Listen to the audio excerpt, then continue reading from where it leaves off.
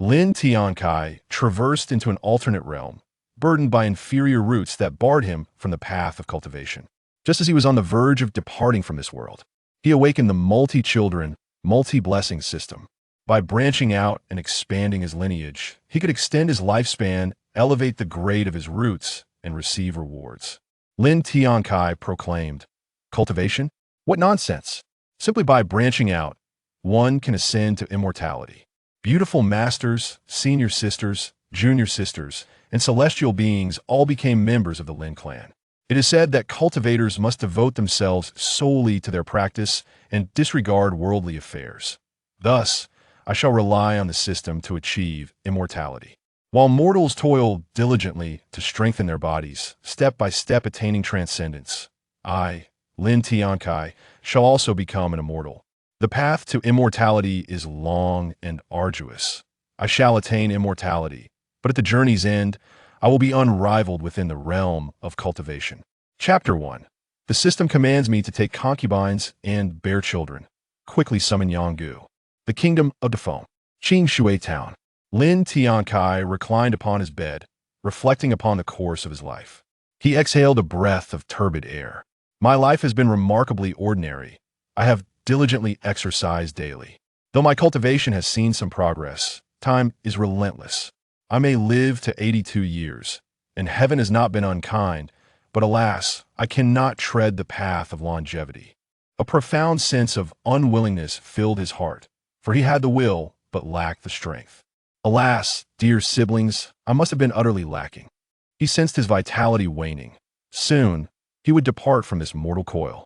62 years prior, Lin Tiancai had been asleep at home, only to awaken in this realm of cultivation, arriving at the Misty sect, bewildered.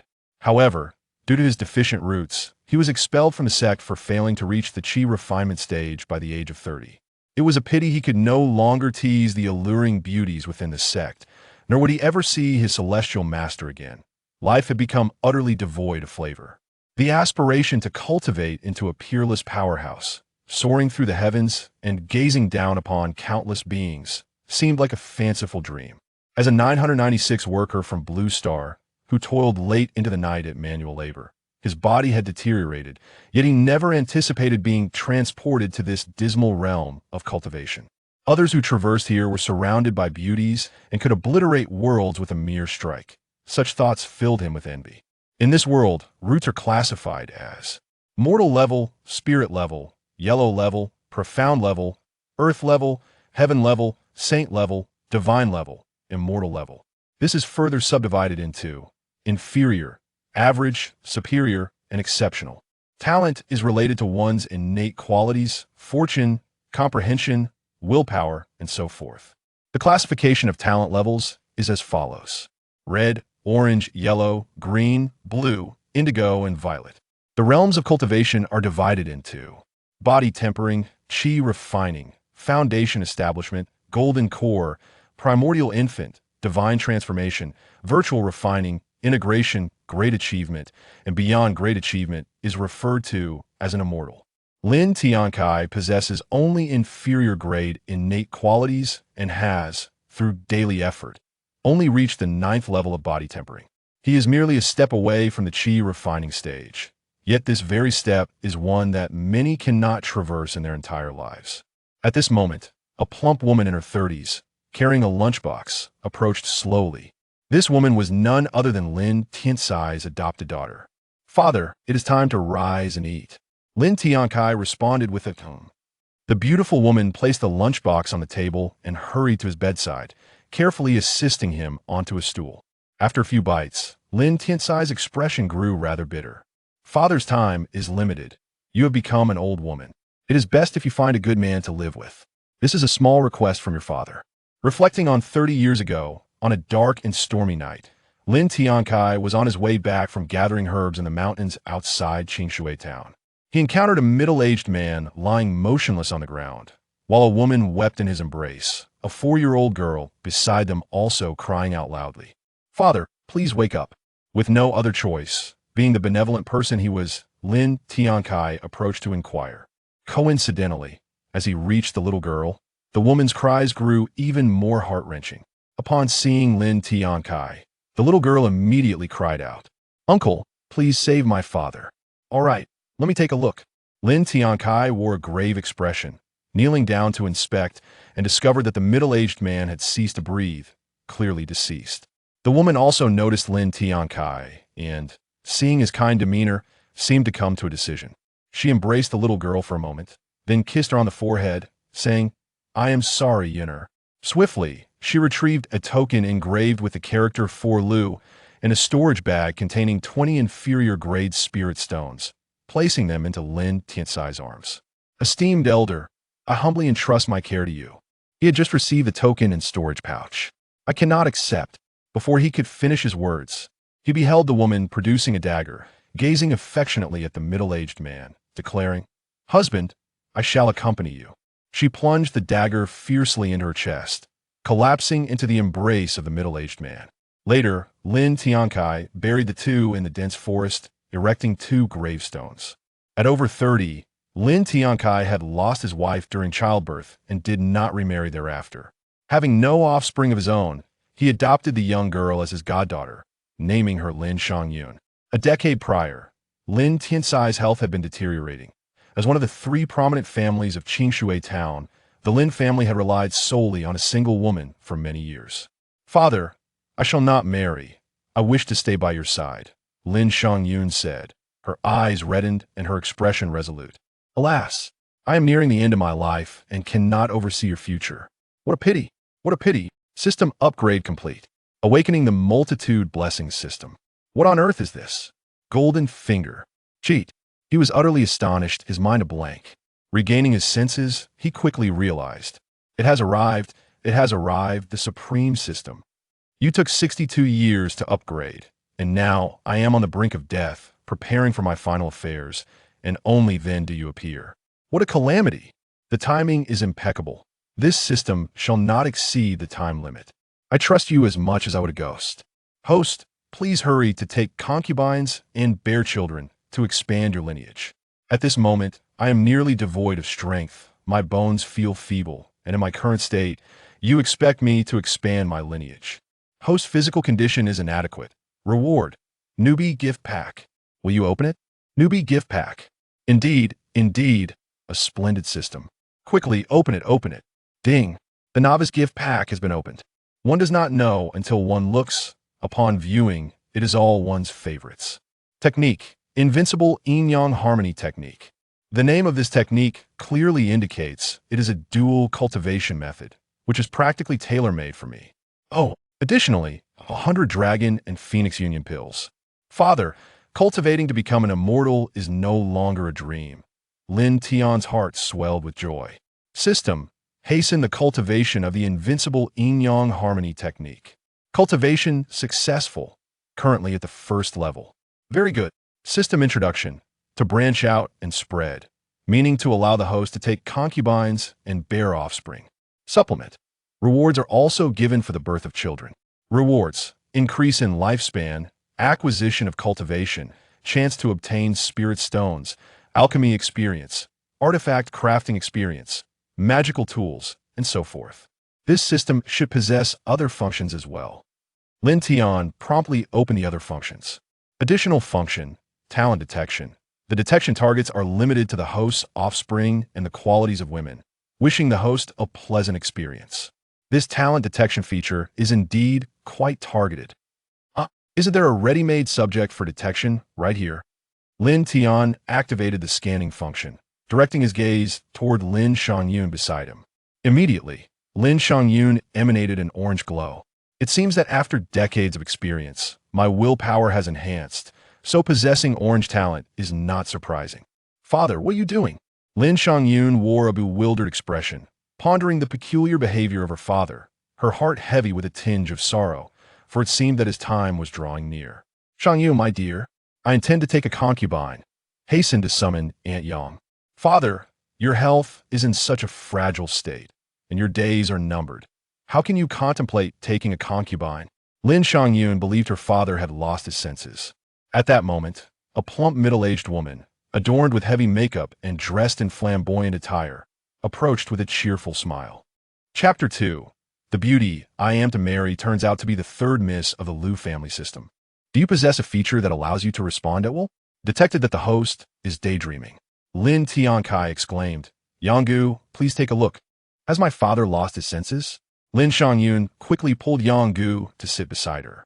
Let me see. Do not rush. Yanggu replied with a calm expression. No need to check further. I am quite sane, Lin Tiancai retorted, feeling speechless. Yanggu, as it happens, I am considering taking a concubine, so I would trouble you to make the necessary introductions. Old man, are you quite all right? At your age, desiring a concubine? Have you taken ill? Yanggu questioned suspiciously. Indeed, father may have taken the wrong medicine, Lin Shangyun remarked, attempting to rise to fetch more medicine. What do you mean? Today, I have not taken any medicine. How could I have taken the wrong one? He thought, feeling that this girl was playing tricks on him. Is that so? It seems I misunderstood. She finally realized and sat back down. Lin Tiancai didn't wish to waste more words. It seemed that mere talk would not convince these two women. He needed tangible proof. Having cultivated the yin-yang invincible harmony technique, his physique had become remarkably strong. He raised his arms, revealing two solid muscles. Rising à nouveau et Yanggu. He smiled slightly as if to showcase his strength. Yanggu's gaze seemed somewhat peculiar. This was unexpected. Had he not displayed enough to validate his prowess? He pondered, lifting his garment to reveal his robust chest and 8-pack abs. So what do you think? Am I fit to take a concubine? Shangyun, you might want to prepare for your father's funeral arrangements, lest you be caught unprepared for a grand burial. Yanggu believed Lin Tiancai had but a few days left to live, merely experiencing a fleeting moment of clarity. Seeing Lin Shangyun about to speak, Lin Tiancai interjected, Stop. What are you talking about? I merely wish to take a concubine. Is that so difficult? Shangyun, it seems your father is not confused but desires to take a concubine before he passes. We must certainly honor his request. As a daughter, it is my duty to fulfill my father's last wish. Lin Shangyun thought resolutely. The two exchanged determined glances, recognizing each other's unwavering resolve. Lin Tiancai genuinely wished to distance himself from these two peculiar women. Nonetheless, as long as he could take a concubine, being misunderstood was a trivial issue. Taking a concubine was indeed possible. It merely depended on how much silver he had on hand. Shangyun, how much silver do we have left? Without hesitation, Lin Shangyun replied. After accounting for the family's daily expenses, there are only 200 taels available. 200 taels? That's rather scant. Marrying a fine lady seems nearly impossible. He lamented. Never mind, I shall make do for now. Once I grow stronger, beautiful women will be within easy reach. Yanggu, do you think 100 taels would suffice to acquire a woman of decent figure? Lin Tiancai asked, harboring a glimmer of hope. She rolled her eyes. You think 100 taels could procure a beautiful woman with a good figure? Do you take them for cabbages? At least 300 taels would be needed. Father, I recall we possess 20 lower-grade spirit stones, do we not? Lin Tiancai exclaimed, suddenly remembering. Yanggu inquired with curiosity. Are you referring to the stones used by cultivators? Yes, that's correct, Lin Tiancai affirmed. In that case, arranging for a concubine will be quite manageable. Leave it to me, Yanggu declared confidently. It seemed the allure of spirit stones was potent. Since Yanggu was capable, he need not worry about a lack of beautiful women vying for his affection. Very well, Yanggu, I shall rely on you. If I am satisfied, you shall receive 50 taels. Rest assured, I shall bring you good news, she assured him. In the courtyard of the Liu family, a beautiful lady in a gauzy dress, Liu Shi, sat with a serene young woman in a green dress on a stone bench. Yuxuan, you're already 18. Do you have a suitor in mind? The lady smiled at the young woman. Mother, what are you saying? I have no one I fancy. I do not wish to marry so soon, she replied, her cheeks flushed, appearing adorably innocent. I just heard from the servants that Yanggu is here to propose. She may be discussing matters with your father in the hall. Upon hearing this, Liu Yuxuan grew anxious and urgently asked her mother, Oh no, mother, do you think father will marry me off? Liu Shi chuckled at her daughter's nervousness. Why not go and listen for yourself? You will soon know whether you are to be wed. In the hall, Yanggu stated without preamble, Liu family head, I am here to propose on behalf of Lin Tiancai. Liu Tao, who had just sipped his tea, sputtered and spat it onto the floor, his face contorting in disbelief. What did you say? Lin Tiancai, that 82-year-old man, wishes to marry? Outside, Lu Shi and Lu Yuxuan overheard Lin Tiancai's name, both aware that he was indeed an old man. Yang Gu continued, "Your eldest daughter is training at Ziyang sect, your second daughter at Taowagu. Your third daughter is quite lovely. Impossible. I will never marry my daughter to that old fool," Lu Tao declared emphatically. It was evident he would not agree to marry his daughter to Lin Tiancai. Thus, a more substantial strategy was required. Once Lin Tiancai is dead, all his wealth will belong to your Lu family, and he has confessed to possessing 20 spirit stones. Spirit stones? Who doesn't have those? Wait, are you saying Lin Tiancai has spirit stones, and 20 of them at that? Lu Tao's expression was one of incredulity. Yang Gu affirmed this, nodding. 20 spirit stones. My daughter, I regret you must endure this for the sake of the family's development. I am not doing this merely for the spirit stones. Eavesdropping. Lu Yuxuan rushed into the hall, weeping, "Father, that Lin Tiancai is so old. He has little time left to live. I refuse to marry him." Moments later, Lu Shi entered and remarked, "Tao, half a day has passed. I wonder how Yang Gu's endeavors are progressing, and we have yet to hear any news. Old fool, he will arrive at your home tomorrow. You must prepare well. Is it a beauty?" Lin Tiancai eagerly inquired. "It is the third miss of the Lu family. She is quite charming," Yang Gu said proudly.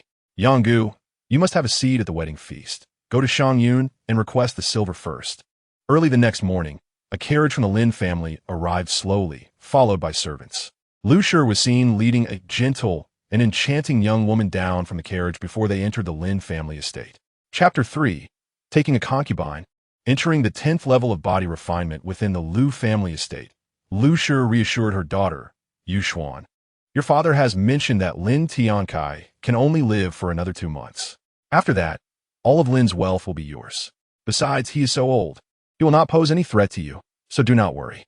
Though she was deeply reluctant, there was little she could do. Marrying Lin Tiancai was inevitable. "Mother, I understand. I will marry him."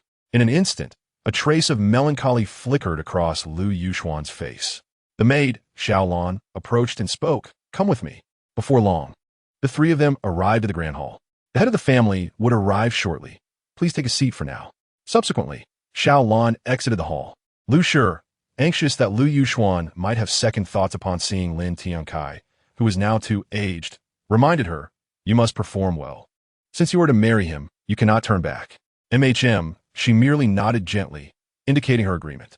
"The head of the family has arrived." A voice pulled the two women's thoughts back. Soon, a graceful matron, supporting an elderly man, entered the hall, none other than Lin Shangyun and Lin Tiancai. With Lin Shangyun's assistance, Lin Tiancai swiftly made his way into the hall. Lu Yuxuan's gaze fell upon Lin Tiancai, and her mind seemed to freeze momentarily. In her heart, she could not help but think, is he not close to the grave yet seeks to take a concubine, and that concubine is me? Given the circumstances, it seems I have no choice but to marry him. Lu Shi also appeared bewildered. From his appearance, he could barely last a month. That was fortuitous. Her daughter would inherit the Lin family's wealth in a month, which was not too shabby. Inside the hall, Lin Tiancai soon noticed a gentle and beautiful woman seated beside a matron. What a beauty, he thought. He had not anticipated that the little girl, Lu Yuxuan, from a decade ago had blossomed into such a lovely young woman. Indeed, Yang Gu did not deceive me. It seems I must have her help in seeking another concubine next time. Oh, by the way, system, do assess this young lady's qualifications. Ding.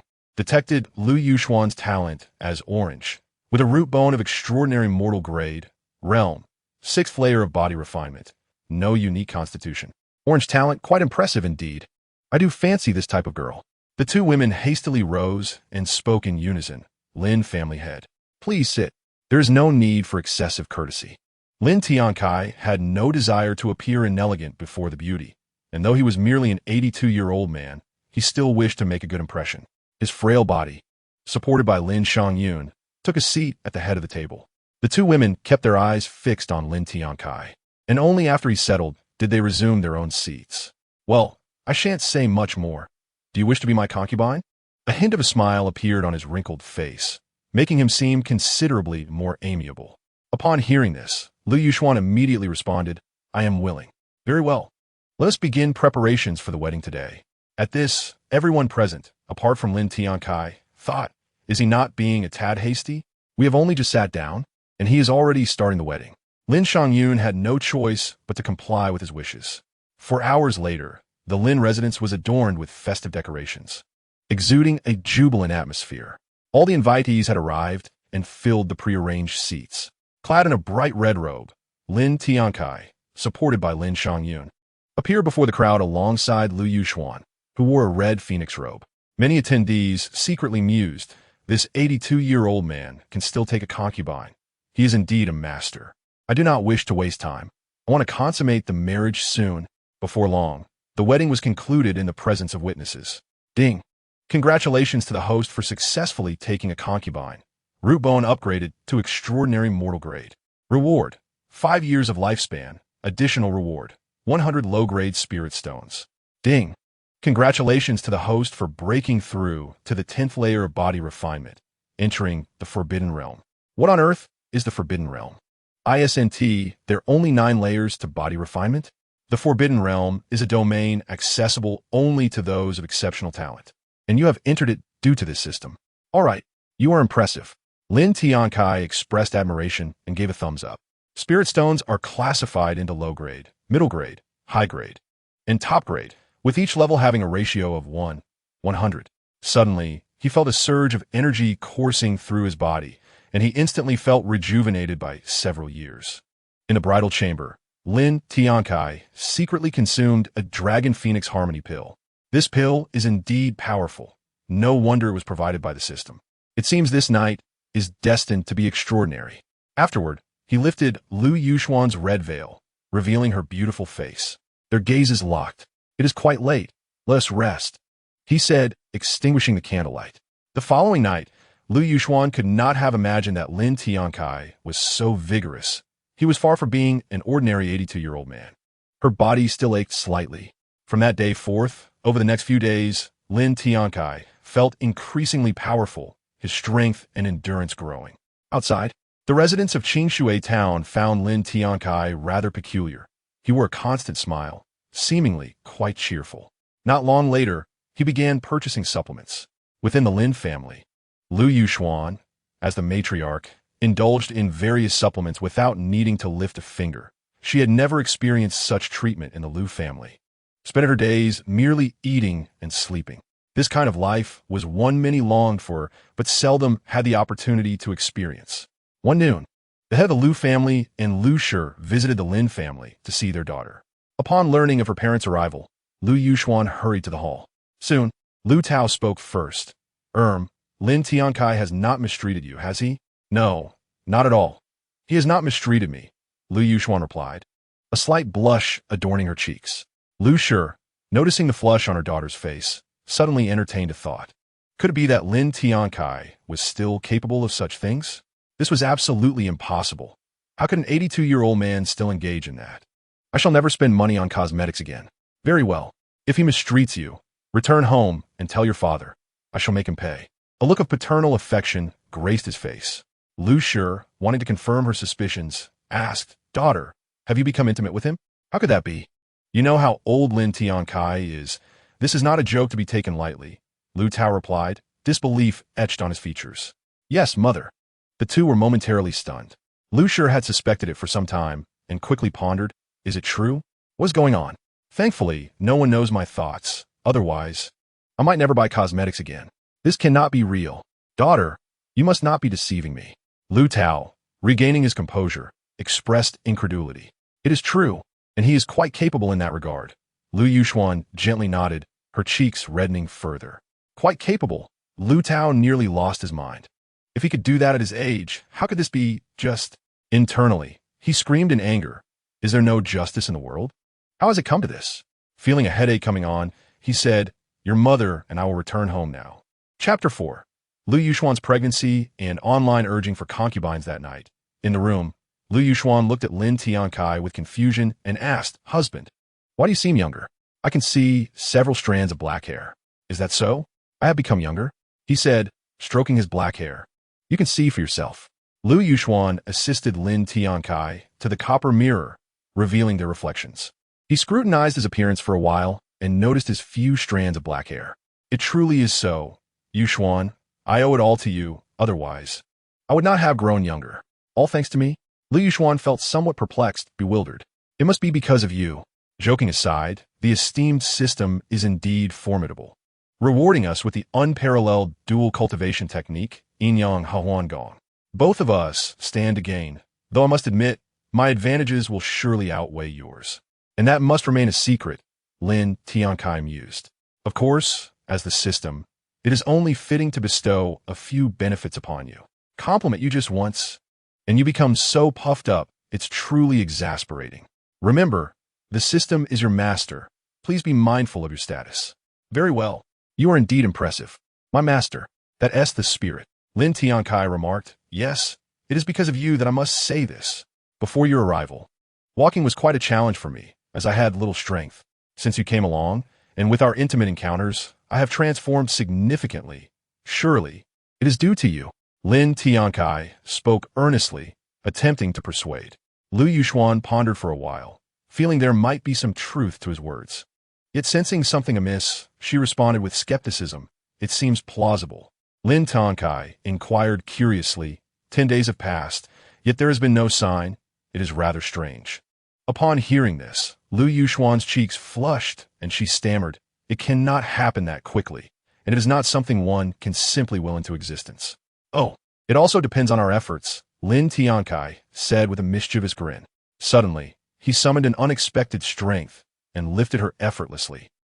She exclaimed in surprise. The candlelight flickered out, marking yet another unforgettable night. At dawn, Lin Tiancai sensed a surge of strength throughout his body. His kidney function enhanced, and his stamina increased.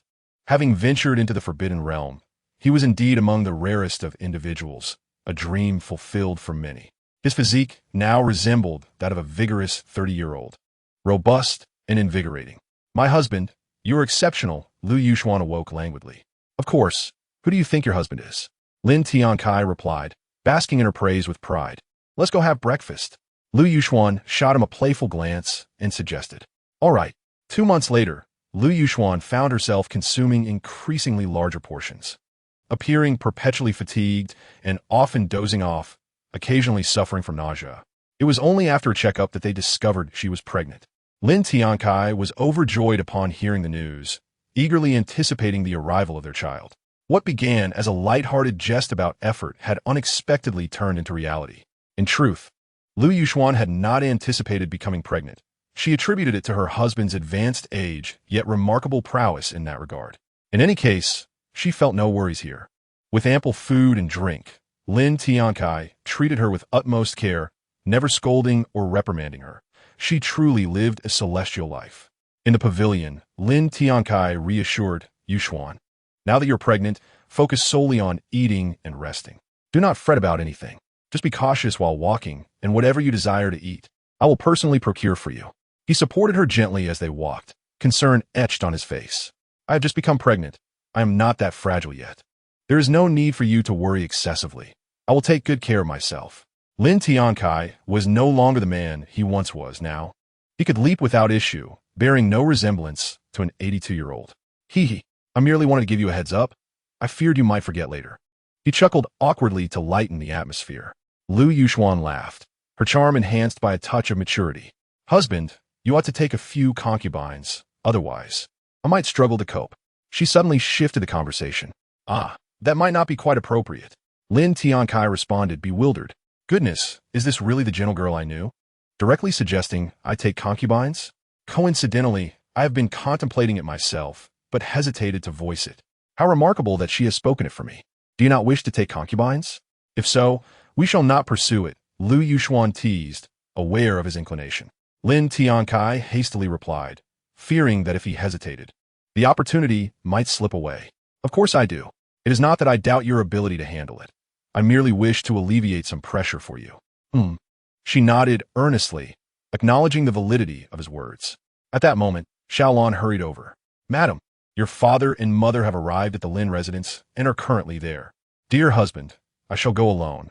There is no need for you to accompany me. Lu Yuxuan expressed, not wanting to burden him with her affairs. Very well, Lin Tiancai acquiesced. The two departed at a leisurely pace. In the hall, Lu Yuxuan occupied the main seat, with Lu Tao and Lu Shi positioned at her left. Yushuan, I have heard you are pregnant. Is it true? Lu Tao inquired skeptically, doubting the veracity of the claim. It is true. I am indeed pregnant, Lu Yushuan confirmed without hesitation. Whose child is it? Do not tell me it is Lin Tiancai's, Lu Tao said, taking a small sip of tea. Indeed, it is my husband's, Lu Yushuan replied resolutely. Lu Tao was taken aback. Goodness, this is indeed true, and it is Lin Tiancai's doing. He thought. It seemed that while age had caught up with him, his prowess had not waned, which was a reasonable explanation. Lu Shi beside him appeared equally bewildered, utterly confounded by this revelation. I must extend my gratitude to both of you. Had it not been for your efforts, I would not be living such a wonderful life, being well-clothed, well-fed, and well-rested, without any burdens. Moreover, my husband cares for me with great attentiveness. Lu Yushuan spoke with a radiant smile.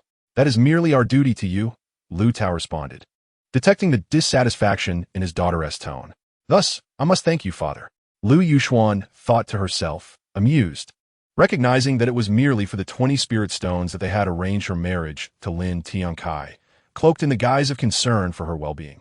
Meanwhile, Lin Tiancai, finding himself with little to do at home, decided to venture out to purchase some nourishing food for Lu Yushuan. He exited the Lin residence and strolled through the bustling streets of Qing Shui town, leisurely selecting supplements. Old man, what brings you here? A heavily made-up, rotund woman appeared. It was none other than Yang. Lin Tiancai didn't expect to encounter her here, but replied, I was bored at home, so I came out to buy some supplements. I see. I heard your wife is pregnant. I didn't realize you still had it in you, Yang teased, curiosity evident on her face. Lin Tiancai felt exasperated. Encountering this obnoxious woman was truly unfortunate. Were it not for her potential assistance in finding concubines, he would have ignored her completely.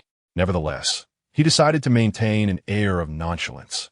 Indeed, while I may be somewhat aged, my abilities in that regard remain strong, he declared confidently. Yang appeared skeptical, questioning how strong an 82-year-old could really be. If you are indeed that capable, I happen to know several lovely ladies. I could advocate for you to take a few concubines. What do you think? She proposed, her ample face lit with a grin that was rather off-putting. Just as Lin Tiancai was about to agree, he noticed a crowd gathered outside a nearby tavern, wondering what the commotion was about. Let us discuss this further. I will definitely have you introduce me, he insisted. No worries, I must take my leave, she said, turning to depart. Lin Tiancai was not about to let her escape. With swift strides and a dramatic turn, he blocked Yang-gu's path, exuding an air of confidence. What are you doing? Yang did not expect Lin Tiancai to be so agile, not at all resembling an 82-year-old man. However, she still inquired curiously, May I ask why there is a crowd gathered in front of that restaurant? Lin Tiancai appeared somewhat embarrassed. Yang turned her gaze towards the restaurant and soon understood the situation. She then turned back to Lin Tiancai and said, I am not entirely sure, but I have heard some rumors. It seems that there has been an incident at the restaurant owned by Old Su. A middle-aged man from a group called the Chui Zibang claimed that Old Su stole something from him. He demanded the return of a jade pendant and threatened that if it was not returned, he would require 200 taels of silver instead. Chui Zibun. I think I recall something about it. Situated about 50 li from Qing Shui town on a mountain, right? How outrageous. To commit such an act in broad daylight. They truly deserve the title of bandits. A mere jade pendant fetching 200 taels is absurd. My Lin family does not possess that much wealth, let alone Old Su, who runs a small tavern and would be fortunate to gather 50 taels. In Qing Shui town, there are no more than 10 families capable of producing 200 taels. Even the other two major families would take a month to spend that much. This is nonsense. This is akin to extortion. I believe the claim of the stolen jade pendant is merely a pretext, primarily motivated by the beauty of Old Su's concubine, which has stirred wicked intentions. Yangu acertet confidently. Lin Tiancai, puzzled, asked, Old Su has a beautiful concubine? I was unaware of this. After all, Old Su was already over 60, and with limited funds, he could only afford a simple wedding. Not many were aware of it. Moreover, he did not possess the audacity to host a grand ceremony like you do, Yang explained patiently.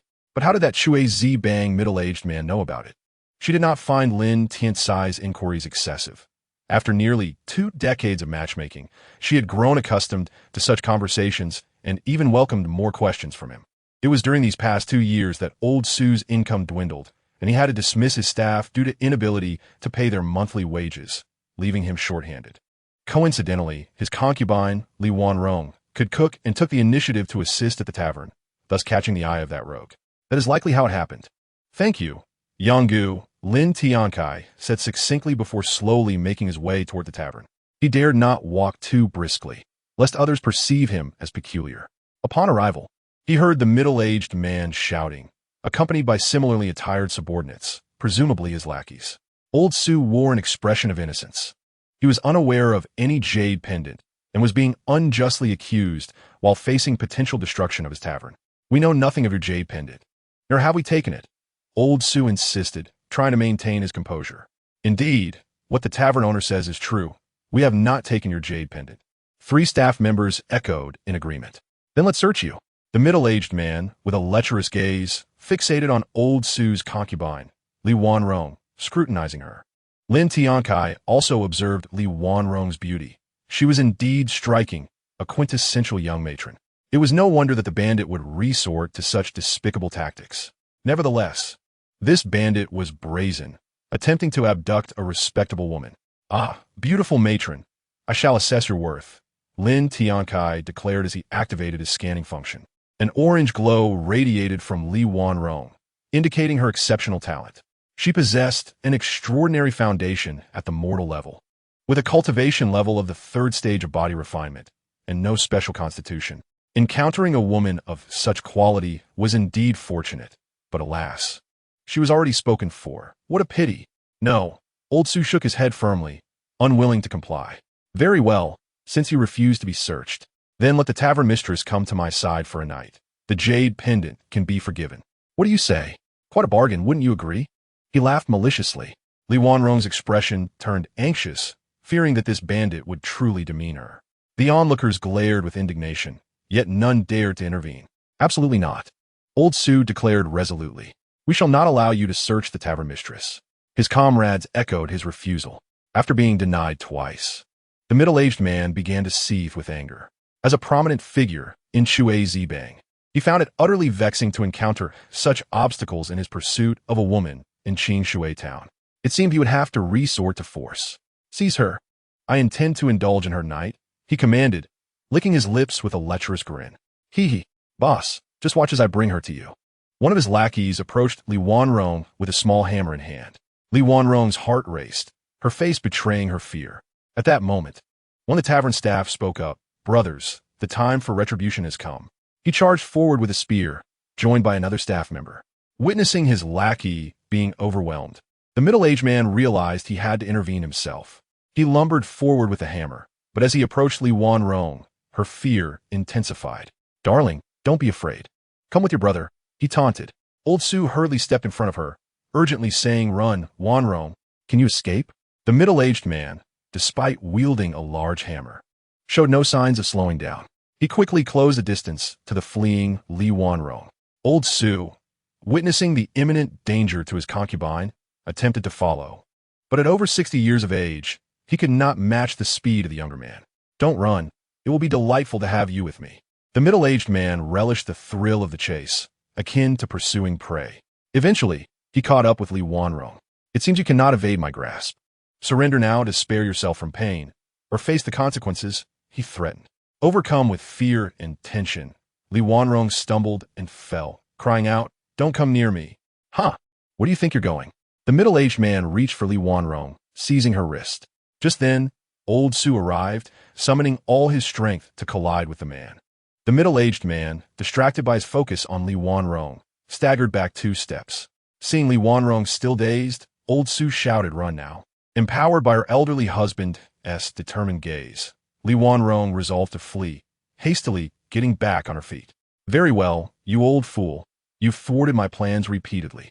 If you do not receive a lesson, you will never learn of Hu Dashin's might. Still seething from the earlier collision, he ominously declared. The crowd shuddered, instinctively retreating several steps. He raised his hammer and swung it heavily into Old Su's abdomen, sending the old man crashing to the ground, blood seeping from his mouth as he lay motionless, seemingly lifeless. Old man, you dared to interfere. Now you shall pay the price. Blame yourself for not recognizing the danger. Li Wanrong gazed at her fallen husband, his body drenched in crimson blood, momentarily frozen in shock as if struck by lightning, collapsing helplessly to the ground. It was only then that those around her began to react, and chaos ensued as everyone scattered in a frenzied panic. Was fleeing enough? Some among them were still shouting. Murder! Someone has been killed. Lin Tiancai, witnessing this scene, could only shake his head in disbelief. It was merely a murder, and yet it escalated into such turmoil. However, given that Qing Shui town had not seen a death in decades, the residents' terror was understandable. Such was human nature. As the crowd hurriedly fled, Hu Dashin couldn't help but laugh heartily. These wretched peasants, after decades of our hammer gang, not spilling blood, have forgotten our fearsome reputation. Now they realize, the next time they see anyone from the hammer gang, they'll surely steer clear. He then approached Li Wanrong, attempting to seize her wrist. How could I not notice such a large man? Am I nearsighted or blind? Lin Tiancai silently scoffed. After his internal monologue, he spoke calmly. Release your filthy hands. This beauty requires my protection. You should retreat to wherever you came from. Otherwise, when I strike, you won't even know how you met your end. Upon hearing these words, Hu Dashin turned and was taken aback to see a man around 60 years of age. His rising fury dissipated instantly, replaced by uproarious laughter. Is this man insane? What is so amusing? Lin Tiancai felt a flicker of anger at being mocked by this bandit. As Hu Dashin's laughter subsided, he scrutinized Lin Tiancai carefully. Where does this old man get his audacity to speak so boldly? How intriguing. Lin Tiancai thought to himself, do you see the old man akin to you? You should leave quickly, or this will be your fate. So, old man, return to where you belong and do not hinder me. How audacious to mimic my speech. You will soon learn what it means to retreat, Lin Tiancai mused. At that moment, Li Wanrong's tear-filled eyes were fixed on him. This girl is gazing at me. It seems my charm is substantial. I must showcase my prowess to captivate her. Lin Tiancai felt a surge of pride, noticing Lin Tiancai's disregard. Hu Dashin assumed he was simply hard of hearing due to old age. Raising his voice, he bellowed, Old man, did you hear me? If you did, leave at once and do not be an eyesore. I may be old, but my hearing is intact.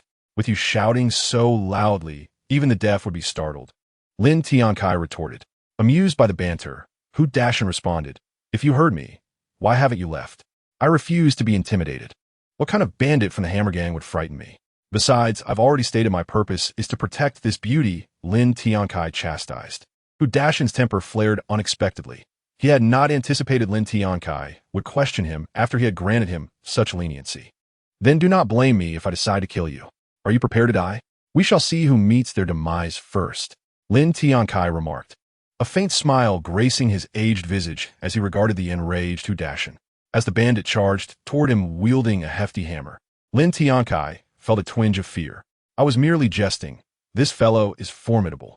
Just as Hu Dashin raised his hammer to strike, Lin Tiancai gestured for him to halt.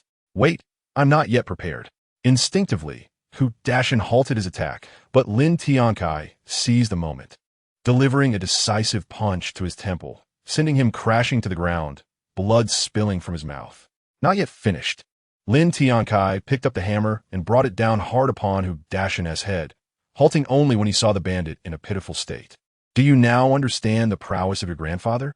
Arrogance has its consequences, Lin Tiancai declared triumphantly. Nearby, Hu Dashin's subordinates, witnessing their leader's defeat, fled in terror.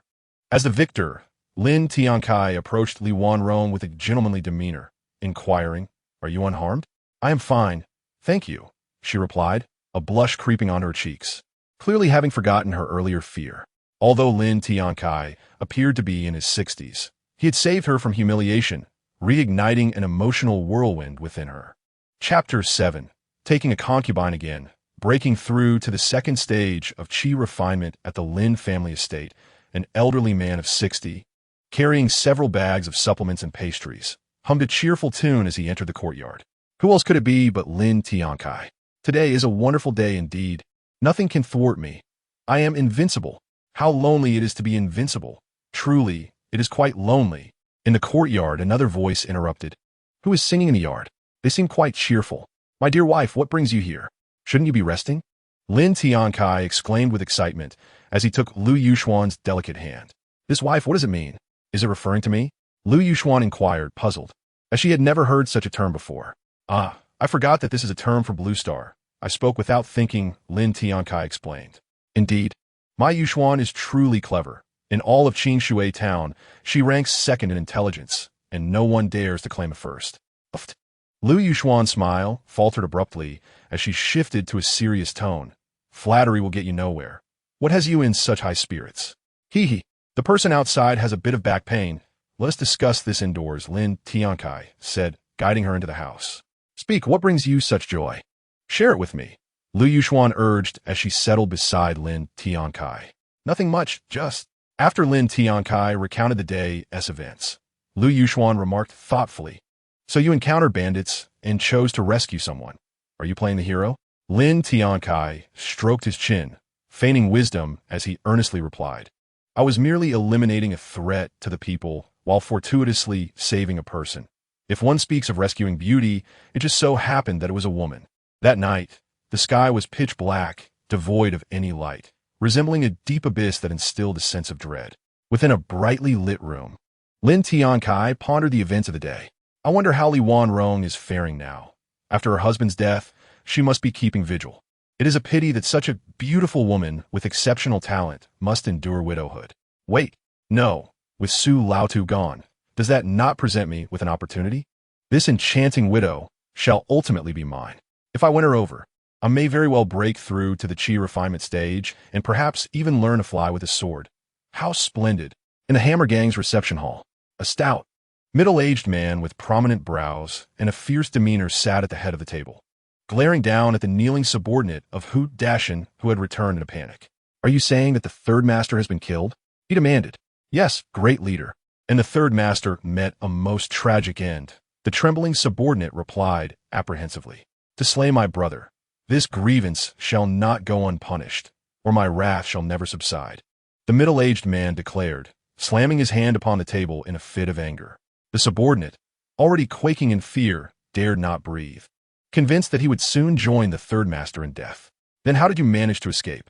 The middle-aged man fixed his gaze upon him. I saw the third master fall, and I fled immediately. That old man, despite his formidable prowess, did not pursue me, allowing me to escape successfully, the subordinate stammered. So, you suggest that this old man is indeed powerful, yet he disregarded you, a mere insect, thus permitting your escape, the middle-aged man mused, tapping his fingers lightly on the armrest. Yes, great leader, the subordinate replied. The middle-aged man continued his inquiry. And who is this old man you speak of? What is his name? Great leader, I do not know, the subordinate admitted, fear creeping into his voice. If you do not know, then go investigate. Get out, the middle-aged man barked, his expression darkening.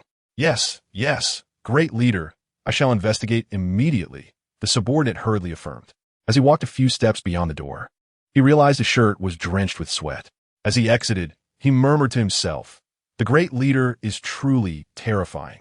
I nearly soiled myself, but thankfully, I lived to see another day. Once the subordinate left, the middle-aged man cursed. What a useless fool, failing to train diligently. And now he has been eliminated. He has brought shame upon my Hammer Gang. Moreover, this wretch who returned, does he take me for a fool? He is nothing but a traitor. The following day, at the morning hall, Li Wanrong and Lin Tiancai sat cross-legged. Benefactor, I cannot express my gratitude for your life-saving intervention, she said earnestly. What life-saving intervention? I merely happened upon the scene and intervened. It was nothing more than a trivial act, Lin Tiancai replied with a smile. Without waiting for Li Wanrong to respond, he pressed on, why is it that you're the only one keeping vigil? What of old Su's child?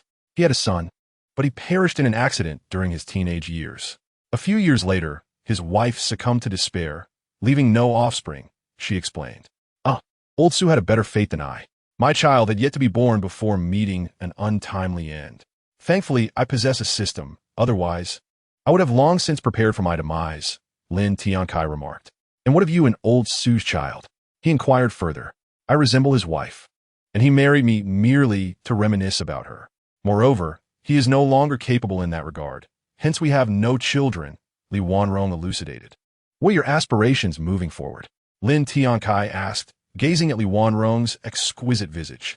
I am uncertain, but I wish to repay your kindness. That is the thought occupying Wanrong's mind, she replied, her expression tinged with melancholy as she fiddled with the hem of her garment. My dear Wanrong, I have stated that rescuing you was merely a small act. You need not dwell on it excessively, Lin Tiancai asserted with a sense of righteousness. After uttering these words, he felt a twinge of regret. Why must he feign modesty? He should be more direct, lest he squander the opportunity to win her heart. Li Wanrong's expression darkened, and she spoke softly. Is it that you, benefactor, disdain me for having had a husband, doubting my purity? Lin Tiancai quickly waved his hands in denial. No. How could I ever think such a thing? 2 days later, the Lin family was adorned with celebratory decorations. Li Wanrong, draped in a crimson phoenix gown, appeared before the gathering, eliciting odd whispers about her stunning figure, concealed beneath her veil, leaving little doubt as to her beauty. It hasn't been long, and yet old Lin has taken another wife. He is truly impressive, defying age, remarked a young man attending the feast at the Lin residence.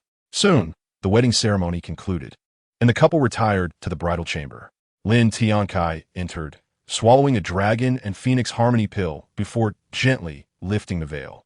Husband, please be gentle, she implored. Of course, he replied, ushering in another joyous night. Congratulations, host, on successfully taking a wife. Your innate talent has been elevated to the superior grade of the mortal realm. Rewards: Lifespan 5, Cultivation 5, and bonus reward, Tiantao Xuanfa. Congratulations, host, on breaking through to the second level of Qi refinement, becoming a cultivator. Tiantao Xuanfa Overview. A cultivation method for the Qi refinement stage that accelerates spiritual energy absorption, facilitating faster breakthroughs in realms. Chapter 8. The Great Leader Seeks Vengeance, one hammer for each youngster. It is essential to understand that the Qi refinement stage is not easily surmountable. It represents a formidable threshold, one that countless seekers spend their entire lives yearning to cross. Moreover, the Qi refinement stage is divided into 9 levels. Successfully breaking through to this stage signifies one's true entry into the sacred realm of cultivators. Yet it merely marks the first step upon the arduous path of immortality, for even loftier realms await.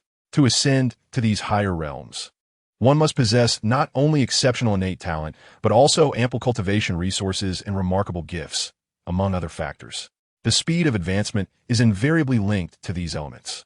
While this may hold true for the majority, for Lin Tiancai, resources and talent are of little concern, as he possesses a system, liberating him from such worries. In Qing Shui Town, Lin Tiancai stood as the sole cultivator at the Qi refinement stage, solidifying his position as a veritable little tyrant, unmatched by any rival. On the 3rd morning, having just risen, completed his morning routine, and sat down for breakfast, Lin Tiancai was startled by a cacophony emanating from outside the estate. Slamming his hand upon the table, he bellowed, "What are these little rascals making such a racket about so early in the morning? Are they trying to prevent me from eating? They are truly a bunch of insufferable nuisances." Realizing he had struck the table too forcefully and startled the 3 women present, Lin Tiancai chastised himself inwardly. My illustrious image is tarnished. How could I lose composure in front of my wives? It is all their fault. Clearing his throat, he forced a smile and said, I am merely attempting to liven the atmosphere. There is no other intention behind it. Despite his age of 82 and his thick skin, he still felt a hint of embarrassment. The 3 women giggled, each possessing their own charm and endearing qualities. Lu Yuxuan, observing Lin Tiancai's awkward yet humorous demeanor, couldn't help but chuckle, teasing, "It appears our esteemed family head has some troubles weighing on his mind. Will you not share with us your devoted wives?" The other 3 women gazed at Lin Tiancai with wide eyes, eagerly awaiting his response. "I assure you, it was merely a reflexive action. There was no other intention," Lin Tiancai pleaded. "I believe you. It was simply an oversight, not deliberate," Lu Yuxuan affirmed earnestly. Lin Tiancai, utterly exasperated internally, thought to himself, it truly was just an unconscious action. How could there be any troubles? The clamoring outside the estate grew louder, with dozens of individuals, each wielding at least one hammer, led by Lian Hong, the imposing great leader of the hammer gang. His fierce countenance was enough to instill fear in anyone who dared to meet his gaze. Beside him stood a slender, tall, middle-aged man, Lu Yu, the second leader. At that moment, Lin Hong bellowed, "Heisen, come here!" Heisen was none other than a member of the Chui Z gang who had previously fled. Trembling, he approached with a visage that conveyed both respect and fear, addressing Lin Hong as de Bangju. Lin Hong merely cast a fleeting glance at him, his expression devoid of emotion, and stated, "Call out again. If he does not appear, I shall raze this estate to the ground. Do you understand?" Heisen quickly replied, "Yes. Yes, I shall go this instant." "No need to go. I have merely come to inspect some unknown objects." A voice emerged from within the estate, dripping with disdain, as if these individuals were beneath notice. It was Lin Tiancai who spoke. Upon the notification from the maid Xiaolan, he had arrived at the estate's entrance, where he encountered an elderly man alongside 4 women and several servants. A mocking expression settled upon Lin Hong's face, his heart filled with disdain, a sentiment echoed by the other members of the Chui Z gang. Yet, Lin Tiancai's voice rang out again. The Chui Z gang indeed lives up to its name. Each member is as dull as a hammer. Their expressions shifted, anger flashing in their eyes as they glared at Lin Tiancai, eager to extinguish him with their hammers. "What did you say, old man? Repeat that, and I shall crush you with a single blow." Lu Yu, the second in command, could no longer contain himself, shouting in fury. "Indeed, a group of dullards, easily provoked, had come to stir trouble in my presence. Truly a waste of space." Lin Tiancai retorted with a sneer. "Who are you calling a waste? Do you wish to be dealt with?" Lu Yu shot back angrily. Unbeknownst to him, he had fallen into Lin Tiancai's trap. The latter sought to toy with him, and to his surprise, he succeeded effortlessly.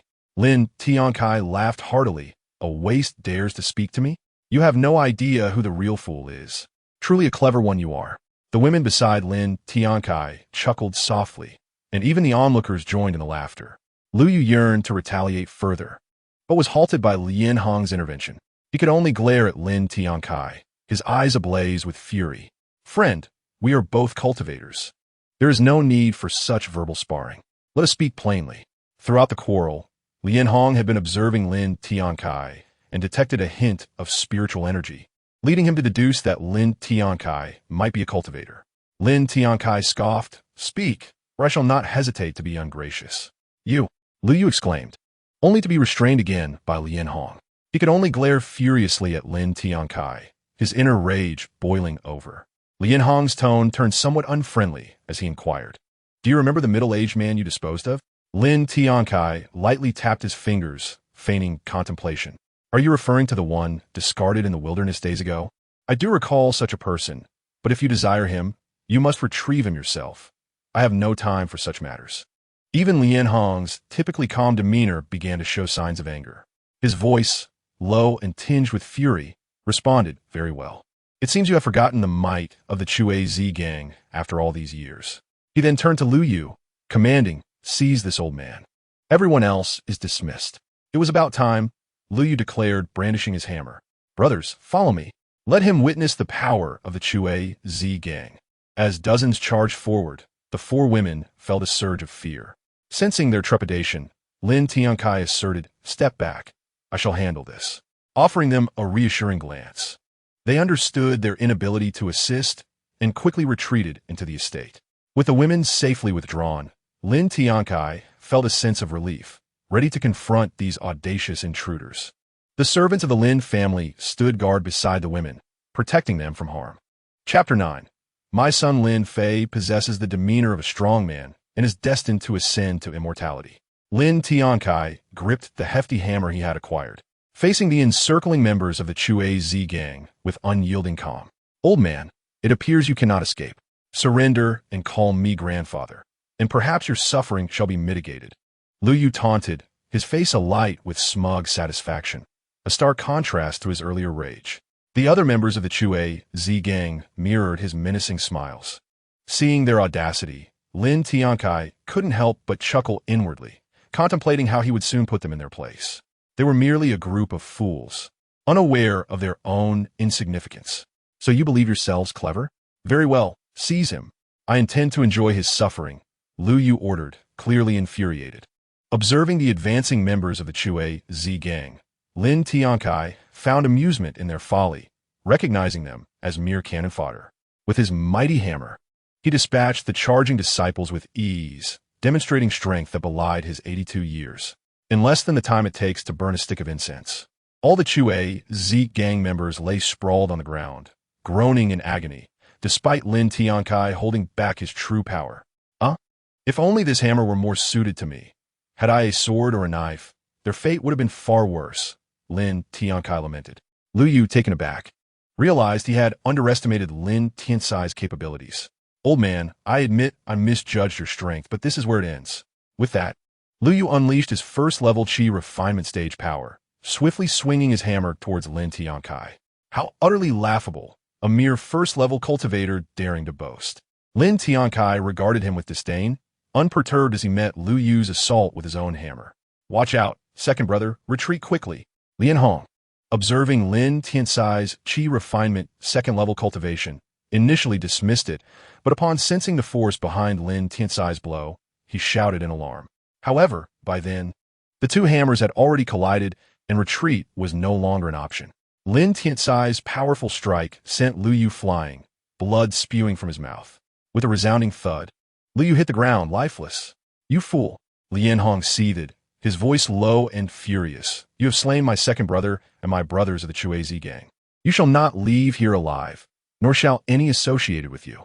Immediately, he unleashed his fifth-level Qi refinement stage power, exuding a terrifying aura as he gripped his hammer tightly. Meteor hammer, he proclaimed. Lin Tiancai was momentarily taken aback. He had not anticipated an opponent with a technique. You show a modicum of discernment. This is indeed a mid-tier technique of the Qi refinement stage. You shall die without regret, Lian Hong declared ominously. How absurd! I fear not your hammer, Lin Tiancai retorted boldly, summoning his own strength as he swung his hammer in response. A collision echoed, and predictably, Lian Hong was sent reeling, though he fared slightly better than Lu Yu, ultimately collapsing to the ground, unable to rise. However, he too could not withstand Lin Tiancai's might. Goodness, my strength feels rather formidable now. One strike per foe, am I not invincible? Lin Tiancai mused to himself. Lin Tiancai pondered silently to himself. He glanced around at the many gazes directed at him, filled with admiration, worship, and even fear. His eyes then fell upon those sprawled on the ground.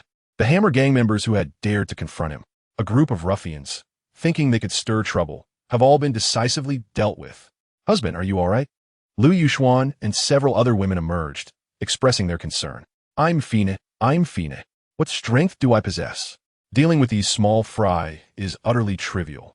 Lin Tiancai boasted of his achievements, feeling a surge of joy at displaying his prowess before his wives.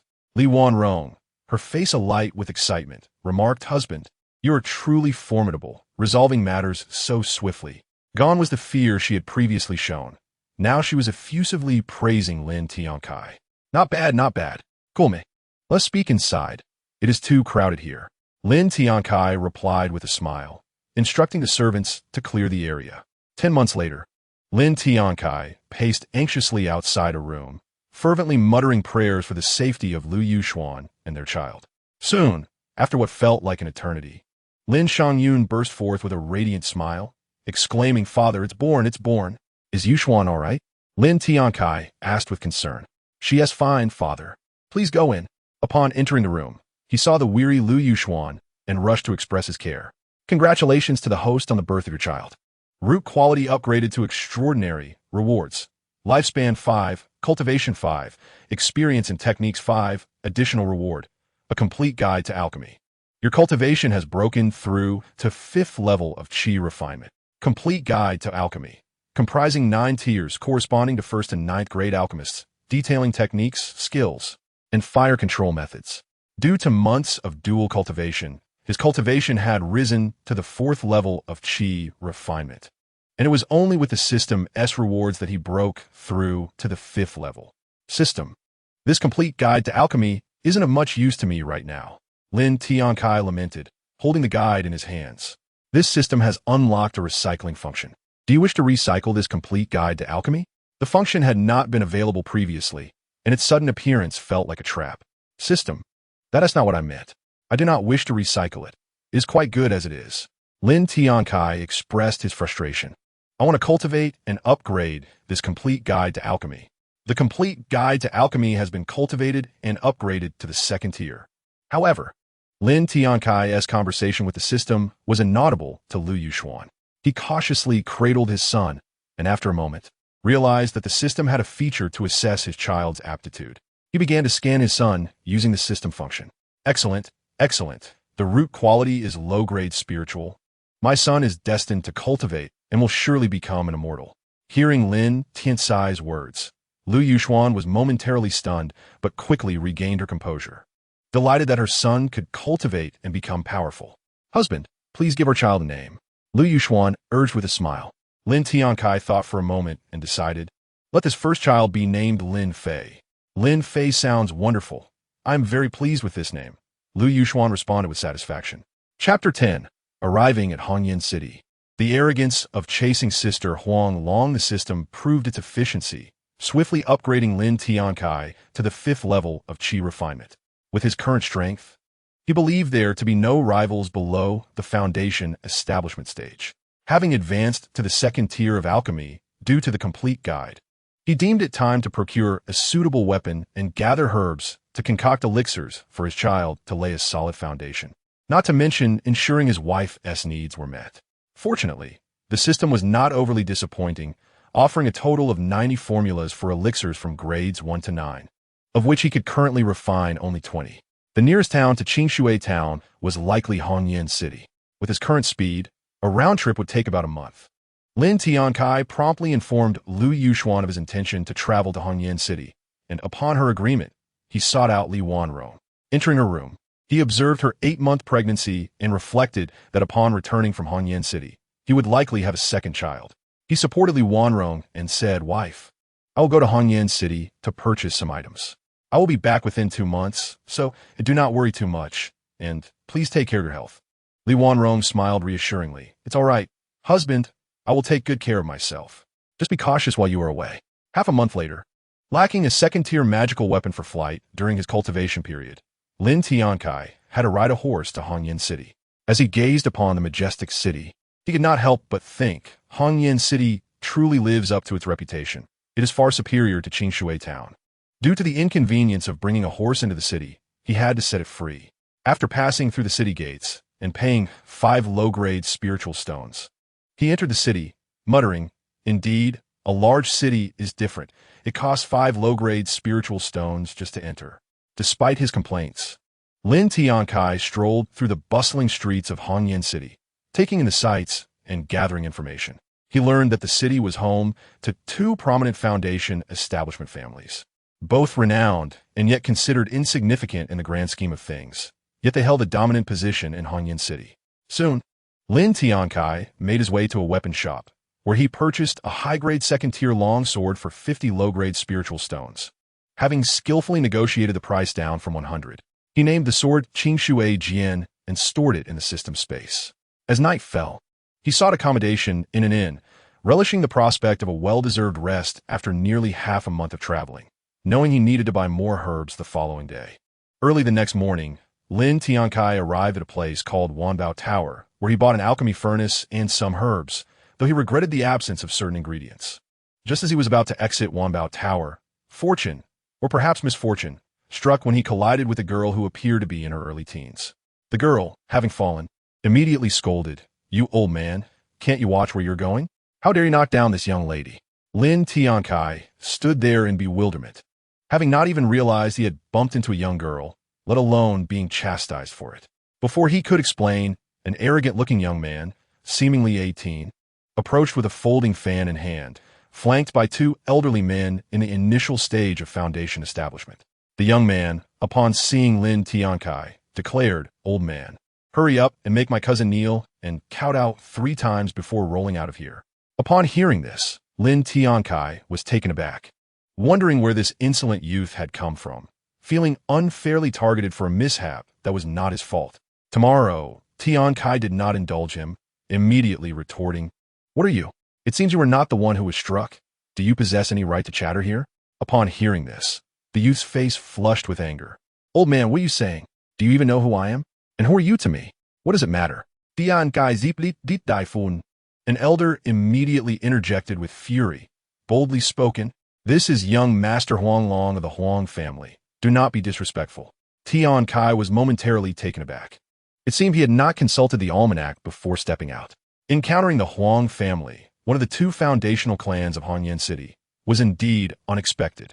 Nevertheless, having lived for over 80 years, he was not one to shy away from confrontation. He then calmly asked, "So what? What do you intend to do?" The young woman whom Tiancai had inadvertently knocked down slowly rose, bewildered by the conflict that had arisen because of her. "Very well, in this Hongyan City, no one has ever spoken to me in such a manner. Though you're not the first, you are certainly the most arrogant," Huang Long replied coldly, folding his fan. He then turned to the elder who had just spoken, commanding, "Seize him. I do not wish to see him any longer." One of the elders swiftly approached Tiancai, reaching out to grasp his shoulder. Tiancai, however, was not easily subdued. He sidestepped the grasp and delivered a powerful kick to the elder's abdomen. The elder, taken aback by Tiancai's audacity, stumbled back several steps. "Good courage," Huang Long observed, his gaze growing colder. "Surround him and incapacitate him." Another elder immediately joined the fray, attacking Tiancai alongside the first elder. Although Tiancai possessed considerable strength, being only at the 5th level of Qi refinement, he found himself evenly matched against two initial-stage foundation establishment practitioners. However, he was aware that prolonged engagement would deplete his energy. Yet, Tiancai was not easily defeated. He quickly adjusted his mindset and sought out his opponent's weaknesses. Seizing an opportunity, he retaliated, landing a punch on one elder, causing him minor injury. The other elder, wary now, intensified his assault, leaving no room for Tiancai to catch his breath. Another elder charged in to join the melee. Huang Long, astonished by Tiancai's resilience, noted that two foundation establishment practitioners were unable to subdue a mere Qi refinement practitioner. Tiancai, exasperated, exclaimed, "You provoke me, and this is the consequence. I shall bully you, old man." Huang Long declared, "Do not hold back. Kill him." An elder hesitated. "Young master, this is Wanbao building. What if we destroy it?" Huang Long arrogantly replied, "No matter, my Huang family will compensate." Without further ado, the two elders produced two second-grade, top-tier magical artifacts from their storage rings, a green square cauldron and a small jar. Tiancai also drew forth his own second-grade, upper-tier longsword. Chapter 11. Agreeing to help Zhou Ruoshui find Huang Liangras, the Hun Yuan Ding and the Hua Lianhu. The two elders shouted in unison, launching their magical artifacts at Tiancai. How shameless! These two elders disregard martial ethics. Tiancai thought to himself, yet he did not dare to be careless and swiftly evaded. Glancing back, he saw the ground where he had stood moments ago had been blasted into two large craters, sending a chill down his spine. The onlookers who had come to Wanbao building to shop had already scattered, unwilling to linger. The two elders were momentarily stunned, not expecting Tiancai to evade their attacks. However, they quickly regained their composure and continued their assault, unleashing fireball spells. The relentless barrage of fireballs and the two magical artifacts left Tiancai in a dire predicament. "Alas, I do not even possess a single offensive technique. This is truly frustrating," he cursed internally. Huang Long wore a smug expression, fully aware that Tiancai was nearing his limit and would soon be vanquished by the two elders. The elders recognized that it was astonishing for Tiancai, a mere Qi refinement practitioner, to withstand their combined might, even if he was an elderly man. At this moment, Wanbao building was nearly reduced to ruins. Tiancai's garments were scorched and blackened, yet he appeared largely unharmed. The elders were astonished that Tiancai had only sustained minor injuries despite their joint efforts. Just as they prepared to strike again, a thunderous voice interrupted. "Who dares to cause trouble in my Wanbao building? Do you wish to perish?" The speaker was none other than Yang Xiao, the proprietor of Wanbao building, clad in black brocade, a middle-aged man with an air of authority, descending from his flying sword. Previously, the stewards of Wanbao building refrained from intervening as they recognized the troublemaker to be the young master of the Huang family. They had to seek out Yang Xiao, who was engaged in tea with the city lord, before hastily returning to Wanbao building. Upon witnessing the chaos and destruction within, Yang Xiao's anger surged.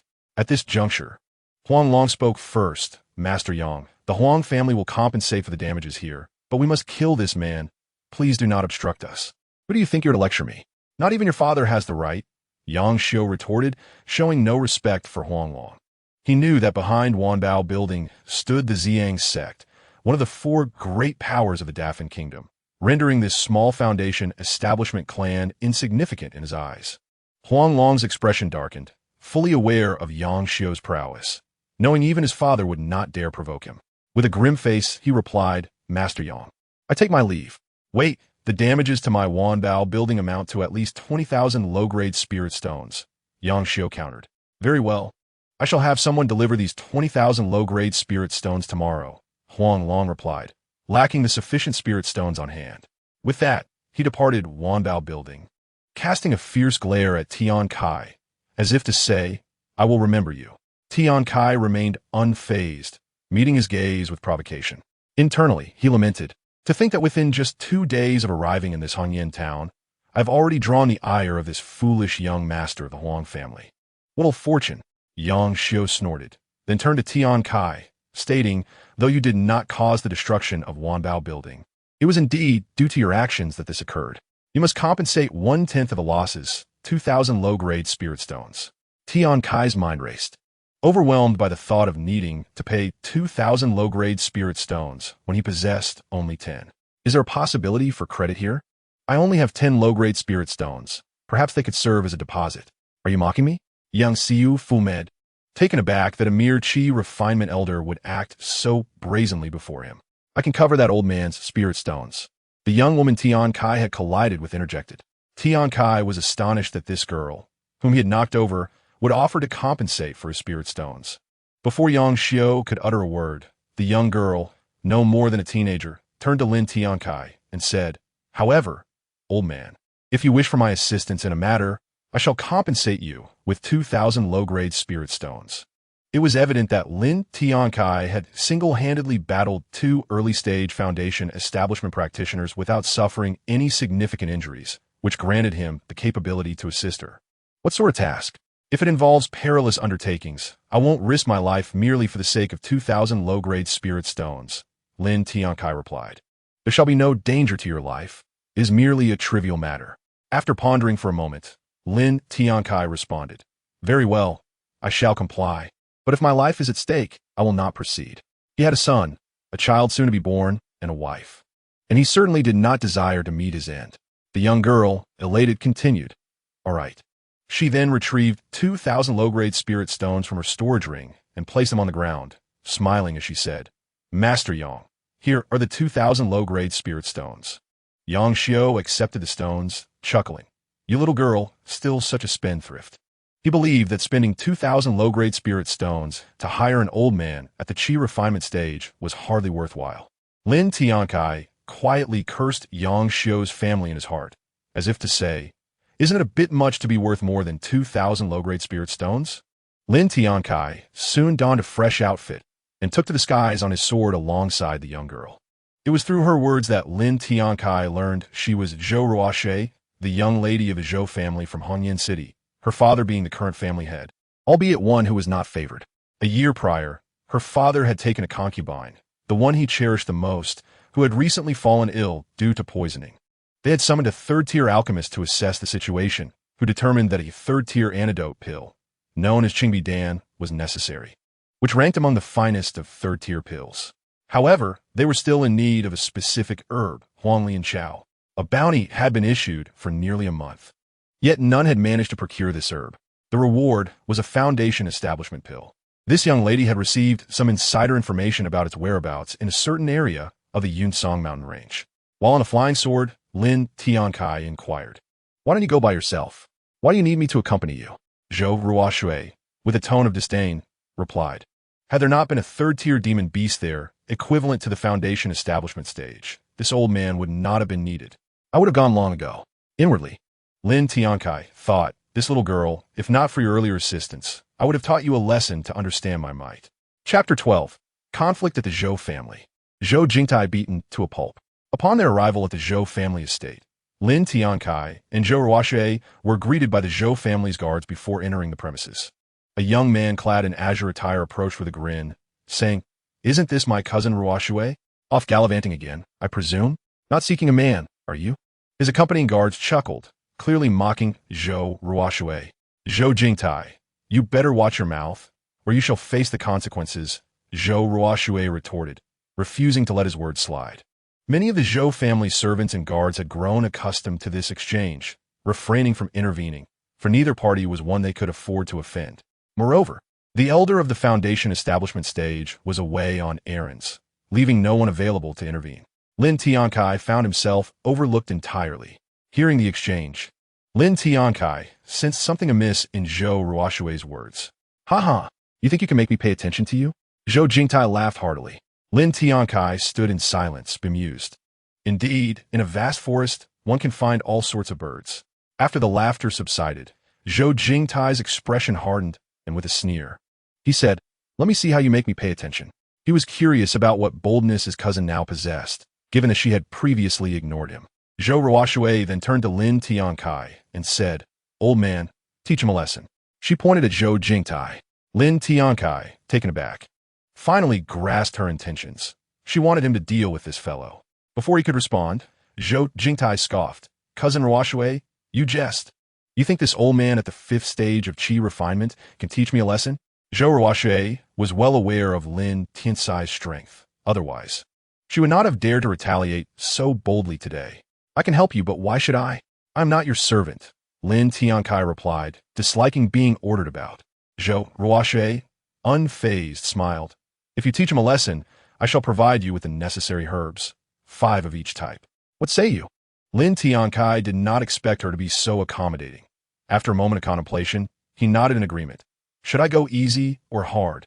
"Hard," Zhou Ruoxue replied nonchalantly. Upon hearing her response, Lin Tiancai looked at Zhou Jingtai with a mischievous grin. Zhou Jingtai, pointing at Lin Tiancai, disdainfully said, "Old man, if you have the guts, come and fight me.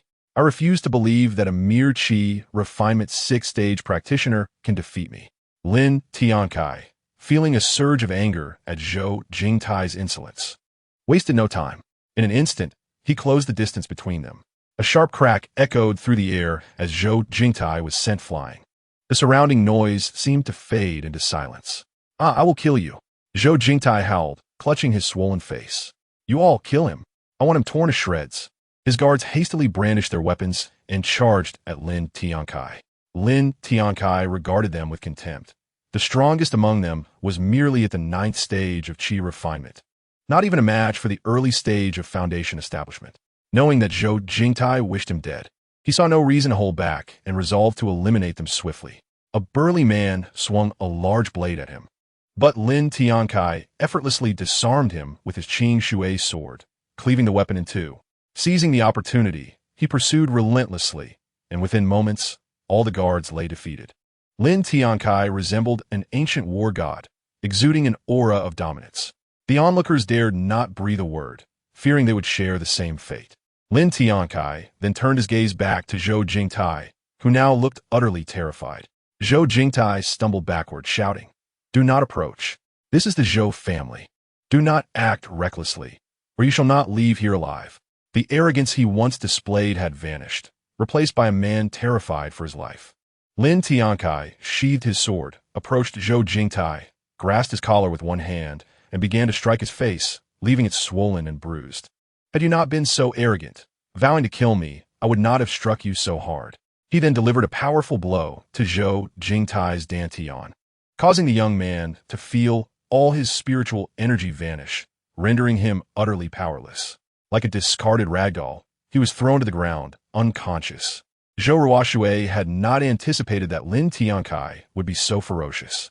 As he glanced at the miserable state of Zhou Jingtai, a twinge of fear arose within him. Lin Tiancai approached Zhou Ruoxue, noticing his somewhat dazed demeanor, and inquired, "How is it? Did I perhaps go a bit too hard?" Zhou Ruoxue lightly nodded, responding in a dazed manner. "It seems a tad harsh." Internally, Zhou Ruoxue began to criticize. "This is merely a tad harsh. He has rendered a person utterly incapacitated." Subsequently, Lin Tiancai obtained the medicinal herbs from Zhou Ruoxue. However, the news of the altercation had already spread. Within a chamber of the Zhou family, a middle-aged man clad in black sat at the bedside, where a woman in her 20s lay, appearing frail, pallid, and devoid of color, her lips turning black, clearly poisoned. This man, Zhou Peng, the head of the Zhou family, was beside his most beloved concubine. At that moment, Zhou Peng was listening to his subordinate's reports, then extending his spiritual sense to investigate, observing everything happening with Lin Tiancai. After a quick glance at the woman on the bed, he hurried out of the room. Previously, he had been too preoccupied with his concubine to notice the events concerning Lin Tiancai. Before long, Zhou Peng, his expression grim, approached Zhou Jingtai to examine his injuries. Discovering that his dantian had been shattered, with a wave of his hand, he commanded that Zhou Jingtai be removed. He then coldly addressed Lin Tiancai. "You are the one who has ruined him, aren't you?" Zhou Ruoxue, fearing Zhou Peng might harm Lin Tiancai, quickly interjected, "This was my daughter's intention. Do not blame him." Yet Zhou Peng retorted, "He is he, and you are you. Today he must die." Zhou Ruoxue insisted, "Father, I can find Huang Lianko, but you must not kill him." Zhou Peng regarded her with some skepticism. "Is what you say true?"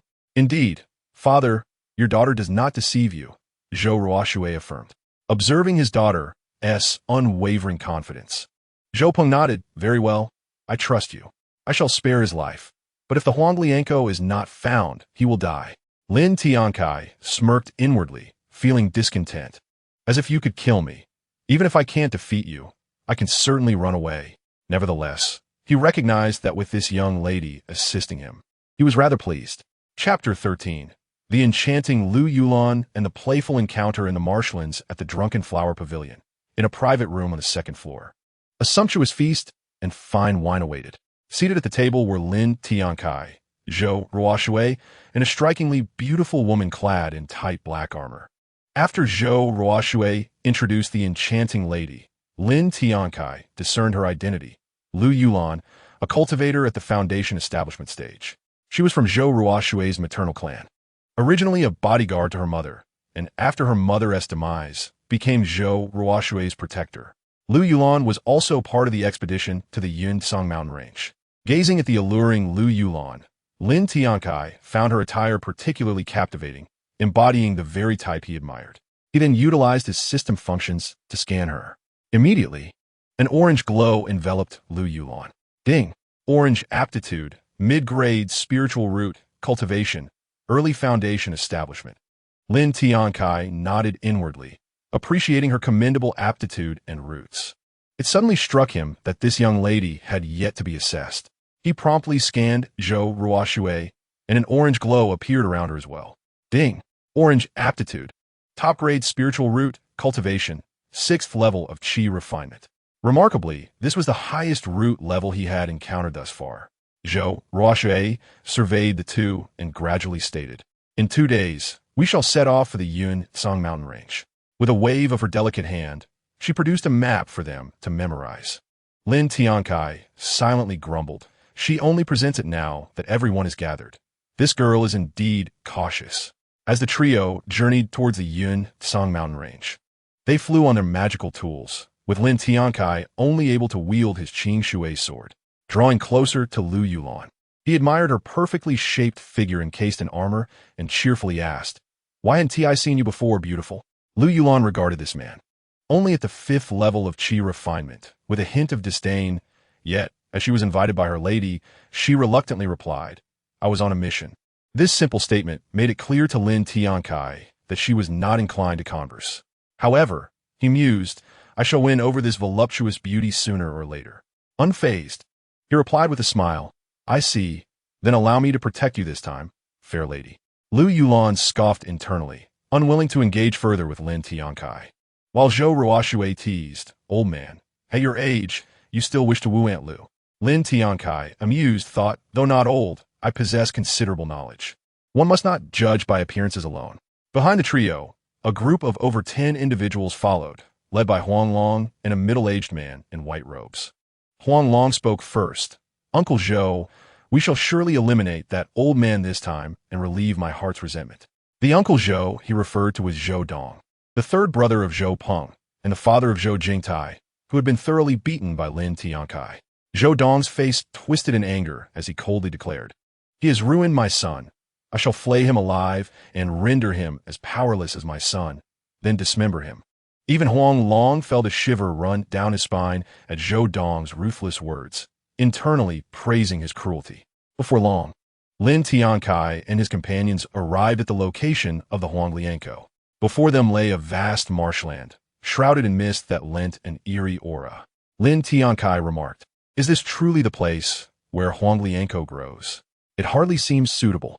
Zhou Ruoxue dismissed his concerns, stating, "If the Huanglianko were so easily obtainable, it would have long been harvested, and we wouldn't need to venture into this marsh. We shall descend, replenish our spiritual energy, and then enter the marsh to gather the Huanglianko," Zhou Ruoxue instructed. The three dismounted from their magical tools, settling onto an open patch of grass to recharge their strength and energy. Time passed swiftly, and half an hour later, Lu Yulan opened her eyes and suddenly exclaimed, "Someone is approaching. They are not far from us." Zhou Ruoxue also opened her eyes and inquired, "Aunt Lu, how many are there?" "Approximately a dozen, 3 of whom are at the foundation establishment stage, and one of them is Zhou Dong," Lu Yulan continued, using her spiritual sense to gauge the approaching individuals. With Zhou Ruoxue's 6th level of Qi refinement cultivation, she could not ascertain this information. "Alas, Zhou Dong is coming for us, specifically for you, old man," she remarked, casting a glance at Lin Tiancai, implying that this was all his doing. "No need to worry. I will slay anyone who comes." Lin Tiancai resolved to showcase his strength and win Lu Yulan's favor. The two women exchanged exasperated glances, rolling their eyes at him. Suddenly, a flying sword hurtled towards them. Lin Tiancai reacted swiftly, drawing his Qing Shui sword and slicing through the incoming sword, sending it flying back into the hands of a middle-aged man in white robes. The two women also quickly regained their composure, readying themselves for battle. As Huang Long and the others arrived, Lu Yulan remarked with a hint of indifference, "They must have used the teleportation talisman." Lin Tiancai, however, was unconcerned about their methods. His sole intent was to eliminate the rogue who had ambushed him. "You are the father of that Zhou Jingtai, the one I have rendered powerless. It is no surprise that a sneak like you would raise such a worthless offspring." Gripping his Qing Shui sword, Lin Tiancai gazed disdainfully at Zhou Dong. "Old man, today I shall kill you." He prepared to strike again, but Huang Long intervened, cautioning, "Wait. This old man possesses formidable strength. You cannot defeat him alone." Lin Tiancai scoffed, "Nonsense, he is merely at the Qi refining stage. Killing him will be as easy as lifting a finger." Zhou Dong's face displayed contempt, believing Huang Long to be overly timid. At this moment, Lin Tiancai mocked, "From now on, you should be called Locust, a pest that makes one salivate at the thought of being devoured."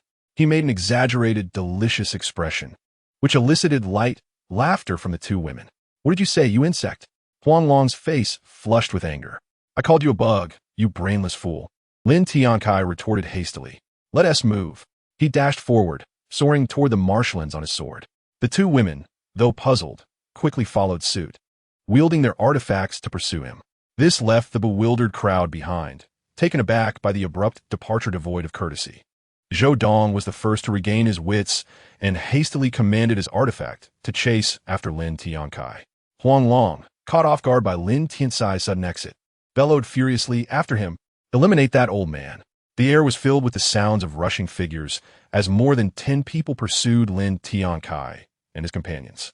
Lin Tiancai continued to taunt from the front, "Locust, come chase your grandpa. Soon I shall fry you." He laughed heartily, "Chase. Whoever kills that old man shall receive a reward of 10,000 spirit stones." This declaration sent Huang Long into a rage as he offered a hefty bounty. In Chapter 14, Harvesting the Huanglian Grass, capturing Lu Yulan, Lin Tiancai relentlessly mocked Huang Long with various insults. Just then, Zhou Dong shouted, "Quickly use the teleportation talisman." Everyone hurriedly produced their talismans, but no matter how they tried, there was no response. Zhou Dong cursed under his breath. "Damn it, there must be a restriction here." Although Lin Tiancai continued his verbal onslaught, they were nearing the misty area. Lu Yulan, now serious, stated, "We should venture deeper into the marshlands. What is there to fear? With me here, there's no need to panic," Lin Tiancai declared confidently, charging into the mist. Lu Yulan thought to herself, "Where on earth did this old man find such a treasure?" The two women followed suit without further discussion. Before long, Huang Long and his group arrived at the same location, rushing in without hesitation, their prior caution forgotten in the face of Lin Tiancai's relentless mockery. Within the mist, Lin Tiancai and the two women cautiously navigated their surroundings, aware that as mere qi refining practitioners, they lacked spiritual awareness. Thus, the task of scouting ahead fell to Lu Yulan. Half an hour passed, and Lin Tiancai queried, "Why haven't those dimwits led by Huang Long caught up yet?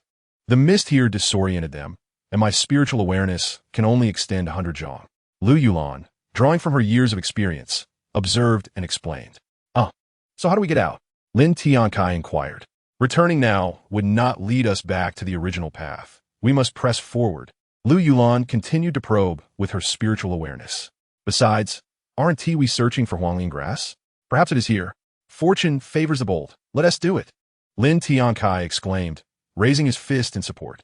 Meanwhile, Zhou Ruoshui, lacking the same confidence, displayed a worried and fearful expression, having never experienced such trials before. On Huang Long's side, confusion reigned as they cautiously explored. Another 2 hours passed.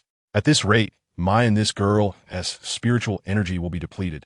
Lin Tiancai said gravely, "Let us find a place to rest for a moment." Lu Yulan nodded gently, noticing her young lady's pale complexion, and began to search. Before long, they discovered a suitable resting spot, and the three descended. Lin Tiancai cursed, "What kind of hellish place is this? Is this fit for human habitation?" Zhou Ruoshui shrieked and collapsed in terror. "What is wrong with you, girl, making such a fuss?" Lin Tiancai and Lu Yulan turned to see Zhou Ruoshui pointing to a particular spot.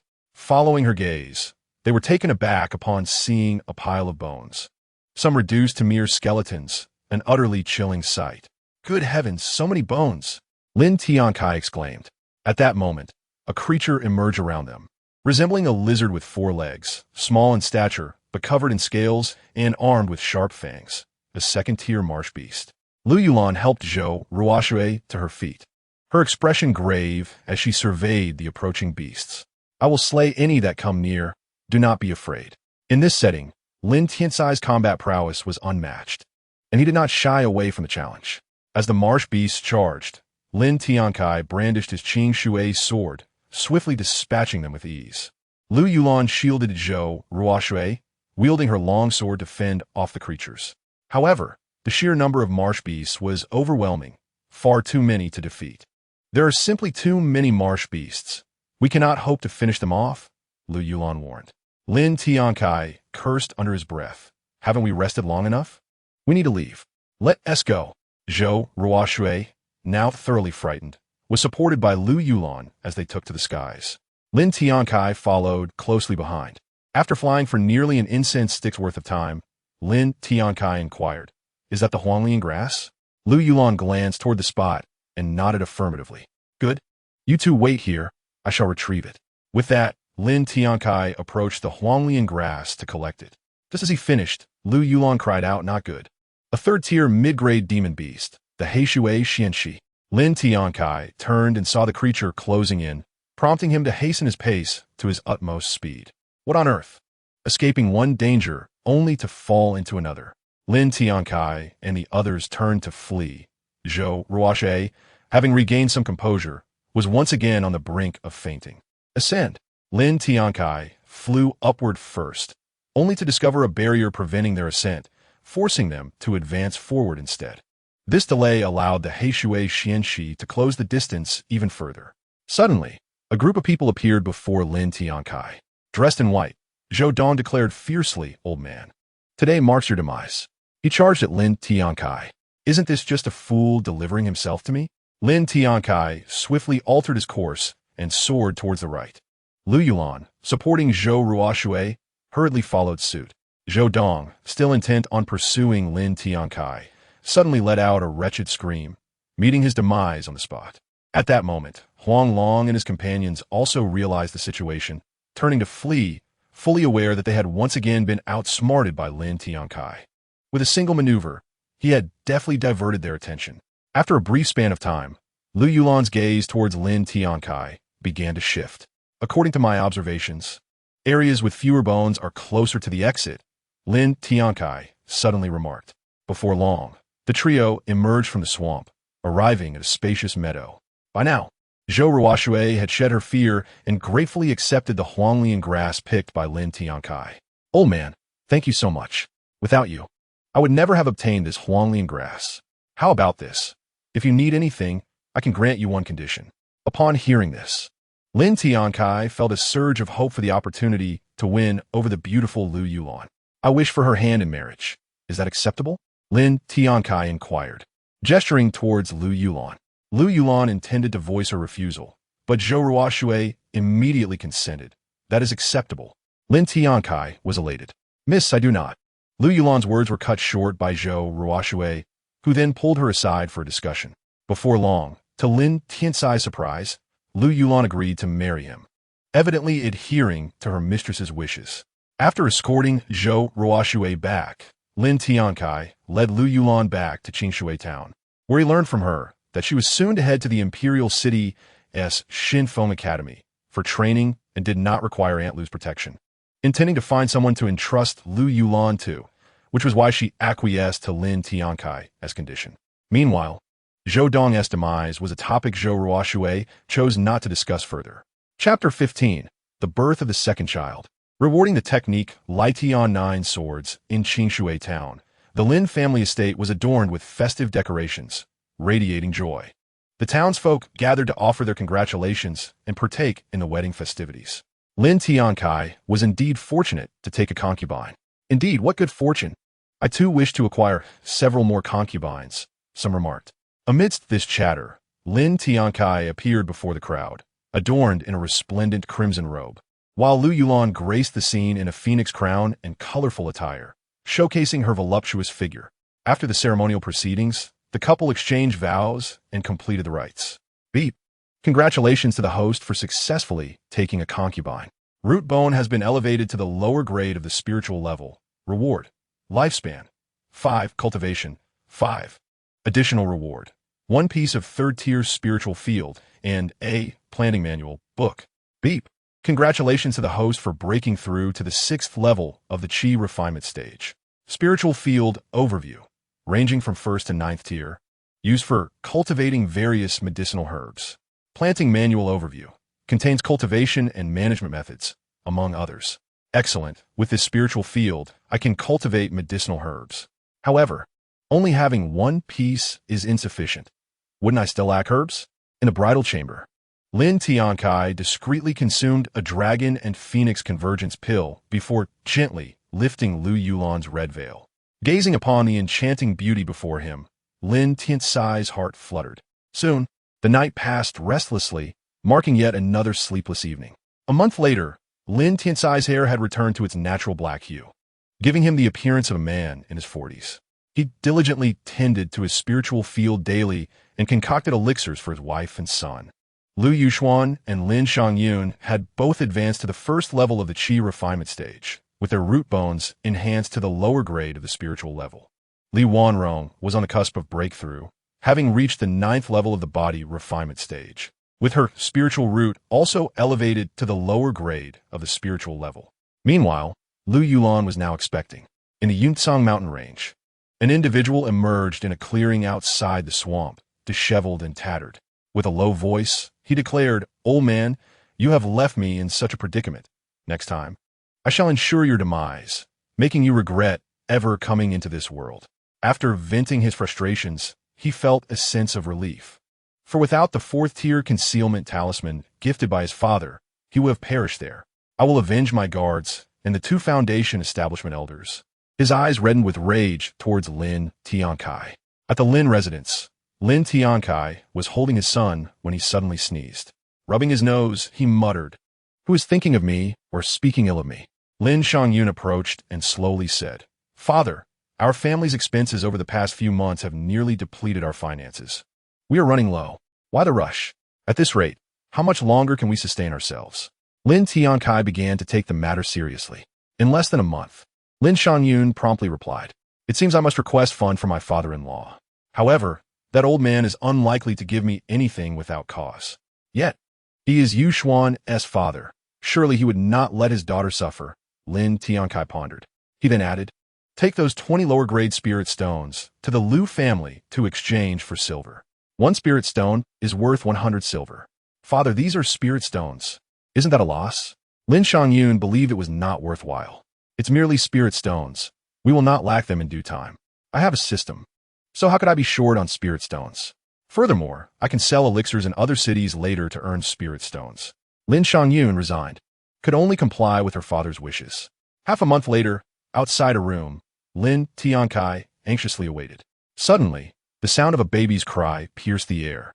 Lin Tiancai rushed into the room, first ensuring Li Wanrong's well-being before taking his daughter from the midwife's hands. Beep. Congratulations to the host on the birth of a child.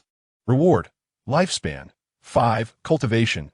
5. Foundational cultivation technique. Litian 9 swords. Additional reward. 200 lower-grade spirit stones. Experience in cultivation technique. 5. Beep. Congratulations to the host for breaking through to the 7th level of Qi refinement. Litian 9 swords overview. The technique consists of 9 levels, becoming increasingly powerful with each sword, culminating in an immensely formidable final sword. Does the host wish to learn? Absolutely. This is tailor-made for me. Congratulations to the host for successfully learning. Would you like to upgrade this technique? Upgrade. Congratulations to the host for elevating Litian 9 swords to the 3rd level. After collecting his rewards, Lin Tiancai utilized the system function to scan, and to his delight, he discovered that his daughter possessed upper-grade spiritual roots and lower-grade spiritual body. The physique is categorized into mortal, spiritual, holy, divine, and immortal bodies, further divided into lower, middle, upper, and supreme grades. This is my first child, blessed with a remarkable physique. Beside him, Li Wanrong observed her husband as foolish grin and curiously inquired, "Husband, what has you so delighted?" "Oh, it's nothing. Our child possesses a lower-grade spiritual body, an innate physique, albeit lacking other skills, only enhancing the speed of absorbing spiritual energy," Lin Tiancai responded with joy. "Our daughter possesses a lower-grade spiritual body," Li Wanrong exclaimed in astonishment. Lin Tiancai merely nodded, confirming that it was a low-grade spiritual entity. Li Wanrong felt immense joy within her, yet she composed herself and feebly suggested, "Husband, why not give our daughter a name?" After pondering for a moment, Lin Tiancai smiled and proposed, "Let us name her Lin Xia." Li Wanrong also found the name quite appealing and agreed. The news of Lin Tiancai's second child spread rapidly throughout Qingshui town. Since Lin Fei was born during a time of financial scarcity, no grand feast was held to celebrate. So this time they made up for it. On that very day, Lin Tiancai hosted a lavish banquet. The townsfolk, uncertain of how many more occasions there would be, rushed to present their congratulations. However, Lin Tiancai instructed everyone not to bring gifts this time. The Lin family was enveloped in a festive atmosphere. Meanwhile, Lin Tiancai's adopted daughter, Lin Xiangyun, was exhausted from the bustling preparations. At a grand table, the head of the Li family, one of the 3 prominent families in Qingshui town, expressed his disappointment, saying, "If only I had a daughter, I would be Lin Tiancai's father-in-law." Upon hearing that Lin Tiancai had exchanged spirit stones with the Liu family for silver, a twinge of jealousy arose within him. A middle-aged man beside him chuckled, "You may not have a daughter, but you do have a granddaughter." The head of the Li family, realizing this, exclaimed, "Indeed, I have a granddaughter. When she grows up and marries, it will be just the same." At that moment, another voice chimed in. How is it that Lin Tiancai seems to grow younger with each passing day? Could he be cultivating some dark and sinister technique? Do not speak nonsense. Lin Tiancai has achieved mastery in his cultivation, Lu Tao defended him. Before long, the banquet came to an end. A month later, a furious shout shattered the tranquility of the Lin residence. "Lin Tiancai, come out and take your own life, or this estate will be reduced to ruins, with not a soul left alive." Upon hearing this voice, Lin Tiancai was struck by a sense of familiarity. That little rascal Huang Long was still alive, truly a cat with 9 lives. He quickly deduced that it was Huang Long seeking vengeance. Lin Tiancai stepped outside to confront the situation. In the sky, dozens of people stood on their swords, with Huang Long at the forefront. Who did I expect? It's the Locust. After months of absence, you've come back for another lesson? Lin Tiancai burst into laughter. The townsfolk watching could only chuckle, unaware of Huang Long's true identity, finding the name Locust quite amusing. As Lin Tiancai mocked him, Huang Long's expression shifted from arrogance to fury. "Lin Tiancai, it seems you truly wish to die. Today, I shall turn you to ashes. You speak as if you possess the capability to kill me, relying solely on those useless companions behind you." Lin Tiancai scoffed. daring to invade his home. Huang Long would not return alive. Today, he would be dealt with, lest he become a nuisance in the future. The commotion soon attracted the attention of the women, who quickly joined Lin Tiancai. What are you doing out here? Return at once. Lin Tiancai urged anxiously, worried they would complicate matters. Lu Yuxuan realized their assistance would be futile and suggested, let Sister Lu stay to support you. It will ease our minds. The other women nodded in agreement. At that moment, Lu Yulan spoke up, Sister Lu is right. I can stay and assist you. Do not forget, I'm also at the initial stage of foundation building. After a moment's contemplation, Lin Tiancai consented. Huang Long, witnessing Lin Tiancai's dismissal of him in favor of conversing with his women, seethed with rage. Lin Tiancai, how dare you ignore me? He then sneered. Are you preparing to settle your affairs before your demise? Lin Tiancai retorted impatiently. Why do you babble so much? If you intend to kill me, come forth. If not, then begone, where you shall find your life at stake. Huang Long coldly replied, do not rejoice too soon. Yang Lao, please take care of this ignorant old fool. A hunched elder in black robes, possessing mid-level foundation building cultivation, emerged from behind Huang Long, grinning ominously. Fear not, young Master Huang, today he shall surely die. But do not forget the 2,000 low-grade spirit stones. Huang Long seethed in silence, but nodded in agreement. As long as you can kill him, that is not an issue. The elder then turned his gaze toward Lin Tiancai, a chilling smile spreading across his face. Another soon-to-be corpse, he sneered, Yiming Ghost Claw. A dark handprint surged toward Lin Tiancai. In response, Lin Tiancai drew forth his Qing Shui sword and bellowed, Lei Tian Jiu Jin, Di Yi Chong. A gust of sword energy cleaved toward the ghostly claw. With a resounding crash, the ghostly claw shattered into countless fragments. What? You, a mere 7th-level Qi refining cultivator, possess such formidable power? The hunched elder was taken aback. Ridiculous. Just a frog in a well. You dare strike at me today. You shall not leave Qing Shui town alive. Lei Tian Jiu Jin, Di Er Chong. A blade of energy surged toward the elder. Alarmed, the elder hastily retrieved a defensive artifact from his storage ring. With a crack, the artifact splintered under the attack. The terrifying residual force sent him reeling back several dozen feet, causing him to spit out a mouthful of blood, his face pallid. Oh, you're still alive? Quite resilient. Lin Tiancai mused, realizing the elder had a piece of defensive armor. Meanwhile, Huang Long and his companions stood in stunned silence. Even Huang Long himself, unable to comprehend how a newly advanced mid-level foundation-building cultivator could not subdue Lin Tiancai, but instead be gravely injured by him. Ignoring Huang Long and the others, the elder began to channel his spiritual energy to flee. To strike at me and then attempt to escape? Such fortune does not exist in this world. Lin Tiancai declared, Lei Tian Jiu Jin, Di San Chong. With a swift strike, the elder's body exploded, leaving no trace behind. Observing that even a mid-level foundation-building cultivator had been slain by Lin Tiancai, Huang Long and his followers were left in shock, with Huang Long trembling uncontrollably.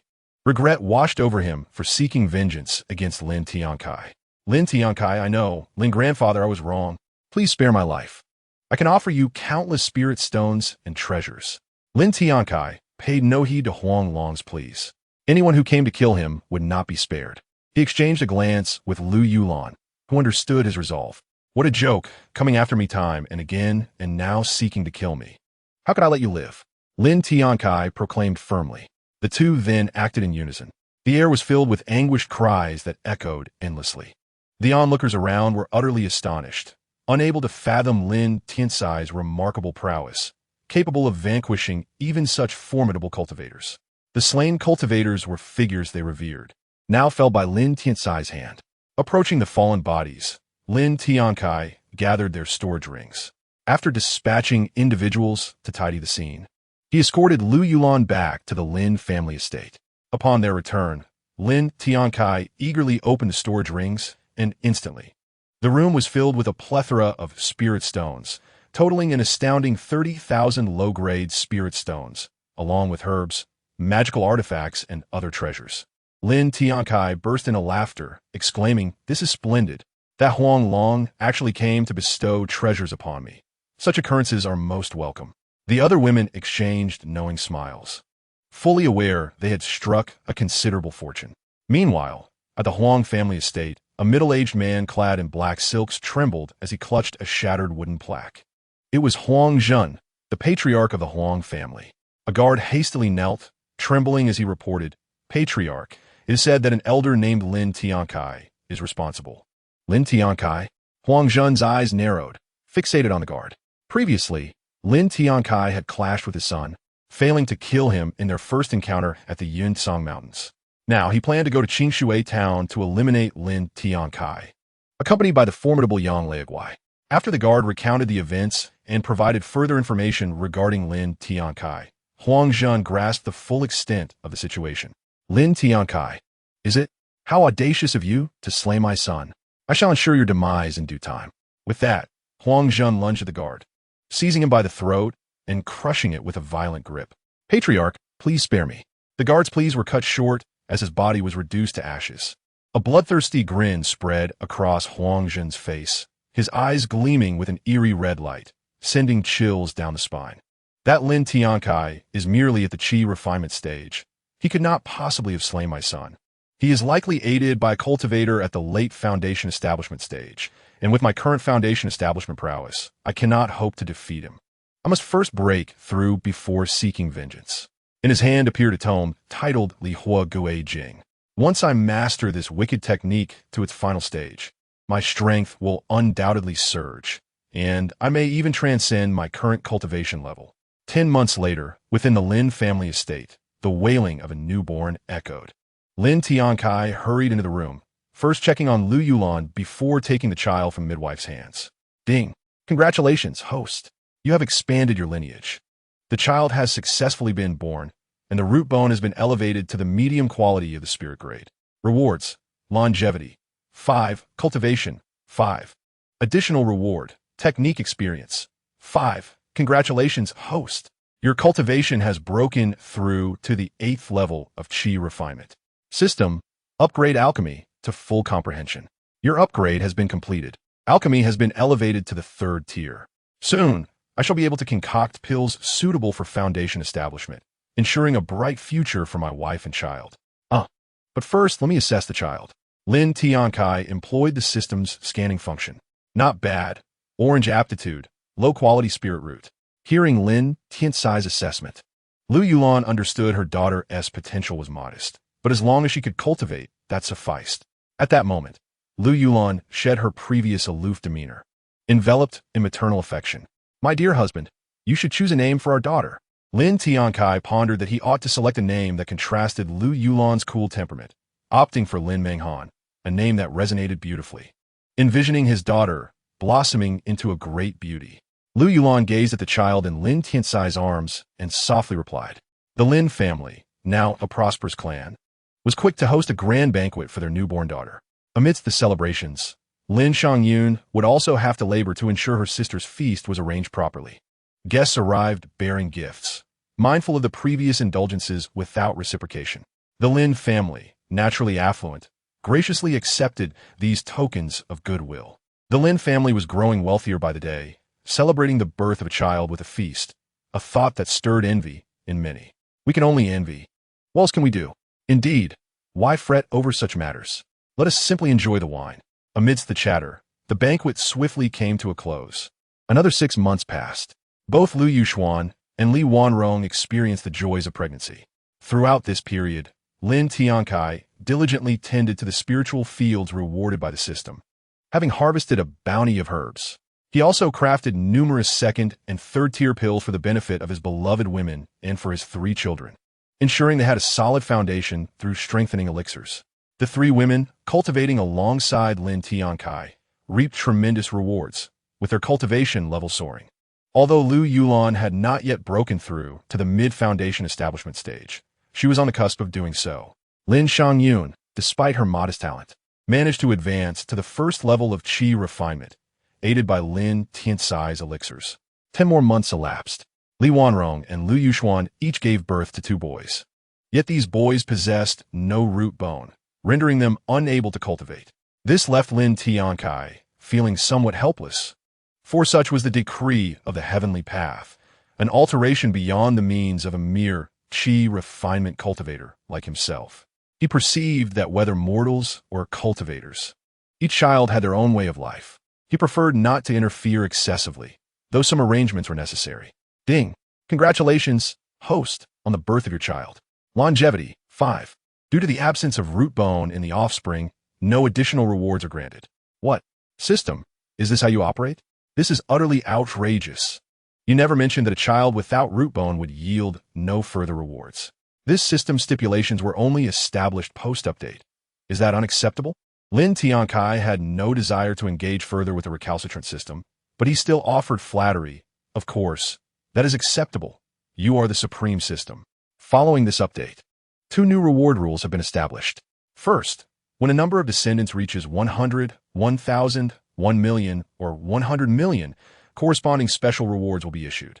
Second, when the host breaks through to the Golden Core stage, or when 5 family members achieve the Golden Core stage, the family level will ascend to Golden Core status. Similarly, for breakthroughs to the nascent soul stage, and so forth, substantial rewards will ensue, with family levels classified as Golden Core, Nascent Soul, Transformation, Refinement, Integration, Great Ascension, and Tribulation. These newly established reward rules post-update were quite commendable, promising even greater rewards. Outside Qingshui town, several young women appeared, instantly capturing the attention of many. Sister, is this your hometown? Why does it seem so dilapidated? A sweet girl exclaimed incredulously. A strikingly beautiful woman replied with a serene smile, Indeed, this is my hometown. It has been quite some time since I returned. Another girl clad in purple chimed in, Wow, sister, your hometown is so barren. Yet it produced someone as beautiful and formidable as you. I am eager to see more. The enchanting woman shot her a sideways glance, playfully chiding, Such a sharp tongue. Do you wish for your sister to teach you a lesson? Sister, I dare not. I speak only the truth. The girl pretended to plead for mercy. In the grand hall of the Liu family, Liu Tao occupied the main seat, while the young woman from Qingshui town was seated below. Qingyi, how did you return to the Liu family? Liu Tao inquired first. The sect allows disciples to return home for family visits every 10 years. And I thought it had been a long time since I last came back, so I returned to take a look. I see, Liu Tao nodded. Suddenly, Liu Qingyi asked, Where's my third sister? I have not seen her. Liu Shi, casting a glance at her second daughter, smiled and replied, Yu Xuan has married. Liu Qingyi's face was filled with disbelief.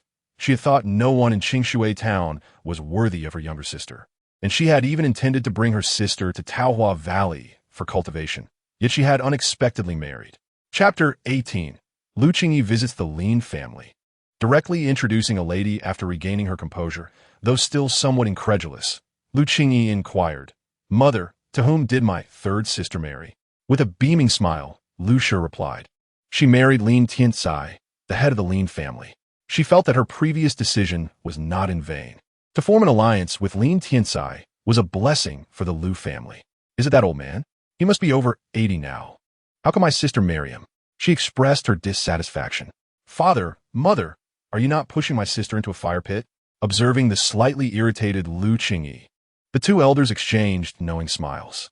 The disciples from Taohua Valley were curious but refrained from interrupting. Liu Shi then began to elaborate on Lin Tiancai's accomplishments. Is Lin Tiancai truly that remarkable? Liu Qingyi remained skeptical. If you do not believe me, I cannot help it. Everyone in Qingshui town knows of him, Liu Shi asserted, confident that her daughter would discover the truth if she inquired. Even if he is so formidable, how many women does he have? A man with multiple wives should not have my sister, Liu Qingyi retorted stubbornly. The 2 elders could only shake their heads in helplessness. At that moment, Liu Qingyi contemplated whether Lin Tiancai was indeed as impressive as her parents claimed. The next day, Lin Tiancai suddenly received a message from his adopted daughter Lin Shangyun. Father, there's a group of ladies outside seeking an audience, one of whom is the second miss of the Liu family, Liu Qingyi. Liu Qingyi? Isn't she in Taohua Valley? Lin Tiancai mused with curiosity. Let's welcome them into the hall. Inside the hall, Lin Tiancai gazed at the gathering of beautiful women and could not help but marvel at the stunning beauty produced by Taohua Valley. At that moment, Liu Qingyi was also assessing Lin Tiancai. Indeed, just as her mother had described, Lin Tiancai appeared to be an ordinary middle-aged man, devoid of any vitality. She thought to herself, I wonder what brings my second sister to my Lin family. Noticing Liu Qingyi scrutinizing him, Lin Tiancai inquired. Who do you refer to as second sister? I'm not your second sister. Lu Qingyi, with an air of pride, clearly did not acknowledge Lin Tiancai as her brother-in-law. Lin Tiancai found her arrogance amusing and decided to tease her. I am Yushuan's husband. Naturally, you are my second sister. Ridiculous. You may call whomever you wish second sister, but do not refer to me as such, Lu Qingyi retorted, feeling it awkward that Lin Tiancai, who appeared over 50 years her senior, would address her in that manner. Well then, may I at least call you second brother-in-law? Suddenly, a voice rang out from the entrance of the hall. A lady clad in an elegant white dress entered, followed by Liu Yulan and Li Wanrong. Upon seeing the figure, Lu Qingyi exclaimed, "Third sister." She quickly stood to greet her, while the nearby disciples from Taohua Valley tactfully arranged 2 chairs for them. After the 2 women took their seats, they commenced their conversation, leaving Lin Tiancai speechless. Liu Yulan and Li Wanrong also found seats. The other ladies nibbled on snacks and sipped tea while engaging in conversation, leaving Lin Tiancai sitting alone in the main seat. Time passed, and Lin Tiancai began to feel restless. At that moment, Lu Qingyi remarked coolly, I heard you slew a mid-stage foundation establishment cultivator. I find that hard to believe. Lin Tiancai did not indulge her and coldly replied, if you do not believe it, there will be others who do. Lu Qingyi, annoyed by Lin Tiancai's arrogance, challenged him. Dare you fight me? With your foundation establishment initial stage cultivation. You are not worthy to battle me. Before Lu Qingyi could respond, a girl in purple angrily interjected. I believe someone with merely the 9th level of Qi refinement is not qualified to duel my senior sister. Seeing her disciple stand up for her, Lu Qingyi fell silent. Lin Tiancai found the purple-clad girl amusing. Oh, so you wish to fight me? Indeed. I, Yin-Yu, challenge you to battle, she stated confidently. Lin Tiancai thought to himself, why should I engage in a duel with you? That would simply be a waste of time. Then how would you like to fight? Yin-Yu, slightly irritated, inquired. Lin Tiancai appraised her without reservation, making her feel somewhat uncomfortable. If you lose, you must agree to marry me. If I lose, you may do as you please. Dare to wager? Impossible. Yin-Yu immediately refused. If you lack the ability, do not make grand claims here. Lin Tiancai continued, since there is nothing further. I shall return to my slumber and not disturb your conversation. With that, he began to rise to leave. Hearing Lin Tiancai's words, Yin-Yu's anger flared, and she instinctively replied, I accept the wager. Who is afraid of whom? Lin Tiancai smiled lightly, thinking this young lady is still too naive. The sisters from Taohua Valley urged, no, Yin-Yu do not. Without allowing the others from Taohua Valley or Lu Qingyi to speak, he left with a single statement, follow me. Soon, they arrived at the Lin family's arena. Lu Qingyi intended to intervene, but Lin Tiancai had already chuckled, come now.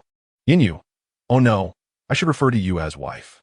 Yin-Yu, both angry and indignant, stepped onto the stage. Come, wife, you may strike first. Without further ado, she wished to make Lin Tiancai suffer. A sword appeared in her hand. Peach blossom sword technique. Instantly, a multitude of pink peach blossoms appeared, launching an assault towards Lin Tiancai. Is this the peach blossom sword technique? Yet, with your perfected Qi refinement cultivation, it is but a trivial skill, he remarked arrogantly. Without further words, Lin Tiancai summoned his Qingshui sword. With a single swing, a sword aura howled forth, shattering the blooms around him. He did not exert excessive strength, merely using the residual force to gently push Yin-Yu back. Lin Tiancai swiftly approached, placing his sword against her throat, and smiled, madam. How now? Shall we continue the fight? Yin-Yu, feeling embarrassed and angry, had to concede that her strength was inferior to Lin Tiancai's. No need. I admit defeat, she acknowledged, understanding that one must accept the consequences of a wager and agree to marry Lin Tiancai.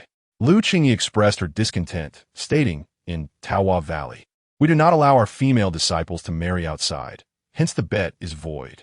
Lin Tiancai, undeterred, retorted, it is laughable. Yin-Yu is now my wife, and Taohua Valley has no authority over her. Observing the quarrel between the two, Yin-Yu hastily interjected, sister, I am willing to accept the bet and marry him. Upon hearing this, Lu Qingyi ceased her argument with Lin Tiancai. Very well, I shall keep this matter concealed and will not report it to our master. With that, she departed with the other disciples of Taohua Valley. Miss Lu, do take care. No need for formalities. Lin Tiancai laughed heartily. Lu Qingyi merely cast a fierce glare at him before departing with the other female disciples on their flying swords. Chapter 19. Breaking through to the 10th level of qi refinement within the Lin family estate, the atmosphere was vibrant and festive, adorned with lanterns and decorations. Bustling with guests from Qing Shui town who had come to offer their congratulations. Lin Tiancai donned a celebratory crimson robe, while Yin Yu appeared resplendent in a red phoenix gown. Soon, amid the chorus of well-wishers, they proceeded to the wedding ceremony. Not long after, the couple successfully completed their vows. Congratulations to the host for successfully taking a concubine. Your innate talent has been elevated to the high-grade spiritual level. Rewards: Lifespan 5. Cultivation 5. Martial Arts Experience 5. Additional reward: 1 low-tier 3rd-grade longsword, Shinfeng sword. Congratulations to the host for breaking through to the 10th level of qi refinement. Entering the Forbidden Realm. Which martial art would the host like to upgrade? Let S upgrade Lai Tian Jiujian. Upgrade complete. Lai Tian Jiujian has been elevated to the 4th level. Excellent, excellent. With a few more children, I should be able to break through to the foundation establishment stage. This low-tier 3rd-grade longsword is also quite impressive. Lin Tiancai was very pleased with the rewards. If possible, he would like to commend the system. In the bridal chamber, Lin Tiancai first ingested a dragon and phoenix harmony pill. Yin Yu was quite shy, but this posed no challenge for Lin Tiancai. He quickly guided her, and as the candlelight dimmed, they experienced a wondrous night together. 2 months later, Yin Yu found herself with child. During these days, Lin Tiancai strolled through the streets, and many remarked on how he appeared increasingly youthful while they themselves seemed to age. Over the past 3 years, Lin Tiancai had engaged in dual cultivation, solidifying his foundation. His several wives also gained significant cultivation. Lin Tiancai decided to wait until their children reached the age of 5 before imparting martial arts training, ensuring a strong foundation for their bodies that would allow them to flourish when the time came. 10 months later, congratulations to the host on the birth of a child. Reward: Lifespan 5. Due to the lack of innate talent in the child, additional rewards are not provided. Please continue to strive. Yin Yu gave birth to a boy, but unfortunately, he lacked the innate talent for cultivation. This disheartened Yin Yu momentarily, yet with Lin Tiancai's comforting words, she began to find solace. Seasons passed, and another year went by. Among Lin Tiancai's wives, Lu Yushuan, Li Wanrong, and Lu Yulan each gave birth to a boy and a girl, all regrettably lacking innate talent. This led Lin Tiancai to question whether the issue lay with him. The system rewarded Lin Tiancai with another 15 years of lifespan, but, as usual, no other rewards accompanied it. Fortunately, Yin Yu was once again pregnant, now 8 months along, which rekindled Lin Tiancai's hope. One day, outside Qing Shui town, a group of over a dozen people, both men and women, approached. At the forefront was a sweet-looking girl clad in pink. A handsome young man in black, displaying some disdain, remarked, "In such a decrepit place, who knows if there are any disciples suitable for our sect?" Another girl in green echoed, "Indeed, in such a wretched place, there are surely no suitable disciples. I fear this trip may be in vain. You need not speak further. We shall know once we enter." The girl in pink replied, her demeanor still sweet but tinged with displeasure. The two who had mocked her immediately fell silent, knowing that this girl was not to be trifled with, as she had already reached the mid-stage of foundation establishment, far beyond the capabilities of mere qi refinement practitioners. At this moment, the girl in pink gazed at Qing Shui town, reminiscing about the past, realizing how much had changed in just a few decades. She sighed softly, "Brother, are you still alive?" Then, shaking her head gently, she added, "Even if you are, you must be an old, fated man by now." The expressions of her companions were filled with confusion, as they could not comprehend her sentiments. "Let us proceed into the city," the girl in pink commanded. At the Lin family estate, Lin Tiancai was tending to his spiritual field, cultivating medicinal herbs when he suddenly heard his maid, Xiaolan, report, "Master, a group of disciples from the Piamiao sect has arrived to recruit in Qing Shui town. Let them come. Pay them no mind," Lin Tiancai replied, but then recalled, "Isn't that my former sect?" It occurred to him that the 4 major powers of the Dafu kingdom rotated every 20 years to recruit disciples throughout the Dafu dynasty. Xiaolan acknowledged this and withdrew. In the central square of Qing Shui town, the crowd was overwhelming. The young man in black addressed the girl in pink respectfully, "Sister, it has been an hour, and we have yet to meet the minimum requirement of disciples." The pink-clad girl pondered for a moment, her expression impassive. "Qian Yuan, you and I shall visit the Lin family and notify the others to continue recruiting." Qian Yuan appeared puzzled, unsure of why his sister wished to visit the Lin family. Yet he nodded respectfully, "Understood, sister." After Qian Yuan departed, the girl in pink whispered softly, "After all, he is my brother. I must go." Shortly thereafter, the two appeared above the Lin family estate, skillfully maneuvering their magical artifacts. They swiftly descended to the entrance of the Lin residence. Two guards immediately inquired, "Who are you? What brings you to the Lin family?" These guards were newly appointed by Lin Tiancai to oversee the entrance. "We are disciples of the Piamiao sect. Hurry and announce our arrival," Qian Yuan replied disdainfully. The guards promptly went to inform their superiors. Before long, the pink-clad girl and Qian Yuan were ushered into the Lin estate by the maid Xiao Lan, who led them to the main hall. Lin Tiancai soon received word of their arrival. Upon entering the hall, Lin Tiancai spotted the girl in pink sitting in the first position on the right. He murmured, "Junior sister." The girl in pink, seemingly hearing her name, slowly turned her head, her eyes widening in disbelief. "Brother." She had not anticipated that her brother Lin Tiancai would still appear middle-aged after all these years. This girl was none other than Lin Tiancai's junior sister, Xiaoman. Their thoughts seemed to transcend the present moment, transporting them back over 50 years. It feels as though a great deal of time has passed. At this moment, a voice jolted their thoughts back. "Husband, what is the matter?" They turned to see Lu Yuxuan and Li Wanrong entering the hall with their children. Lin Tiancai also regained his focus and smiled. "It's nothing, nothing at all." Both women sensed an air of peculiarity about Lin Tiancai. Suddenly, a light bulb seemed to go off in Lin Tiancai's mind as he slapped his forehead, recalling something important.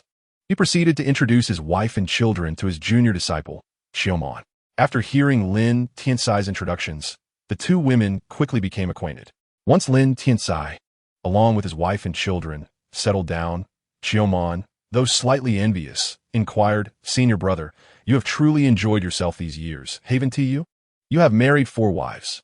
What are your other 2? Lin Tiancai chuckled with pride.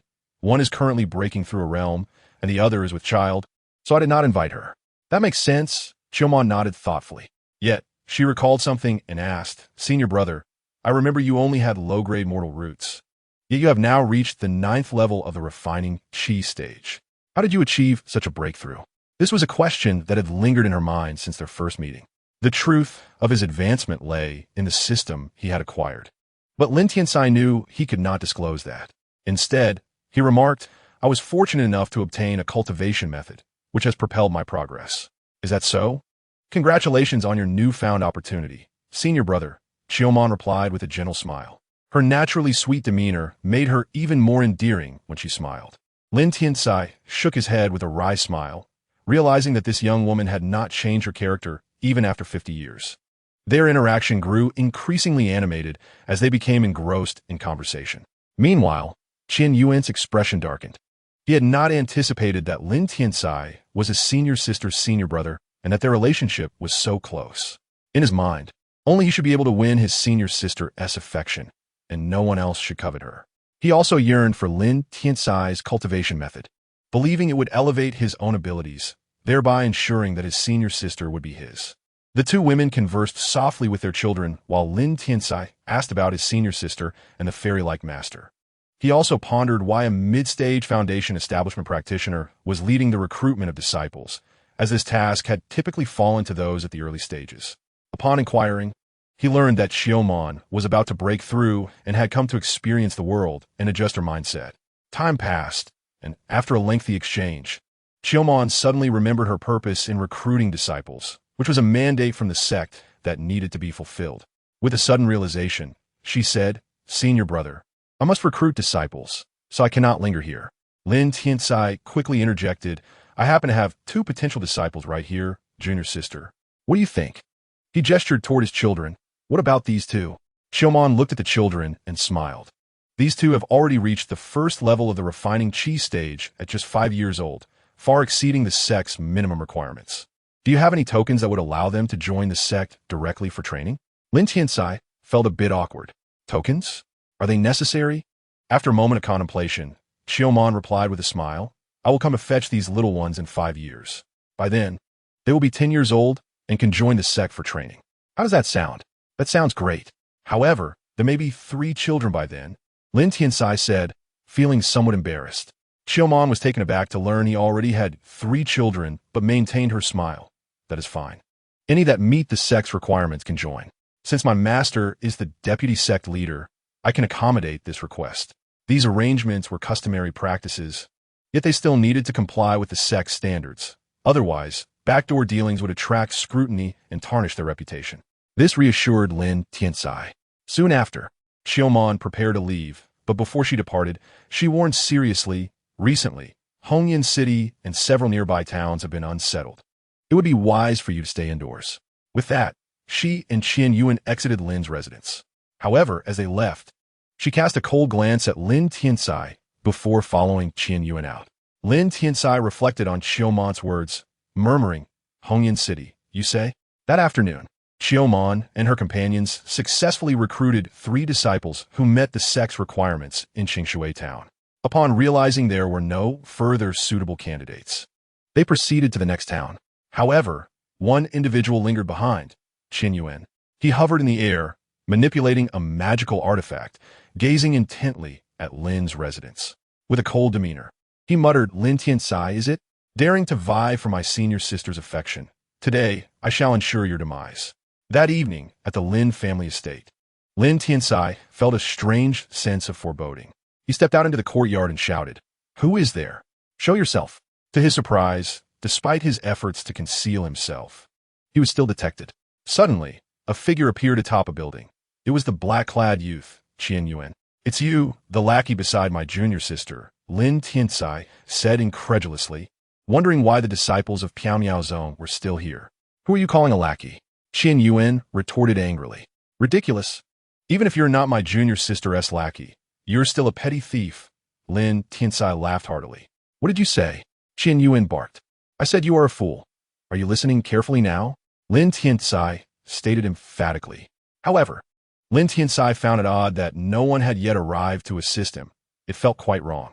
You think you're clever? Qian Yuan sneered. You must be wondering why no one has come to your aid. This place has been ensnared in a 3rd-tier barrier of silence, so outsiders cannot hear a thing. As he spoke, Qian Yuan erupted into laughter. Watching Qian Yuan laugh maniacally, Lin Tiancai inwardly mused, is this guy insane?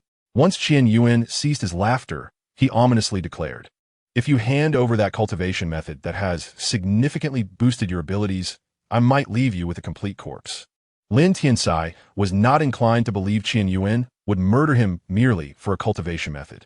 Unfazed by the threat, he replied, Have I offended you in any way? Qian Yuan, convinced Lin Tiancai would not heed his warning, coldly stated, Your relationship with my senior sister has exceeded the bounds of brotherhood. I cannot allow her to grow close to another man, so you must die. With that, Qian Yuan charged at Lin Tiancai. A blood mist formed into a massive hand, hurtling toward Lin Tiancai. Qian Yuan believed Lin Tiancai, a mere refining qi practitioner, could easily be slain by his attack from a foundation establishment beginner. What a possessive individual. However, since you have come to kill me, you shall certainly meet your end today. Lin Tiancai drew forth the 3rd-tier low-grade sword, Shunfeng Jian, and with a single strike, shattered the blood mist hand, the sword's energy still surging forth. Qian Yuan, in a state of panic, drew out a defensive artifact from his storage ring to shield himself. Yet, a piercing scream echoed as the sword energy cleaved him into a mist of blood. Merely a worthless being, daring to kill. How audacious. Shortly after, Lin Tiancai stowed away the storage ring, and a wave of sword energy shattered the formation, leaving only a pool of blood behind. Chapter 21. Breakthrough to the Foundation Establishment stage. 2 months later, outside a room in the Lin family residence, Lin Tiancai anxiously awaited, his heart a tumult of anticipation and trepidation. If Yin Yu failed to bear a child of sound constitution, his ascension to the Foundation Establishment stage would be thwarted. Before long, the cries of a newborn filled the air. Lin Tiancai rushed inside, first inquiring after Yin Yu's well-being before taking the child from the midwife's hands. Congratulations, host. Your child has been born, and their constitution has been elevated to the spiritual grade, granting rewards. Lifespan, 5. Cultivation. 5. Experience and techniques. 5. And an additional reward, a high-grade defensive artifact, the Flying Dragon Shield. Congratulations, host, you have reached a new realm. Foundation establishment, currently in the early stage. Please choose which technique to upgrade. Continue upgrading the Lin Tiancai. Upgrade complete. Lin Tiancai has reached the 5th tier. Lin Tiancai deemed the rewards satisfactory. He then utilized the system to scan the child in his arms. The assessment revealed a yellow qualification, with a yellow grade inferior constitution. Lin Tiancai was taken aback that his and Yinyu's child possessed a yellow grade inferior constitution, surpassing his own. Upon hearing of her child's impressive constitution, Yinyu smiled and asked, "Husband, what shall we name our son?" Lin Tiancai, feeling proud to have the first child with a yellow grade constitution, replied, "Let us name him Lin Gao Hai." Lin Gao Hai, that's a beautiful name. Surely, he will grow to be a filial child. Yinyu concurred with the name. Of course, how could this little rascal not be mine? Lin Tiancai grinned widely. Yinyu could only roll her eyes in response. A year later, Lin Tiancai enjoyed a blissful life, either on the path of dual cultivation or engaged in it. Besides Yinyu, the other 3 women were also expecting. Lin Tiancai diligently tended to his spiritual field, becoming increasingly adept at planting, having harvested 6 times over the year. The elixirs he concocted were administered to his wives and children.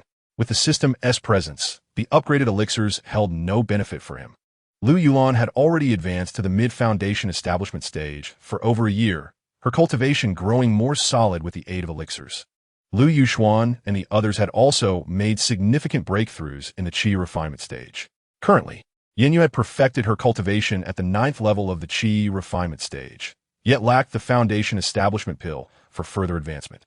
If the constitution level weren't sufficiently high, breaking through without the foundation establishment pill could lead to failure, which would damage one's foundation. Thus, consuming the foundation establishment pill remained the safer option. To concoct this pill, Lin Tiancai needed one final herb, the Yuling Ji. Unsure of where to find the Yuling Ji, Lin Tiancai contemplated venturing to Qingshui town or other cities in search of this herb. He summoned the women to the courtyard to share his purpose for the outing. At that moment, the women seemed to have something to say. Yinyu suddenly conceived an idea and spoke up. "Husband, I have a thought, though it may be perilous. I'm unsure whether to share it." "What thought?" "Please, Yinyu, do tell." Lin Tiancai replied softly. "Let us go to Taohua Valley. They have a medicinal garden where the Yuling Ji must surely exist, along with even 4th-tier herbs." "Stealing herbs? Wouldn't tea that lead to my demise?" Lin Tiancai promptly shook his head in denial, not yet so arrogant as to attempt thievery in Taohua Valley, one of the 4 major forces of the Wang Kingdom, which housed formidable beings at the nascent soul stage. Lin Tiancai, puzzled, queried, "Aren't all the disciples in Taohua Valley female?" Yinyu regarded him with a look of incredulity. If Taohua Valley consisted solely of female disciples, who would perform the menial tasks? Women are inherently cleanly, particularly female cultivators. Upon reflection, Lin Tiancai found her reasoning sound, aligning with reality. But if one desires to enter Taohua Valley for cultivation, one might have to forfeit their masculinity, Yinyu teased, seizing the chance to retaliate against Lin Tiancai's earlier deception regarding their marriage. "What do you mean?" Lin Tiancai inquired, a hint of fear creeping in. "Exactly what you were thinking," Yinyu continued, leaving Lin Tiancai instinctively glancing below, a cold sweat breaking out. "Count me out of that. Just teasing. Men can enter as well. There's a section in Taohua Valley where men reside, though most are either in the qi refinement stage or mere mortals, often referred to as servants. Wouldn't I be rather inconspicuous as a male cultivator at the foundation establishment stage?" Lin Tiancai remained skeptical. "My dear husband, worry not. I am well acquainted with an elder named Granny Kai in Taohua Valley. She oversees the servant area and has cared for me since childhood. Here's a bracelet and a note. She will certainly arrange a position for you upon seeing these tokens." Lin Tiancai found this proposition feasible. Although Taohua Valley was guarded by nascent soul experts, they would likely remain dormant unless the sect faced a life-or-death crisis. Importantly, the medicinal garden in Taohua Valley contained 4th-tier herbs. As long as he could procure one of each, he would not lack the materials needed for the golden core stage. primarily focusing on acquiring the necessary herbs for forming the golden core. This would suffice to concoct the majority of elixirs for his child and wives. Lin Tiancai felt confident. As long as the nascent soul experts did not intervene, he believed he could escape. Very well, it's settled then. I'll be back shortly. Yinyu, concerned about the risks, suggested, husband, perhaps it would be wiser to purchase from a foundation establishment family in another city. They would never sell to us. Besides, the foundation establishment pills in their possession are scarce. You know that these pills are primarily controlled by golden core families and the four major factions. Lin Tiancai continued, moreover, even if I were to raid a foundation establishment family, how many pills could I truly acquire? Even if I plundered every foundation establishment family in the Great Wind Kingdom, it would only meet the immediate demand for foundation establishment pills. I have no desire to offend so many people or gain a bad reputation.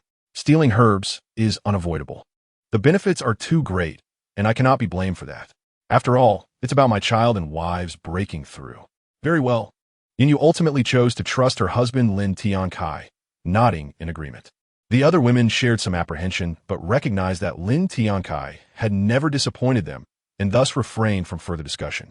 Do not worry too much. I can handle this with ease, Lin Tiancai assured them confidently. The source of Lin Tiancai's confidence was a fourth-tier concealment talisman he had acquired from Qian Yuan's storage ring. He had not anticipated that Qian Yuan, merely a cultivator at the early foundation establishment stage, possessed such a valuable item. It seemed this individual had indeed stumbled upon some fortunate opportunities. Chapter 22. Lurking in Taohua Valley after 2 months, Lin Tiancai finally arrived at Taohua Valley. Nestled within the Luiyue mountain range in the eastern part of the imperial city of the Dafeng Kingdom. As he approached the valley upon his divine wind sword, a group of female disciples soared towards him, their flying instruments blocking his path. Who are you, and why have you come to our Taohua Valley? A lady in a pink dress reprimanded him. I am a wandering cultivator, lacking resources to advance my cultivation, and have come here to serve as a disciple. Lin Tiancai replied earnestly. We do not accept male disciples. Leave at once, or we shall have no choice but to eliminate you, another woman in pink stated coldly. My dear lady, there is no need to be so aggressive. I possess an emblem, Lin Tiancai teased, maintaining his composure. An emblem? What emblem? If you are here to cause trouble, you will meet your end, the pink-clad woman retorted angrily. Without hesitation, Lin Tiancai retrieved a sound transmission talisman and a bracelet from his storage ring. This is my emblem. I wish to meet Granny Kai. If you would be so kind as to relay my message. As he spoke, Lin Tiancai produced some spirit stones, presenting each woman with 100 low-grade spirit stones and a third-tier elixir. The women's eyes sparkled at the sight of the spirit stones and the elixirs, which were typically reserved for foundational cultivators. It was only natural for them to feel tempted. After all, greed is a universal trait. The woman who spoke first regained her composure. What is the meaning of this? Please inform them. These are for you, Lin Tiancai replied gently. The woman glanced at the emblem in Lin Tiancai's hand and then at the spirit stones and elixirs before her tone softened. Give me the emblem. Wait here while I notify them.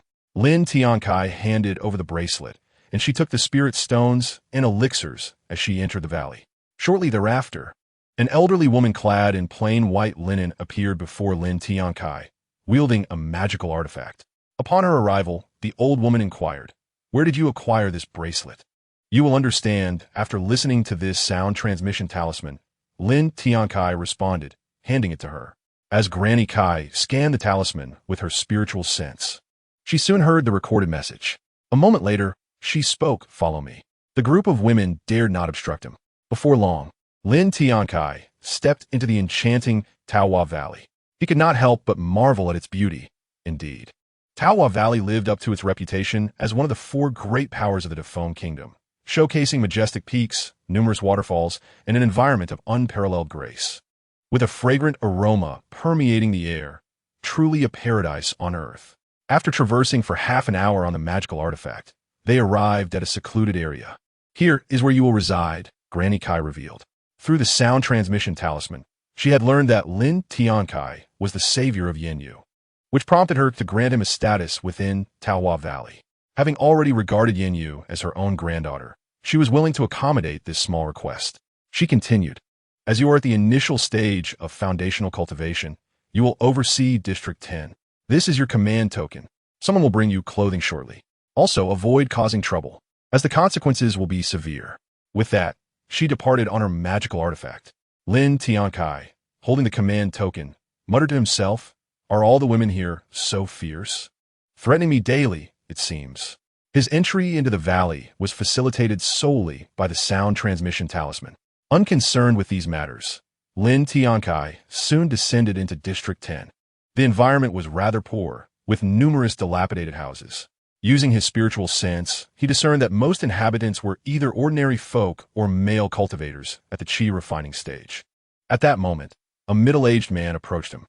"Brother, are you also here to serve as a menial worker?" Lin Tiancai, taken aback, thought to himself, "I am here to be the district chief. What does that have to do with me?" Nevertheless, he sought to understand the situation and asked, "What does it mean to be a menial worker?" "It involves doing the dirty, arduous, and exhausting tasks, including mining spirit stones, among others. You'll learn more in due time." The man explained. Lin Tiancai nodded, surprised to learn that mining spirit stones was part of the duties. He pondered why the people around seemed indifferent to his presence. "They've grown accustomed to it and no longer care," the man replied with a wry smile. Lin Tiancai continued, "How do I find the district chief's residence?" Noticing the quizzical look on the middle-aged man's face, he produced the command token from his storage ring. Upon seeing it, the man immediately bowed respectfully. "District Chief." Others nearby echoed the title with reverence. Soon, the middle-aged man led Lin Tiancai to the district chief's residence. Once they arrived, Lin Tiancai took out a second-tier elixir from his storage ring and handed it to the man, who gratefully accepted it. Lin Tiancai merely nodded and proceeded into his chamber.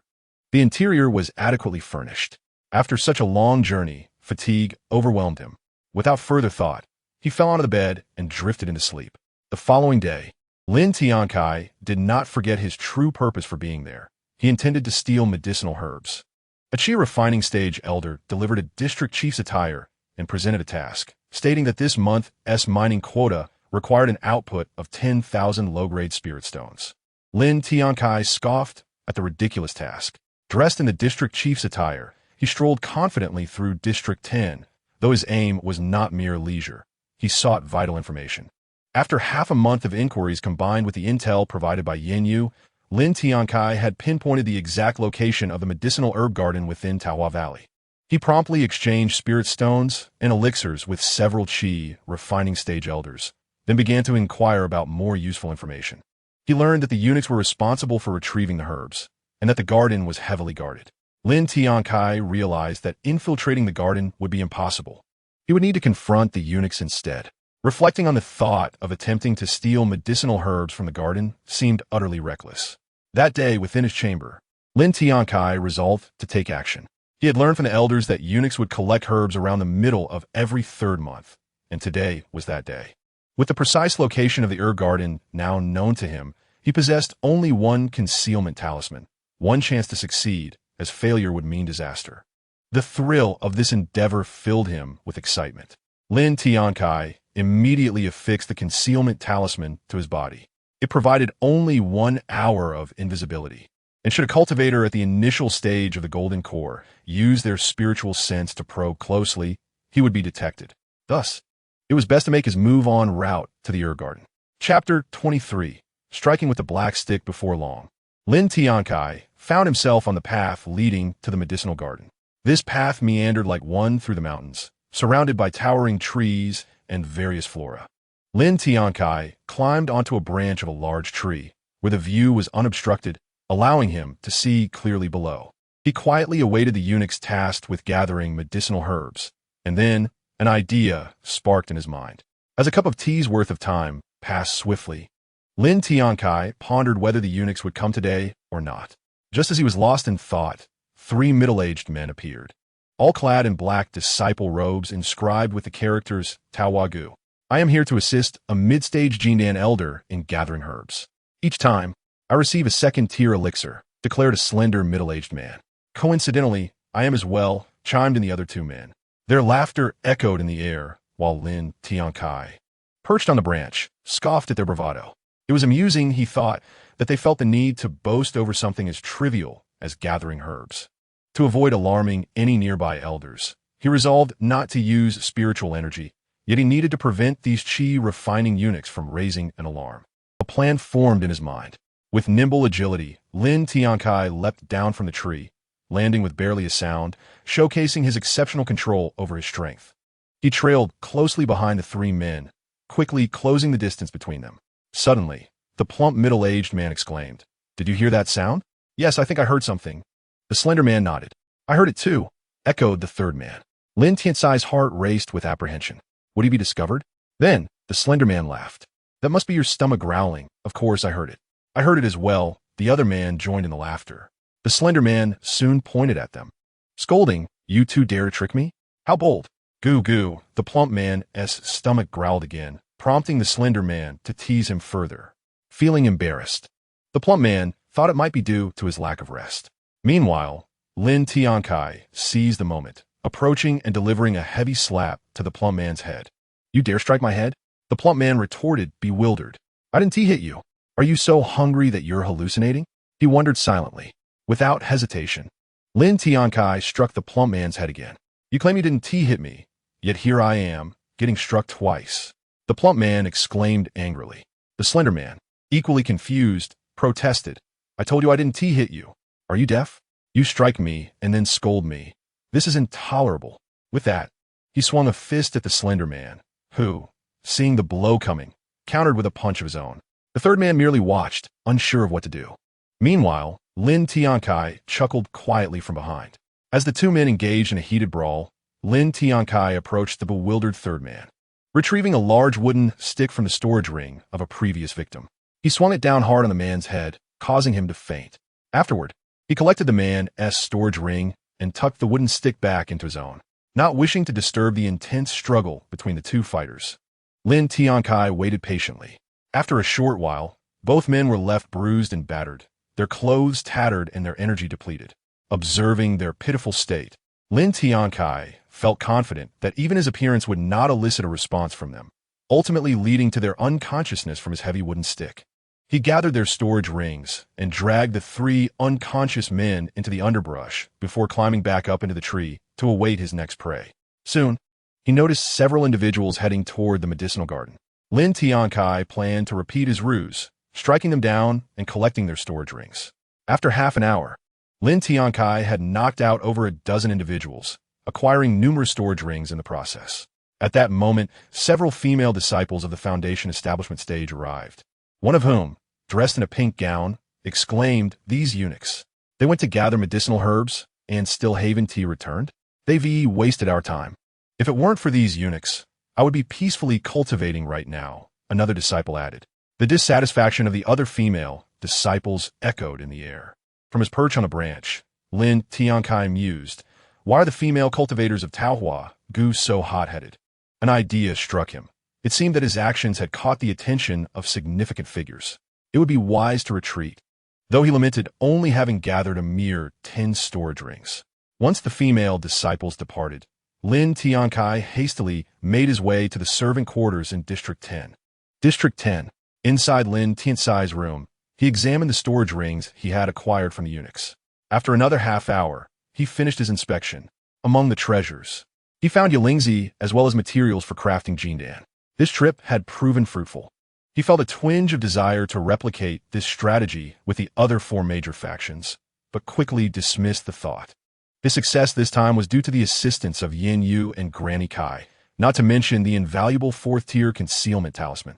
3 hours later, at Taohua Gu, in a pavilion within the medicinal garden, several middle-aged women glared furiously at an old eunuch. A woman in blue coldly inquired, "Can you explain why we found over a dozen unconscious eunuchs near the medicinal garden?" Old Gue stammered, "Elder Rong, I don't know." He was at a loss, surrounded by the furious elder alchemists, feeling utterly helpless. Because the herbs were not delivered today, the sect cannot meet the required number of elixirs. "What punishment do you think you deserve?" Another middle-aged woman chastised. The others echoed similar sentiments, leaving old Gue feeling like he might burst into tears from frustration. With no other choice, he had to gather herbs in the garden again to resolve the situation. However, the loss incurred by the garden was significant, enough to supply 10 people with medicinal materials for 3 months. Chapter 24. Preparing to withdraw from Taohua Gu once the middle-aged women departed. Old Gay exuded the pressure characteristic of a cultivator at the initial stage of Jindan, and then he bellowed in anger. Who is responsible for this? How dare they cause me unwarranted humiliation? He added ominously, once I discover who it is, they shall know my wrath. Immediately, he withdrew the pressure he had released and shouted loudly, Li Jia, come in. A young eunuch clad in black entered respectfully, inquiring, Master, what is it that you seek? His expression reflected confusion, as he was uncertain about the source of his master's anger. Investigate the recent new disciples in Taohua Valley, Lao Hui instructed, contemplating that the actions were more likely those of the new disciples rather than the existing ones. Yes, Master, Li Jie responded without further ado, clasping his hands in respect before exiting the attic. After more than an hour, Li Jie returned with news. Lao Hui was already aware of the new disciples who had recently joined Taohua Valley. He promptly assigned, you shall investigate the eunuchs to determine who has taken the medicinal herbs. I will look into the female disciples and the servant quarters. Understood, Master. I will find out which eunuch has pilfered the herbs, Li Jie replied, offering a respectful bow before departing the attic. As for the female disciples, he intended to consult the law elder overseeing them before proceeding to inspect the servant quarters. Upon exiting the attic, he summoned his magical artifact to fly to the area inhabited by the female disciples and the law elder. The following day, Lin Tiancai lay on his bed, contemplating his imminent departure from Taohua Valley. He planned to seek out Granny Kai, concocting a casual excuse to exit the valley. He chuckled to himself, reflecting that his journey to pilfer medicinal herbs had transformed into a scheme to seize the eunuch storage rings. However, he had successfully acquired the necessary herbs. At that moment, an elderly woman's voice echoed, Everyone, cease your tasks and assemble in the square. Lin Tiancai, perplexed, wondered what was unfolding, suspecting it might pertain to the stolen herbs. He had not anticipated the investigation reaching him so swiftly. Reluctantly, he stepped out of his room. Before long, Lin Tiancai arrived at the square, where commoners and chi refinement cultivators donned rough hemp garments, some bearing signs of injury, all appearing bewildered. Looking up, Lin Tiancai observed dozens of individuals in the sky, both men and women, with the women being elderly and the men presumably eunuchs. Leading the group were Granny Kai and Lao Hui. Lao Hui had already consulted the law elder in the female disciples area, but no clues had emerged. His disciple, Li Jie, had inspected the eunuch's quarters with no findings regarding the missing herbs. Today, Lao Hui sought Granny Kai's assistance to investigate further, and she had already examined the first 9 zones of the servant quarters, leaving only the 10th zone uninspected. He recognized that if they could not find anything, the matter would need to be escalated to the sect's higher-ups, as his position did not afford him the authority to investigate all disciples. However, excluding the female disciples and eunuchs, the servant quarters could be thoroughly examined. Lao Hui gestured for a middle-aged eunuch to step forward. The man clasped his hands and promptly advanced a few steps, declaring all individuals possessing storage rings must surrender them for inspection regarding the missing herbs. A middle-aged man in coarse cloth retorted angrily, You demand our storage rings, unaware that you may be attempting to seize our treasures. No, we will not comply. Initially willing to relinquish their rings, the servants now saw a glimmer of hope. Lin Tiancai observed the scene silently, refraining from interjecting to avoid attracting undue attention. Those who refused to surrender their rings faced dire consequences. The 2 middle-aged men who had spoken earlier ceased their protests and reluctantly handed over their storage rings. Witnessing this, others followed suit, submitting their rings as well. Lin Tiancai did the same. The rings he had obtained from the eunuchs were safely stored within his system space, leaving him unperturbed by any inspections. The rings gradually floated towards Lao Hui. Within half a stick of incense, completed the examination without discovering any missing herbs. Concluding that he could no longer manage the situation, he resolved to report it to the sect for further action. Are there still no missing herbs among these storage rings? Lao Hui shook his head gently. It appears that the missing herbs are not in your servant quarters, but likely within the other 2 main areas. Upon reaching the 10th zone, he had already scanned it with his divine sense, finding no overlooked storage rings or missing herbs. Granny Kai, relieved, recognized that if the herbs had been lost in her domain, she would bear some responsibility. "Thank you for your assistance, Granny Kai. I shall take my leave now." She merely nodded in acknowledgement without further comment. Just as Lao Hui was about to depart, he noticed Lin Tiancai's incongruity among the others, appearing distinctly out of place for a servant. He paused and inquired of Granny Kai, "Who is this person?" Gesturing towards Lin Tiancai. Lin Tiancai was taken aback, as he had not expected to be singled out despite his efforts to remain inconspicuous.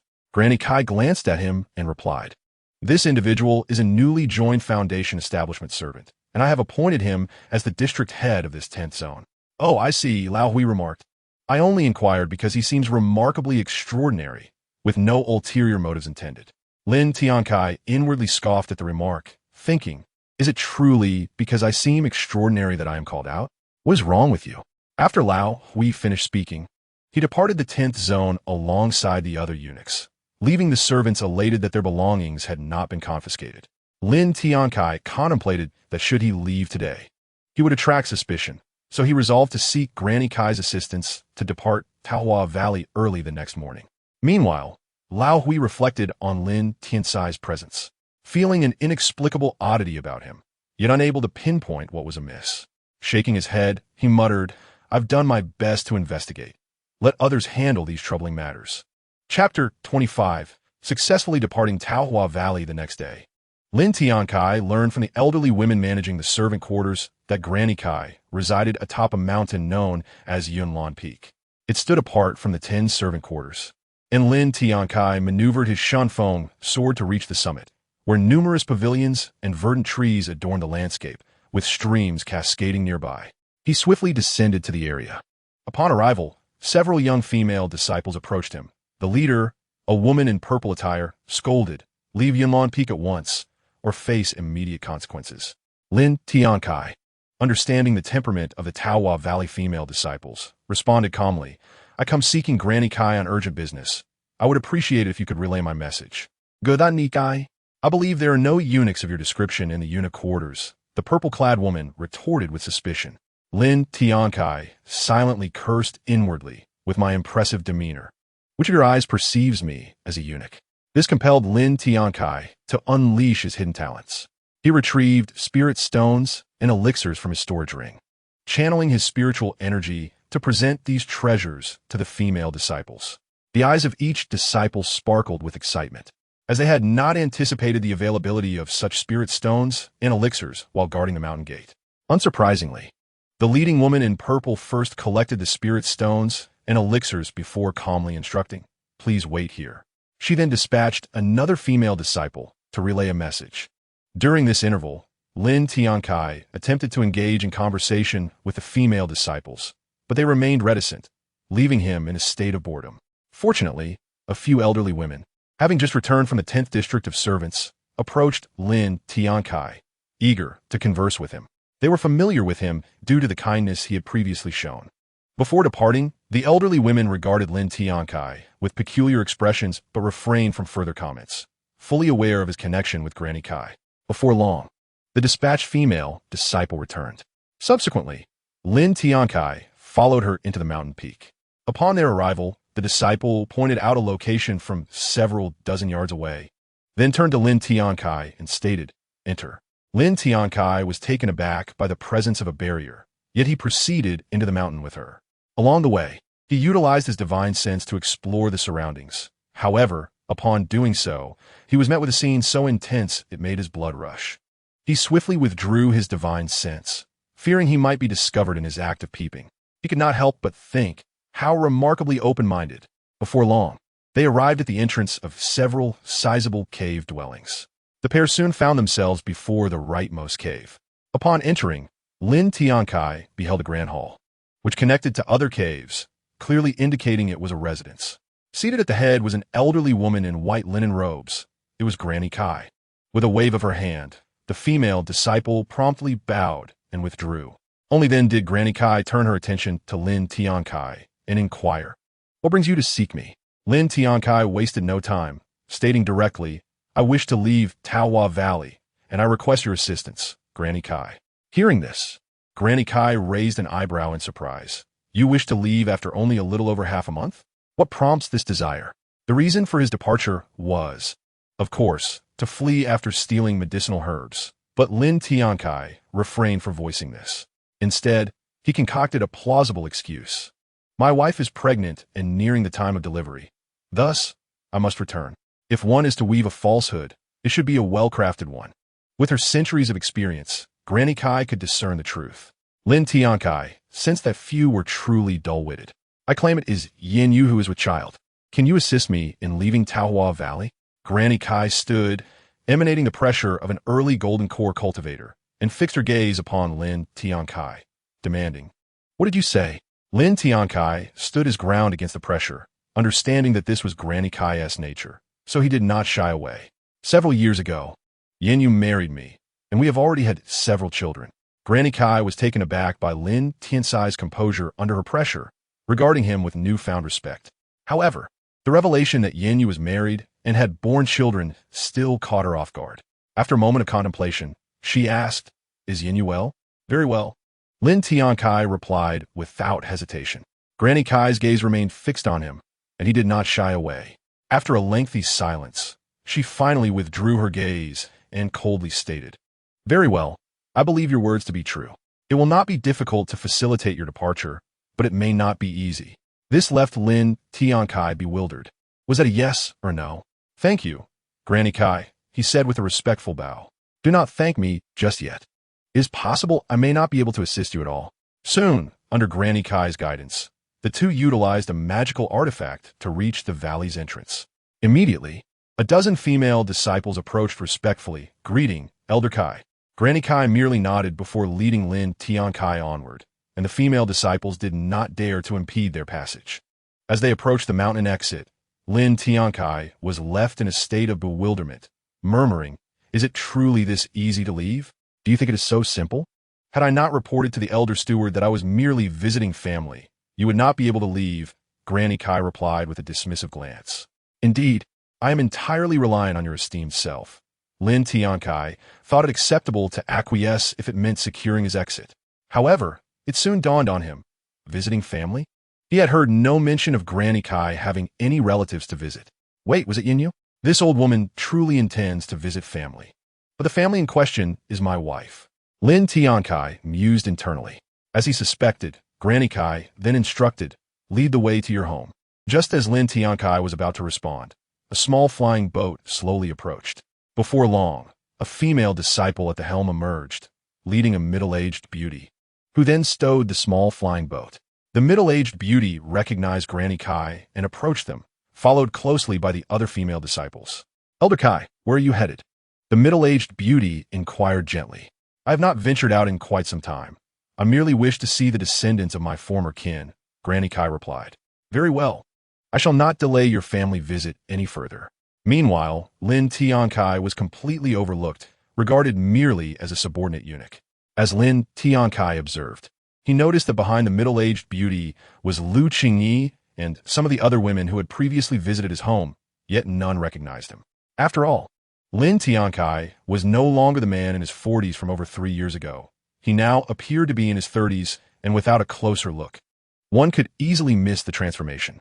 Lin Tiancai quickly recognized the middle-aged beauty as Yin Yu's master. However, Lu Qingyi had already discerned Lin Tiancai's identity and transmitted a message. "Master is aware of your marriage to Yin Yu. Just over half a month ago, she suspected something amiss due to Yin Yu's absence, and upon questioning her fellow disciples, she learned the truth. 3 senior sisters of the Foundation establishment stage have been dispatched to retrieve her, and they intend to eliminate you as well." Lin Tiancai was taken aback. He had not anticipated that this woman could recognize him after more than 3 years. Yet he could not help but curse inwardly, "Damn, my home has been stolen." He sent a response through thought, "Thank you."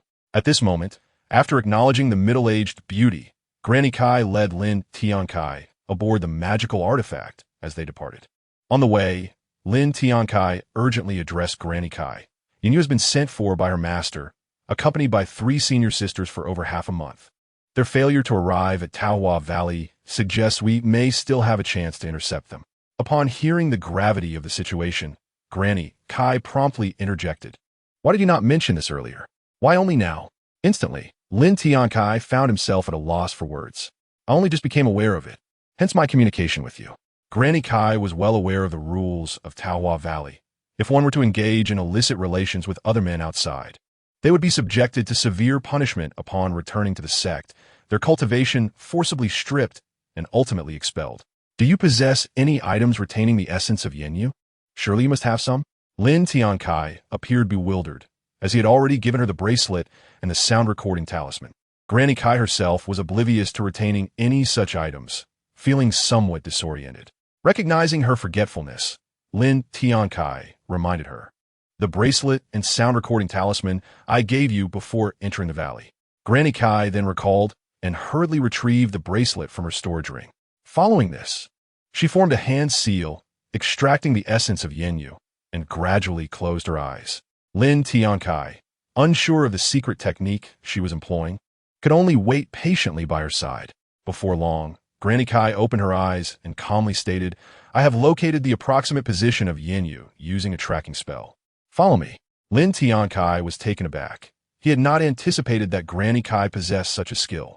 Without further ado, he accompanied her towards the northeast. Within Taohua Valley, a middle-aged woman was leading her disciples into the valley when one of the female disciples clad in green remarked, "The individual beside Granny Kai seems to be Lin Tiancai." Upon hearing this, the middle-aged woman scolded, "Why did you not mention this sooner? Now that he has fled, what use is it to speak of it now?" "Master, I just thought of it," stammered the green-clad disciple. This disciple was among those who had previously visited Lin Tiancai's residence and had likely been interrogated by the middle-aged woman. Meanwhile, another disciple, Lu Qingyi, silently mused, "That was a close call." However, she soon contemplated the impending months of confinement her master would impose on her. Yet, she deemed that a few months of confinement was a small price to pay to prevent her junior sister from enduring severe punishment, losing her cultivation, and being expelled from the sect. She continued to think, "I hope my junior sister has not yet been captured and returned to Taohua Valley. This is all I can do." On the other hand, Granny Kai, having deduced the approximate location through her earlier spell, had been guiding Lin Tiancai for half a month. At this moment, her complexion appeared somewhat improved as she stated, "We are now not far from Yin-Yu." "That is splendid news," Lin Tiancai replied, elated at the prospect of soon reuniting with his wife and bringing her home. An hour passed, and 4 figures emerged before them, 3 women in pink attire and 1 in a light pink gown.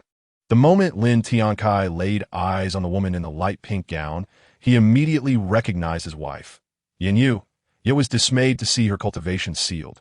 Being escorted by the 3 pink-clad disciples, he hurriedly blocked their path, shouting, "Stop right there." The 4 turned to face Lin Tiancai, and upon spotting her husband, Yin-Yu's previously vacant eyes lit up at the sight of impending rescue. The 3 pink-clad women, noticing Granny Kai, assumed she had a reason for halting them. A fair-featured disciple in pink respectfully inquired, "Granny Kai, is there something amiss that you wish to discuss?" "I am perfectly fine," Granny Kai replied, leaving the 3 Taohua Valley disciples in utter confusion. In truth, Granny Kai merely wished to observe whether Lin Tiancai could reclaim Yin-Yu from the hands of the 3 late-stage Foundation establishment disciples. Should he fail, she would intervene personally. At that moment, Lin Tiancai was internally exasperated. "Aren't you here to rescue Yin-Yu? Why assert that you are fine?" Unconcerned with such matters, he coldly demanded, "Return my wife to me and leave at once, or else." Lin Tiancai did not finish his threat. "So you are the husband of this wretched woman? I see little of worth in you," remarked the fair-featured pink-clad disciple, deriding Lin Tiancai, who had merely reached the early stage of Foundation establishment. "Who do you call wretched? Speak with respect," Lin Tiancai retorted angrily. He could tolerate insults directed at himself, but not those aimed at his wife. Granny Kai, standing beside him, felt the intensity of his feelings, recognizing that Lin Tiancai harbored genuine affection for Yin-Yu. "I was merely saying." The pink-clad disciple had not finished her sentence when Lin Tiancai appeared before her. In an instant, a sharp crack resonated as he struck her, sending her flying, and she felt a burning pain on her right cheek. The 2 holding Yin-Yu were caught off guard as Lin Tiancai swiftly snatched her away, cradling her in his arms. The previously struck fair-featured girl, touching her swollen face, furiously shouted, "You dare strike me? I will ensure your demise." Immediately, She retrieved a long sword from her storage ring and lunged at Lin Tiancai. As the pink-clad disciple approached, Lin Tiancai dodged to the side, holding Yinyu in his right arm, and with his left hand, he seized the sword-wielding disciple's wrist. Applying pressure, her hands loosened, causing the sword to clatter to the ground. Chapter 27. Returning to Taohua Valley with the female disciple Xing Minglan, Lin Tiancai then yanked the pink-clad disciple towards him, drawing her into his embrace. Feeling the warmth of his robust presence, the pink-clad disciple's face flushed, yet she struggled fiercely, exclaiming, "You filthy man, let me go, or I shall kill you." Lin Tiancai was well aware of the temperaments of the female disciples of Taohua Valley, leading him to change his mind and consider subduing her as a concubine. "Oh, do you still possess the capability to threaten me?" he replied, denying her the opportunity to retort as he sealed her cultivation. From behind, Granny Kai observed the unfolding events without uttering a word. When the Taohua Valley female disciple shouted, "Release my senior sister, or Taohua Valley will not spare you." Another echoed, "Quickly let go of my senior sister, or my master will surely slay you." Witnessing her two junior sisters speak up on her behalf, the pink-clad disciple felt a flicker of warmth within her heart. Lin Tiancai coldly asserted, "Even if your master were to arrive, I would subdue them as well." "Arrogant fool," the two Taohua Valley disciples retorted in unison. "Arrogant? I am also quite lustful," Lin Tiancai declared, leaning in to press his lips against the pink-clad disciple's rosy ones. The pink-clad disciple was taken aback, feeling as though electricity coursed through her, leaving her momentarily stunned. Lin Tiancai, surprised by her lack of resistance, withdrew his lips after a few seconds, wearing a satisfied expression. When he glanced at Yinyu on his right, he found her in a state of shock, and the two Taohua Valley disciples before him mirrored her astonishment. Lin Tiancai contemplated uttering something to ease the tension. He suddenly felt something drop from his left shoulder. Turning his head, he discovered that it was the woman in pink, weeping. This left Lin Tiancai utterly bewildered. The woman gazed at him with tear-filled eyes, leaving Lin Tiancai at a loss for how to respond. Seeking assistance, he glanced at Yinyu, who appeared helpless, as if to say, "You made this mess, now deal with it." A female disciple from Taohua Valley shouted angrily, "How dare you disrespect my senior sister? You will face the wrath of Taohua Valley." Another disciple turned to Granny Kai, pleading, "Please, Elder Kai, eliminate this scoundrel." However, Granny Kai, standing behind Lin Tiancai, remained silent, appearing unconcerned. Witnessing this, the hope of the Taohua Valley disciples to rescue their senior sister vanished. Lin Tiancai erupted with a formidable aura, ready to strike down the two women. Yet, Yinyu softly interjected, "Husband, spare them. After all, they are merely following orders. I shall not harm you. You may leave." Lin Tiancai then withdrew his aura, responding calmly. One of the Taohua Valley disciples said, "Release my senior sister, and we shall depart. If you do not comply, death awaits you. Will you stay?" The other disciple grabbed her companion, shaking her head, indicating that no further words were necessary. The speaking disciple realized they were no match for Lin Tiancai, and provoking him could lead to their demise. The two female disciples glared at Lin Tiancai menacingly before turning their attention to the woman in pink and departing on their magical tools. Watching them leave, Lin Tiancai mused, "If only I had my hands free, I would take both of them home." Meanwhile, the woman in pink had ceased her tears but continued to gaze at him with glistening eyes. "We have already kissed. I shall take responsibility. How about marrying me?" Lin Tiancai confidently declared to the woman, "Do not indulge in foolish fantasies.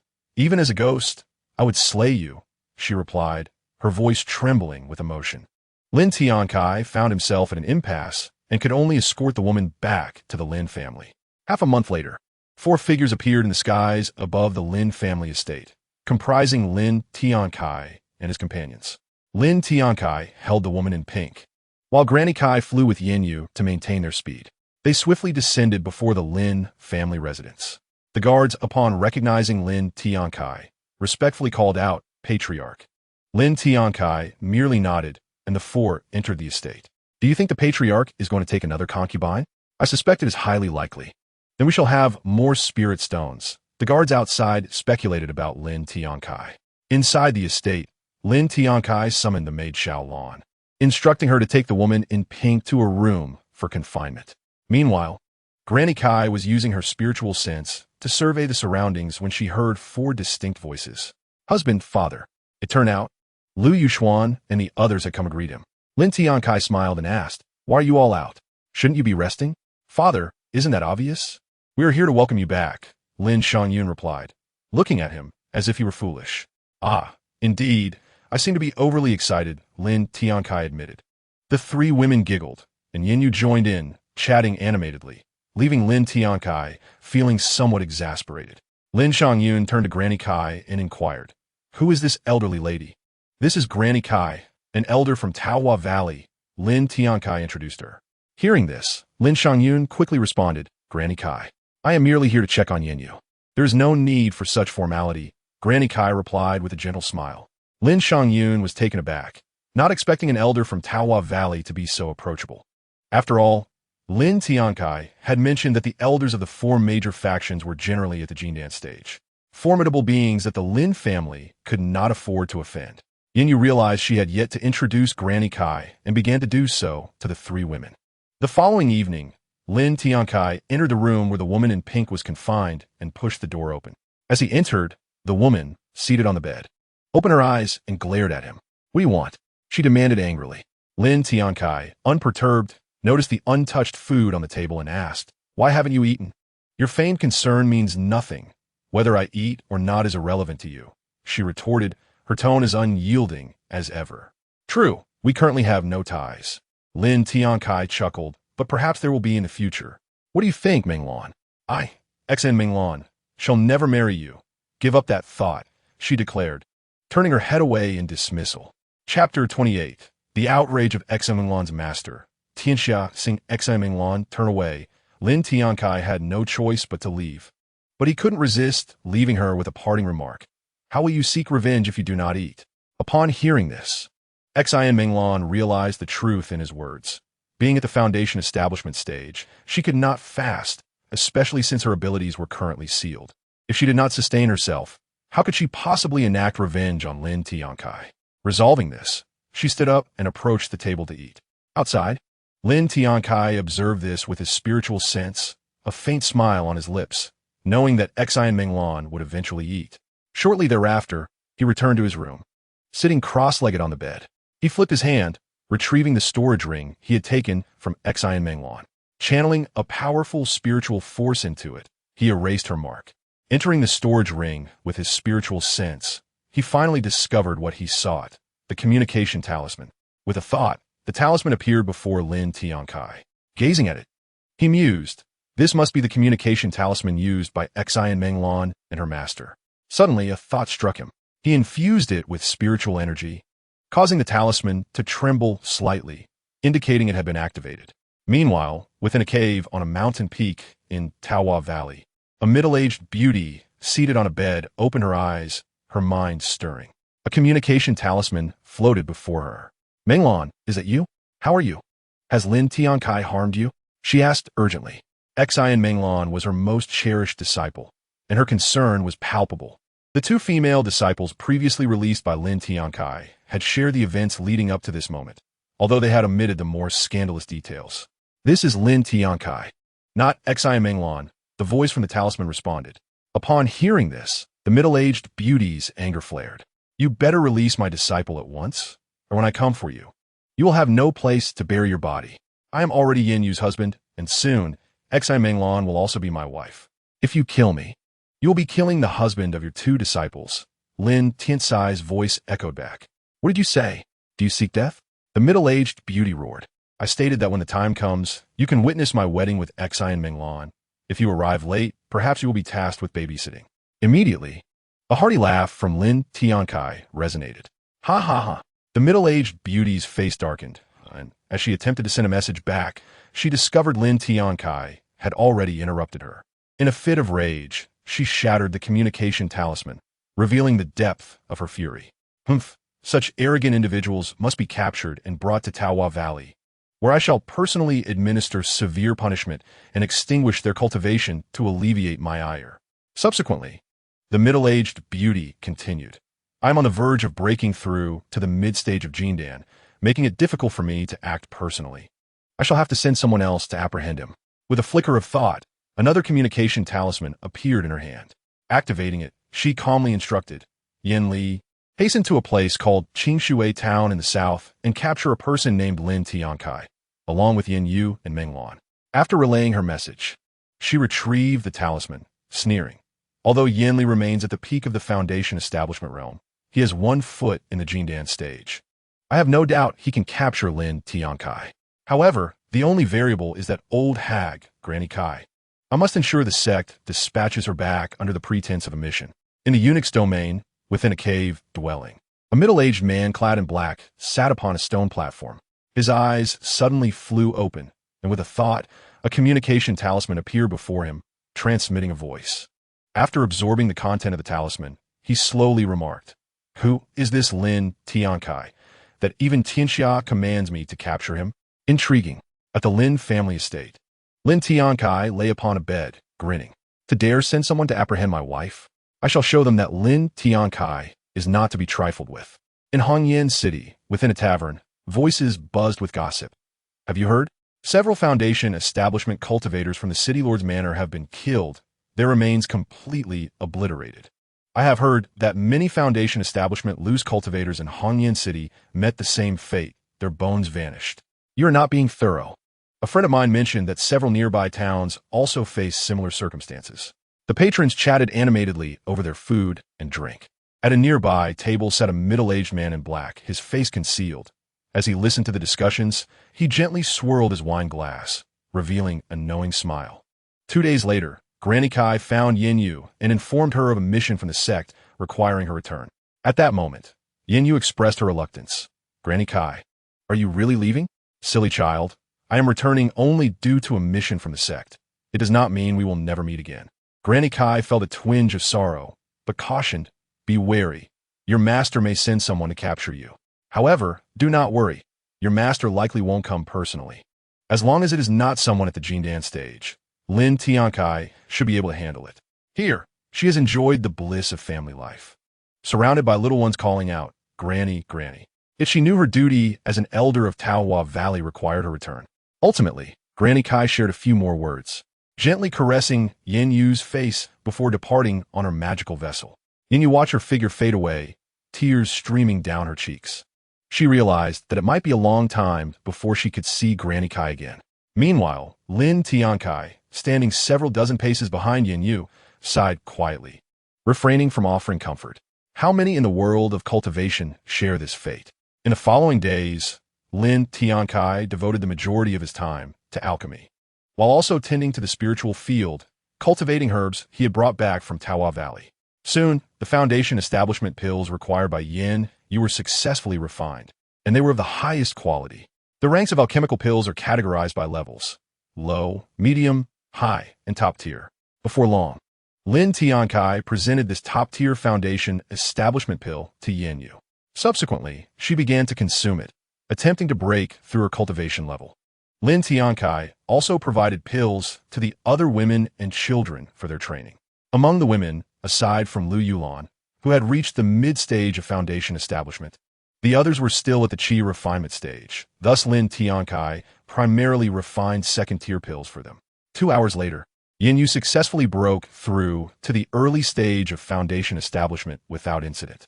To Lin Tiancai, it seemed a foregone conclusion that consuming the top-tier Foundation establishment pill would lead to her breakthrough, so he did not harbor excessive worry. Chapter 29.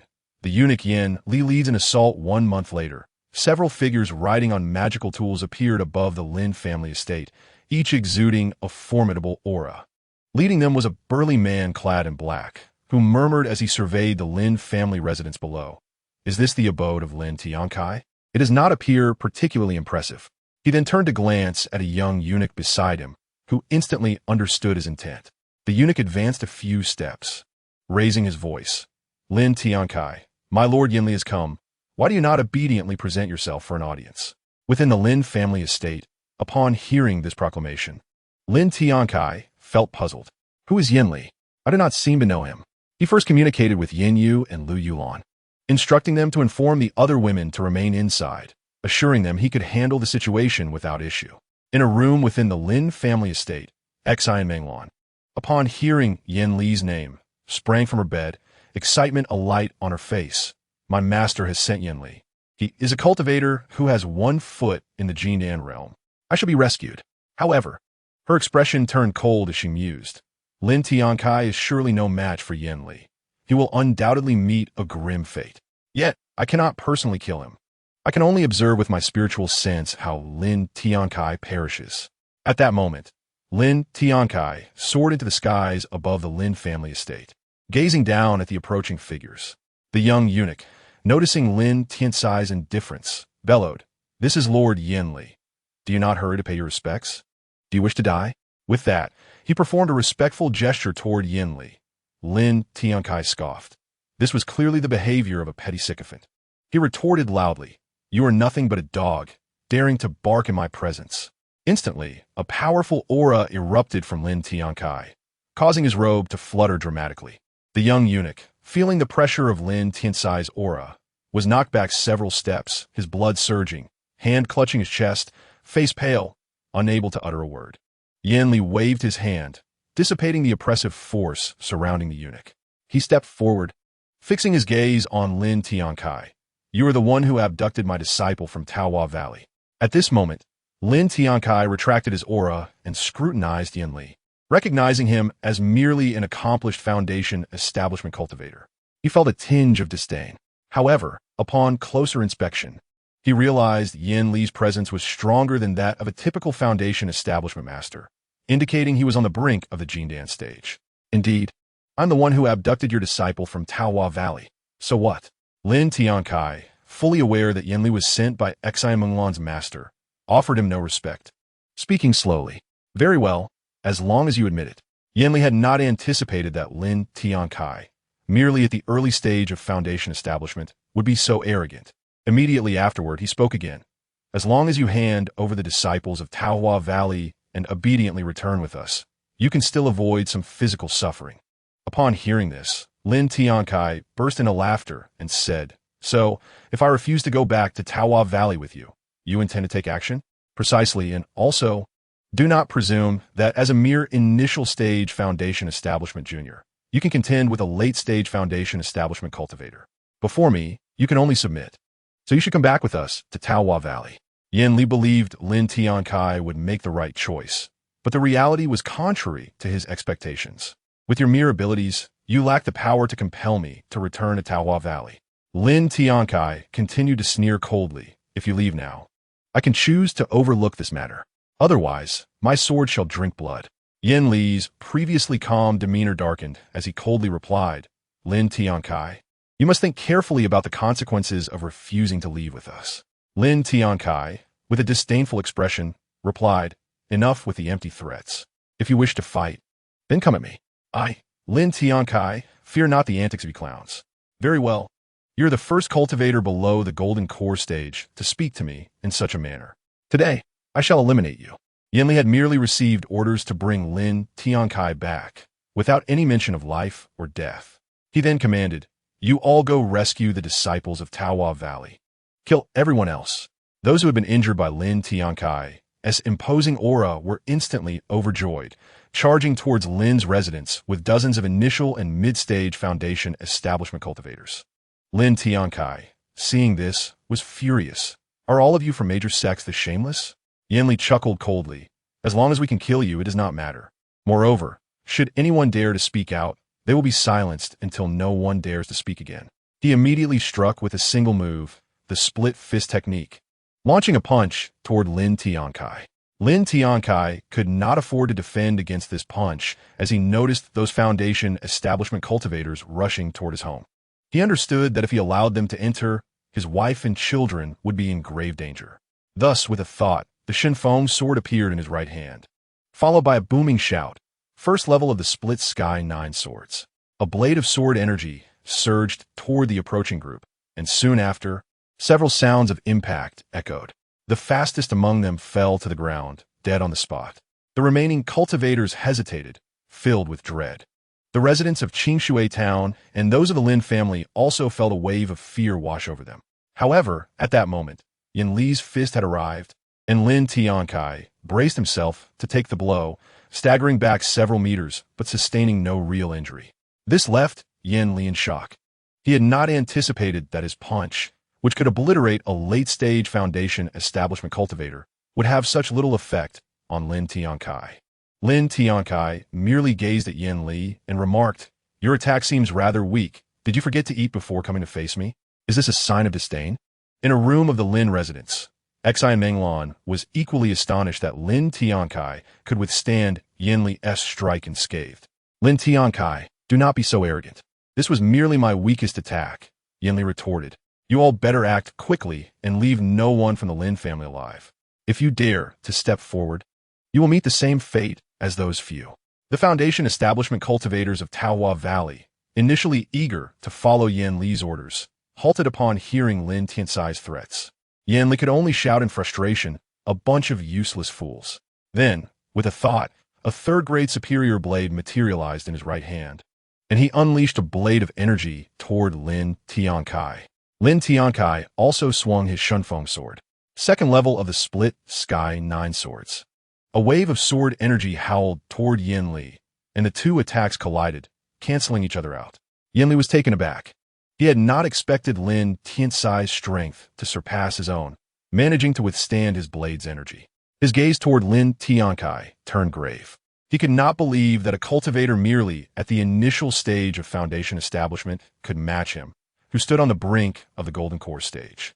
With a loud roar, Yin Li unleashed the furious burst triple strike. Instantly, 3 phantom strikes, each the size of his blade, surged toward Lin Tiancai. "Child's play!" Lin Tiancai bellowed, third level of the split Sky 9 swords. The two attacks soon collided with a resounding boom, sending Yin Li staggering back several steps. Lin Tiancai, having gauged his opponent's strength, shouted again, fourth level of the split Sky 9 swords. A fresh surge of sword energy raced toward Yin Li. Yin Li hastily produced a third-grade superior defensive shield to block, but Lin Tiancai's strike was formidable. The shield shattered within mere moments, and Yin Li was sent flying several meters, blood trickling from the corner of his mouth. Observing this, Lin Tiancai shook his head in disbelief. This was merely his second strongest attack, resulting in only a small wound to his opponent. At that moment, Yin Li realized he was no match for Lin Tiancai. He summoned a teleportation talisman, but just as he was about to activate it, Lin Tiancai roared, fifth level of the split Sky 9 swords. The final strike surged forth. "No!" Yin Li cried out in terror as his physical form was obliterated.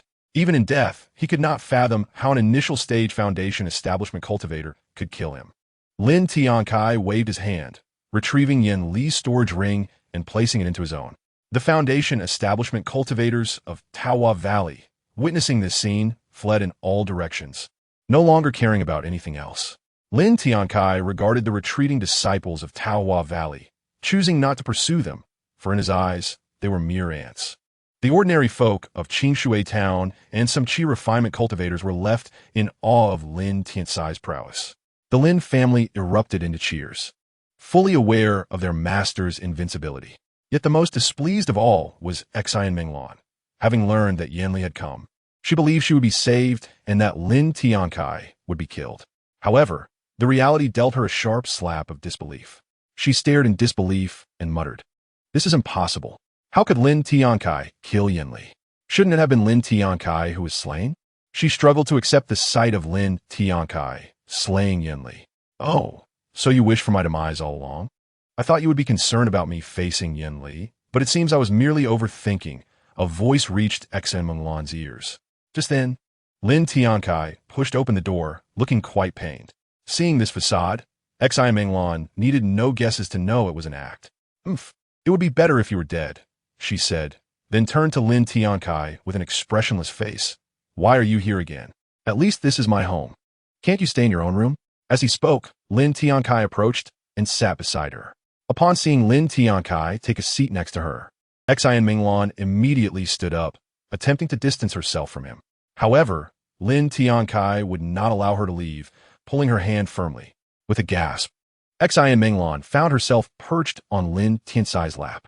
He inhaled the fragrance of the lady beside him, unable to resist taking in a few more whiffs. Xian Menglan squirmed and struggled, trying to break free from his embrace. "Let me go," she shouted, pushing against his body with both hands. Lin Tiancai, unyielding, threatened. If you keep moving, I might just kiss you. At his words, Xi and Menglan ceased her struggles. Lin Tiancai's comment made her recall a similar scene from months prior. Noticing her dazed expression, he inquired, "Are you already frightened without me having kissed you?" Xi and Menglan snapped back to reality, glaring at him in silence. Seeing her reaction, Lin Tiancai understood that she was indeed scared. "You need not speak. Simply observe me," he said, as his hands began to wander. Xi and Menglan quickly grasped his hands, scolding, "What are you doing?" "What am I doing? Just watch. Don't you enjoy looking at me? I'll give you plenty to see." Lin Tiancai replied with a laugh. "You focus on your own business, and I'll focus on mine. We won't interfere with each other." Xi and Menglan was so infuriated she could hardly speak. Merely uttering one word, "You." "Sigh, we've already kissed. Why act so distant?" "I am merely trying to draw us closer," Lin Tiancai said, twirling her hair and bringing it to his nose to inhale. Xi and Menglan expressed her disdain for his actions, yet still said, "I do not wish to draw any closer." With that, she turned her head away, refusing to look at him. "Huh, once you marry me, there will be no need to draw closer," Lin Tiancai remarked lightly. "You think too much. I will never marry you," Xi and Menglan retorted angrily. Lin Tiancai recognized that further conversation would be futile and promptly declared, "I am not one to force others. If you don't wish to, then you don't have to." With that, he gently set Xi and Menglan down on the bed. "Even if you don't marry me, you can stay here comfortably," he added before walking out the door. Watching Lin Tiancai's retreating figure, Xi and Menglan seethed. Recalling his previous words, "What do you mean you don't like to force others? Yet you can find me here." Xi and Menglan understood that Lin Tiancai would not allow her to leave, and her only hope of escaping the Lin family lay with her master, no one else. After teasing Xi and Menglan, Lin Tiancai felt invigorated and in high spirits. At that moment, he had intended to concoct a potion and cultivate some herbs in the spirit field when he noticed several of his wives approaching. Lu Yuxuan was the first to smile and say, "Our remarkable husband has been chased away by others." Lin Tiancai, hearing this, felt somewhat speechless. "Yuxuan, how could your husband be chased away by anyone?" "I left of my own accord." Not allowing the other women to speak, he took them and departed from the area. Chapter 31. Breakthrough to the mid-foundation stage. More than half a year had passed. At this point, aside from Yinyu, the other wives were already 10 months pregnant. On this day, Lin Tiancai anxiously awaited outside her room. Before long, a child was born. Lin Tiancai rushed into the room, first comforting Lu Yuxuan before receiving the baby from the midwife. Using the System S function to scan, he discovered the child had no roots and was an ordinary person.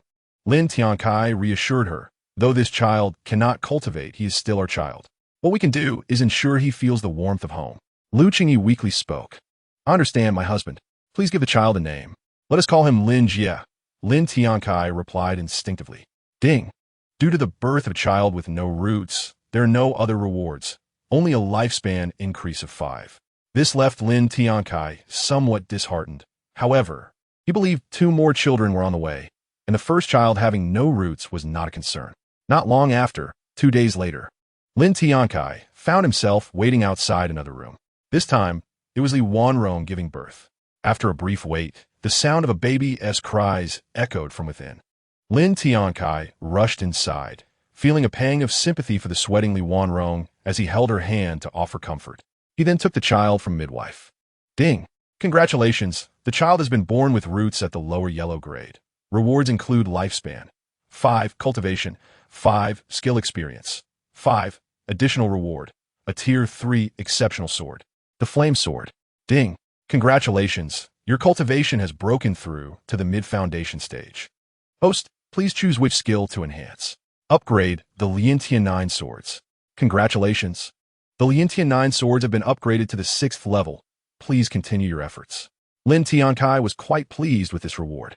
His cultivation had reached the mid-foundation stage, and he had acquired a tier 3 exceptional flame sword, capable of easily slaying early-stage golden core cultivators.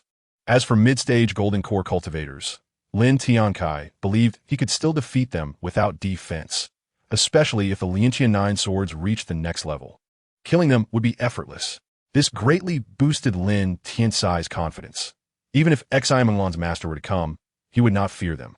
Soon, Lin Tiancai scanned the child with the system. Spirit level exceptional roots, splendid. He gazed at the child in his arms, excitement radiating from his expression. Li Wanrong's pale face also broke into a smile as she gently said, "Husband, let us name our son."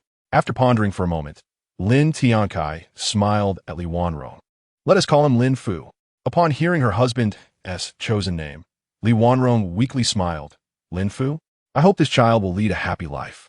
That is a wonderful name. Unbeknownst to Li Wanrong, the birth of this child significantly enhanced Lin Tiancai's strength, placing him among the more powerful individuals within the Great Wind Kingdom. 3 days later, Lin Tiancai found himself anxiously waiting outside yet another room, this time for Lu Yulan to give birth. Before long, the child was born. Lin Tiancai rushed into the room, comforting Lu Yulan before taking the baby from the midwife. Ding! Due to the birth of a child with no roots, there are no other rewards, only a lifespan increase of 5. Lin Tiancai was not disappointed. After the child born a few days prior had already boosted his strength significantly, he did not feel a loss. Lin Tiancai smiled lightly, though lacking roots. Living a joyful life is still worthwhile. Lu Yulan was acutely aware that her daughter had no opportunity to cultivate, and though she felt helpless against the caprices of fate, she managed a feeble smile and said, "Husband, let us bestow a name upon our daughter." Lin Ji was the name that escaped Lin Tiancai's lips after a moment's contemplation. Lu Yulan expressed her satisfaction with this choice. A month later, within a hidden chamber of the Huang family in Hongyan City, a middle-aged man clad in black radiated an ominous aura replete with the essence of blood. His eyes glowed a fierce crimson, rendering him quite fearsome. He spoke coldly. "My cultivation has now reached the threshold of half a golden core. If I devour a dozen late-stage foundation establishment cultivators or a few at the great perfection stage, I will surely harness the blood essence through the Li Hua Gui Jing to condense my golden core and break through to the initial stage of golden core." He then smirked sinisterly. "Those late-stage foundation establishment cultivators dispatched by the Royal City Shunfeng Academy will serve as my nourishment for this breakthrough, as will the City Lord's mansion and the Zhou family." His gaze fell upon a shattered command plate, brimming with hatred for Lin Tiancai. The informant he had sent to Qingshui town had already relayed Lin Tiancai's current strength. It was precisely because he understood Lin Tiancai's prowess that he resolved to wait until he himself achieved the golden core stage before seeking revenge and avenging his son. This black-clad man was none other than Huang Zhun, the patriarch of the Huang family. Half a month later, on a dark night, the city lord's mansion was shrouded in a suffocating atmosphere of death, bodies strewn across the floor in grotesque positions, their demise utterly tragic. In less than the time it takes to brew half a cup of tea, Huang Zhun had slaughtered the majority of the cultivators within the city lord's mansion. Before him stood only a handful of cultivators, nearly half of whom were injured, their faces twisted with resentment as they glared at the black-clad man. It was evident that they had battled Huang Zhun previously, yet none had been his match, and they had all suffered injuries at his hands. Among these cultivators, a middle-aged man in white shouted in rage, "Huang Zhun, you took advantage of my absence while I sought the perpetrator behind the murders of the Foundation establishment cultivators in Hongyan City to massacre everyone in my city lord's mansion. You truly possess a heart of malice." He had only just returned to witness this horrific scene, his gaze fixed on Huang Zhun, filled with an overwhelming desire for vengeance. "Ha! They were merely ants. Their deaths mean nothing to me," Huang Zhun retorted disdainfully, a cruel smile gracing his features. The white-clad man grimaced. "So it was you who killed those Foundation establishment cultivators in Hongyan City. As the city lord, I have proven utterly ineffectual. Indeed, it was I who did so. This world is one where the strong reign supreme, and the weak are destined to be slaughtered," Huang Zhun scoffed, his expression brimming with arrogance. "You are correct.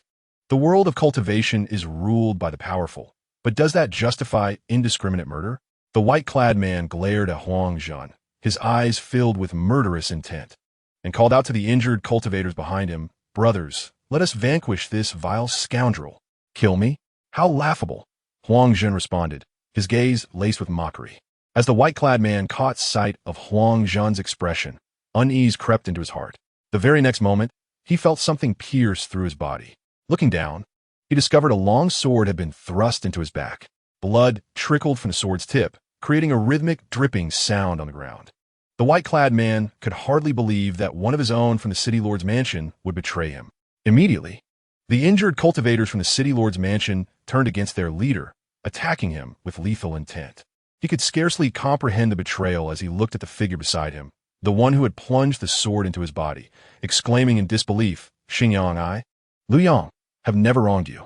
Why would you do this?" Chapter 32. Huangjin slaughters the cultivators of the city lord's mansion, enhancing his cultivation. City lord, I had no choice. My family has been captured by him. If I do not comply with his orders, my wife and children will perish. The man in a black robe, Xingyang, replied with a pained expression. Upon hearing this, Liu Yang merely managed a bitter smile. What a convenient excuse. Is this fate? It seems I am destined to die today. He did not need to turn around to know that the cultivators he had brought back to the city lord's mansion were likely all dead. Liu Yang understood why the other members of the city lord's mansion had been killed while those who attacked him were merely injured. They had all been traitors. Realizing this, Liu Yang lamented his lack of vigilance in detecting the signs of betrayal. However, as he looked at Xingyang, he simply stated, "Your actions in killing me will not spare your family. Neither you nor they will survive, for Huangjun is a man devoid of mercy." At last, Liu Yang succumbed to his injuries. Watching the city lord Liu Yang fall victim to his treachery, Xingyang felt a pang of guilt. Yet, thoughts of his wife and child steeled his resolve. Huangjun raised a hand, drawing the blood essence from Liu Yang and the other slain cultivators. In an instant, the bodies of the fallen transformed into dry corpses at a visible rate. The blood essence surged into Huangjun's body, providing him with a sense of comfort and boosting his cultivation slightly. It appeared that the blood essence of late-stage foundation establishment cultivators would not significantly enhance his power. He would need to kill those at the great perfection stage for a substantial increase. At this moment, the traders from the city lord's mansion regarded Huangjun with utmost respect, addressing him as Master Huang. He merely nodded in acknowledgement. Seeing this, the traders grew anxious. Their wives and children were in Huangjun's grasp, and they were desperate to reclaim them. Xingyang spoke up, "Master Huang, we have betrayed the city lord's mansion as you commanded. Please return our wives and children to us." The others echoed his plea. Huangjun regarded these cultivators with an inner sneer. A group of fools, thinking they could retrieve their families, unaware that I had already arranged for their demise today. Just as Huangjun was about to respond, three powerful figures gradually appeared, each clad in white robes. They wielded magical artifacts as they surveyed the scene below, their expressions darkening.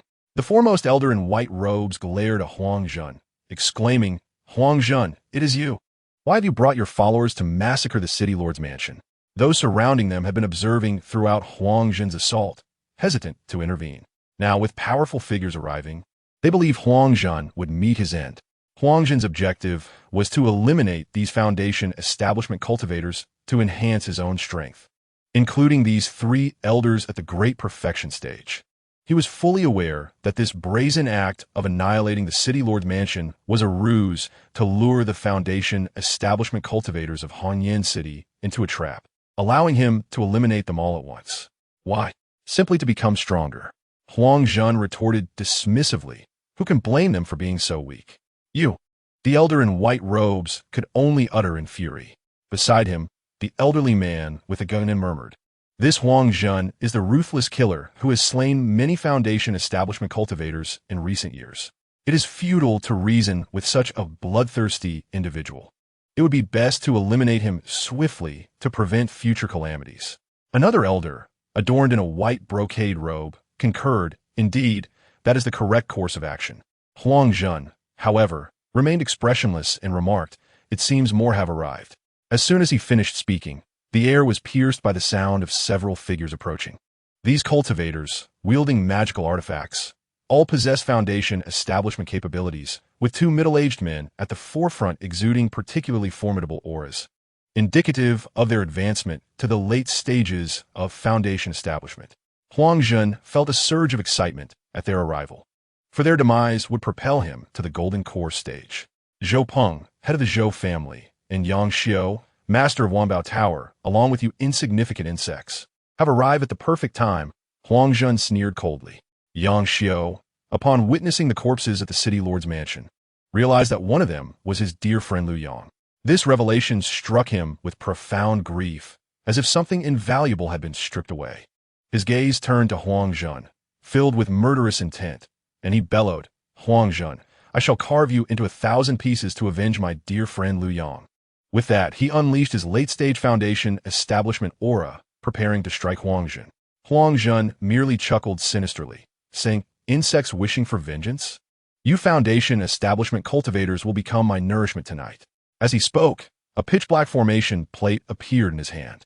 He then shouted, "Wangu Gue Shui formation arise." In an instant, numerous formation flags, previously arranged by Xing Yang and his cohorts, emerged around the city lord's mansion, encircling the area. Under Huang Zhun's control, the formation gradually coalesced into a grand array, enveloping Yang Xiao and the others. Why do I dare to so brazenly slay the cultivators of the city lord's mansion? It is precisely so that I may eradicate you all and use your essence to elevate my cultivation, Huang Zhun proclaimed, his laughter echoing ominously.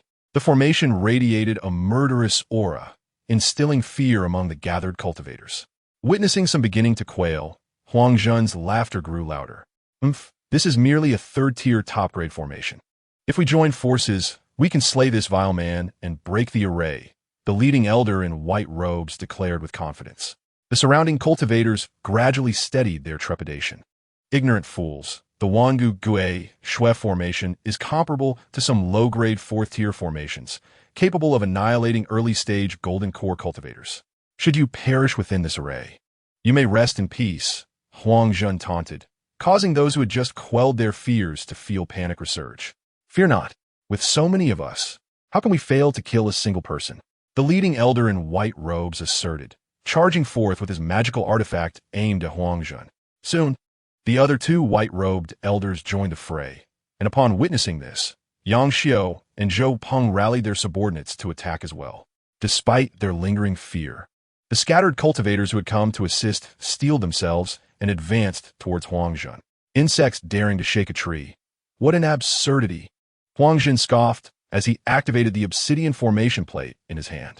Suddenly, a multitude of terrifying black specters emerged around the formation, their ghastly visages accompanied by wailing cries. These apparitions lunged at Yang Xiao and his companions as if they had found prey. The leading elder in white robes was compelled to halt his assault on Huang Zhun, for several specters had appeared before him, rushing towards him. In the ensuing chaos, the remaining cultivators, excluding the three white-robed elders, were also besieged by the black specters, plunging the scene into disarray. Huang Zhun stood below, coldly observing the turmoil, with a cruel smile gracing his lips.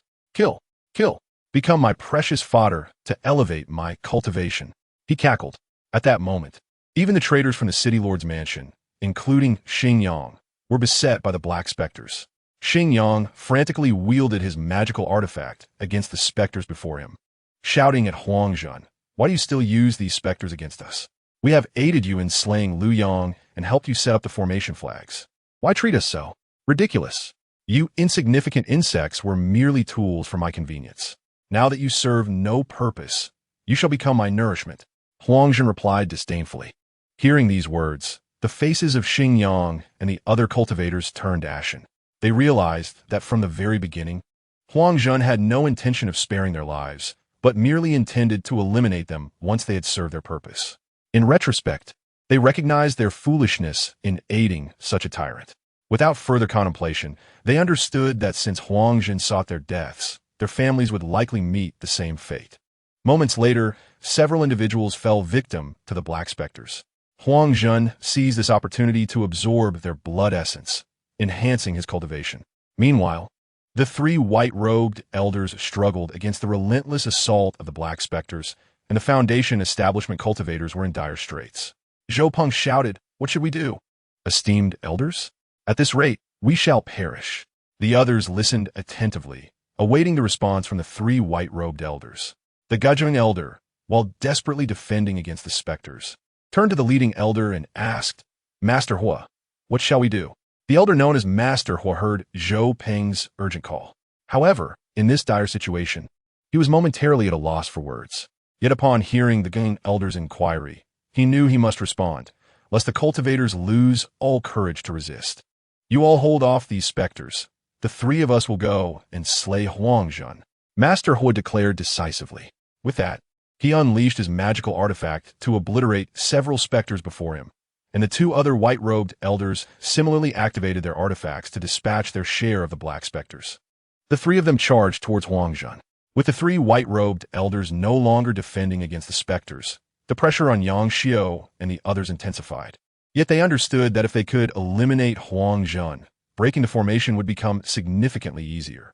Master He shouted, "Shun Fengju!" A powerful force erupted from within him, exponentially increasing his speed as he gripped his magical artifact and attacked Huangjun. Simultaneously, the other two elders bellowed the same incantation, launching their assaults as well. Observing this scene, Huangjun displayed a scornful smile, his expression dripping with disdain. With a mere thought, a round cauldron manifested before him, and he activated it to defend against their onslaught. The ensuing clash of magical artifacts produced a cacophony of sounds, sparks flying as energies collided. "You three are merely larger insects, daring to strike at me," Huangjun exclaimed as he bellowed. "Li Hua Gue Jing, ignite for me." A surge of black flames erupted from his hand, racing towards the three elderly men clad in white robes. The Fire Master inwardly exclaimed in alarm, urging his companions to retreat. Despite their swift withdrawal, the black flames scorched their hands. The trio immediately summoned their spiritual energy to suppress the flames, and soon, the black fire was extinguished. As they regarded Huangjun, their expressions grew somber. They had not anticipated his ability to unleash such formidable black flames. Ultimately, mere ants remain mere ants, possessing only this minimal prowess. Huangjun wielded a longsword, with a rotating disc cradled in his left hand and a circular cauldron in his right, charging directly at the three elder figures. Sensing the imminent danger, the three elders did not dare to underestimate him and promptly activated their magical artifacts in a united effort to defend themselves. "Still daring to resist? You court death," Huangjun declared, as the black flames enveloped the circular cauldron, which he then hurled towards the Fire Master's artifact. The air resounded with a series of explosive impacts. The black flames once again licked at the arms of the three elders, prompting them to attempt another retreat. However, this time, Huangjun was unwilling to grant them the luxury of escape. With a decisive push of the dark disc in his hand, a dozen shadowy specters surged towards the elders from behind. At that moment, a sinister grin spread across Huangjun's face. "Three mere ants think they can contend with me? Then perish." The three elders soon realized they were besieged, with the ferocious tiger before them and a pack of wolves behind. "You two handle the specters behind us. I will deal with Huangjun," the Fire Master bellowed. The two elders promptly turned to confront the encroaching specters. Seeing his companions divert their attention, Huangjun intensified his assault on the Fire Master. Forced to contend with both the black flames and Huangjun's relentless strikes, the Fire Master was soon knocked back, blood spilling from his mouth. Observing this, Huangjun advanced with renewed vigor, driving the cauldron downwards. Although the Fire Master attempted to repel the blow with his artifact, he was still sent sprawling several dozen feet away, spewing more blood. Faced with only one fully realized foundational cultivator, Huangjun found the encounter to be a mere exercise in dominance. The two elders, having dispatched several shadowy specters, noticed the Fire Master's grievous condition and began to frantically attack the specters to rescue him. Huangjun, witnessing the elderly man who had endured his two powerful strikes, laughed wickedly and shouted, "Die." He then brought the cauldron crashing down once more. The Fire Master, already gravely injured, could not withstand this final onslaught. Blood gushed forth again, and he was propelled backward, his artifact flying from his grasp and crashing into the ground, creating a massive crater. In his weakened state, the Fire Master failed to notice a shadowy specter materializing behind him, which lunged for his neck. A chilling scream erupted from him. "Ah!" Countless cultivators turned their gazes toward the scene, only to be gripped by despair upon witnessing the tragedy unfold. Chapter 34. The Death of Yang Xiao and Others Soon. The elder's agonized cries ceased, his body plummeting from the sky to the ground. Many cultivators were rendered speechless by the sight. If even a fully realized foundational cultivator in white robes could be slain, what hope remained for them? A wave of hopelessness washed over the crowd, plunging many into deep despondency. The two remaining elders, witnessing the demise of their Fire Master at the hands of the specter, cried out in unison, "No, Fire Master. They had not anticipated Huang Zhan's capability to eliminate him so swiftly. Aware that only by joining forces could they barely contend with Huang Zhan, they resolved to act decisively in this dire situation. The elder with the heart-shaped face spoke gravely. "If we can slay this vile scoundrel and ensure that at least one of us escapes, please pass this item to my descendants." He then produced a crystal-clear jade pendant.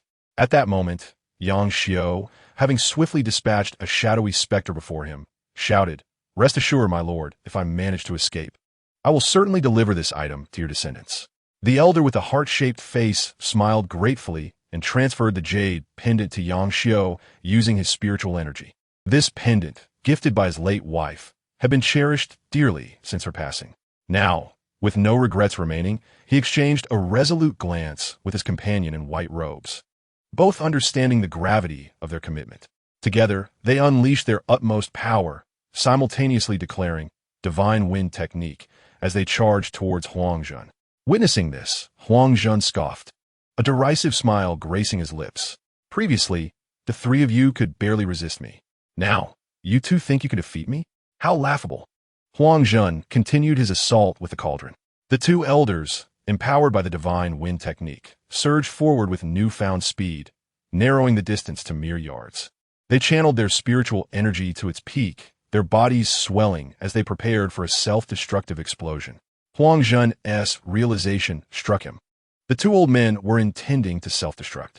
With the distance now insufficient for retreat, he could only curse under his breath, two old, lifeless ants. He hastily summoned his spiritual energy to form a protective barrier while wielding the cauldron for defense. With unwavering determination, the two elders shouted, "Explode!" As their words echoed, their bodies detonated, enveloping the area in a blinding radiance, creating a colossal storm of spiritual energy that expanded outward.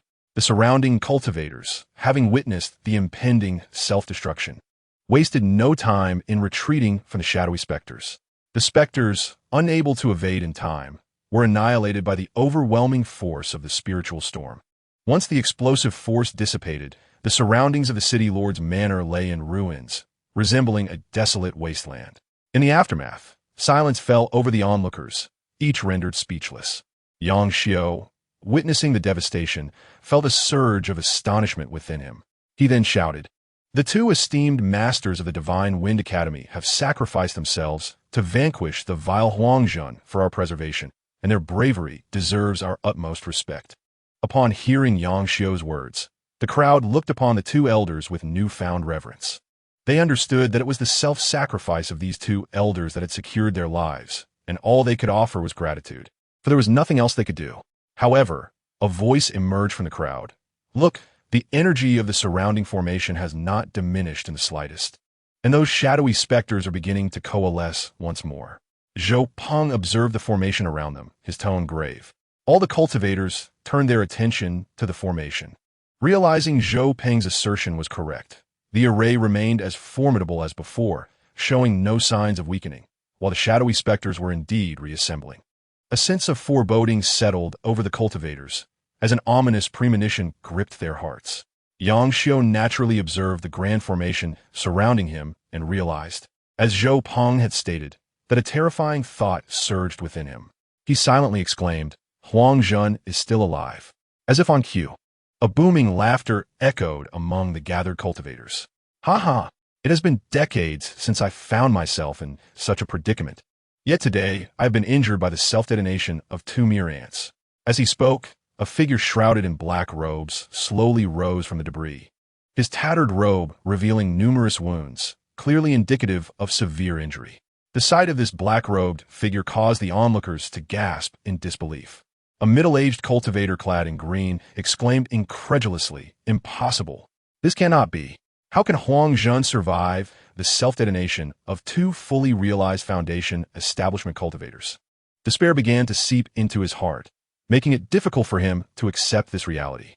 Many cultivators shared his disbelief, unable to fathom that Huang Zhan still drew breath. How ludicrous! To think that the self-detonation of these two insignificant beings could possibly harm me is sheer folly. Initially, Huang Zhan believed the two elderly figures clad in white brocade were engaged in a desperate battle with him. only to be met with self-detonation instead. His third-tier Supreme Garden Cauldron had been utterly shattered by this terrifying explosion. However, at the most critical moment, Huang Zhun secretly activated the wand Gui Huijing, unleashing a dark flame that mitigated a portion of the explosion's energy, allowing him to survive.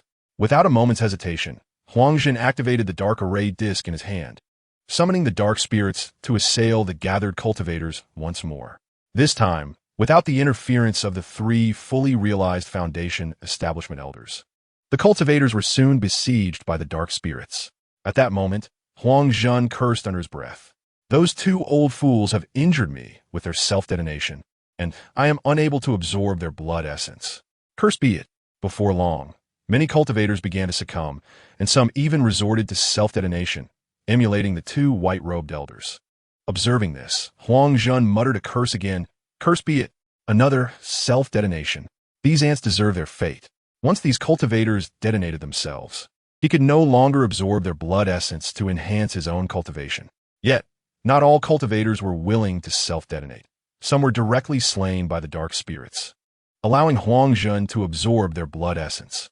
After a brief interval, nearly half of the cultivators had perished, providing Huang Zhun with a substantial amount of blood essence and significantly enhancing his cultivation. Those still alive within the Grand Formation had sustained varying degrees of injury. Huang Zhun surmised that it would not be long before these ants met their demise. After another brief span of time, only Zhou Peng, Yang Xiao, and a few others remained. They, too, were severely injured, struggling to resist the dark spirits. Soon, Yang Xiao and the others would have no choice but to resort to self-detonation. However, Huang Zhun was determined to prevent them from doing so, exerting greater force to activate the dark array disc and summon more dark spirits to thwart their self-detonation. Yet, those dark spirits only impeded the self-detonation of Zhou Peng and a handful of others, while Yang Xiao and several others succeeded in detonating themselves. Chapter 35. Huang Zhun breaks through to the Golden Core stage and seeks revenge on Lin Tiancai. These ants shall ultimately perish at my hands. Huang Zhun surveyed the desolation of the city lord's mansion, which resembled a ruin, and ominously declared, even if you self-detonate and prevent me from absorbing your blood essence, there are still many low-level cultivators in Hongyan City. As long as I slay them all, it will suffice for me to break through to the Golden Core stage. Huang Zhun had initially hesitated to take such action, fearing the accumulation of karmic burdens that could hinder his advancement. Meanwhile, the cultivators stationed outside the city lord's mansion witnessed this scene and were filled with dread, hastily fleeing the area. In the following fortnight, Huang Zhun commanded his family members to capture all cultivators in Hongyan City and bring them back to the Huang family for slaughter, allowing him to absorb their blood essence to elevate his cultivation. This decree transformed Hongyan City into a somber, lifeless fortress. Huang Zhun personally executed the members of the Zhou family, and then led his forces to annihilate other Foundation establishment factions surrounding Hongyan City, absorbing their blood essence, which propelled Huang Zhun's cultivation to its zenith. On a particular day, within the underground chamber of the Huang family, after slaying nearly 100 cultivators, Huang Zhun felt on the verge of a breakthrough. He promptly exited the chamber, wielding his magical artifact to ascend above the square of Hongyan City. Suddenly, the sky darkened with ominous clouds, and flashes of lightning crackled, creating an atmosphere of suffocating tension. Huang Zhun recognized that he was about to break through to the Golden Core stage and burst into joyous laughter. Come forth. Come forth. Ha ha ha. Before long, the first bolt of tribulation lightning descended. 2 hours later, a total of 5 bolts of tribulation lightning struck, signifying the 5th grade Golden Core stage. And Huang Zhun successfully broke through to the early stage of the Golden Core, feeling an abundance of spiritual energy coursing through him, far surpassing his previous strength. He couldn't help but chuckle sinisterly. In due time, I shall avenge my son Huang Long against Lin Tiancai. Huang Zhun's audacity in slaughtering the cultivators of Hongyan City stemmed from the knowledge that the distance to the imperial city of Shunfeng Academy was considerable. Even if a Foundation establishment cultivator managed to relay the news of the deaths of the 3 white-robed elders, it would take nearly a month to reach. Moreover, even if a Golden Core cultivator from Shunfeng Academy were to come to Hongyan City, it would take at least half a month. In that time frame, he would have ample opportunity to eliminate Lin Tiancai and subsequently flee from the Defeng Kingdom to another realm. At this moment, Lin Tiancai was at Qing Shui town, amusing his children when a sudden sneeze escaped him. Achoo! Rubbing his nose, he remarked, "Who is thinking of me? Could be Xian Menglan?" If there was anyone who held a grudge against Lin Tiancai, it was indeed Xian Menglan, for he had often teased her, leading him to think of her at that moment. The children clapped and cheered. Daddy sneezed. Daddy sneezed. Lin Tiancai found himself at a loss for words, but thought to himself, "Surely I did the same as a child." Half a month later, Huang Zhen had thoroughly solidified his early golden core cultivation. He emerged from his private chamber and made his way to the main seat in the Huang family hall, summoning the various elders. Soon, the foundation establishment elders of the Huang family arrived, and Huang Zhen, seated in the main position, commanded them to accompany him to Qing Shui town to eliminate Lin Tiancai. The elders dared not utter a word of dissent, fully aware that their patriarch was now a golden core cultivator. To oppose him meant certain death. They also understood that the Huang family's massacre of the cultivators in Hongyan City would surely reach the ears of Shunfeng Academy, prompting them to dispatch individuals to annihilate the Huang family. Subsequently, the Foundation establishment elders convened to discuss the situation, proposing to Huang Zhen that the clan members be relocated to another kingdom to avoid slaughter. After receiving Huang Zhen's consent, they left 3 initial stage Foundation establishment elders to assist the Huang family in relocating to another kingdom. 10 days later, in Qing Shui town, the sky above the Lin family estate was suddenly besieged by several black fireballs. At that moment, Lin Tiancai, engaged in conversation with his wives and boasting, abruptly looked up to see the black fireballs hurtling toward them. Without hesitation, he summoned the fire sword into his hand as his wives were yet to react. Lin Tiancai unleashed several streams of sword energy that soared into the sky, whereupon they collided with the fireballs formed by black flames, resulting in a series of explosive sounds. The 2 attacks dissipated. At that moment, Lin Tiancai noticed a dozen figures emerging, led by Huang Zhen, a group of foundation-building cultivators from the Huang family wielding magical artifacts. The onlookers in Qing Shui town began to gossip, speculating about who Lin Tiancai had angered this time and why he was being attacked. Yet, every time he had ultimately triumphed. It seemed these individuals were merely courting death. Indeed, they were eager to witness the demise of these attackers. The few women present observed the group of cultivators with grave expressions, for they sensed a formidable aura emanating from Huang Zhen, akin to that of Granny Kai, suggesting that Huang Zhen was a cultivator at the Golden Core stage. Lin Tiancai, visibly enraged, addressed the group of Huang family cultivators, demanding to know their identity and the reason for their assault on the Lin family estate. His anger was palpable, having been in high spirits just moments before, only to have his mood shattered by this unexpected attack. Huang Zhen, clad in black robes, regarded Lin Tiancai's fury with a cold smile. "You do not even recognize me? It seems my reputation in Hongyan City is not as widespread as I thought. Listen well, I am Huang Zhen, the head of the Huang family in Hongyan City. Are you enlightened now? Now that I am aware, what comes next?" Lin Tiancai replied disdainfully, instantly recognizing that this man was Huang Long's father, come seeking revenge. Huang Zhen's expression darkened. He was acutely aware that Lin Tiancai was feigning ignorance, waiting for him to reveal his intentions. "I am here to avenge my son, Huang Long. You shall perish in my hands, a sacrifice to his spirit in the afterlife. So you seek vengeance for that Huang Chong?" I was curious who it was. Lin Tiancai retorted with a cold laugh. "Bring it on, but know this, I am not the same as before." Having broken through to the mid-foundation stage, Lin Tiancai felt confident that he could defeat Huang Zhen, who was merely at the early Golden Core stage. "You killed my son and now insult him. You truly deserve death," Huang Zhen exclaimed in fury. "Prepare the formation flags. I want you to die under the ghostly blood-devouring formation, and let the entire Lin family accompany my son to the grave." Lin Tiancai was taken aback. What nonsense was this? They aimed to annihilate his entire family. Before he could react, Huang Zhen's orders were swiftly executed by the Huang family elders, who surrounded the Lin family estate and began setting up formation flags. Subsequently, Huang Zhen summoned a pitch-black formation disc into his hands. With a commanding shout, he activated the device, ghostly blood-devouring formation, arise. As his voice echoed, the Lin family estate was enveloped by a grand formation. Lin Tiancai, Savor this moment with your family."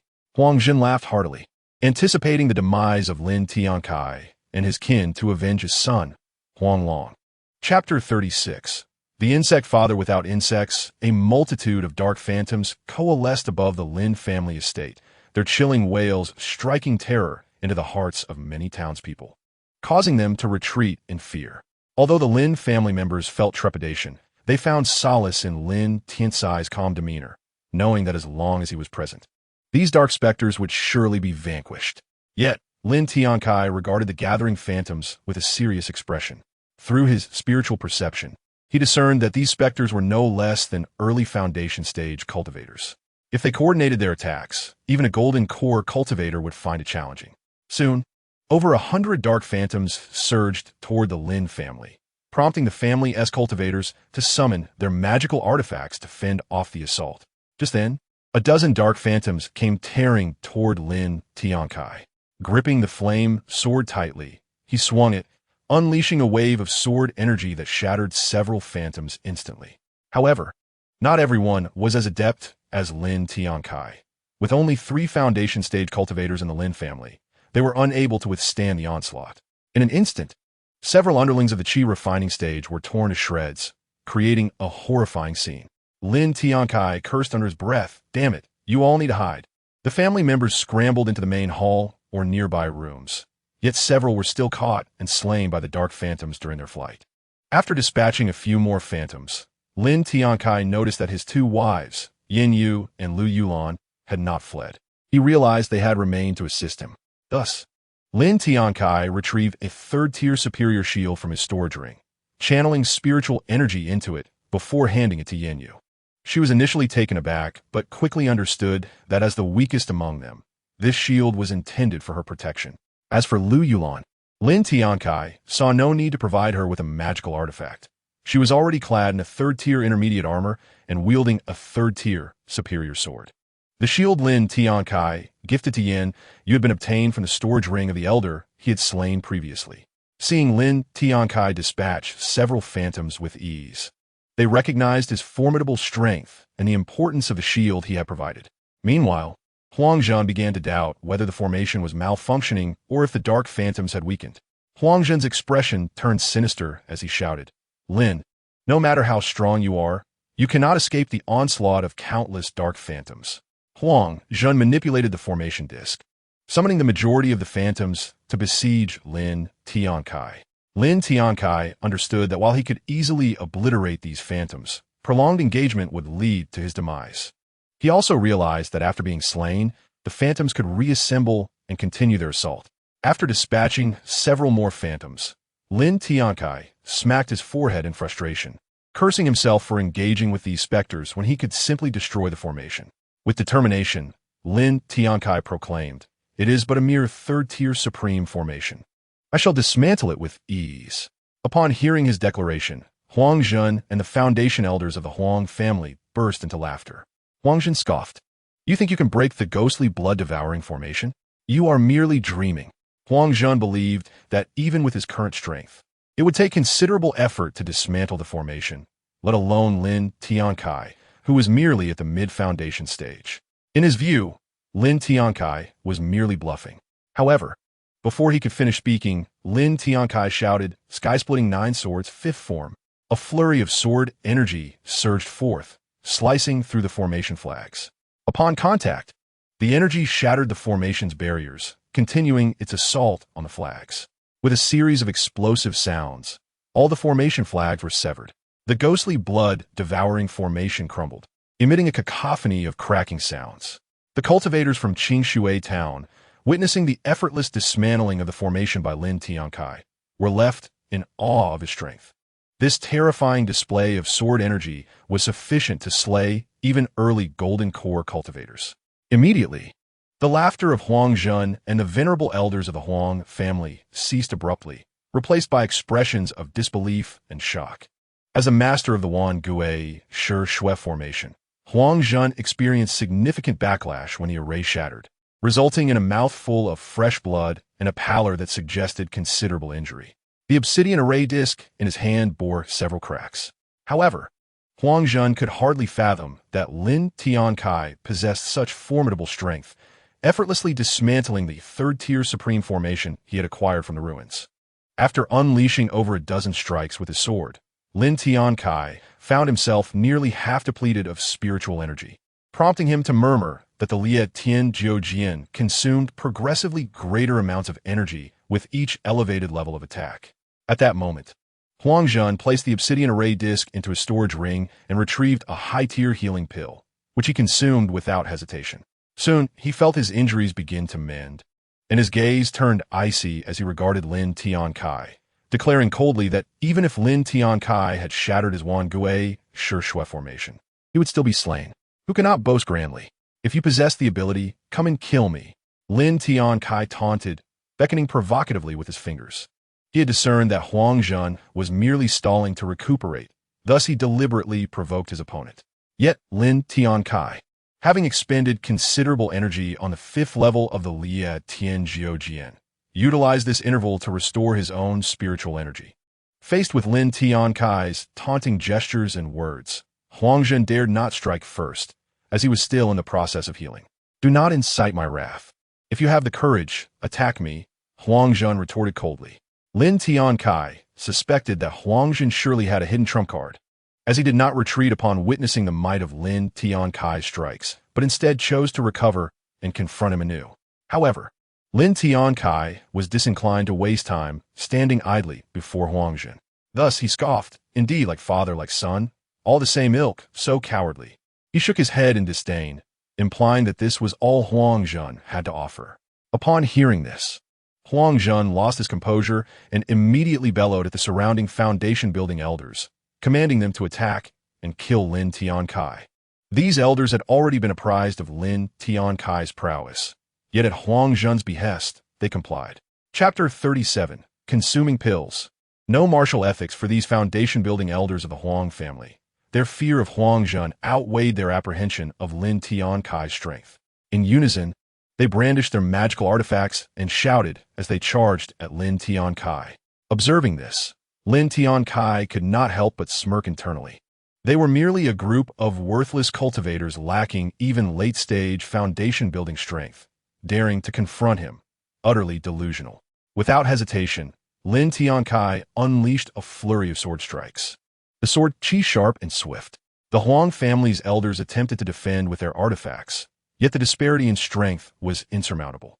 The numerous sword chi shattered their magical artifacts, and the remaining force surged forth unimpeded toward the foundation-building elders. Realizing they could not withstand such overwhelming might, the elders hastily retreated, yet Lin Tiancai's sword chi was far beyond what these cultivators could resist. Soon, the sounds of flesh being pierced echoed. The Huang family cultivators did not even have time to scream before succumbing to Lin Tiancai's sword chi. Witnessing Lin Tiancai dispatch the foundation-building elders with such ease, Huang Zhun could not help but curse aloud. A bunch of useless fools, slain so quickly. He cared little for the lives of these elders. His only concern was buying himself more time to recuperate. Lin Tiancai waved his hand, summoning the storage rings of the slain foundation-building cultivators. Excellent, excellent, come. Bring me resources. The more these fools bring, the better, he said with a gleeful grin. This remark was overheard by Huang Zhun, nearly causing him to spit blood in rage. Damn it, here I am to kill, and I am called a resource provider by Lin Tiancai. How can I not be furious? Huang Zhun abruptly ceased his recovery, glaring ferociously at Lin Tiancai.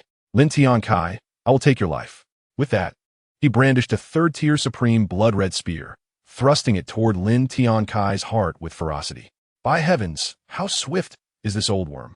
Lin Tiancai thought, refusing to underestimate him. He swung the Lie Huajian, colliding with Huang Zhun's blood-red spear, producing a piercing sound. Subsequently, he was knocked back several feet, incredulous as he questioned how a mere mid-stage foundation cultivator could possess such strength. Do you know my name? Lin Tiancai asked teasingly while caressing the Lie Huajian. Huang Zhun was momentarily taken aback. Did he really need to ask what his own name was? Nevertheless, he replied, Huang Zhun. Wrong, utterly wrong, Lin Tiancai said, raising his left hand and shaking his index finger dismissively. Huangjun assumed Lin Tiancai was mocking him and prepared to strike with his blood-red spear once more. However, Lin Tiancai expressed his interest. Why the rush? I have not finished speaking. If you remove a character from my name, you will understand why I am so powerful. Upon hearing this, Huangjun instantly grasped that Lin Tiancai was subtly praising himself. Naturally, he would not utter the two characters in question and roared angrily. You dare to mock me? Long Xuechang, kill him. Ah, this man is doomed. He cannot even say the two words Tiancai. Lin Tiancai shrugged, indicating that there was no saving this fool. Behind Lin Tiancai, the two women stifled laughter. Before long, Lin Tiancai once again engaged Huangjun in combat. After a few exchanges, several sword wounds marred Huangjun's body, blood trickling down his black robe onto the ground. In stark contrast, Lin Tiancai remained unscathed, the disparity evident. Lin Tiancai executed a decisive strike, Lia Tianjiu Jian, 5th level. The sword chi surged forth with tremendous speed, accompanied by a howling sound. Huangjun gripped the long Shui Chong tightly, cleaving at the approaching sword chi. However, he underestimated the power of this attack. The sword chi was formidable, cleaving his blood-red spear in two and sending him hurtling backward several feet, spitting blood and sustaining grave injuries. Lin Tiancai initially intended to unleash sword chi to finish Huangjun, but the latter's blood-red eyes fixated on him as he growled. I never expected that as a Jin Dan initial stage cultivator, I would not be a match for a mid-stage foundation cultivator. Then, Huangjun let out a sinister laugh and declared, Do you think you can kill me? I have said it before. You shall die today. With that, he focused his thoughts, summoning a fiery red pill into his hand, swallowing it without hesitation. Instantly, his aura surged violently, his Jin Dan initial stage cultivation skyrocketing to mid-stage, and his injuries began to mend rapidly. The surrounding structures of the Lin family estate trembled under the onslaught of this chaotic power, shattering into pieces. Fortunately, the Lin family members had already fled after the array was dismantled, resulting in no casualties. Yin Yu and Liu Yulan faced this overwhelming aura, their expressions filled with astonishment. However, with their cultivation levels, they could not withstand such power and were continuously forced to retreat. Fortunately, Lin Tiancai was positioned ahead, absorbing much of the force. Otherwise, their retreat would not have been so simple. Upon witnessing Huangjun's escalating aura, Lin Tiancai became momentarily bewildered. He was consuming pills. This old insect was indeed relying on drugs, disregarding martial ethics. Lin Tiancai contemplated inwardly. What sort of elixir is this? It has elevated this old insect's aura to a new level and even healed his injuries. Such a pill was not mentioned in his comprehensive study of alchemy. In an instant, Huangjun's aura stabilized at the mid-stage of Jin Dawn. With hair billowing, he licked his lips and spoke with a bloodthirsty tone, truly worthy of the upgraded version of the explosive enhancement pill. This power is extraordinary. Realizing it was the upgraded version of the explosive enhancement pill, Lin Tiancai understood why the transformation was so remarkable. At that moment, Huangjun raised his blood-red eyes, fixating intently on Lin Tiancai, and coldly declared, Lin Tiancai, prepare to die. Gathering spiritual energy into his fist, he launched a direct assault towards Lin Tiancai. The air crackled ominously, demonstrating the might of his punch. Lin Tiancai understood that Huangjun was no longer the weakling he once was. He could not afford to be careless. Gripping the Liehua sword tightly, he thrust it forward. Shortly thereafter, the tip of Lin Tiancai's sword collided with Huangjun's fist, producing a dull thud. Lin Tiancai was sent staggering back several zhong, coming to a halt.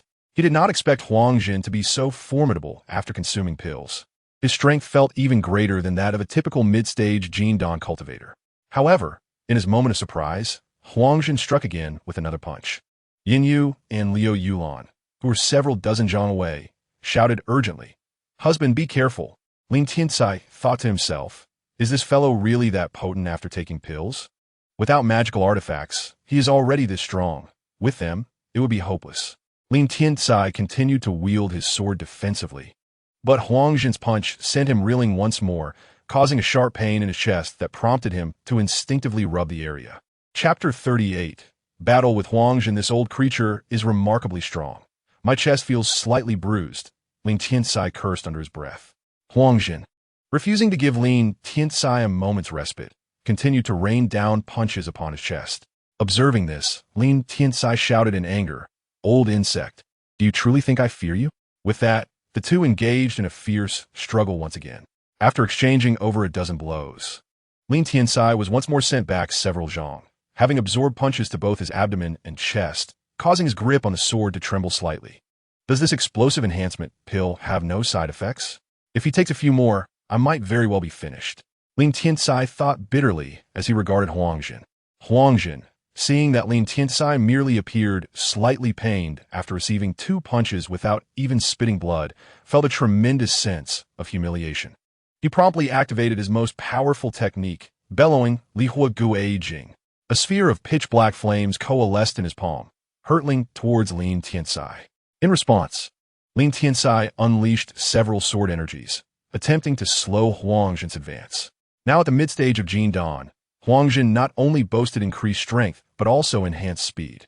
He deftly dodged Lin Tiancai's sword energies and rapidly closed the distance.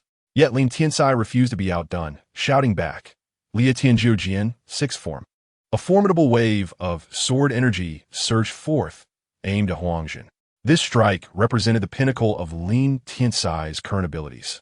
The two were too close for comfort, and Huangjin had no choice but to unleash the pitch-black flames, clashing with Lin Tiancai's sword energy. Moments later, a resounding explosion echoed as Lin Tiancai's sword energy was consumed by Huangjin's dark flames.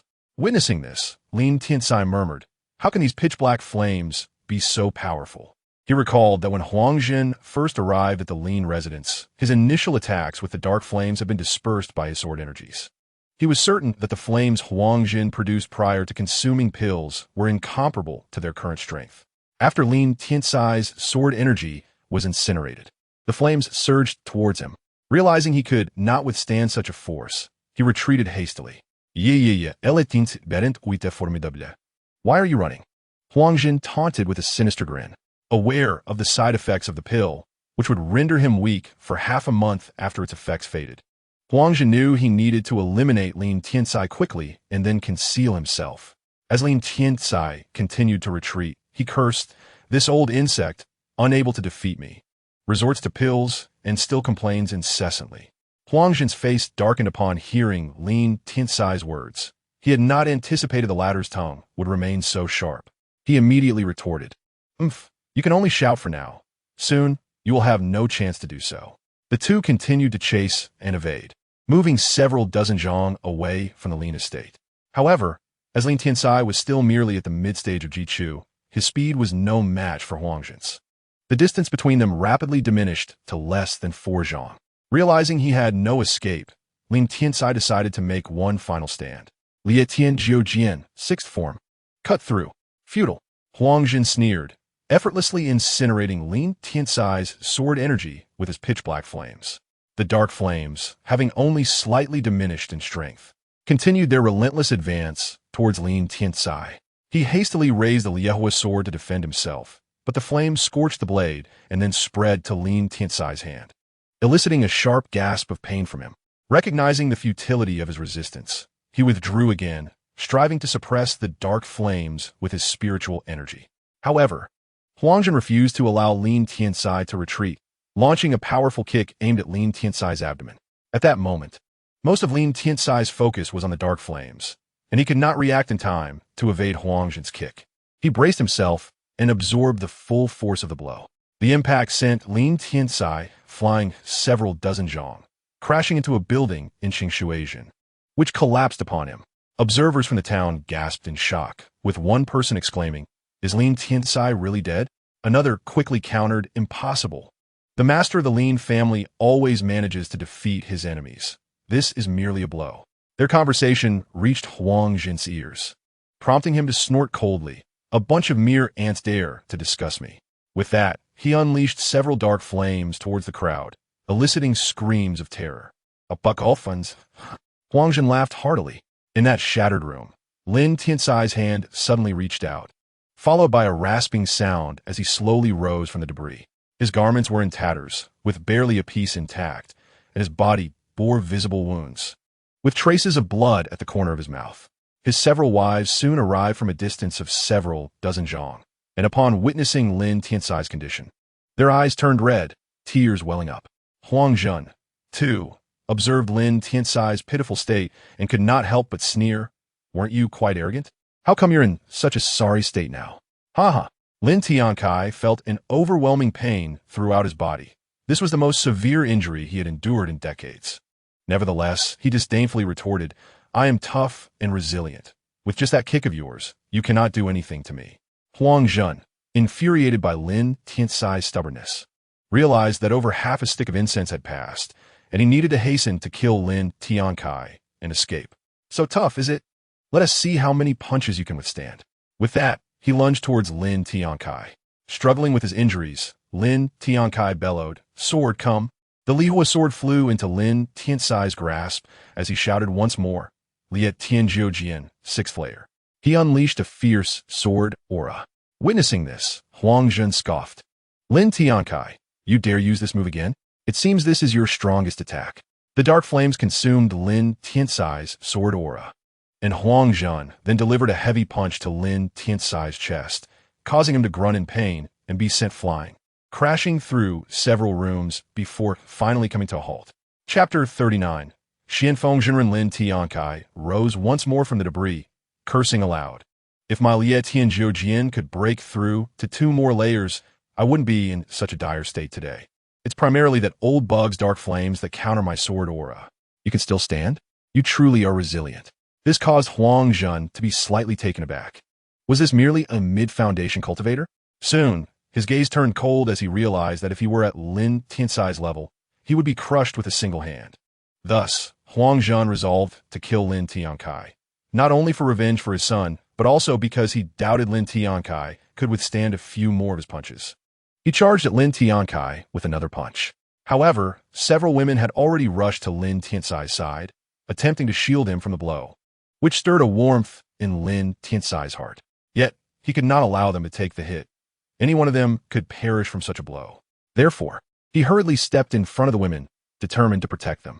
Huang Zhen's punch was imbued with dark flames, intent on incinerating Lin Tiancai. In no time, Lin Tiancai endured another punch, but instead of being sent flying as before, he staggered back a few steps, the dark flames scorching him. The women quickly came to support Lin Tiancai, who seized the opportunity to extinguish the flames with his dwindling spiritual energy. Raising his eyes, he noticed Huang Zhen being pushed back a few steps by a square cauldron. Huang Zhen recognized the assailant, a white-haired elder dressed in a flowing white robe, exuding an ethereal presence, currently surveying the scene from a small flying vessel. Late Golden Core. Huang Zhen was struck with horror. He realized that the period of weakness from the explosive pill was nearing its end, and since the elder intervened, it indicated that he was protecting Lin Tiancai. If the skirmish continued, he would undoubtedly perish. Huang Zhen had almost succeeded in burning Lin Tiancai to death with the dark flames before escaping. Now, he could only begrudgingly watch Lin Tiancai as he piloted his artifact away. He understood that he would have to seek another opportunity to eliminate Lin Tiancai. Lin Tiancai also spotted the white-haired elder aboard the flying vessel, but he also noticed a familiar figure, Zhou Ruoshe. At that moment, Lin Tiancai felt a throbbing pain in his head, his vision darkening, and he collapsed into the arms of the women. They cried out, "Husband, please don't scare us." Zhou Ruoshe also maneuvered her artifact closer, shouting, "Old man." As he lost consciousness, Lin Tiancai vaguely heard someone calling him husband and old man. 7 days later, in the evening, Lin Tiancai awoke on a bed in the Lin family mansion. Upon opening his eyes, he found the surroundings somewhat familiar and muttered, "Where is this?" Just then, he felt a wave of pain throughout his body and instinctively looked down. To his dismay, he found himself completely wrapped in white bandages, resembling a mummy. As he tried to move, every motion sent sharp pain through him. Suddenly, a soft childlike voice broke the silence. "Father, you're awake." A cute 4-year-old girl, rubbing her sleepy eyes, stared at Lin Tiancai with bright, innocent eyes. "Daddy," Lin Tiancai was momentarily taken aback, realizing that his movements had roused his daughter. He turned his head slowly to see the little girl beside him, immediately recognizing her as his daughter, Lin Menghan. Seeing her brought a smile to his face, and he exclaimed, "Menghan, what are you doing here?" The little girl tilted her head, pondering for a moment before replying in her tender voice, Mother said you were hurt, so I wanted to come keep you company." Hearing this, Lin Tiancai burst into hearty laughter. "Meng Han is so well-behaved, truly my daughter." Who is laughing so joyfully? It's audible outside the room. A plump and beautiful woman entered carrying a basin of water, teasing Lin Tiancai for his loud laughter. Upon seeing her, Lin Tiancai smiled faintly. "Yulan, it's you?" Lu Yulan shot him a glare, retorting, "Who else could it be?" This made Lin Tiancai grimace. She was still as aloof as ever. Lu Yulan then placed the basin of water beside the bed and dipped a clean cloth into it.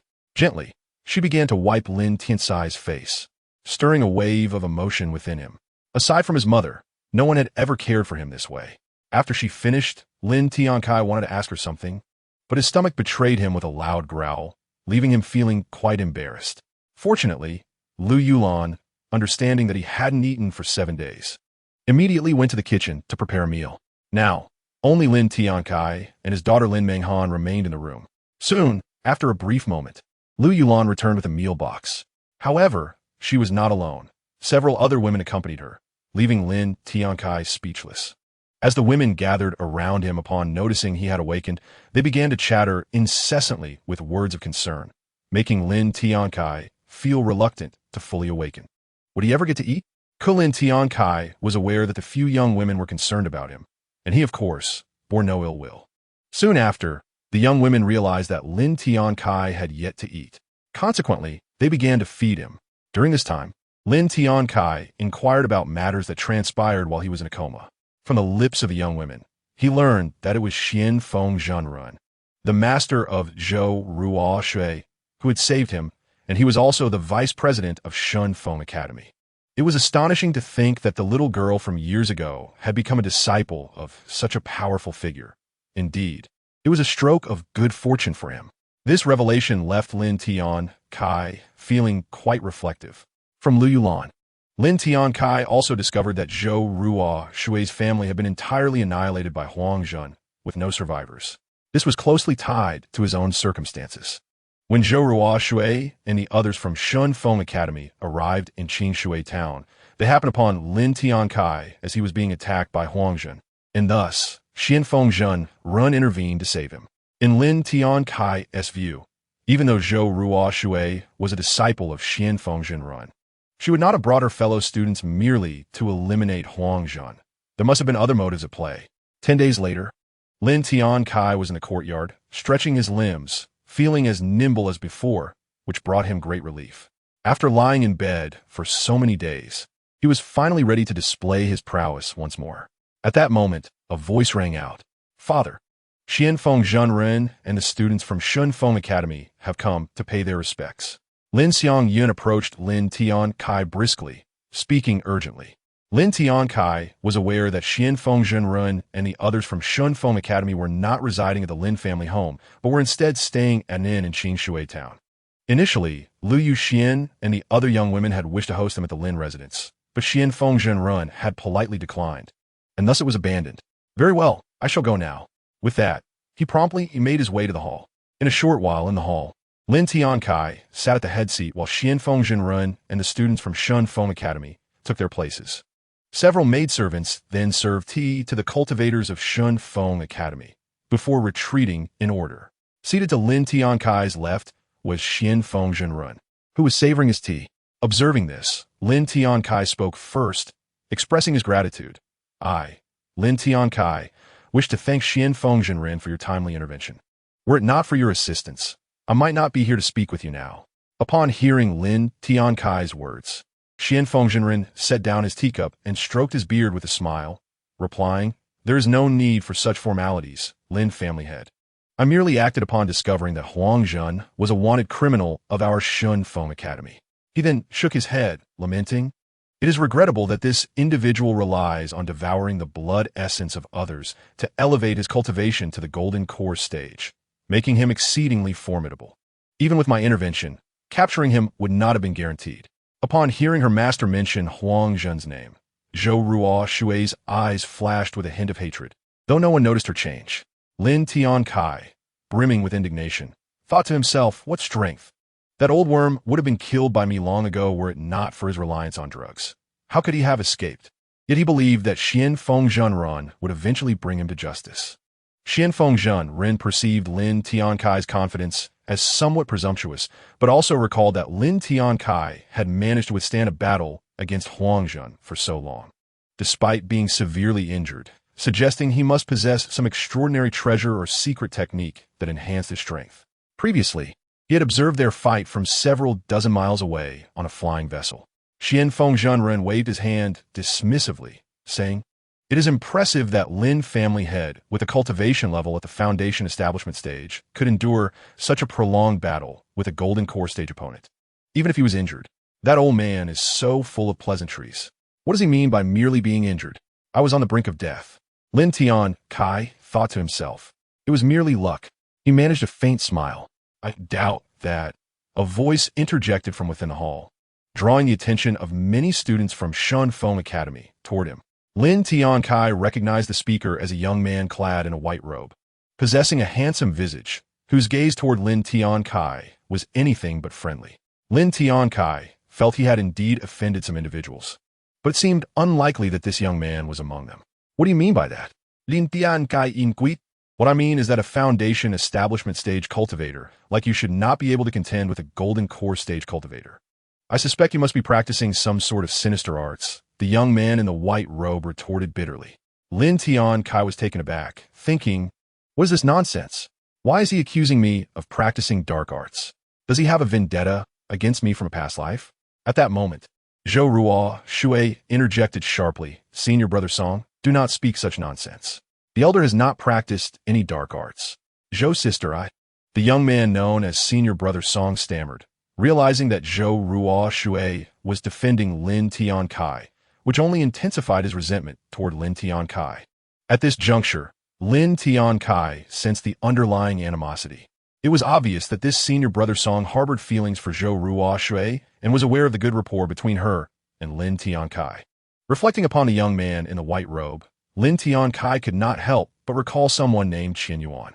Could it be that this person is also seeking to harm me? Should I strike first to gain the upper hand?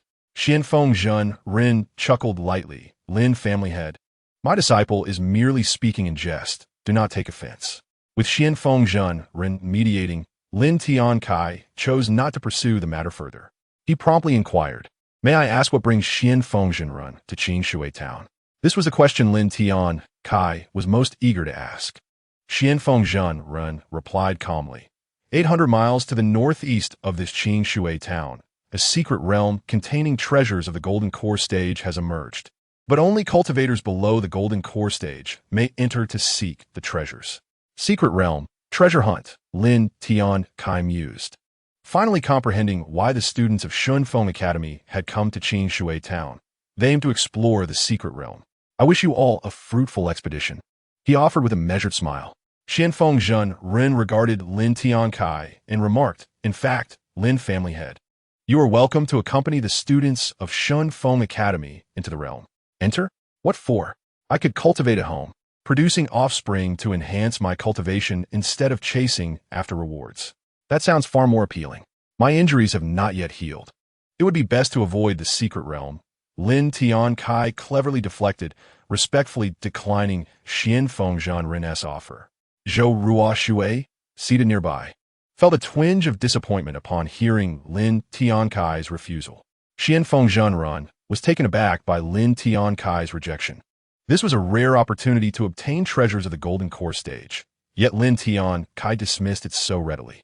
Sighing, Xian Fengzhenren finally said, "Very well then, Lin family head, we shall take our leave." With that, he stood to depart along with the students of Shunfeng Academy. As Senior Brother Song walked behind the others, he cast a menacing glare at Lin Tiancai before following the group out. Lin Tiancai thought, "What a gaze! Were it not for your amiable master, I would have long since put you in your place." He refrained from acting, knowing full well that Xian Fengzhenren was not to be trifled with, as he was a formidable Golden Core stage cultivator. Even a single magical artifact could easily spell his doom. As the fleeting moments of a half-cup of tea passed, Lin Tiancai diligently refined his elixirs within the confines of his chamber. Suddenly, he discerned the faint murmur of several women conversing in the courtyard, their words too hushed for his ears to catch, which piqued his curiosity. Consequently, He extended his spiritual sense to investigate and beheld several women engaged in conversation with Zhou Ruoshui in the courtyard. Lin Tiancai immediately ceased his alchemical endeavors and proceeded towards the courtyard. Chapter 41. The women seek to enter the secret realm, yet cannot be dissuaded. Within the Lin family courtyard, a few exquisite figures were present, none other than Lu Yuxuan and the others alongside Zhou Ruoshui. In that moment, Zhou Ruoshui grasped Lu Yulan's delicate hand and cheerfully declared, "Aunt Lu, you shall accompany me into the secret realm. It is settled." Lu Yulan initially intended to decline, for she was now Lin Tiancai's wife and felt obligated to prioritize him, especially considering her children, which bound her to her current responsibilities. Aware of Zhou Ruoshui's kindness towards her and her request to join, Lu Yulan ultimately consented. "You come to my home and wish for my wife to accompany you to that secret realm? Dream on," Lin Tiancai interjected, his displeasure evident as he regarded Zhou Ruoshui. Unfazed by his presence, Zhou Ruoshui swiftly countered, "Your wife is also my Aunt Lu. Is it not permissible for her to accompany me?" Realizing Zhou Ruoshui's cleverness and tenacity, Lin Tiancai huffed, "My wife must attend to my injured body. Thus she cannot go." "Oh, so your many wives cannot tend to you. Yet you find it unacceptable for Aunt Lu to assist?" Zhou Ruoshui continued her rebuttal, disregarding Lin Tiancai's refusal. "How can this girl's tongue be sharper than mine? Is it impossible to win this argument?" Lin Tiancai thought, exasperated. At that moment, Lu Yulan interjected, "Husband, I have already agreed to accompany the young lady into the secret realm, so there is no need for further objections." Lin Tiancai felt helpless, realizing Lu Yulan would not refuse Zhou Ruoshui's invitation. "If my wife goes, then I shall accompany her," he declared, unwilling to allow Lu Yulan to venture into the perilous secret realm, especially given her current cultivation level, which was merely at the mid-stage of foundation establishment. He worried that an unforeseen mishap could lead to their children seeking him out for accountability in the future. "You said you wouldn't go, and now you plan to?" Zhou Ruoshui scoffed upon hearing Lin Tiancai's words. "If it were not for you insisting Lu Yulan accompany you, I would not consider it," Lin Tiancai retorted, moving closer to Lu Yulan and taking her fair hand in his. Before Zhou Ruoshui could respond, Yin interjected, "Husband, I shall go as well." The other two women quickly chimed in, "I will go too." "Enough. What are these women plotting?" Lin Tiancai immediately objected. "No, you are too inexperienced. Entering the secret realm would be hazardous." Upon hearing this, Lu Yuxuan feigned tears, her voice trembling. "So, in your eyes, I am merely a burden." "All right." Lin Tiancai's head began to ache, and he hurried to Lu Yuxuan's side, reassuring her, "Yuxuan, I did not mean that. I am merely concerned for your safety." Lu Yuxuan resumed her composure, ceasing her pretense of distress. It seems I too am a burden," Li Wanrong chimed in, her tone sharp. Lin Tiancai, with another hand, grasped Li Wanrong's, explaining, "If all of you go to the secret realm, who will care for the children?" He then quickly pulled Yin closer to him, ensuring she remained nearby. Seeing Lin Tiancai gather Lu Yuxuan and Li Wanrong beside him, Yin huffed in discontent. "But there are maids and wet nurses, are there not? Moreover, Shang Yun could assist. I could even ask my mother to come help." Lu Yuxuan added her voice to the fray. Lin Tiancai gently countered, "Can we postpone this venture for now?" The three women shook their heads in unison, "No." Lin Tiancai was taken aback. With such resolute determination, it seemed these women had conspired beforehand to orchestrate this scenario. Still, he remained firm, shaking his head. "You must stay home. Only then can I feel at ease. Then you should enter the secret realm, and we shall rest easy," Lu Yuxuan countered. Li Wanrong added with a hint of reproach, "Staying in this Qing Shui town. Do you not fear we will perish from boredom? Does your strength not suffice to protect us sisters?" Lin Tiancai found himself at a loss, overwhelmed by their arguments. The absurdity of their claim about dying from boredom was ludicrous. He understood that remaining in Qing Shui town was monotonous, and it was natural to want to explore the outside world, yet the secret realm posed undeniable dangers. At that moment, Zhou Ruoshui's disdainful voice cut through the air. "In the secret realm, you cannot even protect your own women, Lin Tiancai. I had thought highly of you, but perhaps I was mistaken. What do you mean by protection? Do I not understand the dangers of this secret realm? I cannot allow these women to take such risks," Lin Tiancai thought, irritated by her words. Moreover, why did she refer to him as old? He was merely 28. Lin Tiancai intended to persuade them further, but he found himself captivated by the unwavering gazes of the women, as if they were silently challenging him to refuse them, causing him to swallow his words. "If you do not permit us to go, then we shall accompany Sister Ruoshui," Lu Yuxuan asserted firmly. Lin Tiancai's expression fell instantly. This was unexpected. He dared not allow them to join Zhou Ruoshui in the secret realm. He was unsure how Zhou Ruoshui had advanced so swiftly to the initial stage of Foundation establishment, but he recognized that such a level of cultivation would likely encounter significant hazards within. "Sister Yuxuan, you can accompany me into the secret realm. However, do not worry about any dangers, as the disciples from Shun Foam Academy include those who have achieved the peak of Foundation establishment. There is no need for fear." Zhou Ruoshui skillfully echoed Lu Yuxuan's sentiments, coordinating with her seamlessly. Lin Tiancai found himself at a loss for words. Having multiple women was truly a taxing endeavor. "Very well, you may go, but you must not stray more than a yard from my side," he reluctantly conceded, knowing he had no other option. Upon hearing this, the women rejoiced, exclaiming in unison, "Thank you, husband." Zhou Ruoshui presented a communication talisman to Lu Yulan, saying, "This is a communication talisman. We shall depart early tomorrow. You can contact me if there are any matters." With that, she took her leave. "What does this mean? Why not provide me with one? Can you not see who is in charge here?" Lin Tiancai fumed inwardly. 2 hours later, Lin Tiancai entered Xian Menglan's chamber, drawn by the sight of her alluring form resting upon the bed. He took a few steps closer to observe more clearly. "What are you staring at? Do your eyes wish to be plucked out?" Xian Menglan, sensing someone approaching, opened her eyes to find Lin Tiancai fixated on her figure, and she scolded him directly. "Cough! Cough! Cough!" Lin Tiancai cleared his throat and shifted his gaze from Xian Menglan's body to her furious countenance. He then sat directly on the edge of the bed, although his eyes soon began to wander again. This only served to infuriate Xian Menglan further, prompting her to exclaim, "If you keep staring." "Do you wish to?" Before she could finish, Lin Tiancai interrupted, "I know what you intend to say. I have come for a reason. By the heavens, how did I not notice before that this girl possesses an impressive figure?" Lin Tiancai mused internally. Chapter 42.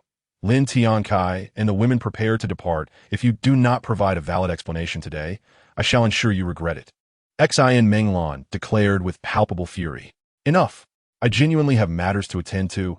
Otherwise, why would I seek you out?" Lin Tiancai retorted, somewhat exasperated. "Do I appear to be someone who seeks trouble for no reason?" He continued, "Do you wish to restore your cultivation?" Upon hearing this, Xian Menglan let out a disdainful huff. "You are so benevolent as to offer me my cultivation back? Of course, your desire to recover your powers is contingent upon your willingness," Lin Tiancai replied, his gaze wandering over Xian Menglan's figure. Remarkably, during the nearly year-long interval, she had developed a curvaceous form.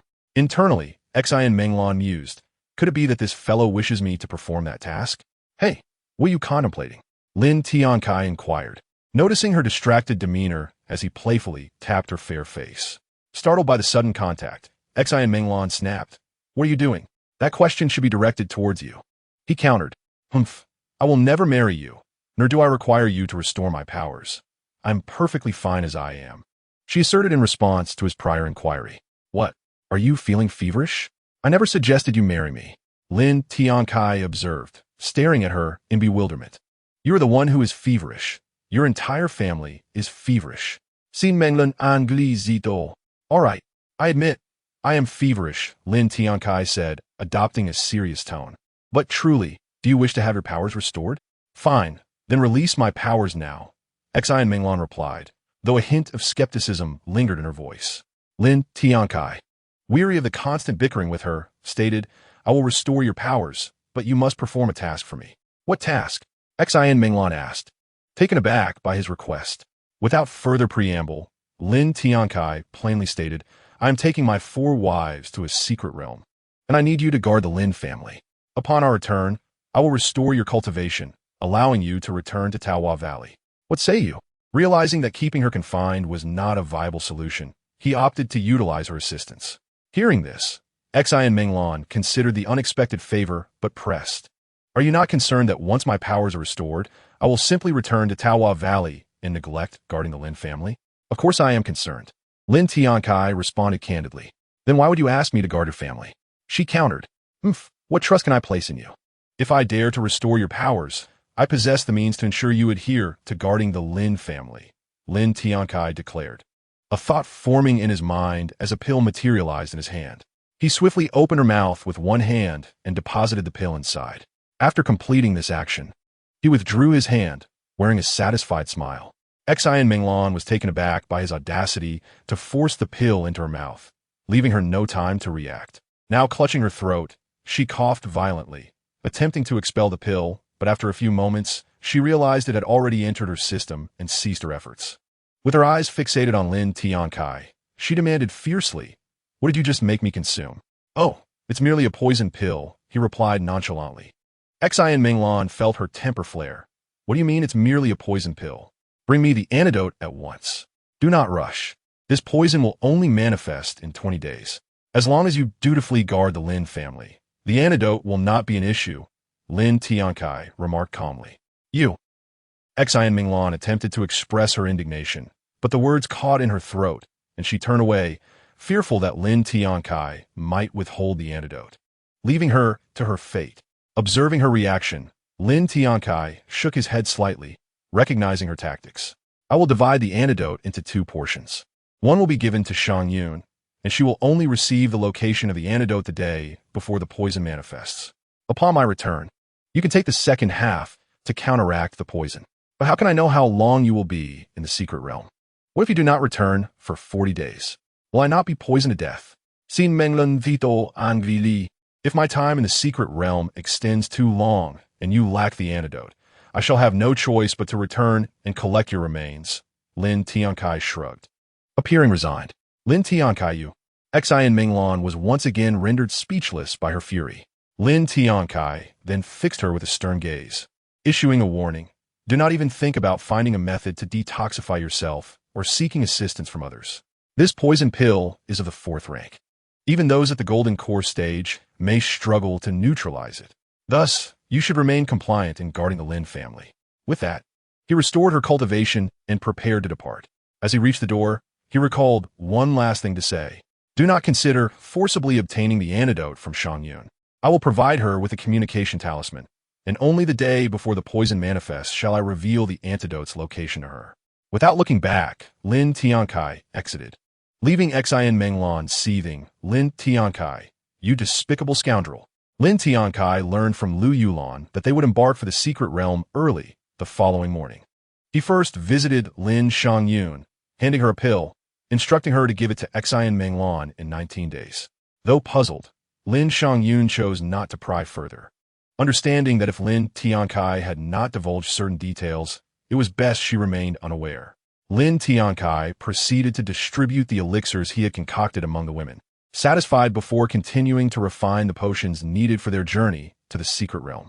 Time flew by, and the next morning, Lu Yulan received a message from Zhou Ruoshui, instructing her to gather at the outskirts of Qingshui town, where they awaited their arrival.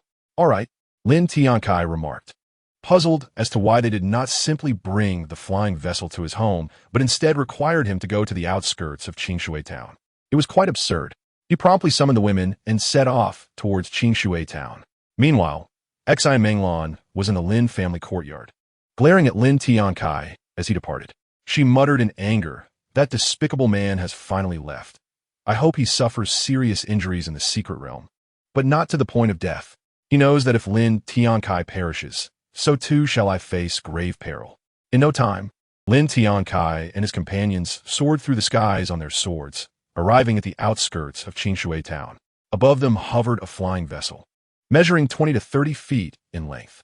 Lin Tiancai used his spiritual sense to investigate, discovering that the vessel employed large paddles on either side, gently swaying, with a recessed area at the front likely designed for spirit stones to power it. Chapter 43. Setting a trap for Song Yuan after a brief survey. Lin Tiancai led the women onto the flying vessel. Upon landing, they were greeted by 20 disciples from the Shunfeng Academy, who were watching them intently. Among them was a familiar figure to Lin Tiancai, a young man in a white robe, Brother Song, who recognized Lin Tiancai and the others as well. He wore a mocking smile as he addressed them. Isn't this the esteemed master of the Lin family? Did you not claim you would not venture to the secret realm? Yet here you are, accompanied by several women. Surely, you are not engaging in something unsavory? The students of the Zhongshan Feng Academy erupted into laughter.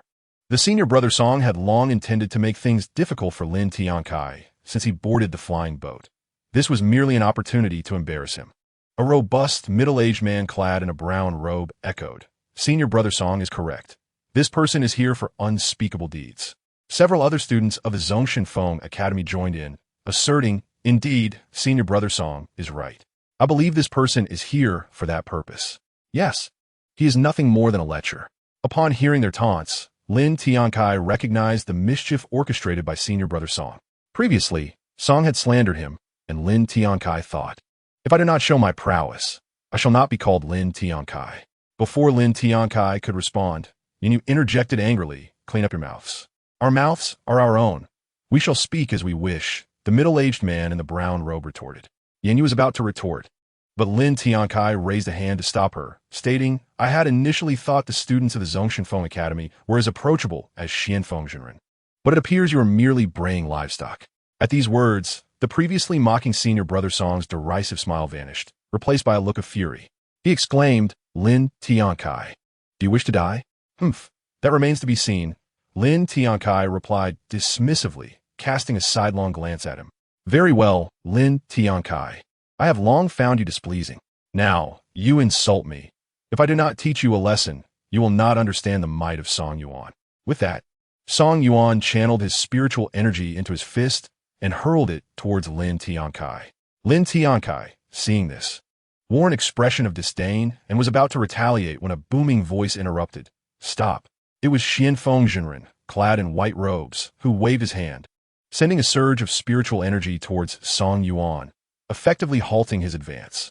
Upon recognizing his master, Song Yuan retracted his fist and respectfully addressed Xianfeng Jinren, "Master." Xianfeng Jinren snorted coldly. "What do you think you are doing?" Where is the demeanor of a student from the Zhongshan Feng Academy? Disciple acknowledges his error. Song Yuan dared not argue and replied respectfully. Xianfeng Jinren then turned to Lin Tiancai with a faint smile. "I sincerely apologize, Master Lin. My disciple has been spoiled by me. I hope you do not take offense."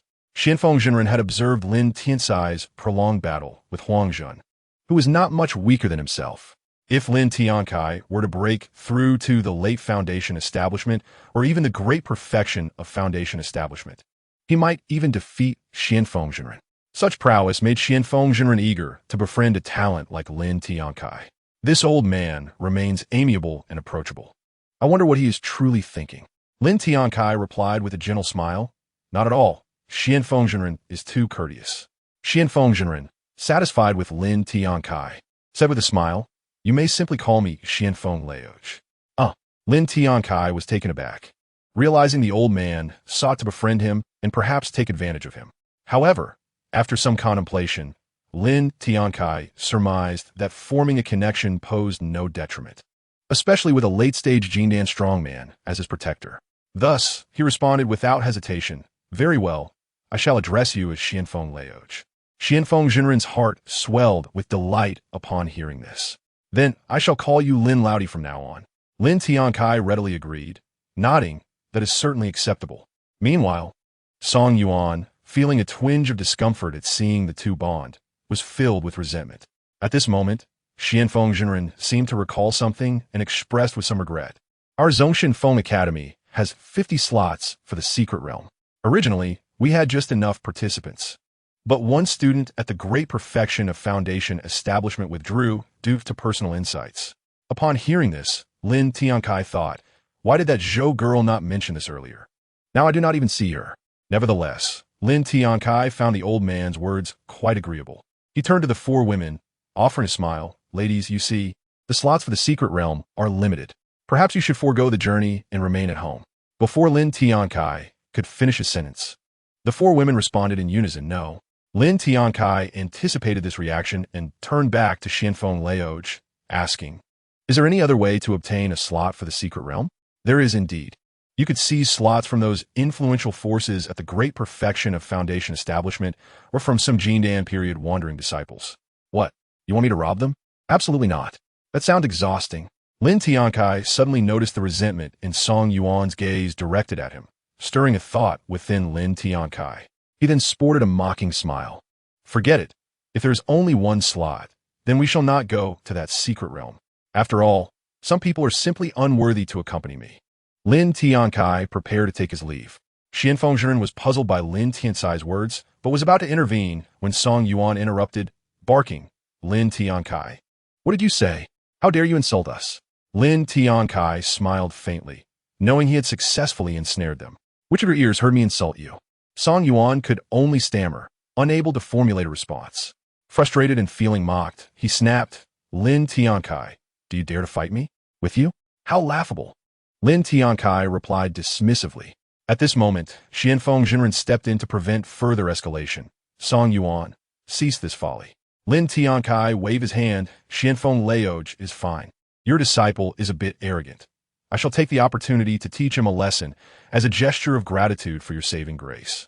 Upon hearing this, Xian Fengzhen felt speechless, unsure of how to respond, as both Lin Tiancai and Song Yuan seemed intent on confrontation. Chapter 44. A bet with Song Yuan for the secret realm slot. At this juncture, Xian Fengzhen could only sigh inwardly, lamenting his inability to discern the underlying reasons for this conflict.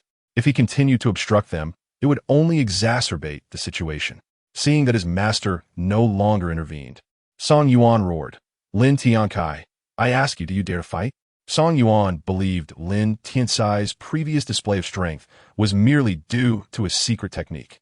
And with his own power at the great perfection of Foundation establishment, he believed he could easily defeat Lin Tiancai. I am willing, but why should I fight you? What do I stand to gain? Lin Tiancai asked directly.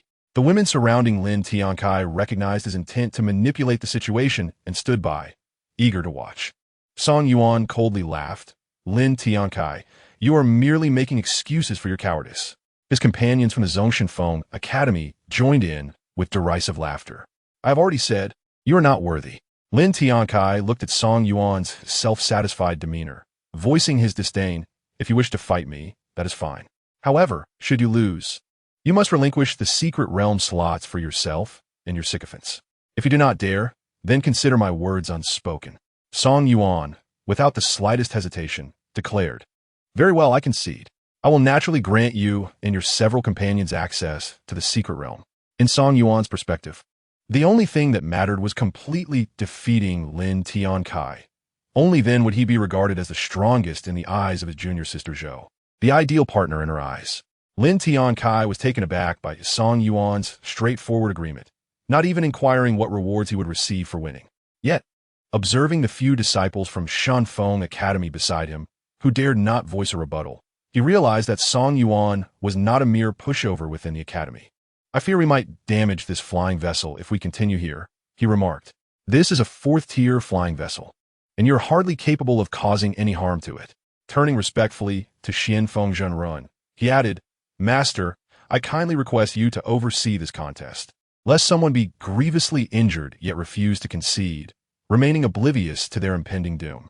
Suen Feng Xin Rein sighed inwardly, recognizing that his excessive indulgence of his disciple had led to this predicament. Nonetheless, he acknowledged that this encounter would provide Lin Tiancai an opportunity to humble Song Yuan, urging him to temper his arrogance. If both of you have no objections, let us commence. Upon hearing this, the others retreated a considerable distance. Immediately, Xian Fengzhen, apprehensive that Lin Tiancai might inadvertently destroy the flying vessel, deemed it prudent to establish a protective barrier. With a wave of his hand, he manifested a shield of spiritual energy, enveloping the two combatants within. Seeing this, Song Yuan mistakenly believed that his master was concerned he might damage the flying vessel, which only bolstered his confidence. With a cold sneer, he taunted, Lin Tiancai, I shall allow you to strike first.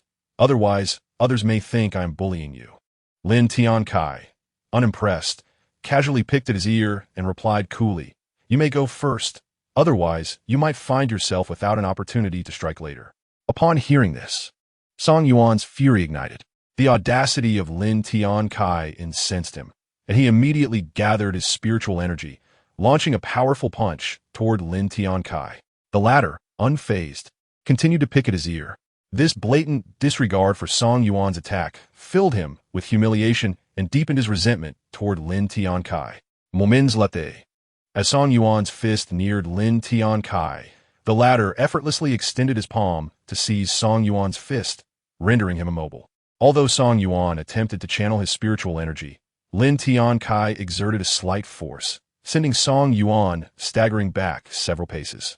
Stunned, Song Yuan could hardly believe Lin Tiancai possessed such speed and strength, overpowering him with ease. Summoning his resolve, he conjured a silver-white longsword, pointing it menacingly at Lin Tiancai, declaring, "Lin Tiancai, I was merely careless before. Now you shall witness my true prowess." With that, Song Yuan lunged with his sword, intent on ending Lin Tiancai's life. Lin Tiancai, internally scoffing, recognized the excuse for what it truly was, a feeble pretext. "You are merely unable to defeat me," he thought. "Prepare to meet your demise." Song Yuan bellowed, invoking the Shunfeng Ju. Instantly, his speed and strength surged exponentially, his body transforming into a swift eagle swooping down upon Lin Tiancai. "Not bad, but alas, still beneath me," Lin Tiancai observed, shaking his head at Song Yuan's arrogance. Witnessing Lin Tiancai's dismissive demeanor only fueled Song Yuan's rage further. "You dare not even employ your magical artifact? You seek death." "Not seeking death, but rather, I find it unnecessary," Lin Tiancai replied nonchalantly. Xian Feng Zhenrun, observing Song Yuan's reckless fervor, recognized that his disciple was no match for Lin Tiancai. "Very well, do not blame me for what is to come," Song Yuan shouted vehemently. In the next moment, with the silver-white longsword barely 3 paces from Lin Tiancai, Song Yuan poured all his spiritual energy into the blade, which radiated a faint white glow as it lunged toward Lin Tiancai's heart. "By heavens, does Song Yuan truly wish to kill me?" Lin Tiancai thought in disbelief. Just as the tip of the sword was about to pierce him, Lin Tiancai deftly sidestepped. Song Yuan's thrust missed, and he continued to slash at Lin Tiancai. Once more, Lin Tiancai evaded, then retaliated with a powerful punch to Song Yuan's abdomen. Poof! A mouthful of blood erupted from Song Yuan as he was sent staggering back several paces, clutching his abdomen, his eyes burning with fury directed at Lin Tiancai. "Lin Tiancai, I will kill you," he roared, launching another assault. This time, he unleashed several waves of sword energy. But Lin Tiancai deftly maneuvered to evade them yet again. Soon, the silver-white longsword bore down upon him once more.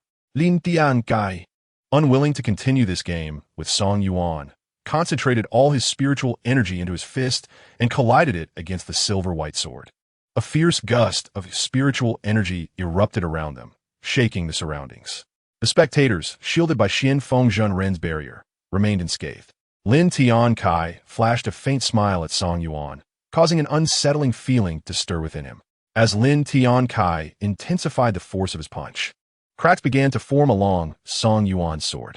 In mere moments, the silver-white longsword shattered into countless fragments, scattering across the ground as Song Yuan was forced to retreat a dozen steps before halting. Yet, Lin Tiancai's punch continued its relentless advance. At that critical juncture, Xian Feng Zhenrun rushed to intervene, blocking Lin Tiancai's formidable strike with his palm. Feeling the power of a late-stage golden core cultivator, Lin Tiancai was pushed back several steps before finally regaining his footing. This encounter provided Lin Tiancai with a newfound understanding of the power possessed by a late-stage golden core cultivator, as he realized that even a single blow could send him reeling. "Your contest has reached its conclusion. There is no need for further conflict," Xian Feng Zhenren proclaimed. He then summoned a high-grade healing pill, offering it to Song Yuan to aid in his recovery. Although Song Yuan had initially wished to continue battling Lin Tiancai, the intervention of his master prompted him to cease hostilities and sit down to recuperate. Suen Fengxinrei nodded discreetly, recognizing that Lin Tiancai's victory over Song Yuan served as a valuable lesson for him. Lin Lao Di, I had to interrupt the contest in a moment of urgency. I hope you can forgive me. Lin Tiancai waved his hand dismissively. "No worries. I completely understand, Brother Xianfeng." Upon hearing this, Xianfeng Zhenren's esteem for Lin Tiancai increased. However, he recalled that his earlier intervention had sufficient force to injure several mid-stage golden core cultivators. and he felt fortunate to have formed an alliance with Lin Tiancai, who would undoubtedly be a friend rather than a foe. Very well, Lin Lao Di. You and your wife shall each receive a spot in this secret realm. Lin Tiancai bowed in gratitude. Thank you, Xianfeng Zhenren. Xianfeng Zhenren then turned his gaze toward the disciples surrounding Song Yuan, sighing inwardly. This would serve as a lesson for them. The disciples of Shunfeng Academy, acutely aware of the opportunity to enter the secret realm slipping away, lowered their heads in acknowledgement. At that moment, Xianfeng Zhenren contemplated from this group, 5 spots shall be eliminated, leaving 3 remaining for the secret realm. Let us select the 3 strongest disciples from this group. As for Song Yuan, he shall take the place of the one who has attained full cultivation in the foundation establishment stage. Meanwhile, Lin Tiancai's companions expressed their joy, rushing over to embrace him, prompting a hearty laugh from Lin Tiancai. The other male students of Shunfeng Academy gazed enviously at Lin Tiancai and his companions. Soon, they were escorted by several female students to the second compartment of the 2-tiered flying vessel. Before their departure, Lin Tiancai had inquired with Xianfeng Zhenren about the absence of Zhou Ruoshui. He learned from Xianfeng Zhenren that Zhou Ruoshui had made significant progress in her cultivation of the Shinfeng Ju and was on the verge of breaking through to the first level, which explained her absence. The offensive techniques and spells, or secret arts, are generally categorized by their weight, while other types of techniques and spells are classified by layers. An hour later, the flying vessel arrived above the site of the secret realm. Below lay a mountain range, and Lin Tiancai surveyed the area with his spiritual sense. He noticed golden leaves drifting down from the trees, surrounded by towering, layered mountains and a small stream of crystal-clear water. It was autumn. Xianfeng Zhenren's voice boomed within the vessel. Disembark and proceed to the entrance of the secret realm. Upon hearing this, the students of Shunfeng Academy immediately took to their magical tools and left the vessel, heading to the prearranged entrance of the secret realm below. Lin Tiancai and the 4 women guided their magical tools to a clearing. Just as they settled down, they overheard nearby discussions. Who is that person? Bringing several women to this secret realm for training. It seems he is here for other purposes. That makes sense. Lin Tiancai heard these remarks from the wandering cultivators, but chose to ignore them, believing that as long as they did not provoke him, he would not intervene. The 4 women, noticing Lin Tiancai's indifference, also remained silent. Lin Tiancai then motioned for the 4 women to sit down, with Lu Yuxuan and Li Wanrong linking arms with him on either side. Lu Yulan and Yin Yu, at Lin Tiancai's suggestion, nestled into his embrace. This made Lin Tiancai feel a sense of comfort, lifting his spirits considerably. The 2 women leaning against him bore a faint blush on their cheeks. The sight of Lin Tiancai surrounded by 4 women attracted the attention of many cultivators, particularly the male ones who cast envious glances. The earlier murmurs from the wandering cultivators did not go unnoticed. The leader, a middle-aged man clad in black with a peak foundation establishment cultivation, leered at the women beside Lin Tiancai and laughed lewdly. Hey, friend over there, would you consider selling these women beside you? The price is negotiable. The other wandering cultivators joined in his laughter. The surrounding cultivators understood the implication, believing that Lin Tiancai, a mere mid-foundation establishment cultivator, would be unable to protect the women and that they would be taken by the black-clad man. At that moment, Song Yuan turned his gaze toward them, intrigued by the unfolding drama. Zhou Ruoshui could no longer contain herself and approached from the resting area of the Shunfeng Academy students, scolding, "What are you? How dare you speak of acquiring the women of an elder?" Lin Tiancai was taken aback. It seemed to him that this was not her concern at all. "What are you doing here creating a scene? And by the way, I'm not old. I'm only 28, he thought. However, he recognized that Zhou Ruoshui's boldness in speaking out in front of so many cultivators must have stemmed from the significant changes following the destruction of her family. The black-clad man dared not retaliate against Zhou Ruoshui, realizing she was a student from Shunfeng Academy.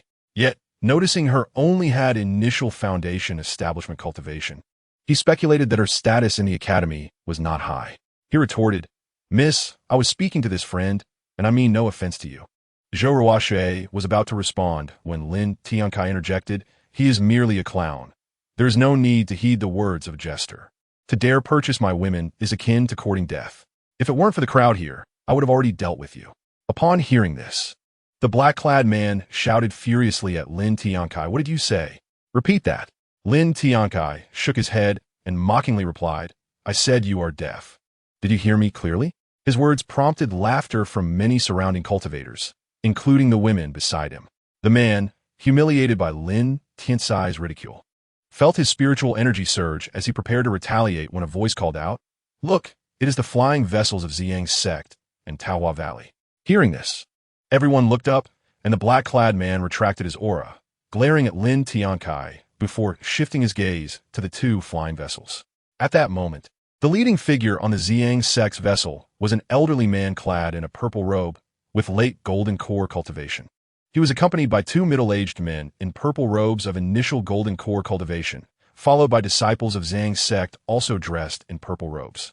The elderly man bellowed, Everyone, disembark and proceed to the entrance of the secret realm. The disciples of Ziyang sect promptly descended from the vessel, while the elderly man and his companions landed at the prearranged location. Chapter 46, recognized by Xian Menglan's two junior sisters, forced to fabricate a story at this moment. The leading figures on the vessel were three elderly women in plain attire, followed by dozens of young female disciples wearing veils, with some not veiled being eunuchs. Suddenly, a young man in a blue robe exclaimed, Isn't that King Xianzi and Xiao Xianzi?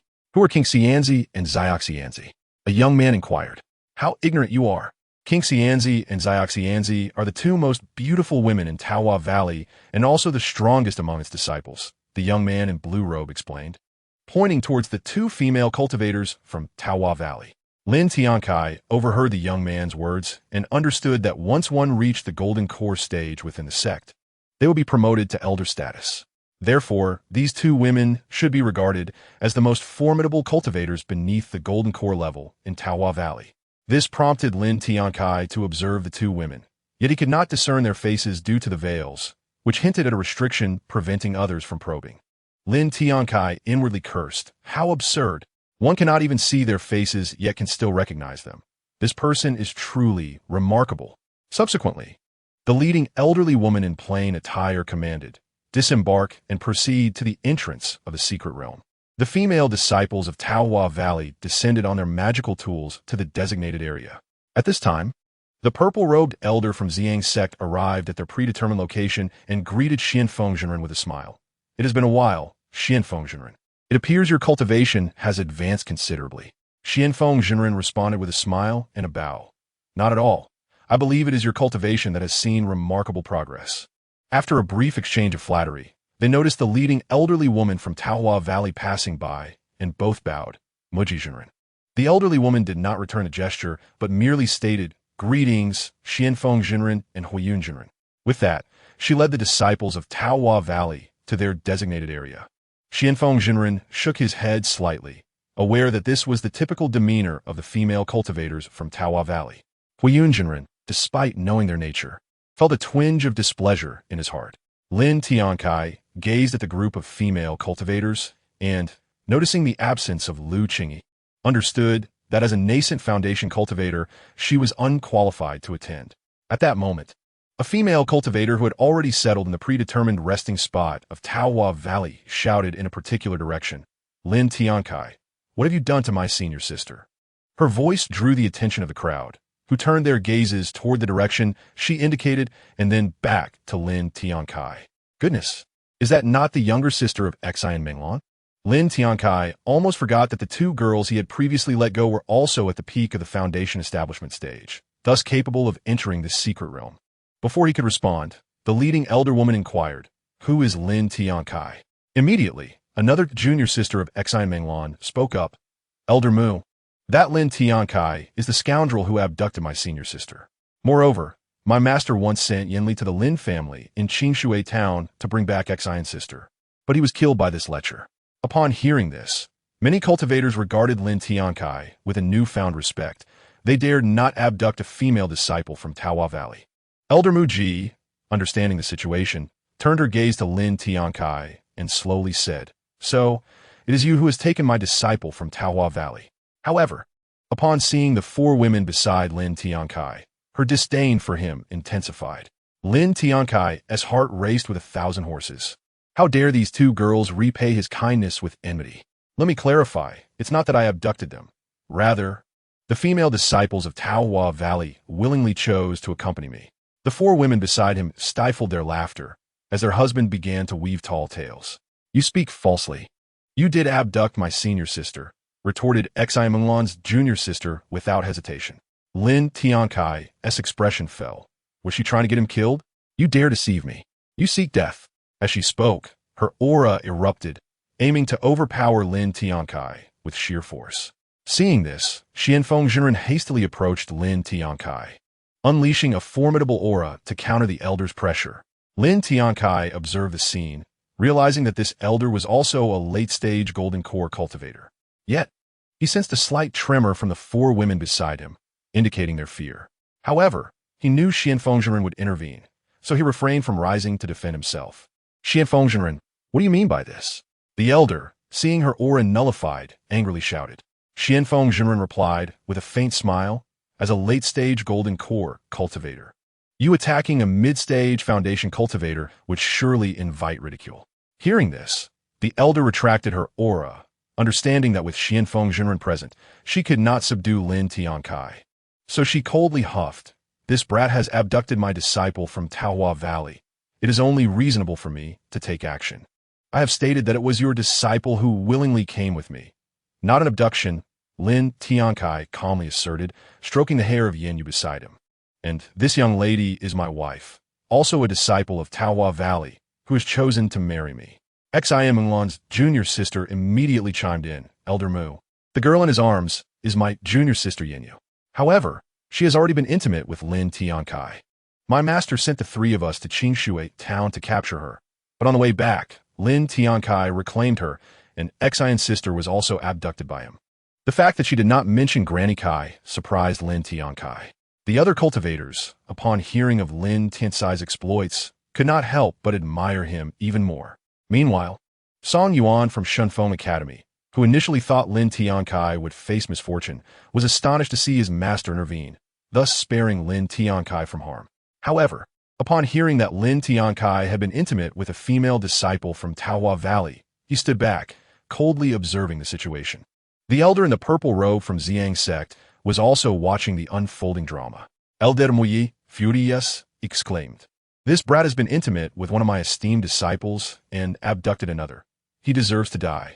She then turned her icy gaze towards Yin Yu, declaring, Do you know what happens to Taohua Valley disciples who become intimate with others?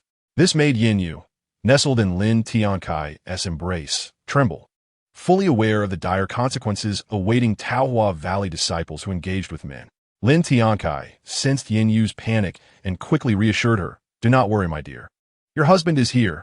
There is nothing to fear. Upon hearing this, Yin Yu's body ceased to tremble, her fears alleviated. She immediately smiled gratefully at Lin Tiancai, saying, Thank you, husband. We are husband and wife. There is no need for such formality, Lin Tiancai replied with a gentle smile. The couple, immersed in their affection, appeared to Elder Mu Ji as if they were disregarding her, a dignified late-stage golden core cultivator. Initially, she intended to exert pressure on Yin Yu to induce fear and compel her to plead for mercy, thereby establishing her authority in front of the other cultivators. Lin Tiancai, I ask you once more, do you dare admit to abducting my Taohua Valley disciples? Elder Mu Ji, no longer attempting to intimidate Yin Yu, turned her ire towards Lin Tiancai. Admit? To what end? I refuse to acknowledge your claims. I have said it is not true, so why ask repeatedly? Is it not tiresome? Lin Tiancai's retort ignited her fury, and just as she was about to strike, he continued, I must say, Elder, if you cannot debate me with words and resort to violence, do you not find that disgraceful at your age? The moment Lin Tiancai uttered these words, the atmosphere fell silent. Shortly thereafter, Elder Mu Ji's furious voice broke the stillness. Lin Tiancai, you are courting death. Immediately, she produced a beautifully crafted staff from her storage ring. It was entirely pink, adorned with a ruby at its tip, radiating a faint magical aura.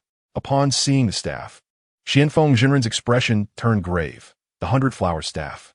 Indeed, this is a 4th-grade superior magical artifact, the 100-flower staff. Xianfeng Jinren, do you still wish to assist this brat against me? Elder Mu Ji's expression darkened as she spoke. Xianfeng Jinren with a thought.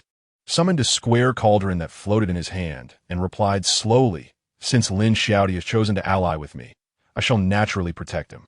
This declaration from Xianfeng Jinren caused an uproar among the crowd. A cultivator exclaimed, "Lin Tiancai has managed to befriend the vice president of Shunfeng Academy. How enviable." Another cultivator chimed in, "Indeed, I too envy Lin Tiancai." Meanwhile, in the distance, Huiyin Jinren was taken aback, surprised that Xianfeng Jinren had allied with Lin Tiancai. But he speculated that Xianfeng Jinren's involvement must be driven by more than mere friendship. Elder Mu Ji, surprised by Xianfeng Jinren's words, nonetheless shouted in anger, "Since you stand for this brat, brace yourself for my wrath." With that, she channeled her internal spiritual energy into the 100-flower staff, causing the ruby atop it to blaze with brilliant light. Muji Jinren wielded the Baiwa staff and unleashed an invisible attack directly at Xianfeng Jinren. Alarmed, Xianfeng Jinren cried out, aware that such an attack would affect his divine consciousness, thereby diminishing his ability to react and observe, ultimately preventing him from unleashing his full potential. Not daring to be careless, he immediately summoned the Si Yuan Ding to defend himself. However, a portion of the invisible attack still penetrated into his sea of consciousness, causing his expression to change. Subsequently, Xianfeng Jinren bellowed, "Hushin technique." Instantly, the invisible attacks were thwarted at the outskirts of his divine consciousness, prompting Xianfeng Jinren to secretly breathe a sigh of relief. He had not anticipated that she possessed such a protective technique for her consciousness. Nonetheless, the upcoming assault would undoubtedly be even more formidable. As she spoke, she channeled her spiritual energy into the Baiwa staff and shouted, "Baiwa Qifeng." With her furious exclamation, the Baiwa staff conjured a multitude of peach blossoms, numbering in the hundreds. Under Muji Jinren's control, they surged towards Xianfeng Jinren. In response, Xianfeng Jinren exclaimed, "Si Yuan Ding, defend." With his command, a spiritual energy barrier formed before the Si Yuan Ding. Soon, the peach blossoms struck the barrier, producing a series of ringing sounds. Muji Jinren understood that Xianfeng Jinren was also a late-stage Jindan cultivator, despite her possession of a 4th-tier high-grade artifact. Defeating him would not be an easy task. Lin Tiancai inwardly cursed. What is so impressive about just having a 4th-tier high-grade artifact? Among the disciples of Taohua Valley, 2 veiled women gazed at the battle, casting glances at Lin Tiancai, their thoughts inscrutable. Moments passed, and Xianfeng Jinren sensed the intensity of the peach blossom assault increasing, compelling him to bolster his defensive efforts. After several more moments, he noticed cracks appearing in his spiritual energy barrier. This realization made him acutely aware that, among cultivators of the same tier, his artifact was inferior to his opponent's, diminishing his strength in the encounter. Before long, the barrier was shattered, and he was forced back several steps. Muji Jinren halted her assault and addressed him, "Xianfeng Jinren, do you wish to continue? Should you choose to persist, do not blame me for injuring you." Holding the Baiwa staff, she regarded Xianfeng Jinren with an air of arrogance. Acknowledging her words, Xianfeng Jinren understood that Muji Jinren was providing him an opportunity to retreat, yet having initiated the confrontation, he saw no reason to withdraw. "Feel free to strike, but I assure you that I will uphold my promise to protect Lin Tiancai." Hearing this, Lin Tiancai felt a surge of gratitude. He had scarcely met Xianfeng Jinren a few times, and yet he was willing to defend him against a late-stage Jindan cultivator wielding a 4th-tier high-grade artifact. Meanwhile, at Shunfeng Academy, Song Yuan deemed his assistance to Lin Tiancai unwarranted, believing that his master had no need to confront a late-stage Jindan cultivator for the sake of Lin Tiancai. At that moment, while most cultivators observed the impending clash, a middle-aged cultivator pointed toward the sky, exclaiming, "Look, it's the flying vessel of the Piao Miao sect." The onlookers turned their attention away from the imminent battle, gazing upward. They beheld a breathtaking fairy at the helm of the vessel, clad in a pristine white gown, seemingly untouched by the mortal realm, evoking a sense of reverence. Accompanying her were dozens of Piao Miao sect disciples, both male and female, along with several elderly men in gray robes, presumably the sect's Jindan elders. The exquisite fairy simply stated, "Disembark the vessel and proceed to the entrance of the secret realm." As her words resonated, the Piao Miao sect disciples swiftly maneuvered their artifacts to descend at a prearranged location. The fairy, having secured the flying vessel, joined the gray-robed elders as they navigated their artifacts to their designated position within the Piamiao sect. Mu Ji Jinren, initially inclined to act, was reminded by an elderly woman beside her. Elder Mu, the Piamiao sect has also arrived. We must prioritize the greater situation. Reflecting on this, Mu Ji Jinren conceded that the elderly woman was correct. Entering the secret realm took precedence, and once Lin Tiancai emerged, there would be ample time to deal with him. With this thought, Mu Ji Jinren cast a fierce glance at Xianfeng Jinren and Lin Tiancai before turning away, leading the disciples and elders of Taohua Valley back to their position. Once the elderly woman departed, Lin Tiancai gestured for the two women beside him to rise, then stood and respectfully addressed Xianfeng Jinren. "Thank you for your assistance, Xianfeng Jinren." "Not at all. I assure you that I will uphold my word," Xianfeng Jinren replied with a wave and a smile. "I must express my gratitude. Without your intervention, I fear the outcome would have been dire for me today." Lin Tiancai continued. The more Xianfeng Jinren observed Lin Tiancai, the more satisfied he became, contemplating how fortunate it would be to take Lin Tiancai as a disciple. Though he recognized that a talent like Lin Tiancai would not readily accept him as a master. After exchanging a few more words, Xianfeng Jinren returned to the position of Shenfeng Academy.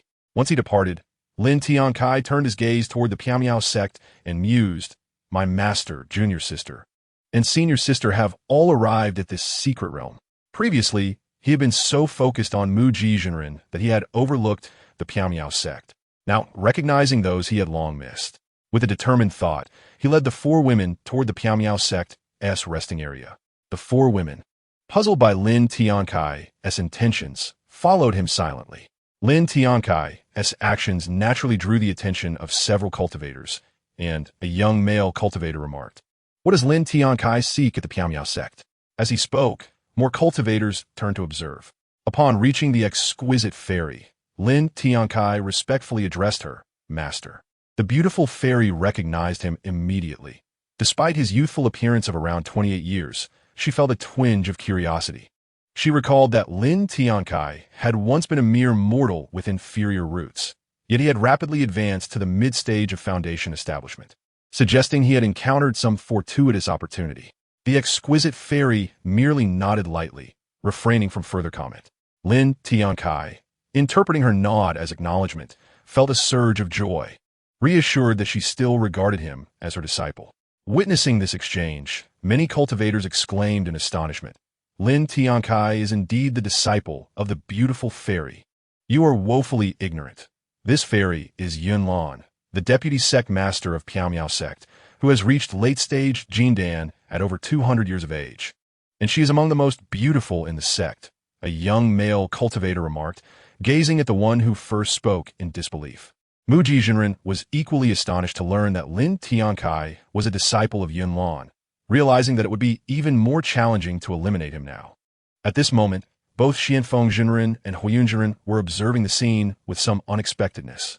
After Lin Tiancai exchanged a brief greeting with his master, he turned to the four women, realizing that they looked at him with some confusion. He suddenly understood that he had not informed them about his previous master. Lin Tiancai quietly urged, "Hurry and pay your respects to the master."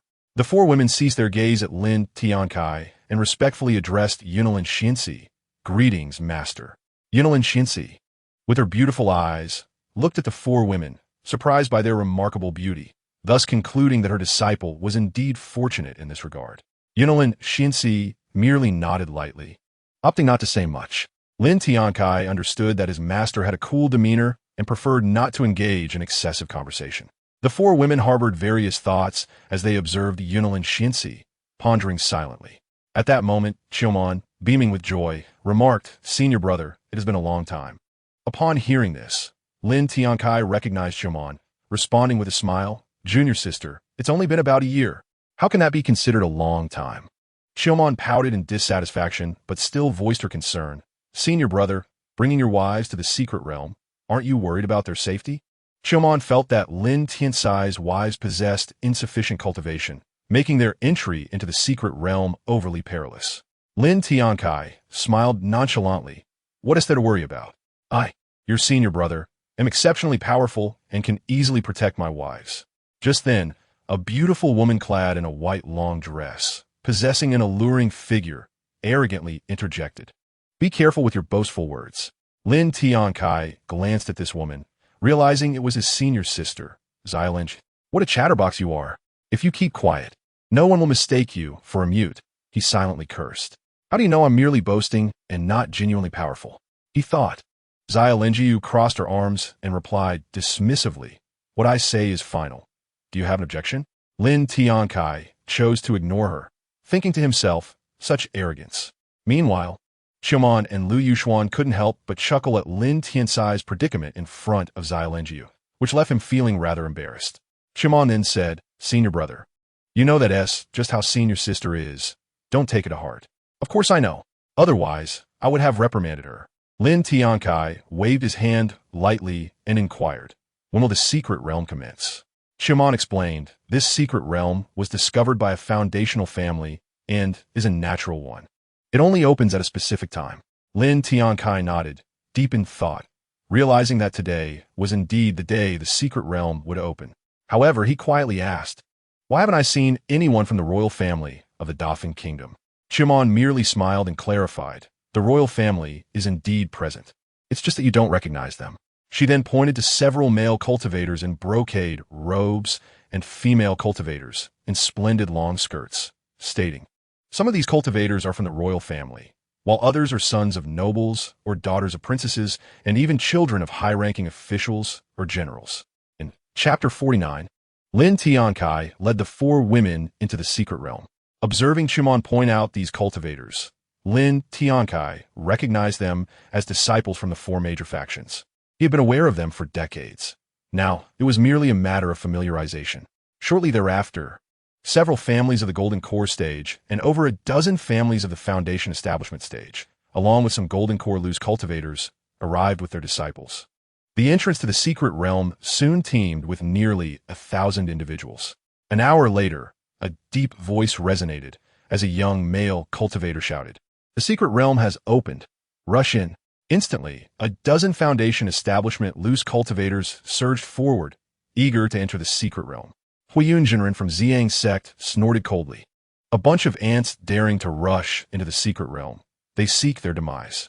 As he spoke, the aura of a late-stage Golden Core cultivator erupted from him. He then bellowed, "Fireball technique." Behind him, dozens of fireballs materialized, hurtling towards the loose cultivators. With a series of anguished cries, the fireballs incinerated the hapless cultivators to ashes. Those who had still contemplated rushing into the secret realm reconsidered their intentions upon witnessing the scene. Lin Tiancai silently marveled at Huiyun Jinren's ruthlessness. Huiyun Jinren then coldly declared, "If anyone dares to rush into the secret realm again, this shall be their fate." He continued, "From my sensing of the energy within, a maximum of 400 Foundation Establishment cultivators can enter the secret realm. A month later, a portal will open inside. If you do not exit by then, you must wait for the next opening." The leaders of the other 3 major factions voiced no objections and proceeded to arrange for their 50 disciples to enter the secret realm. At this moment, Lin Tiancai's entry quota belonged to Shunfeng Academy. So after bidding farewell to Qiuman and his master, he made his way to Shunfeng Academy. At this juncture, Xianfeng Jinren noticed Lin Tiancai's arrival. Offering a faint smile, "I am pleasantly surprised to learn that Lin is a disciple of Yunlin Xianxi." Lin Tiancai gently shook his head. "I am merely fortunate. That is how I became her disciple." Hearing Lin Tiancai's words, Xianfeng Jinren felt a sense of relief, knowing this young man was certainly not ungrateful. Suddenly, Xianfeng Jinren recalled something he had forgotten to mention, and he reminded Lin Tiancai, "Entering the secret realm involves random teleportation." Upon hearing this, Lin Tiancai's heart sank. Without his protection, it would be perilous for the 4 women to enter. "Do not worry about your wives, Lin." Xianfeng Jinren observed Lin Tiancai lost in thought and continued, retrieving 9 talismans from his storage ring. These are 4 low-grade 4th-tier defensive talismans and 5 positioning talismans, which can withstand an attack from a Golden Core initial stage cultivator. As he spoke, Xianfeng Jinren distributed the talismans to Lin Tiancai and the others using his spiritual energy. Lin Tiancai examined the positioning talisman in his hand and then looked at the defensive and positioning talismans in the hands of the 4 women. He immediately asked Xianfeng Jinren, "Brother Xianfeng, How many spirit stones are these talismans worth? I will buy them all. Xianfeng Zhenren waved his hand dismissively. No need, no need. These talismans do not cost much. Lin Tiancai believed that Xianfeng Zhenren had assisted him significantly and felt it was inappropriate to let him bear the cost. Thus he insisted, Brother Xianfeng, you have helped me far too much. I can afford this amount of spirit stones. Seeing Lin Tiancai so determined, Xianfeng Zhenren finally revealed the prices of the talismans. Each defensive talisman costs 20,000 low-grade spirit stones, while each positioning talisman is 5,000 low-grade spirit stones. Upon hearing this, Lin Tiancai felt a wave of regret wash over him. He only had over 90,000 low-grade spirit stones, which was simply insufficient. Reluctantly, Lin Tiancai retrieved his storage ring containing 90,000 low-grade spirit stones and offered them to Xianfeng Zhenren. Lin Tiancai awkwardly remarked, this storage ring contains only 90,000 low-grade spirit stones.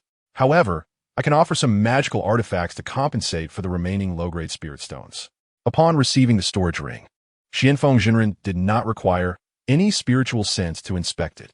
He understood Lin Tiancai's intentions and reluctantly accepted it, responding with a calm demeanor, no need. These spirit stones are sufficient. You need not provide the rest.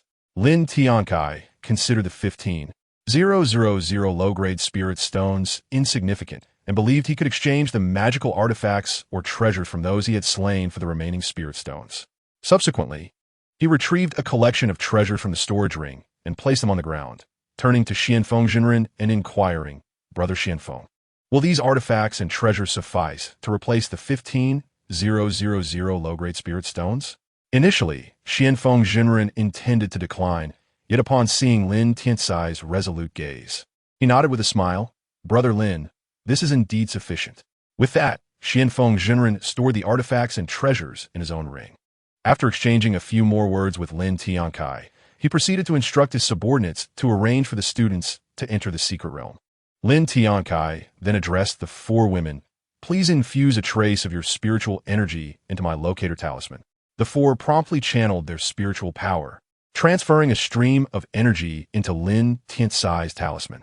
Once this was completed, Lin Tiancai cautioned, once inside the secret realm, it is best not to wander aimlessly. I will find you soon. He then handed several top-grade, 3rd-tier magical artifacts and premium 3rd-tier elixirs to the 4 women. At that moment, the voice of Elder Huiyun resonated. Dear friends, our disciple from Ziyang sect shall proceed into the secret realm first. A young male, cultivator clad in a violet robe, led the disciples of Ziyang's sect into the secret realm. Following this, Muji Zhenren from Taowagu also declared, Dear friends, the disciples of Taowagu will enter first. The disciples of Taowagu followed closely behind Ziyang's sect into the secret realm. Subsequently, the disciples of Piamiao sect entered.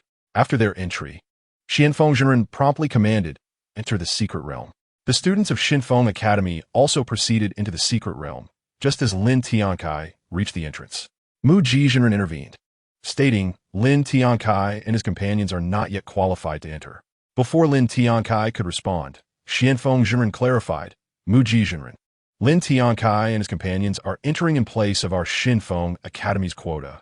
Brother Lin is indeed qualified. After a cold snort, Mu Zhenren ceased further discussion. Lin Tiancai found the old woman's attitude perplexing. Could she not see that only 45 individuals from Xinfeng Academy were entering?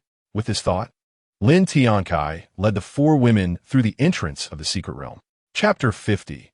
Talents. Soon after the disciples of the 4 major factions entered the secret realm, the disciples of the Jindan families and the apprentices of Jindan Zhenren followed suit. With their entrance, the number of individuals in the secret realm exceeded 350, leaving the remaining spots for the Foundation establishment loose cultivators to vie for. Subsequently, over 100 Foundation establishment loose cultivators scrambled to enter the secret realm, and Elder Huiyun and others did not intervene. Such scenes were commonplace for the Jindan cultivators, who paid little heed. Before long, amidst the fierce competition for the secret realm spots, dozens of Foundation establishment cultivators fell, bringing the total number of entrants to 400.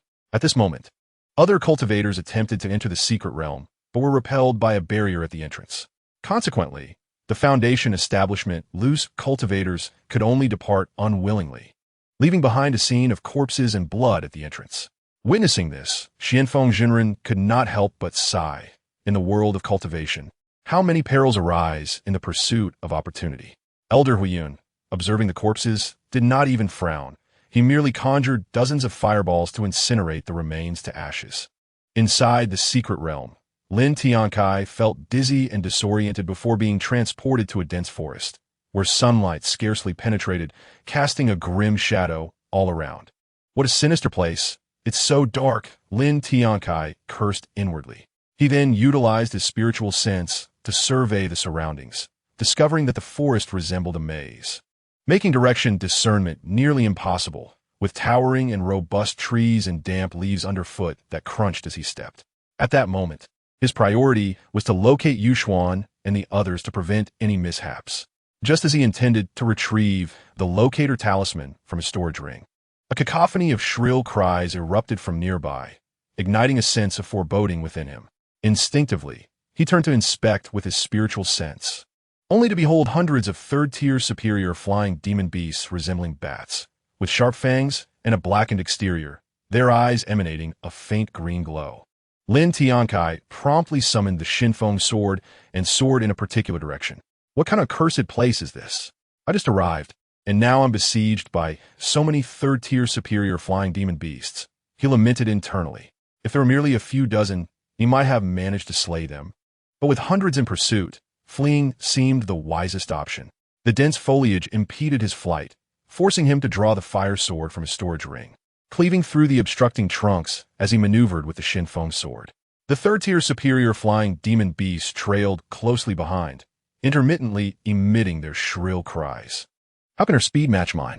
My current pace is only slightly faster than a perfected Foundation establishment cultivator, yet these beasts seem as swift as them. Lin Tiancai seethed inwardly. Thus, they maintained this distance, flying for nearly an incense stick's worth of time, when Lin Tiancai heard the cries behind him, confirming that the third-tier superior flying demon beasts were still in pursuit. What the hell? I've flown over 50 miles and they're still chasing me? What exactly are they after? Lin Tiancai continued to slash through the dense trunks ahead. Lin Tiancai, where are you in such a hurry to go? Are you seeking your precious women? A burly man in black sneered at Lin Tiancai. He then erupted in laughter. Ha! Around him were several late Foundation establishment loose cultivators, all following his lead in uproarious laughter. Lin Tiancai, hearing the mockery, turned towards the source of the voice, which was indeed in his path. What the hell? Isn't that the middle-aged, loose cultivator? This fellow dares to mock me. He won't know how he dies soon. Lin Tiancai inwardly grumbled before gazing at the black-clad man, as if he were a fool. You truly are a remarkable talent, Lin Tiancai remarked, propelling himself forward with the Shinfeng sword. Hearing Lin Tiancai seemingly compliment him, the black-clad man was initially puzzled but quickly realized the truth. Wait, Lin Tiancai is not praising me. He's insulting me. The black-clad man shouted. That damned Lin Tiancai dares to insult me. He's courting death. As they spoke, they prepared to wield their magical artifacts to pursue Lin Tiancai.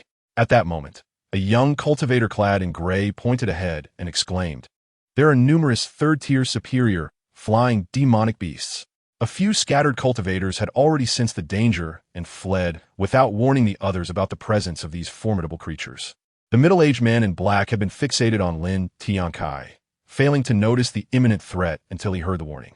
Realizing the truth behind Lin Tiancai's earlier insults, he swiftly produced his magical artifact in a bid to escape. Alas, within mere moments, the third-tier superior flying demonic beast had already arrived. Soon, the dozen or so Foundation establishment cultivators were surrounded by these beasts, forcing them into a desperate battle for survival. Lin Tiancai turned back, observing the unfolding chaos with a faint smile, remarking that these individuals were indeed his saviors, though he shook his head, foreseeing their grim fate. The cultivators, particularly the middle-aged man in black, were quickly torn apart by the beasts, leaving no trace behind. The man could only emit a final, frustrated roar before being devoured, never imagining that he would meet such an end shortly after entering the secret realm and mocking Lin Tiancai. After flying nearly 300 miles, Lin Tiancai finally spotted sunlight ahead, realizing it signified an exit from the dense forest. He soon navigated toward the light, revealing a massive mountain range filled with second- and third-tier demonic beasts. This sight filled Lin Tiancai with dread for the safety of the four women, prompting him to retrieve a positioning talisman from his storage ring. Infusing it with spiritual energy, the talisman began to tremble gently. Sensing the approximate location of the four women, Lin Tiancai quickly maneuvered the Shunfeng sword toward the northern region of the mountains. Chapter 51. Dare to touch my women, seek death. An hour passed without incident, and Lin Tiancai successfully located Lu Yuxuan, Li Wanrong, and Lu Yulan. At this point, he discerned Yin Yu's approximate position through the talisman and embraced Lu Yuxuan and Li Wanrong as they flew forward on the Shunfeng sword, while Lu Yulan, a mid-foundation establishment cultivator, flew independently on her magical artifact. Before long, they were within less than 3 miles of Yin Yu's location. Excluding Lu Yuxuan and Li Wanrong, Lin Tiancai and Lu Yulan had already caught sight of the scene ahead through their spiritual sense. They observed 20 or so cultivators surrounding Yin Yu, with a young man in a purple brocade robe at the forefront, flanked by 2 stunning female cultivators. Among the group were also several veiled female cultivators, 2 of whom were disciples of Xian Menglan. You are the woman of that so-called Lin Tiancai. Upon closer inspection, you are indeed quite beautiful, and precisely the type I favor. If you agree to accompany me, I can ensure you lack for nothing in cultivation resources. The young man in the purple robe leered at Yin Yu. Before she could respond, the alluring woman on his left cooed, "Your Highness, the 7th Prince. What is so special about this woman? Surely you wouldn't forsake me." The woman on his right echoed, "Her figure and beauty are no match for mine. Do not let her come between us." The 7th Prince laughed heartily. "Ah, my 2 lovely beauties are my treasures, while that woman is merely a fleeting whim. How could she compare to you?" The 2 beautiful women giggled in unison. "You are truly wicked, 7th Prince. There are even more wicked things to come. Ha ha." The 7th Prince tightened his embrace around them, his intentions clear. The onlookers behind him regarded the scene with indifference, as if they had witnessed such displays countless times before. In stark contrast, Yin Yu wore an expression of disgust, wishing she could escape the encirclement, but knowing it was futile. The 7th Prince then turned his gaze to her, continuing, "So, will you comply with my earlier proposition?" Yin Yu coldly retorted, "Do not even think about it." "Very well, since you refuse, do not blame me for taking you by force." The 7th Prince seethed with rage. In the kingdom of Dafa, nearly every woman he desired was within his grasp. Yet this insignificant early foundation establishment cultivator dared to publicly reject him, tarnishing his pride. "If you dare to touch me, my husband Lin Tiancai will surely slay you," Yin Yu declared, her heart racing with fear, yet striving to maintain her composure. "Huh, what did I just hear? That pathetic husband of yours, Lin Tiancai, can kill me? Truly a delusion." As he spoke, he raised his hand, signaling his followers to apprehend Yin Yu. "Your Highness Zhao Jie, wait. I still have use for this wench." One of Xian Menglan's disciples interjected hastily. Upon hearing this, Zhao Jie lowered his hand and turned to the veiled cultivator, questioning, "You dare to obstruct my desires?" "Your Highness, I merely wish to use this wench to exchange for my senior sister," the veiled woman insisted. Zhao Jie scoffed, "That is your affair. It has nothing to do with me." Seeing Zhao Jie unwilling to acquiesce, the veiled woman pressed on, "Your Highness Zhao Jie, this wench can entertain you for a few days, but you must return her to me afterward. If you refuse, we will have to settle this by force." The veiled woman believed that while their side had slightly fewer foundation establishment cultivators, they were not afraid of a confrontation. Zhao Jie, sensing the veiled woman's growing assertiveness, realized that refusal could lead to conflict. Yet, he merely intended to toy with Yin Yu, so conceding would not be a significant loss. After a moment's contemplation, he finally relented. "Very well." Upon hearing Zhao Jie's agreement, the veiled woman turned to Yin Yu with a disdainful smile. "Wench, who told you to consort with that lecher Lin Tiancai? This is your retribution." Yin Yu, filled with indignation, retorted, "How could you say such things? I am still your junior sister. You are no sister of mine. You are merely Lin Tiancai's woman. Though I cannot take revenge on him, I can certainly take it out on you." The veiled woman replied coldly, "If you wish to bicker, there will be plenty of time for that later. I only wish to play with this woman now." Zhao Jie commanded, raising his hand and ordering several male cultivators to seize Yin Yu. The male cultivators behind Zhao Jie responded promptly, "Yes, Your Highness the Seventh Prince." They then advanced toward Yin Yu, who held a third-tier inferior longsword. Watching the approaching men with vigilance, she was acutely aware that she was no match for the male cultivators surrounding her. Fortunately, her husband, Lin Tiancai, had previously procured a defensive talisman from Xianfeng, capable of withstanding a single blow. In the event of danger, she could only seize the opportunity to flee. If escape proved impossible, she would rather self-destruct than fall into the hands of Zhao Jie. As the male cultivators slowly approached, her heart raced with anxiety. At that moment, one of the male cultivators acted swiftly, attempting to control her. She drew her sword and struck, forcing him back several paces. In an instant, the others seized the opportunity to subdue her. Just as they were about to reach her, a voice echoed, "Dare to touch my woman? You seek death." With that proclamation, a crimson long sword flew through the air, cleaving several male cultivators in two before embedding itself in the ground before her. The male cultivators emitted not a single cry as Lin Tiancai dispatched them in one fell swoop. Upon witnessing the demise of the male cultivators, Yin Yu lifted her gaze toward the direction from which the fiery sword had come. Zhao Jie and his companions followed suit, glancing up to see two women tightly embracing Lin Tiancai, who glared down at Zhao Jie with evident fury. Yin Yu was the first to speak, her voice filled with delight. "Husband, you have arrived." Lin Tiancai's expression softened, and he replied gently, "My lady, are you unharmed?" Chapter 52. Departing, is my consent required? Yin Yu shook her head lightly, smiling as she said, "Thank goodness you arrived in time. Otherwise, I might have faced grave danger." Lin Tiancai felt a surge of anxiety, realizing that had he arrived any later, Yin Yu could have been captured by Zhao Jie's subordinates. If she resisted, she might have resorted to self-detonation to preserve her honor. Turning to Zhao Jie, Lin Tiancai's face darkened with rage. "You are that so-called Seventh Prince." Earlier, he had perceived everything through his divine sense, and later learned the name from a veiled female cultivator who referred to him as Zhao Jie. The other cultivators scrutinized Lin Tiancai, and among them, two veiled women glared at him with indignation. Zhao Jie, infuriated by Lin Tiancai's insult, retorted, "Lin Tiancai, you dare to insult me? You seek death."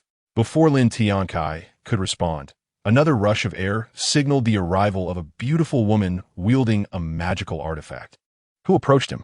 Upon seeing her, Lin Tiancai transmitted a message. "Yulan, during the impending battle, ensure your own safety and do not engage." He also sent a similar message to Yin Yu.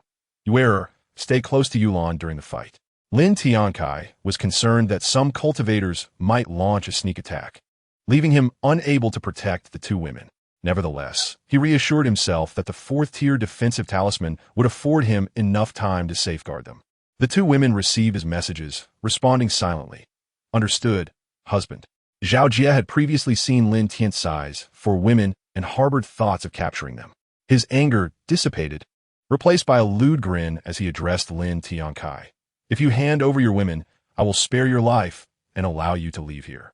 "What do you say?" The female cultivators beside him felt a wave of disgust towards Zhao Jie. Lin Tiancai perceived Zhao Jie as a lecher, coveting beautiful women and even his own wife, which was tantamount to courting death. "You are unworthy of my departure, and your audacity in desiring my wife means you shall remain here. Consider your future well."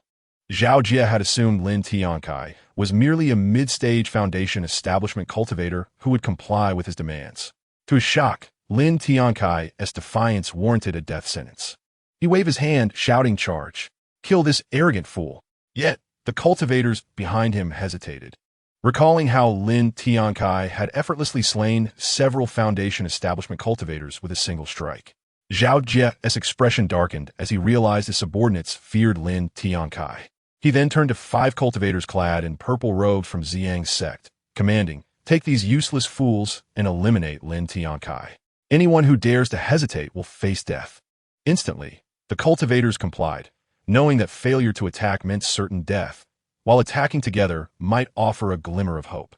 Meanwhile, Yin Yu swiftly maneuvered her artifact to stand beside Lu Yulan, who remained silent. Understanding this was Lin Tiancai's strategy.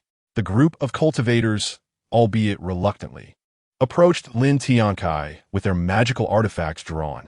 Lin Tiancai observed this scene and scoffed. You think these inept fools can kill me? What arrogant. Do not be arrogant. Lin Tiancai, Zhao Jie sneered, convinced that Lin Tiancai had only succeeded in ambushing a few scattered cultivators.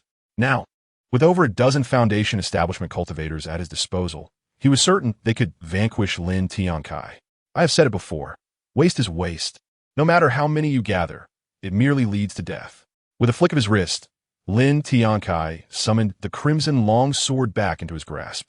The dozen or so Foundation establishment cultivators unleashed their most potent attacks upon him. Lin Tiancai bellowed, "Lei Tian Jiu Jin, Di Wu Chong." A wave of sword energy surged towards the group of cultivators. And in an instant, their assaults collided, producing a series of resounding impacts.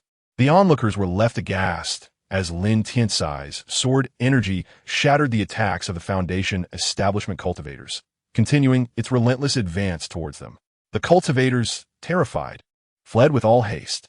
A few, however, were unable to escape and were cleaved in two by the formidable energy. The cultivators who managed to evade the sword energy were left in a state of sheer terror, knowing that had they not escaped, their fate would have mirrored that of their fallen comrades. The two veiled women observed from a distance, fully aware of Lin Tiancai's prowess. They hesitated to engage him immediately, opting instead to assess the situation. However, witnessing his strength, they dared not confront him. One veiled woman whispered to the other, "Sister, we should leave. Otherwise, if Lin Tiancai is free to act, we may fall victim to this lecher." She recalled her earlier conversation with Elder Muji, fearing that Lin Tiancai might seek retribution for her words. The other veiled woman responded, "Sister, we shall depart at once." As she spoke, she deftly maneuvered her magical artifact to retreat from the area. Following suit, the veiled female cultivator to her left departed alongside her senior sister. Observing the two sisters exit, the other disciples of Taohua Valley promptly retrieved their own magical artifacts and followed suit. At that moment, a threatening voice rang out from not far behind them. "I ask you, female cultivators of Taohua Valley, do you intend to leave without my consent?" The two veiled women paid no heed to the menacing tone and continued their flight on their magical artifacts, as did the other female cultivators of Taohua Valley. Previously, Lin Tiancai had utilized his divine sense to observe the group of veiled disciples from Taohua Valley, and upon noticing one of Excellen's junior sisters make a move, he promptly set down Lu Yuxuan and the others, allowing them to navigate their own magical artifacts to Lu Yulan's side before swiftly pursuing with his Shenfeng sword. Chapter 53. Marrying the two women after exiting the secret realm. The reason Lin Tiancai felt secure in letting Lu Yuxuan and the others pursue was that they were protected by fourth-tier defensive talismans, granting him the ability to rescue them at a moment's notice. Moments later, Lin Tiancai had already obstructed the path of the Taohua Valley female disciples. Upon seeing Lin Tiancai standing in their way, the veiled female cultivator on the right exclaimed in anger, "Lin Tiancai, what is the meaning of this? Why do you block the disciples of Taohua Valley?" Lin Tiancai chuckled lightly. "Of course, I am here to settle the score with you too." The veiled woman on the right retorted angrily, "Indeed, we did inform Zhang Muji of your misdeeds, but that was merely the truth. Now you obstruct us. Is this an act of revenge?" Lin Tiancai laughed heartily. "You speak the truth. I am indeed seeking revenge. So what of it? Moreover, I previously spared you too. You even insulted Yin Yu, calling her a wretched woman, and sought to exchange her for your senior sister. Did you think I was deaf?" Such words tightened her heart. For if Lin Tiancai truly wished to slay them, few would escape, and she and her senior sister would surely not be among the fortunate. Meanwhile, Zhao Jie, witnessing Lin Tiancai block the Taohua Valley female cultivators, cast a glance towards Yin Yu and the others, a thought forming in his mind. If I managed to capture one of Lin Tiancai's women, I could leverage that to threaten him and secure my escape. He also glanced at the cultivators around him, who were paralyzed with fear, feeling a surge of indignation. They were utterly useless. Yet he had not anticipated Lin Tiancai's formidable strength.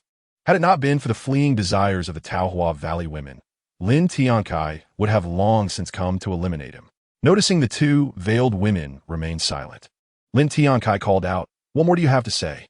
The initially defiant attitude of the veiled woman on the right vanished, replaced by a resolute declaration. Lin Tiancai. Do you not enjoy taking concubines? If you let my junior sister and the other disciples of Taohua Valley leave, I, Tan Shiqing, am willing to marry you. No, sister. You must not. Lin Tiancai is a shameless lecher. The veiled woman on the left interjected urgently. Indeed, sister, do not marry that lecher.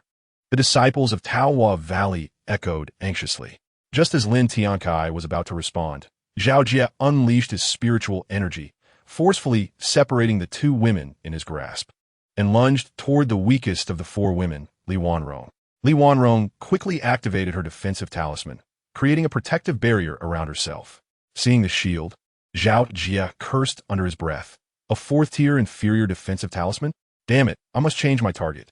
As he prepared to seize Lu Yuxuan instead, Lin Tiancai's furious voice rang out. Dare to touch my wife? You seek death. As his words fell, a blade of sword energy surged forth. Zhao, realizing he could not pursue Lu Yuxuan any longer, drew a shield for defense. The sword energy struck the shield with a dull thud, sending him staggering back 100 feet, spitting blood, and without hesitation, he fled. Lin Tiancai stood in shock, realizing his power had been just right to send Zhao Jie reeling so far. It was no wonder he fled. He then pondered that had it not been for the fourth-tier mid-grade shield in Zhao Jie's possession, he would have long since slain him. Ignoring Zhao, he turned his attention to the group of Taohua Valley female disciples, and the veiled woman on the right sneered. Do you think I would be enamored by your looks? Tan Shiqing glared at Lin Tiancai angrily. Do not push your luck. Indeed, your words hold no weight, Lin Tiancai replied, folding his arms and watching the veiled woman with a mocking gaze. Having spared you before, now you dare to approach me and my wife. It would be a lie not to kill you. At this moment, the veiled woman on the left interjected. If you believe one sister is insufficient, I, Ling Wei, am also willing to marry you. Tan Shiqing was taken aback, surprised that her junior sister would utter such words. Lin Tiancai, calm and composed, mused. Do you think that simply wishing to marry me guarantees my acceptance? There are countless women in the kingdom of Fengwang. The loss of a few will not have much impact. Before Lin Tiancai could respond, Lu Yuxuan approached his side, while Yin Yu smiled at him, saying, Since both of them wish to marry you, why not accept them? Lin Tiancai felt speechless. This was not merely a matter of marriage. These were his enemies. How could he marry them so recklessly? Moreover, they had insulted you. Do you not like them? Or are you afraid? Yin Yu teased, believing that since these two had once been her senior sisters, marrying them to her husband would serve as a form of retaliation, despite their previous slanders. The other three women remained silent, awaiting Lin Tiancai's decision. Afraid? That is simply absurd. They are merely two cultivators at the peak of Foundation establishment. Lin Tiancai utilized the system function to assess the qualifications of the two veiled female cultivators. After a brief moment, he discovered that both possessed orange-grade qualifications, which he deemed barely acceptable. If these two women wished to marry me, it was their choice. I cannot be blamed for that. Since both of you desire to marry Lin Tiancai, I shall not be coy. Once we exit this secret realm, we shall wed. Although both veiled women felt some reluctance, they had already acquiesced to Lin Tiancai's proposal and could not renege. Tan Shiqing addressed Lin Tiancai. May my junior sisters take their leave? Of course you may. Lin Tiancai nodded. Sister, why don't we fight him? Proposed a slender female cultivator. Several other Taohua Valley disciples echoed, yes. Sister, we fear nothing even if we must die. Nonsense. With your strength, Lin Tiancai could slay you all with just a few swords. You should depart swiftly, Tan Shiqing admonished. Meanwhile, Lin Tiancai quietly observed the scene, finding the actions of these female cultivators utterly laughable. The female disciples of Taohua Valley, chastised by their senior sister, dared not voice their dissent. One of the disciples transmitted a message. Sister, let us summon King Xianzi and Xiaox Xianzi to eliminate that shameless scoundrel, Lin Tiancai. Chapter 54. After capturing the two maidens, it is time to rest. Tan Shiqing was acutely aware that Lin Tiancai's strength far exceeded what they could collectively confront. Nevertheless, she replied through transmission, you should leave quickly to prevent Lin Tiancai from having a change of heart. Upon receiving Tan Shiqing's message, the Taohua Valley disciple promptly departed with her magical artifact. Observing the departure, the other disciples exchanged glances with Tan Shiqing and Ling Wei before following suit. Once the disciples of Taohua Valley had vacated, Lin Tiancai turned his attention to the two junior sisters of Xi Menglan and said calmly, "Come here, Madame Tan and Madame Ling." Although the two women hesitated, they eventually approached Lin Tiancai, biting their lips.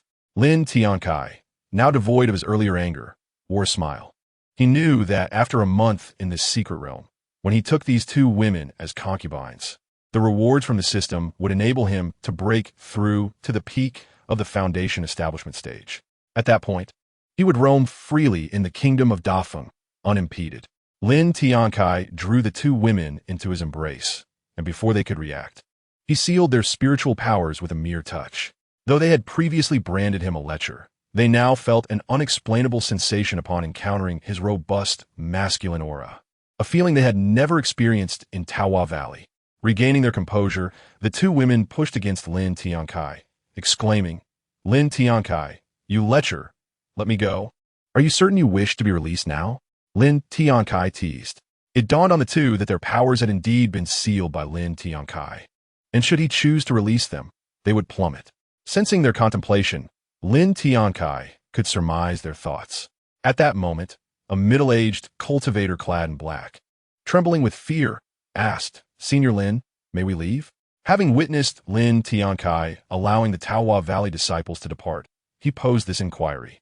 Soon, several cultivators, including the two women of the seventh prince, gathered their courage to voice similar questions. Lin Tiancai then addressed the Assembly of Foundation Establishment Cultivators. Gesturing for them to depart, "You may all go." Lin Tiancai reasoned that eliminating these cultivators held little merit. If he were to kill, it would be the seventh prince that would meet his end. He was not one to engage in indiscriminate slaughter. At this juncture, Lu Yuxuan also inquired, "Husband, where shall we go now?" After a moment of contemplation, Lin Tiancai glanced at the two veiled women in his arms and replied with a smile, "We shall rest for now. Once the time in this secret realm elapses, we will depart." Lin Tiancai's words were laden with deeper meaning. The four women discerned the implication in his statement and refrained from further commentary.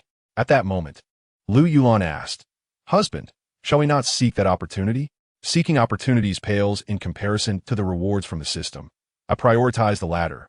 Lin Tiancai thought, but did not disclose this to Lu Yulan. Instead, he spoke earnestly. "Opportunities await those fated to encounter them. If we are indeed fated, we shall surely find them." Lu Yulan nodded, albeit skeptically.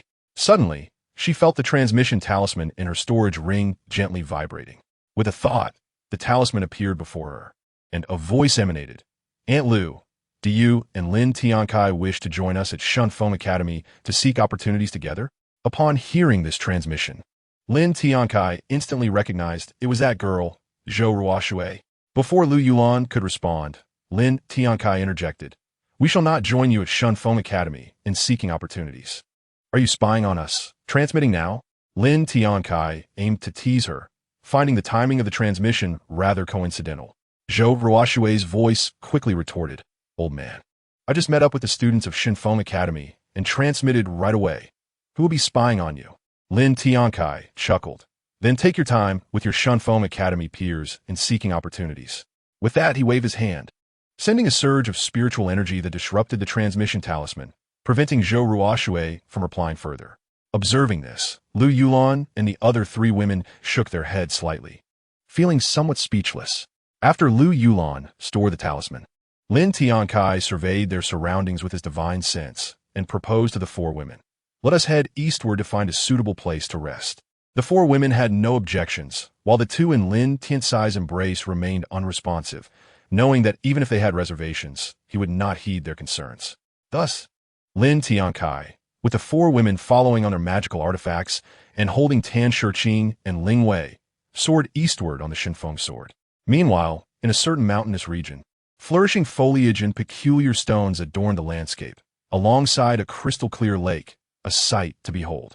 A girl in a pink dress stood by the lakeside, her anger evident as she hurled stones into the water, splashing droplets everywhere. She cursed aloud. That damned old man, daring to cut off the transmission. How infuriating. None other than Zhou Ruoxue. At that moment, a young man in a white robe approached and gently inquired, "Junior Sister Ruoxue, who has angered you so?"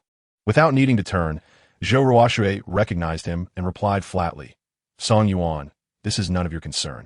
She was quite averse to Song Yuan, who constantly lingered around her for no apparent reason.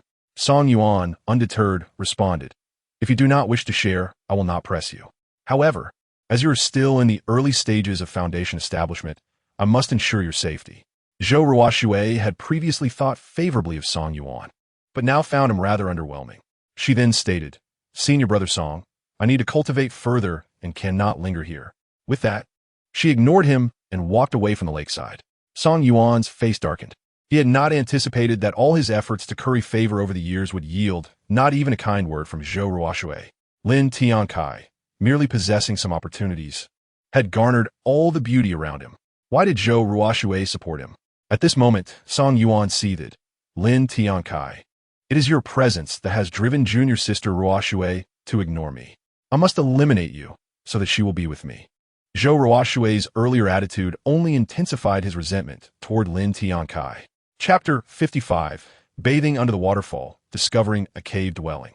Song Yuan fixated on the direction Zhou Ruoxue had departed, his eyes filled with malice.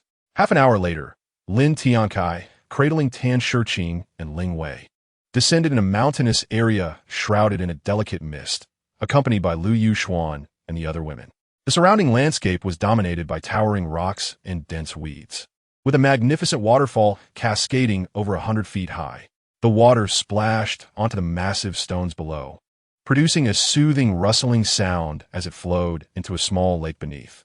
Lin Tiancai, along with Lu Yulan and Yin Yu, surveyed the area using their spiritual senses, while Lu Yuxuan and Li Wanrong, not yet having reached the foundation establishment stage, could only observe the scenery with their naked eyes. However, Lin Tiancai continued to investigate with his spiritual sense but found nothing of interest. At that moment, he mischievously suggested, How about we take a bath here? Upon hearing this, the expressions of the women flushed slightly, and Lu Yuxuan immediately protested, Husband, if you wish to bathe, you may go ahead. I refuse to join you. The other women echoed her disapproval. They had no desire to bathe in such a place, even if they could set up barriers to shield against prying spiritual senses. Lin Tiancai could only raise his hands in resignation, saying, Very well, you may wait for me here. At that moment, he remembered the two veiled female cultivators and asked, Would you two like to join me? Before he could finish his sentence, Tan Shiqing interrupted, I do not wish to. Ling Wei added, Neither do I.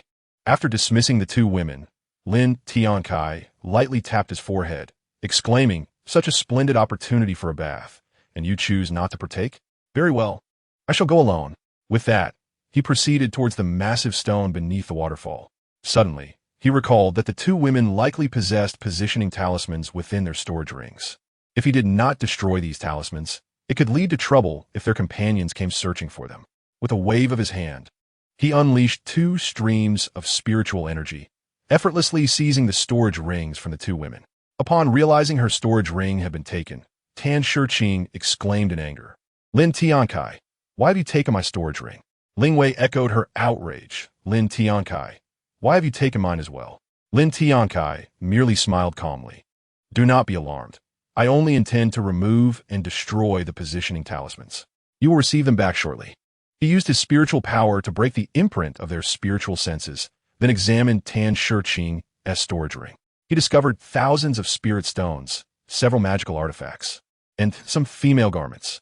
Soon, he located a positioning talisman, which he extracted and shattered with his spiritual power. He followed the same procedure with Ling Wei's storage ring, destroying her talisman as well. Satisfied, he returned the storage rings to Tan Shiqing and Ling Wei. Ling Wei then looked at Lin Tiancai with a mocking expression. With your formidable strength, why are you so cautious? Are you afraid of dying? Lin Tiancai was unbothered, understanding her dissatisfaction. Isn't it prudent to avoid unnecessary troubles? Ignoring Ling Wei, he removed his black robe, leaving only his fitted trousers, and leaped into the lake. A splash echoed as he submerged, soon resurfacing and swimming toward the massive stone. Meanwhile, 20 miles to the west, a group of stunning figures, led by two beautiful, veiled female cultivators, came to a halt. The one on the left, known as King Xianzi, spoke, The auras of Tan Shimi and Ling Shimi have vanished. It seems Lin Tiancai must have destroyed the positioning talismans. A disciple from Taohua Valley inquired, Qin Shiji, how can we locate Tan Shiji and Ling Shiji? King Xianzi shook her head lightly. With my current mastery at the peak of Foundation establishment, I can only rely on the positioning talismans for guidance. I cannot employ other secret techniques to find their locations.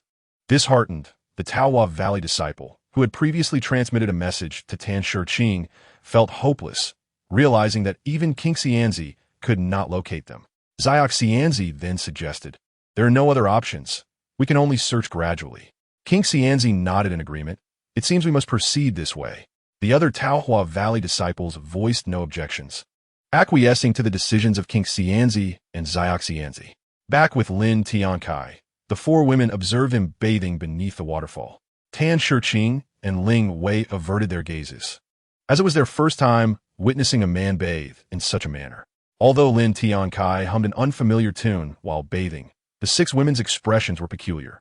Lin Tiancai, however, was unconcerned. After all, they were his wives. Suddenly, he slipped, losing his footing and stumbling backward. The four women exclaimed in alarm, husband. Yet, rather than falling behind the waterfall, he struck an invisible barrier. Confused, Lin Tiancai turned to inspect this barrier and remarked in surprise, what a formidable restriction. But shall not deter me. He gathered his internal spiritual power and concentrated it in his right fist, delivering a powerful blow against the barrier. To his astonishment, it did not yield even a crack. Undeterred, he summoned the Li Hua sword, channeling his spiritual energy to execute the fifth level of the Liantian 9 swords. A roaring sword aura surged toward the barrier, which ultimately shattered under the force of Lin Tiancai as attack. Lin Tiancai sheathed the Li Hua sword with a light chuckle.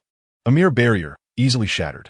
As he beheld the scene revealed by the broken barrier, he joyfully exclaimed, this is a cultivator's cave. Just as he was about to enter, he remembered his wives outside. He quickly stepped out from behind the waterfall, whereupon the four women felt their anxious hearts finally ease upon seeing him. However, Tan Shiqing and Ling Wei were not as worried. They knew that if Lin Tiancai were in danger, the restrictions on them would automatically lift, indicating he was unharmed. Liu Yuxuan then complained, husband, what happened just now? Why did you fall backward? Standing atop the massive stone, Lin Tiancai felt a bit embarrassed. It was simply an accident. He recalled the cave and added, oh, by the way, I discovered a cave behind the waterfall. Libanron, Puzlat, Inkirat, Akaba. Lin Tiancai affirmed, indeed. I encountered it when I stumbled backward.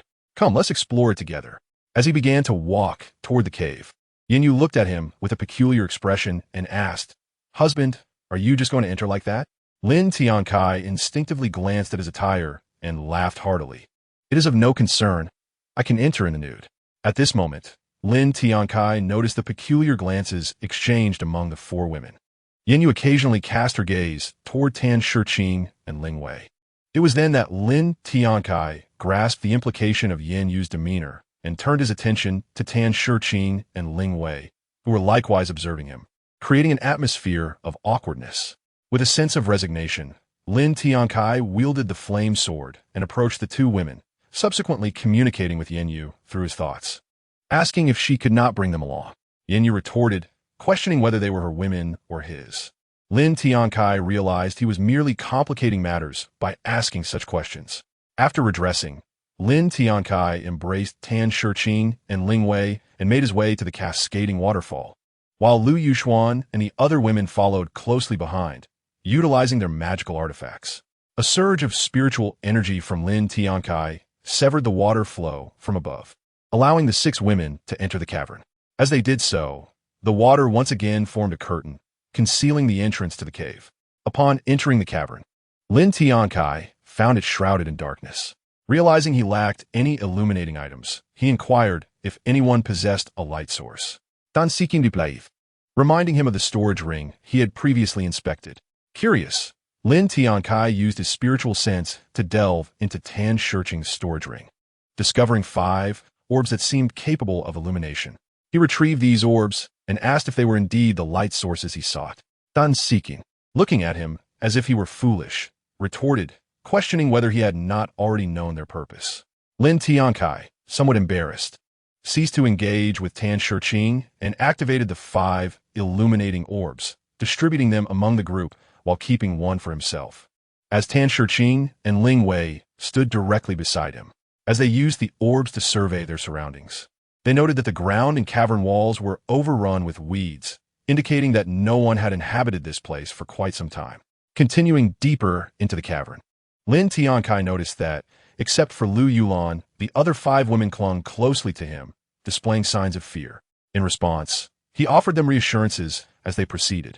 Before long, they arrived at the center of the cavern, which featured a stone table, stone stools, a stone bed, and 4 mats, with 12 oil lamps adorning the walls. Lin Tiancai executed the basic fireball spell, dividing a large fireball into 12 smaller flames that ignited the oil lamps, instantly illuminating the cavern. Shortly thereafter, he discovered 3 additional entrances and, upon inspection, deduced that these spaces were also inhabited by cultivators. Let's explore these entrances further, he suggested, making his way to the left entrance where he encountered a barrier. Drawing the flame sword, he forcefully broke through it and proceeded inside, with the 6 women following without objection. Upon entering, they observed numerous potion bottles displayed on a stone shelf beside the stone bed. Lin Tiancai waved his hand, channeling spiritual energy into 3 of the bottles, lifting them to inspect their contents. A fragrant aroma wafted toward him, and after inhaling a few breaths, he summoned a pill before his eyes with a flick of his fingers. Recognizing it as a high-grade 4th-tier healing pill, Lin Tiancai was pleasantly surprised to find such a treasure within an unassuming stone chamber. However, Tan Shiqing and Ling Wei exhibited signs of agitation. Ling Wei exclaimed, "A 4th-grade healing pill. Even some of the Golden Core elders from our Taohua Valley do not possess such a treasure." Lin Tiancai regarded her with intrigue, questioning whether such a 4th-grade pill warranted such excitement. Ling Wei hesitated, wondering if these pills were not indeed precious. Sensing a shift in the atmosphere, she glanced at the other 5 women, noticing strange expressions on their faces. Instinctively, she queried whether something was amiss with her appearance. Yin Yu interjected, clarifying that Lin Tiancai would soon be able to concoct such pills himself, thus rendering their astonishment unnecessary. It was then that Ling Wei turned to Lin Tiancai, asking if he were indeed a 3rd-tier alchemist. Lin Tiancai promptly denied it, asserting that while he was not a 3rd-tier alchemist, he could produce top-tier 3rd-grade pills. Although Lin Tiancai's 4 wives seemed to believe him, Ling Wei remained skeptical, doubting his alchemical capabilities and suspecting he was boasting.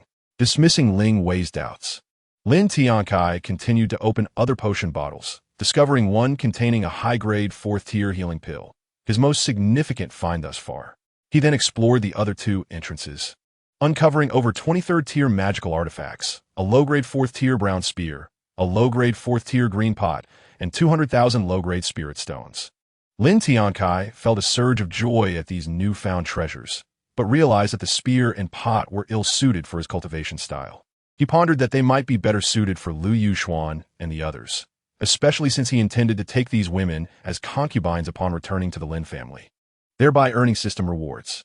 He was curious about what those rewards might entail, yet hoped they would not yield weapons other than swords. In Chapter 57, The Cave Within the Secret Realm, Lin Tiancai presented the low-grade 4th-tier spear to Lu Yulan and the green pot to Yin Yu, while providing Tan Shiqing and Ling Wei with pills to aid their cultivation breakthroughs as they were still in the qi refinement stage. Subsequently, he allowed the women to select their own stone chambers, with each pair occupying a separate room while he took the outermost chamber. Before settling in, Lin Tiancai established a barrier at the entrance to prevent any other cultivators from disturbing their much-needed rest. Casting a gentle smile toward Tan Shiqing and Ling Wei's chamber, he reflected on the events unfolding outside the secret realm. Meanwhile, at the resting area of Taohua Valley, Master Muji communicated with 2 initial-stage Golden Core elders, instructing them to discreetly venture to the Lin family in Qingshui Town to capture Lin Tiancai's 2 children and eliminate the rest, emphasizing the importance of remaining undetected. Upon receiving these orders, the 2 elder women departed quietly from the entrance of the secret realm. On the other side, at the Shunfeng Academy, Xianfeng observed the movements of the cultivators from Taohua Valley.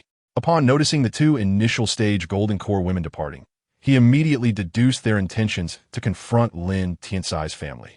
With only 1 initial-stage Golden Core mentor at his side, he felt powerless to stop them, but recognized that since Lin Tiancai was the disciple of the immortal Yunlan, he would undoubtedly come to their aid. Xianfeng Jinren, contemplating in his heart, promptly transmitted a message to Yunlan Xianzi. Yunlan Xianzi, I am Xianfeng Jinren.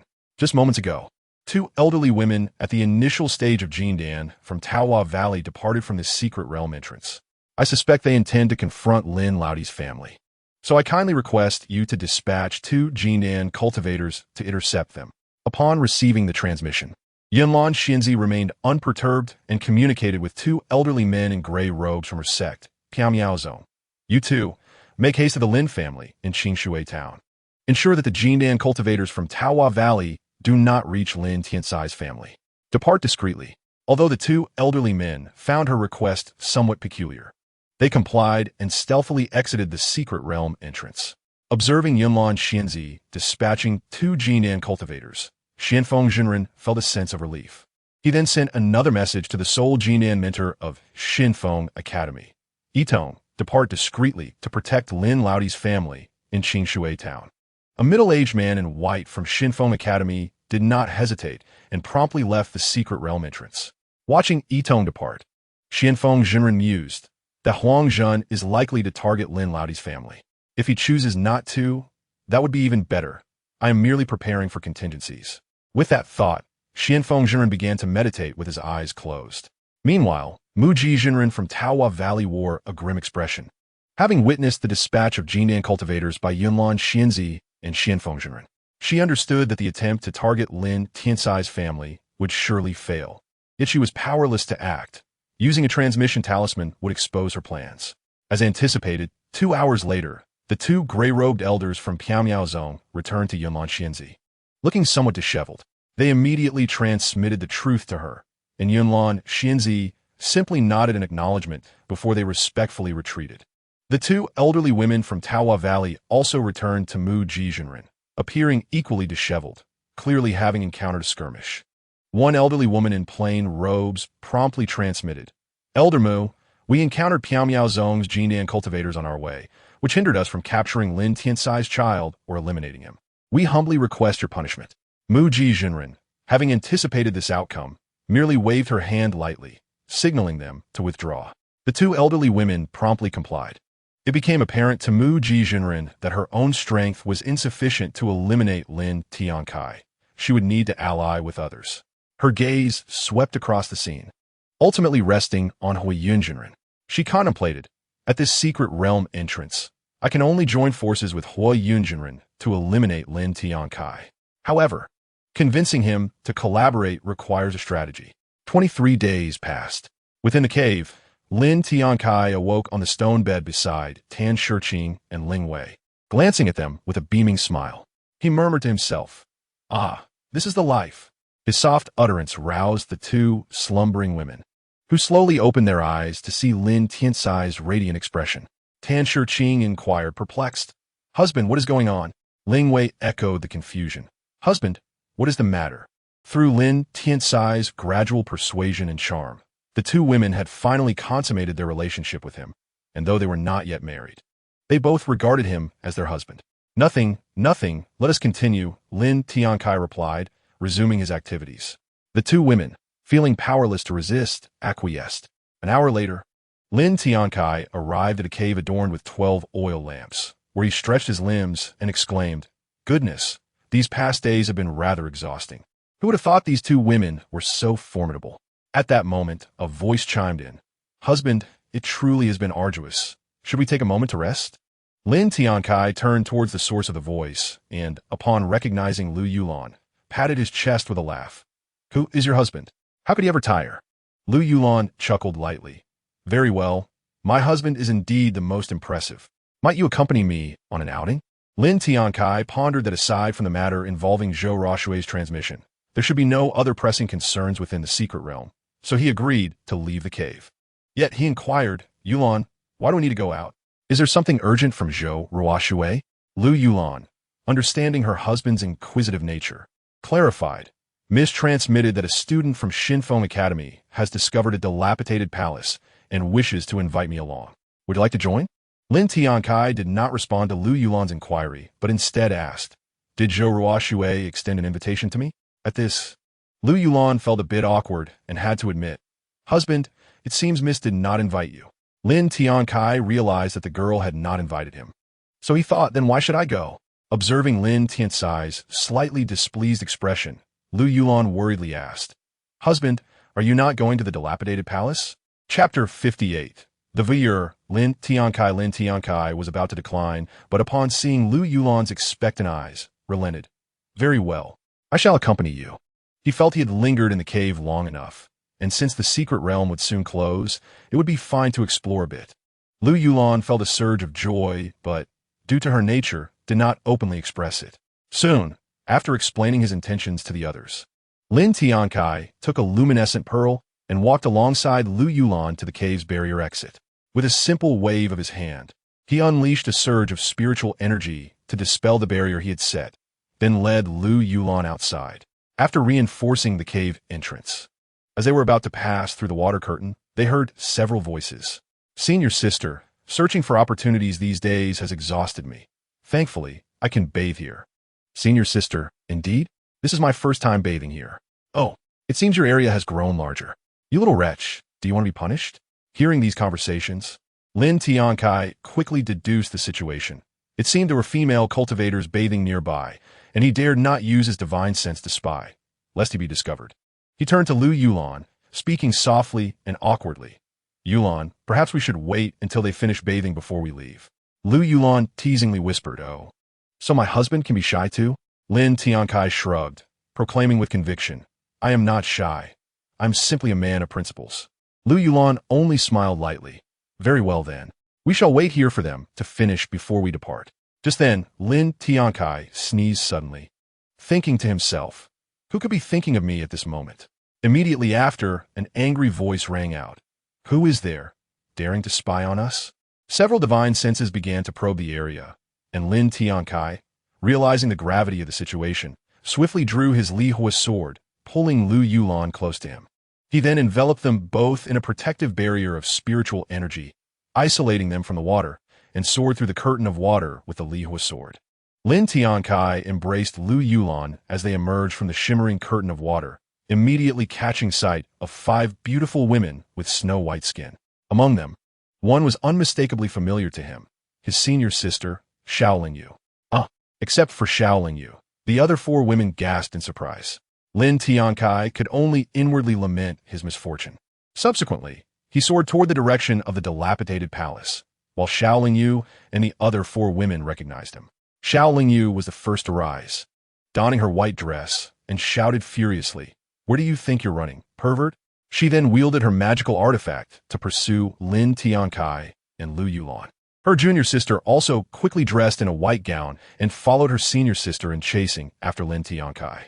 On Lin Tiancai's end, he had already dismantled the restrictions set by Shaolin Yu and her companions and was heading toward the ruined palace. Shaolin Yu and the others were hot on his heels, with Shaolin Yu hurling insults, "Pervert, you peeked at us and still dare to run." In response, Lin Tiancai, while holding Lu Yulan, retorted, "I didn't mean to, and I don't appreciate being called a pervert." Shaolin Yu, filled with anger and disbelief, could hardly fathom that her once timid junior brother had transformed into a peeping Tom. Now arguing back, "I don't care whether it was intentional or not. You must pay the price for seeing us."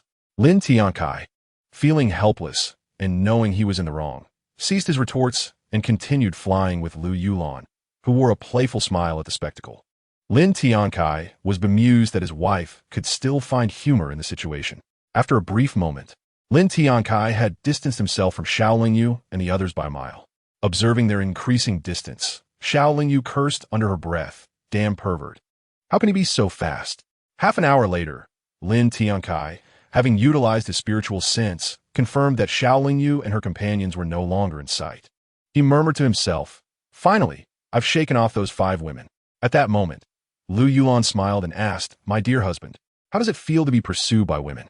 Lin Tiancai, his expression dark, replied, "I certainly do not wish to be chased by women shouting pervert. It could ruin my lifelong reputation." Lu Yulan did not perceive Lin Tiancai as narcissistic, for in her eyes, her husband was unparalleled. Not long after, having spent the duration of a tea break, Lin Tiancai finally arrived at the dilapidated palace, mentioned by Zhou Ruoxue.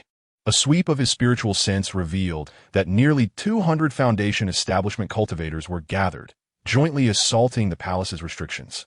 Lin Tiancai found this scene somewhat astonishing. With so many cultivators casting spells and wielding magical artifacts, they had yet to breach the formidable restrictions, indicating their resilience. Lin Tiancai glanced around and noticed that the majority of the cultivators from the four major factions were observing from a distance of a mile behind the Foundation establishment cultivators at the palace's entrance. This led him to deduce that the leaders of the four factions intended for these scattered Foundation establishment cultivators and some disciples from various families to expend the energy of the restrictions, thereby allowing the leaders to reap the benefits. At this moment, 3 late-stage Foundation establishment cultivators approached Lin Tiancai, halting 10 zhang away. The young man in a brown robe, seeing Lin Tiancai and Lu Yulan were merely mid-stage Foundation establishment cultivators, arrogantly proclaimed, "You too wish to enter this dilapidated palace in search of treasures?" Lin Tiancai was puzzled by the implication of this individual, wondering if he intended to make them do the heavy lifting. Indeed, the young man in the brown robe responded with a faint smile. "I presume you have noticed the Foundation establishment cultivators below attacking the restrictions. From now on, if you too attack the restrictions of the dilapidated palace, once they are broken, you may enter. What say you?" Lin Tiancai, already aware of the young man's ulterior motives, immediately objected. "I will not attack the restrictions. I can enter the dilapidated palace once they break them, just as well. Do not think I will do your bidding." The expression of the young man in the brown robe soured. He had not anticipated that this mid-stage Foundation establishment cultivator would be so unappreciative of his offer. "You need to understand, if you do not attack the restrictions, you cannot enter the dilapidated palace." Lin Tiancai scoffed. "I will enter the palace alongside them." Chapter 59. Defeating the Arrogant One. As he spoke, Lin Tiancai pointed toward the Foundation establishment cultivators of the four major factions. The young man in the brown robe glanced toward them, and then sneered, "You, a mid-stage Foundation establishment cultivator, think you can enter this dilapidated palace like those disciples of the four major factions without attacking the restrictions? How utterly naive." Lin Tiancai was well aware that he lacked the prominent status or strength in front of the young man in the brown robe. Thus, he was expected to attack the palace's restrictions like the other Foundation establishment cultivators. Lin Tiancai chuckled derisively. "Why should they enjoy unearned benefits while I cannot?" The young man in the brown robe laughed coldly to himself, thinking that Lin Tiancai genuinely believed he could compare himself to the four major factions. Why? Because they are disciples of the four major factions of the Great Wind Kingdom, and their strength is not something a mere mid-stage Foundation establishment cultivator like you can compare to. "Oh, so you're saying that only those with strength or a background can avoid doing the hard work?" Lin Tiancai inquired. The young man in the brown robe, filled with arrogance and disdain for Lin Tiancai, nodded slightly, acknowledging at least you have some self-awareness. Lin Tiancai found this amusing. This arrogant fellow needed a lesson. He asked, "If that is the case, how can I prove my strength to avoid attacking the restrictions of the dilapidated palace?" Meanwhile, Lu Yulan, nestled in Lin Tiancai's embrace, foresaw the predicament that awaited the young man in the brown robe. "If you can defeat me, once the restrictions of the dilapidated palace are broken, I will allow you and your woman to enter in search of opportunities." The young man in the brown robe found Lin Tiancai somewhat intriguing, feeling a sense of excitement. In his eyes, Lin Tiancai was merely asking for a beating, and he was eager to engage. "Then I shall make the first move." "Do not think of it as a sneak attack," Lin Tiancai stated. "Come on, let me see what strength you possess," the young man in the brown robe replied dismissively. Lin Tiancai wasted no time and, while embracing Lu Yulan with one arm, launched a punch with his other hand. Seeing Lin Tiancai attack while holding a woman made the young man in the brown robe feel disrespected, as if Lin Tiancai did not regard him. A consummate Foundation establishment cultivator, seriously. He retaliated with a punch aimed at Lin Tiancai's strike. As their fists collided, a resounding crack echoed, followed by a cry of pain. "Ah, my hand." The young man in the brown robe was sent flying 20 zhang back, clutching his shattered right hand, howling, "You dare to break my hand? I will make you pay." Lin Tiancai, still holding Lu Yulan, replied helplessly, "I didn't pay attention. It seems I just used a bit more force than usual." The young monk clad in a brown robe had already forgotten his previous words. He immediately turned to the other two middle-aged cultivators at the pinnacle of the Foundation establishment stage and commanded, "Join me in eliminating this fellow." Earlier, when Lin Tiancai had unleashed a punch, they had retreated a considerable distance, and upon hearing the young monk's words, they realized the strength of Lin Tiancai. In their eyes, the ability to shatter the bones of the Foundation establishment cultivator with a single punch was far beyond their capability to confront. One of the middle-aged cultivators, with a square face, respectfully clasped his hands towards Lin Tiancai, saying, "Esteemed friend, this is Xiang Kuei, the direct descendant of the Xiang family.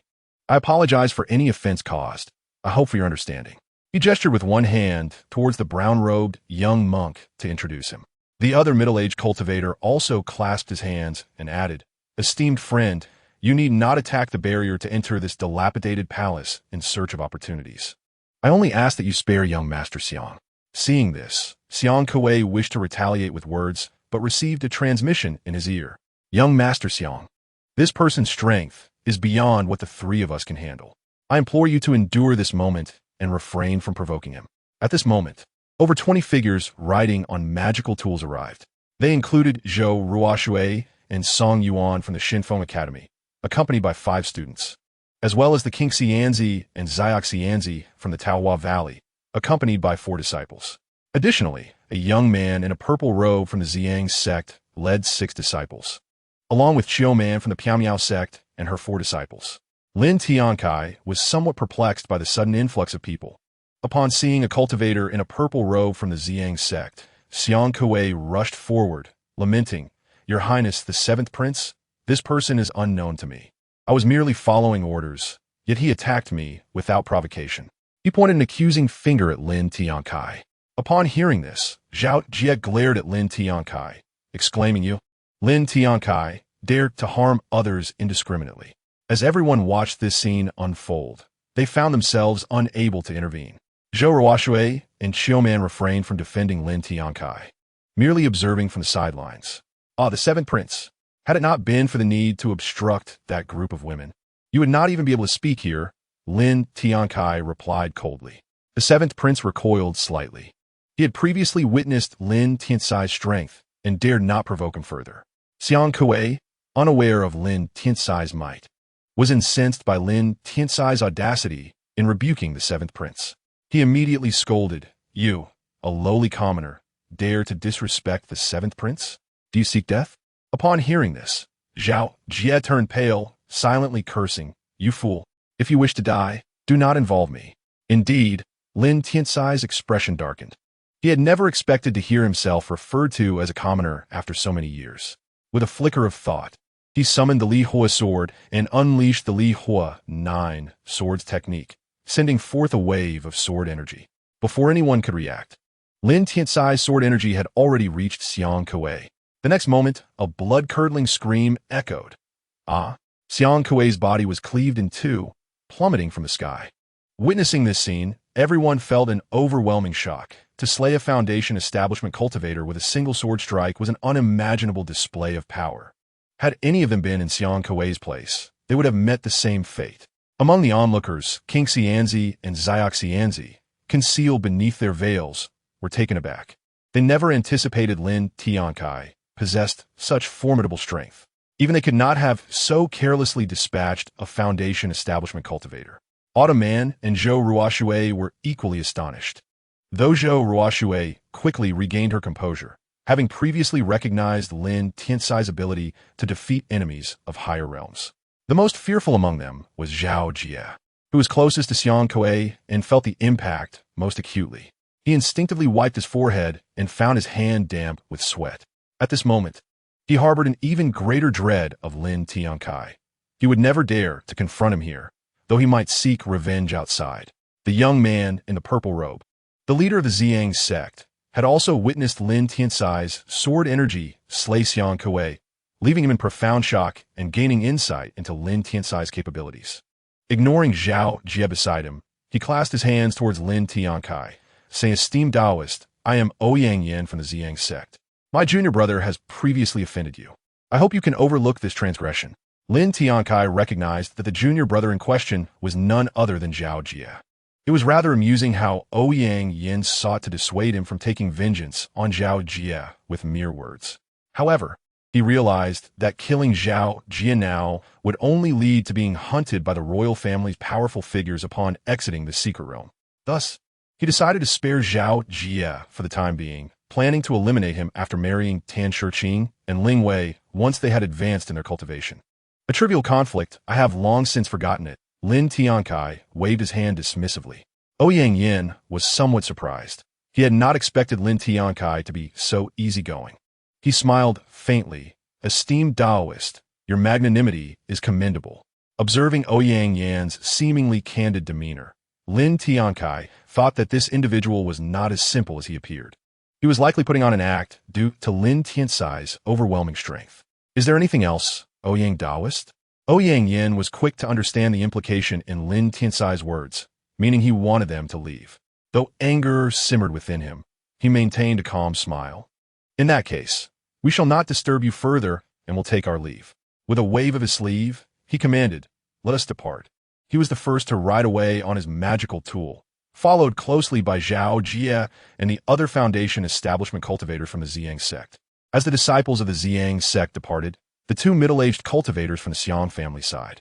If even the seventh prince dared not offend Lin Tiancai, what would they do? They could only follow suit, considering their young master had brought upon himself such a formidable foe. Merely unfortunate circumstances. At that moment, Xiaoman and Zhou Ruoxue approached Lin Tiancai. Zhou Ruoxue spoke first. Aunt Lu, I knew you would come, but I didn't expect this old man to accompany you to this dilapidated palace. She took Lin Tiancai's other hand, teasing him. How absurd. Why should I not come? Besides, I was merely concerned for Yulan's safety alone. Lin Tiancai retorted playfully to Zhou Ruoxue's jest. Zhou Ruoxue muttered under her breath. You wanted to come yourself, yet you seek excuses. Truly cunning. How dare you compare me to a cunning fox? Lin Tiancai exclaimed. Believe what you will, Zhou Ruoxue replied, making a face at Lin Tiancai. Lin Tiancai was left speechless by her antics. Meanwhile, Song Yuan from the Shinfeng Academy wore a grim expression as he observed Zhou Ruoxue's playful demeanor with Lin Tiancai, while she refused to spare him even a word. Song Yuan fervently thought to himself, that damned Lin Tiancai, it is solely because of you that Ruoxue Shimi ignores me. If I can eliminate you, Ruoxue Shimi will undoubtedly fall into my embrace and become my woman. However, he was acutely aware that he was no match for Lin Tiancai's formidable strength and was thus compelled to seek alternative methods to eliminate him. At this moment, Xiaoman noticed that Lin Tiancai was engaged in conversation with her and could not help but smile, saying, Senior brother, you are indeed impressive to possess such strength. It is merely a stroke of luck that I have obtained this opportunity, and I must credit my good fortune to you, senior brother. Lin Tiancai, maintaining his humility, responded with a faint smile. Senior brother, you possess such strength yet remain modest. It seems that when you defeated Xiang Kuei earlier, you did not even unleash your full power. That must have been merely half of your capability. In Xiaoman's estimation, Lin Tiancai's prowess was far more profound than it appeared, perhaps even exceeding her assumptions. Lin Tiancai found her analysis quite astute, as she deduced his strength simply from his modest demeanor, prompting him to consider giving her a thumbs up in praise. However, during the defeat of Xiang Kuei, he had not even utilized half of his power. He had effortlessly dispatched that weakling. You are truly clever, Lin Tiancai complimented, his peripheral vision catching sight of the disciples from Taohua Valley who had not yet departed. He had noted their lingering presence since the departure of the members of Ziyang's sect. It appeared they were seeking him due to Tan Shiqing and Ling Wei. Yet they refrained from confronting him, likely due to the strength he had previously displayed. Upon hearing her senior brother's praise, Xiaoman felt elated. However, when she attempted to speak, she noticed Lin Tiancai's gaze directed toward the Taohua Valley disciples, sparking her curiosity. What is it, senior brother? Zhou Ruoxue and Lu Yulan also looked at Lin Tiancai, equally perplexed. Lin Tiancai gestured toward the Taohua Valley. The three women followed his finger and realized that the Taohua Valley disciples were indeed staring at them, seemingly with intent. Lin Tiancai wasted no time and, embracing Lu Yulan, approached the Taohua Valley disciples, stopping at a distance of 5 zhang. Zhou Ruoshui, witnessing Lin Tiancai carry her Aunt Lu away, felt a pang of irritation. Nonetheless, Xiaoman followed closely behind Lin Tiancai. After a moment's hesitation, Zhou Ruoshui decided to pursue them, eager to discern Lin Tiancai's intentions. The disciples of Taohua Valley were somewhat taken aback by Lin Tiancai's approach.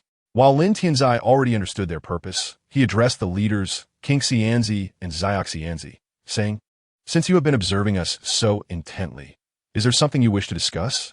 King Xianzi nodded slightly, responding with indifference, since Taoist Lin is already aware of our intentions. Why feign ignorance? Lin Tiancai inwardly mused. What a clever revelation. However, I shall continue to feign ignorance. What can you do about it? Ehem, Qinxianzi, you yist. I am not feigning ignorance. I merely approached after noticing you all staring in our direction. King Xianzi felt a twinge of annoyance upon realizing Lin Tiancai's blatant lack of shame. The two women behind Lin Tiancai were perplexed, unable to comprehend the exchange between him and King Xianzi. Lu Yulan, however, understood that Lin Tiancai was pretending to be oblivious, hoping King Xianzi would divulge the truth while he remained an observer. King Xianzi recognized Lin Tiancai's ruse, but understood that if she did not speak, he would not either, and ultimately, she would have to articulate their concerns. Since Taoist Lin is unaware of our intentions, allow me to clarify. You have threatened our disciples, Tan Shimi and Ling Shimi, with marriage. Is this true? The disciples of Taohua Valley have been searching for 23 days without locating the two women whom Lin Tiancai had allegedly coerced. Absolutely not. Lin Tiancai firmly shook his head, directly refuting her claim.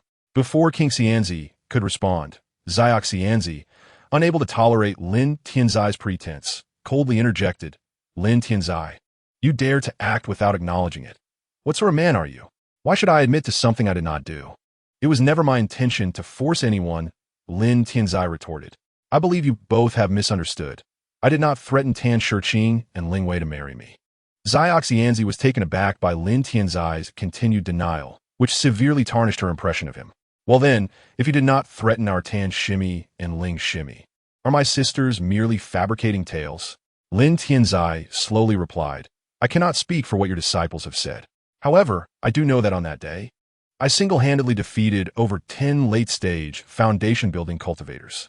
Perhaps it was my striking appearance that captured the hearts of your two disciples. Lin Tiancai, you speak utter nonsense, Xiao Xianzi exclaimed. In her current state, she had entirely forgotten her initial concerns regarding Lin Tiancai's strength. Lin Tiancai recognized that the two women were only pretending to be aloof, now revealing their true nature through his words. Regardless, Tan Shiqing and Ling Wei were already betrothed to him. There was no turning back for them now. The two women behind Lin Tiancai began to piece together the situation, inwardly acknowledging another concubine. Xiao Xianzi was at a loss for words, merely uttering a single syllable. At that moment, King Xianzi transmitted a thought to Xiao Xianzi. Analyzing, it seems Lin Tiancai is unwilling to relinquish Tan Shimi and Ling Shimi. With our strength, we cannot confront him. Once the time in this secret realm expires, we shall have Elder Mu intervene to rescue our sisters. Xiao Xianzi understood the circumstances and responded, Very well, senior sister. Once we exit this secret realm, we shall have Elder Mu deal with Lin Tiancai. After receiving her sister's transmission, King Xianzi promptly addressed Lin Tiancai, Taoist Lin. We have matters to attend to in Taohua Valley, so we shall take our leave. Without waiting for Lin Tiancai's reply, she led Xiao Xianzi and the other disciples of Taohua Valley away. Observing King Xianzi and Xiao Xianzi depart with their disciples, Lin Tiancai could not help but chuckle. What else could possibly be of concern? It is merely that they cannot retrieve Tan Shiqing and Ling Wei from me, thus wasting time here. Kimon Pautit Mutaling. The disciples of Taohua Valley are just as intolerable as before, their tempers unchanged. It is for the best that they leave. It brings tranquility. Lin Tiancai remarked with a faint smile. Suddenly, he remembered something and turned to Xiaoman, asking, Sister, have you received a transmission from that Sister Xia within the past half hour?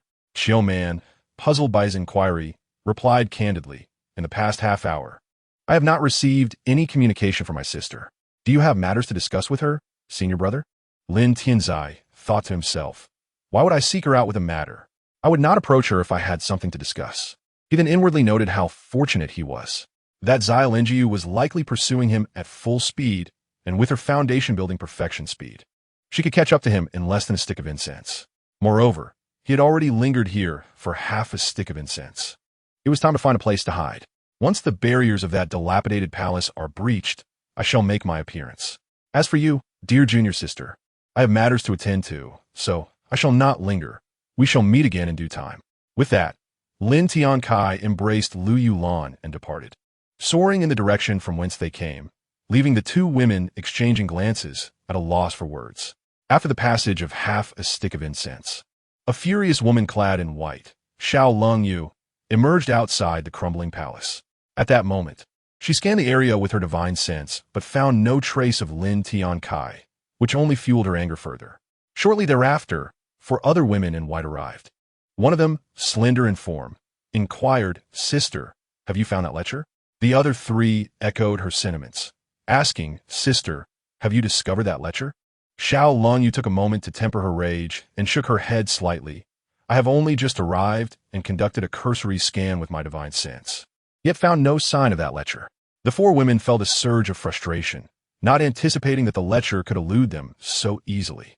The reason Xiao Longyu lingered here was that Lin Tiancai had flown in this direction, and she believed he would surely come to this palace, rife with opportunities. However, she felt a tinge of disappointment, suspecting that Lin Tiancai might not be as she had surmised. After exchanging a few more words, Chiu Man, wielding her artifact, approached and asked, "Sister, why are you here instead of resting at the Piao Miao sect?" Upon recognizing her junior sister, Xiao Longyu explained, "We are in pursuit of a lecher." "Lecher? Where's the lecher?" "Qui m'en respondit, Zulmavat bewilderit." Before Xiao Longyu could clarify, the slender woman interjected with indignation. "Is that Lin Tiancai? He is nothing but a great lecher." Another woman added, "Previously, I thought Lin Tiancai was quite amiable, but it seems he is merely a voyeur." The other 2 women nodded in agreement with the sentiments expressed. "My senior brother is a voyeur? This cannot be true. Though he does have a penchant for taking concubines." Chiu Man expressed her disbelief. At this moment, Xiao Longyu remained steadfast in her assumptions and inquired, "Junior sister, has Lin Tiancai passed this way?" Upon hearing this, Chiu Man recalled her senior brother's hasty departure earlier, realizing there was something amiss. Could it be that he truly was the lecher her sister spoke of? She answered truthfully, "Senior brother did indeed come this way, but left half a stick of incense ago." Chapter 62. Lin Fei captured by Huangjun. Indeed, my suspicions were correct. Lin Tiancai would undoubtedly come to this dilapidated palace in search of fortune. After confirming Lin Tiancai's visit, Xiao Longyu further pressed, "Junior sister, in which direction did Lin Tiancai head? Quickly inform your sister." Chiu Man instinctively pointed towards the direction Lin Tiancai had taken. Without further ado, Xiao Longyu seized her artifact and pursued Lin Tiancai's path, followed closely by her 4 junior sisters. Chiu Man inwardly thought, "Senior brother, you must not blame your junior sister." She believed that even if she remained silent, the numerous cultivators present would inevitably inquire, and it was better to disclose the information herself to avoid reproach from her sister later. Outside the Lin family residence in Qin Shui town, 2 middle-aged cultivators at the qi refining stage stood guard at the entrance. At that moment, a man clad in black robes appeared, gazing at the plaque bearing the Lin family name. "Since I cannot deal with you now, your family shall accompany my son," he declared, stepping forward to enter the Lin residence. One of the qi refining guards stepped forward to obstruct him, asking, "Who are you? And what business do you have of the Lin family?" "Insufferable," the black-robed man retorted, delivering a punch that sent the qi refining guard hurtling into the entrance of the Lin residence. The door shattered upon impact, and the guard was obliterated. The other qi refining guard, witnessing this scene, felt his legs weaken and collapse to the ground, retreating in terror. Upon seeing Huangjun's face, he cried out in fear, "A ghost is killing people." Seeing this, the black-robed man scoffed disdainfully and paid no heed to the guard, striding directly into the Lin residence. Inside a room of the Lin family estate, Xi Meng Lan, who was guarding Lin Tiancai, opened her eyes and extended her divine sense, quickly detecting Huangjun's presence. Without hesitation, she exited the room. Meanwhile, Huangjun was ruthlessly slaughtering numerous servants, reveling in the bloodshed. "A bunch of ants. He sneered at the lifeless bodies strewn around him. Who dares to kill in this place? Xian Meng Lan appeared swiftly, her fury ignited upon witnessing the carnage. Huang Zhun had transformed from his previous self. After incessantly absorbing the blood of others, his face was now marred with crimson veins. It was no wonder Xian Meng Lan could not recognize him. Just then, Lin Xiangyan arrived, also taken aback by the sight of the bloody corpses. How audacious to slay those of the Lin family. Huang Zhun looked at Xian Meng Lan and Lin Xiangyan, scoffing. A perfected foundation establishment cultivator and a mere chi refining insect dare to obstruct me? You seek death. As his words fell, he unleashed 2 jets of dark flames toward the 2 women. Sensing the formidable nature of the dark flames, both Xian Meng Lan and Lin Xiangyan summoned their artifacts in an attempt to shield themselves. At that moment, 2 water spheres surged forth to intercept the dark flames. With a shattering sound, Huang Zhun looked up to see a middle-aged man in white robes, wielding a long sword, fixedly gazing at him. Xian Meng Lan and Lin Xiangyan also turned their attention towards the man in white. Huang Zhun discerned that although this man shared his cultivation level, his prowess might exceed his own. Coldly, Huang Zhun remarked, "Friend, why do you obstruct me? I am Yi Tong, a mentor from Shun Feng Academy, sent by Vice Dean Xian Feng to protect the family of Lin Tiancai." The white-robed man replied, maintaining a composed demeanor. He then acknowledged Xian Meng Lan and Lin Xiangyan with a slight nod. In response, the 2 women returned the gesture. Meanwhile, Huang Zhun's blood-red visage darkened. He had not anticipated that Xian Feng would dispatch a mere golden core initial stage mentor to safeguard Lin Tiancai's family. At this moment, Yi Tong scrutinized Huang Zhun with his divine sense, detecting a faint aura of death emanating from him. Chillingly sinister. Who are you? And why do you engage in such wanton slaughter? Huang Zhun realized that Xian Meng Lan and the others had not recognized him, and he understood that his current appearance was so altered that even he struggled to identify himself, let alone others. He self-deprecatingly remarked, "Given my appearance, it is no wonder you do not recognize me. Allow me to provide you with a hint, and you shall understand who I truly am." With that, Huang Zhun thought for a moment, and in his hand appeared a pitch-black array plate, marred by cracks. Upon seeing this dark array plate, Yi Tong was somewhat puzzled. While Xian Meng Lan and Lin Xiangyun had previously witnessed Huang Zhun utilize it for array formations, Lin Xiangyun pointed at Huang Zhun and exclaimed, "You are Huang Zhun." Upon hearing Lin Xiangyun's identification, Huang Zhun burst into a hearty laugh, declaring, "Indeed, I am Huang Zhun." He then turned his gaze towards Yi Tong, chillingly stating, "I have come here today to exact revenge, yet I did not anticipate an unforeseen variable." He felt that had it not been for Yi Tong's appearance, he would have undoubtedly wreaked havoc upon the Lin family today. Yi Tong, equally astonished to realize that the middle-aged man adorned with red lines on his face was, in fact, Huang Zhun, shouted in fury, "Huang Zhun, you dare to show your face after murdering 3 mentors from Shun Feng Academy? They were merely ants. I can kill them at will," Huang Zhun replied ominously. He was acutely aware that with Yi Tong present, it would be impossible to eliminate the Lin family members. So he had to retreat for the time being, planning to return for vengeance another day. He did not believe that Yi Tong would remain at the Lin family residence indefinitely.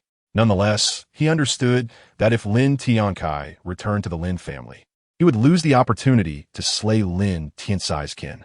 Just as he prepared to depart, a child's voice rang out, "Sister, where are my pills?"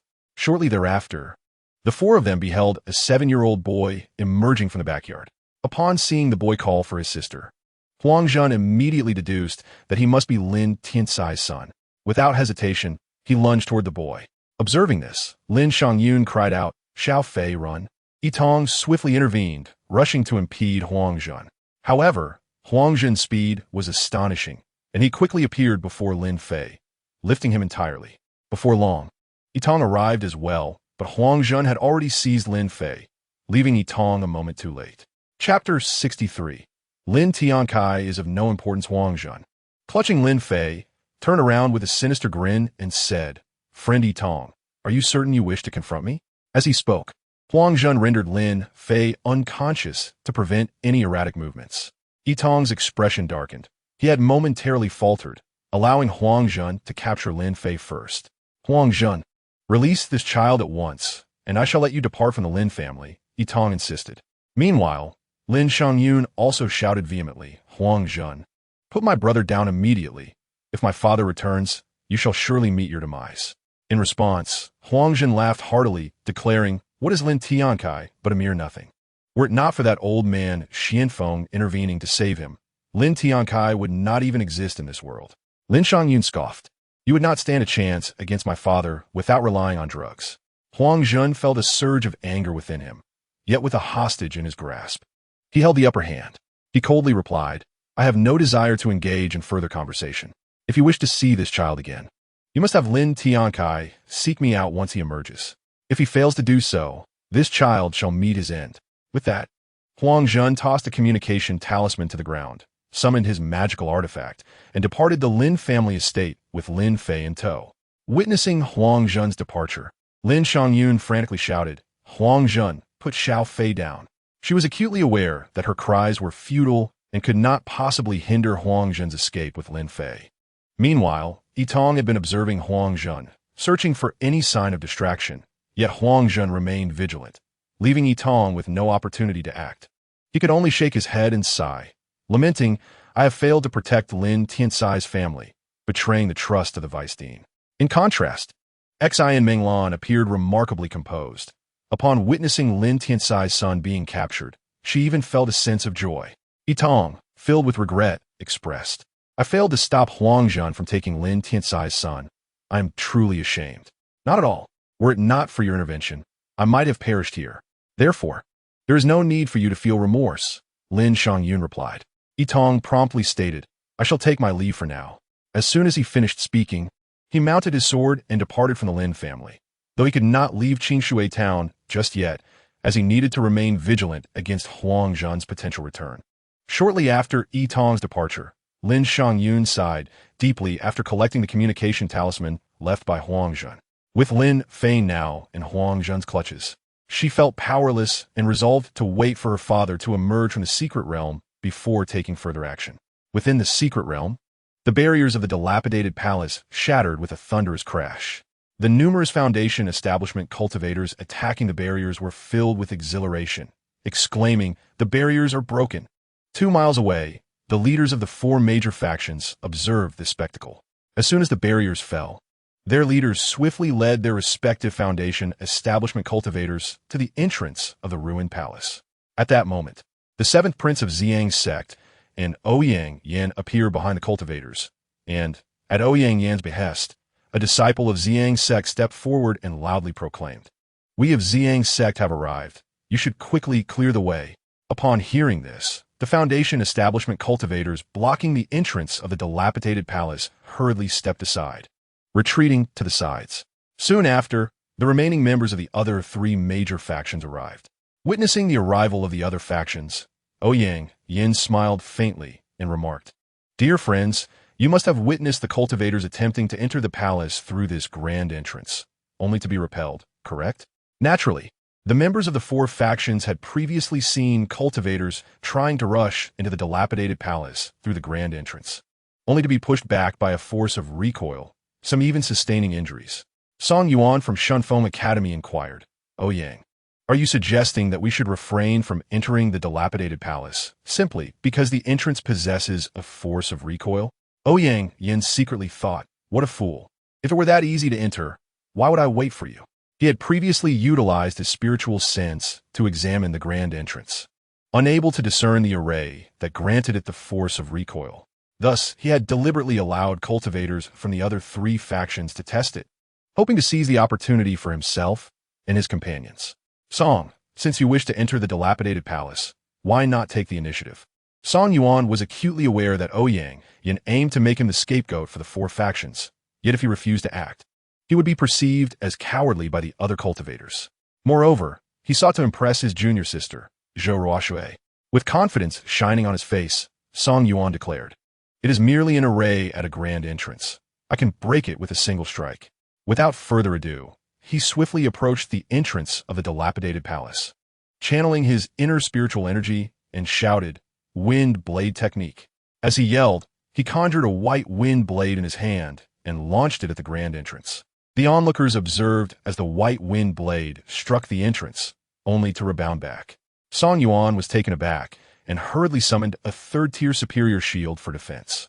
The rebounding white wind blade struck fiercely against Song Yuan's third-tier superior shield, sending him flying several meters away, his internal energy surging and his complexion paling. Damn it! I refuse to believe I cannot breach this grand entrance. As his words fell, a three-tiered, exquisite, long sword materialized in his hand. Subsequently, Song Yuan activated the Shenfeng Ju and once again launched an assault on the Grand Palace door. This time, due to the application of the Shenfeng Ju, both his speed and attack power surged, and before long, his sword had pierced the palace door. However, the retaliatory force sent Song Yuan flying several dozen meters away, causing his long sword and shield to slip from his grasp. At that moment, he spat out a mouthful of blood, his complexion paling, and cursed. How could the formation on this door be so formidable? Ouyang Yin observed Song Yuan's two failed attempts to breach the door, along with his injury, and realized the formation was indeed extraordinary. Fortunately, he had refrained from intervening earlier. After exchanging glances with King Xianzi, the flute fairy, King Xianzi slowly remarked, "My sister and I can give it a try." Ouyang Yin smiled in response. Then I would trouble the two fairies to take action. Inwardly, King Xianzi held disdain for Ouyang Yin, who, despite his flattering words, lacked the courage to be the first to attack the dilapidated palace door, merely standing by and watching. Yet, she felt no fear. In her view, as long as Lin Tiancai, the anomaly, was not present, she and her sister, working in tandem, could face any adversary beneath the Jindan stage without trepidation. Thus, the two fairies halted 10 zhang away from the crumbling palace door. Song Yuan, supported by fellow disciples from the Shenfeng Academy, returned to meditate and heal his wounds. Zhou Ruoshui and Xiaoman, lacking the prowess of these prodigies, could only watch helplessly. Ouyang Yin, observing King Xianzi and Xiao Xianzi, was acutely aware that if these two women could not dismantle the door, he would have no hope of doing so either. If absolutely necessary, he would join forces. But the earlier attempts by dozens of Foundation establishment cultivators against both the palace door and other palace walls had all ended in failure, with them being repelled. Other cultivators also gazed at King Xianzi and Xiao Xianzi, eagerly anticipating their success in opening the door. King Xianzi produced a white and blue 5-string guqin, while Xiao Xianzi took out a green shao. The two began to channel their spiritual power, employing the same technique, the Yinu Heart Sutra. The melodies of the guqin surged like tumultuous waves, while the shao emitted a sound akin to a roaring gale. The two harmonized, creating a brand new sound wave. Two onlookers gasped in astonishment, exclaiming, "It is indeed the Yinu Heart Sutra." This sutra requires two women with a deep connection to unleash an attack twice as powerful as their individual strength. Otherwise, it is merely a useless endeavor. This indicated that King Xianzi and Xiao Xianzi, uniting their forces, might just manage to break through the formation on the door. The sound wave attacks from King Xianzi and Xiao Xianzi swiftly struck the door, yet once again, the sound waves were rebuffed. Sensing the dire situation, the two fairies joined forces once more, launching a sound wave attack that collided with their previous assault. A resounding explosion erupted, reverberating through the ears of the surrounding cultivators, causing them discomfort. The blast generated a powerful gust of wind, pushing back those near the door, thus demonstrating the immense strength of their combined attack. Both women were pushed back several zhang, finally regaining their footing. The expressions beneath their veils were grave. Their united effort had left no mark on the formation adorning the door. At this moment, a middle-aged cultivator with a full beard and at the peak of the Foundation establishment stage hurriedly stepped forward from the crowd, respectfully stating, "Esteemed friends, this is a low-grade 4th-tier Taiji Liangyi formation, utilizing the power of Taiji as its foundation, capable of rebounding most attacks directed at it, which is why it is so difficult to dismantle." Zhao Jia interjected sharply, "Why did you not mention this sooner?" The bearded cultivator clasped his hands in apology. "Your Highness, the 7th Prince, I had only seen records of it in ancient texts. I refrained from speaking earlier because I was uncertain if this was indeed the low-grade 4th-tier Taiji Liangyi formation. It was only after witnessing the attempts of King Xianzi and Xiao Xianzi that I became certain." King Xianzi inquired, "Are you a formation master?" "Indeed, I am Lu Ming, a top-tier 3rd-grade formation master." King Xianzi regarded Lu Ming, having never heard of a third-grade formation master by that name. A scattered cultivator in the crowd remarked, "This Lu Ming is merely a loose cultivator. I have heard that, decades ago, he acquired a manual in a secret realm, which now appears to pertain to formations." Another scattered cultivator explained, "It is said that he was besieged by 3 cultivators of the same rank and was gravely injured before managing to escape. It is surprising to see him in this state now." The crowd began to understand the background of the bearded, middle-aged cultivator, and he felt a swell of pride as he received their admiring glances. Before King Xianzi could respond, Ouyang Yin turned to Lu Ming with a faint smile, asking, "Can you dismantle this formation?" Lu Ming hesitated briefly before nodding. "I can give it a try, but if I succeed in breaking the formation, I require a 10% share of the treasures within." Ouyang Yin was taken aback by Lu Ming's audacity in demanding a share of the treasures. Yet he pondered that once they entered, it was uncertain whether they would obtain even that much. After a moment of contemplation, he declared, "If you can dismantle this formation, I shall grant you 10% of the treasures. What does everyone else think?" Ouyang Yin cast a significant glance at the leaders of the other 3 major factions. Song Yuan, still meditating to recover from his injuries, nodded in agreement. King Xianzi likewise voiced her consent. As for the Piao Miao sect, with Shaolin Yu absent, the leader was Chiu Man, who also nodded in agreement. With the approval of the leaders of the 4 factions, Lu Ming was elated at the prospect of receiving a 10% share of the treasures. He promptly approached the dilapidated palace door, secretly contemplating, "According to the records in the formation manual, I should be able to dismantle this low-grade, 4th-tier Taiji Liangyi formation." In his mind, as long as he followed the descriptions of the Taiji Liangyi formation in the acquired manual and identified the runes of the formation, he could disrupt them all and dismantle the formation. With this thought, he began to observe the flickering runes on the door with his divine sense, and before long, Lu Ming took action to dismantle the formation.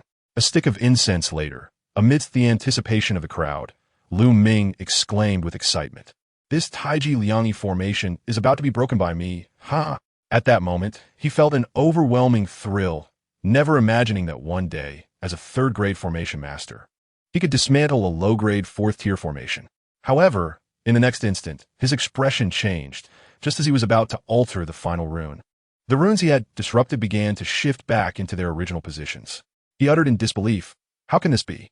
As his words hung in the air, a burst of light erupted from the door, launching him several dozen meters away and causing him to crash heavily to the ground, blood spilling from his mouth. The other cultivators shook their heads at the scene. Ouyang Yin scoffed quietly, "What a waste. I thought he was something special." Enduring the pain, Lu Ming approached Ouyang Yin, clasping his hands and stating, "Young Master Ouyang, I can still make another attempt." "Young Master?" Ouyang Yin replied with a chuckle, "What a joke. I am but a son of the Ziyang sect's master, one who is not favored. Moreover, the position of the less esteemed sect leader has long belonged to my elder brother, which has no bearing on me." Ouyang Yin, unwilling to squander any more time, waved his hand dismissively and declared, "Since you have already made an attempt without success, it would be prudent not to waste further time." Lu Ming contemplated interjecting, but upon meeting the threatening gaze of the 7th prince, he swallowed the words that lingered on his lips. Ouyang Yin addressed the assembly of cultivators, stating, "Esteemed friends, this formation you are already aware of is the 4th-grade inferior Tai Chi Liang Yi formation. As long as we join forces, there remains hope of breaking through." Upon hearing his words, the other cultivators stirred with eagerness. They too desired the treasures nestled within the dilapidated palace, and Ouyang Yan's remarks ignited their desires. The leaders of the other 3 major factions remained silent, acknowledging the truth in Ouyang Yan's assertions.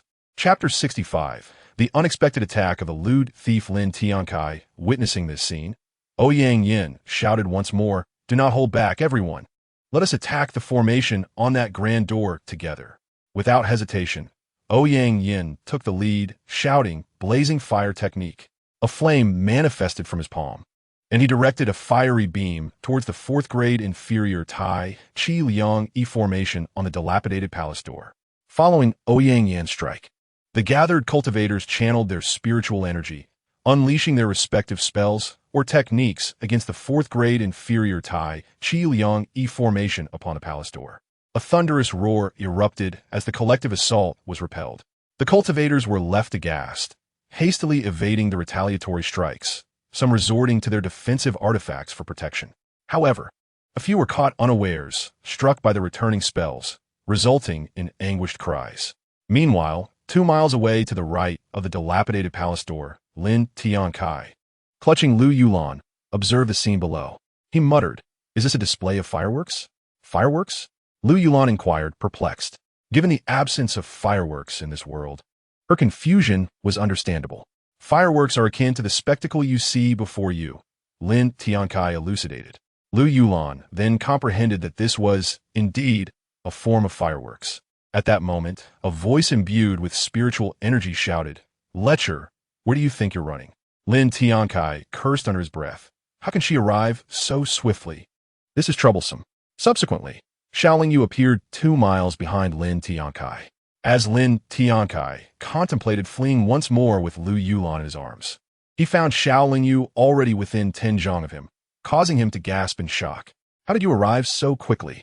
Xiaoling Yu, witnessing Lin Tiancai's astonishment, retorted angrily, "If it were not for you, the lecher, I would not have needed to expend a 4th-grade teleportation talisman gifted by my master." Oh, Lin Tiancai continued to inquire. "What of your junior sisters?"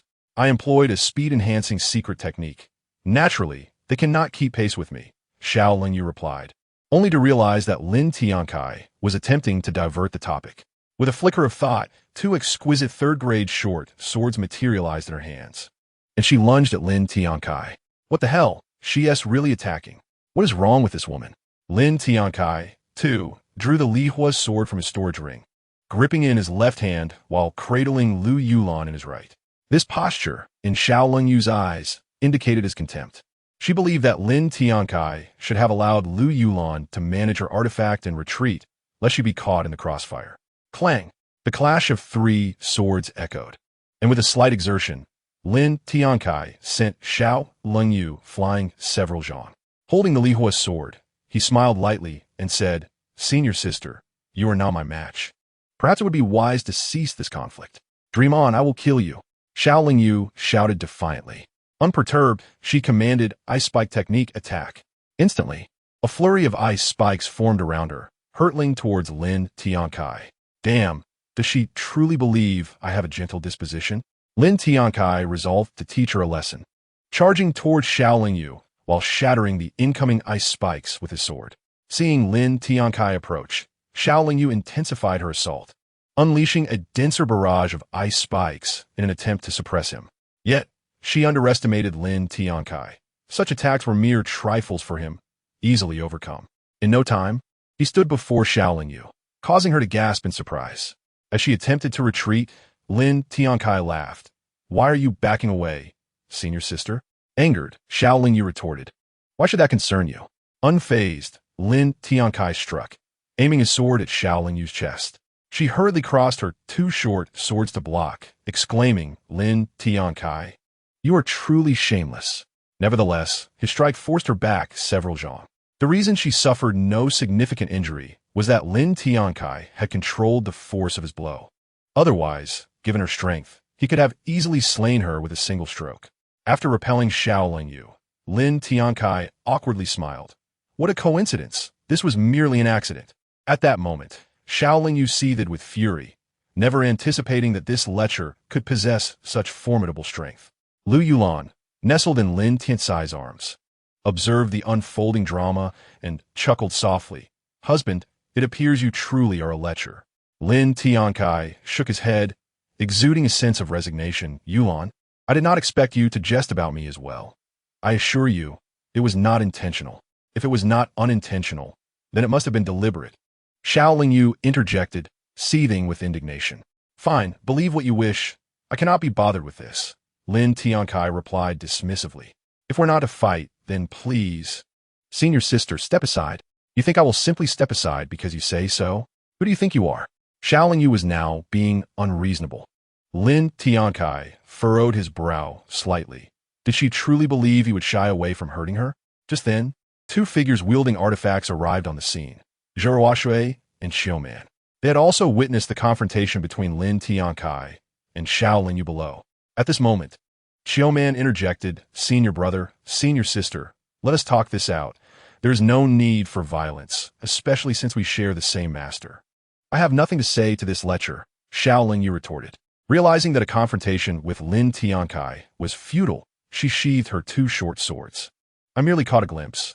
Why must you incessantly call me a lecher? Lin Tiancai chose to ignore her, instead turning to Chiu Man and inquiring, why are you all creating fireworks, and why are there casualties? Upon hearing Lin Tiancai's question, Xiao Lingyu could only stand there, gritting her teeth. Fireworks? Chiu Man asked, puzzled. Excluding Lu Yulan, the other two women regarded Lin Tiancai with confusion, momentarily unable to comprehend the professional terminology he had employed. Lin Tiancai chuckled awkwardly. I meant to inquire how so many attacks were directed at you. Chiu Man and the three women finally understood. And Chiu Man also recognized that Lin Tiancai had not been present earlier, which made his ignorance quite reasonable. She promptly recounted to Lin Tiancai the process following their breach of the dilapidated palace's restraints, which subsequently revealed an array possessing a rebound force.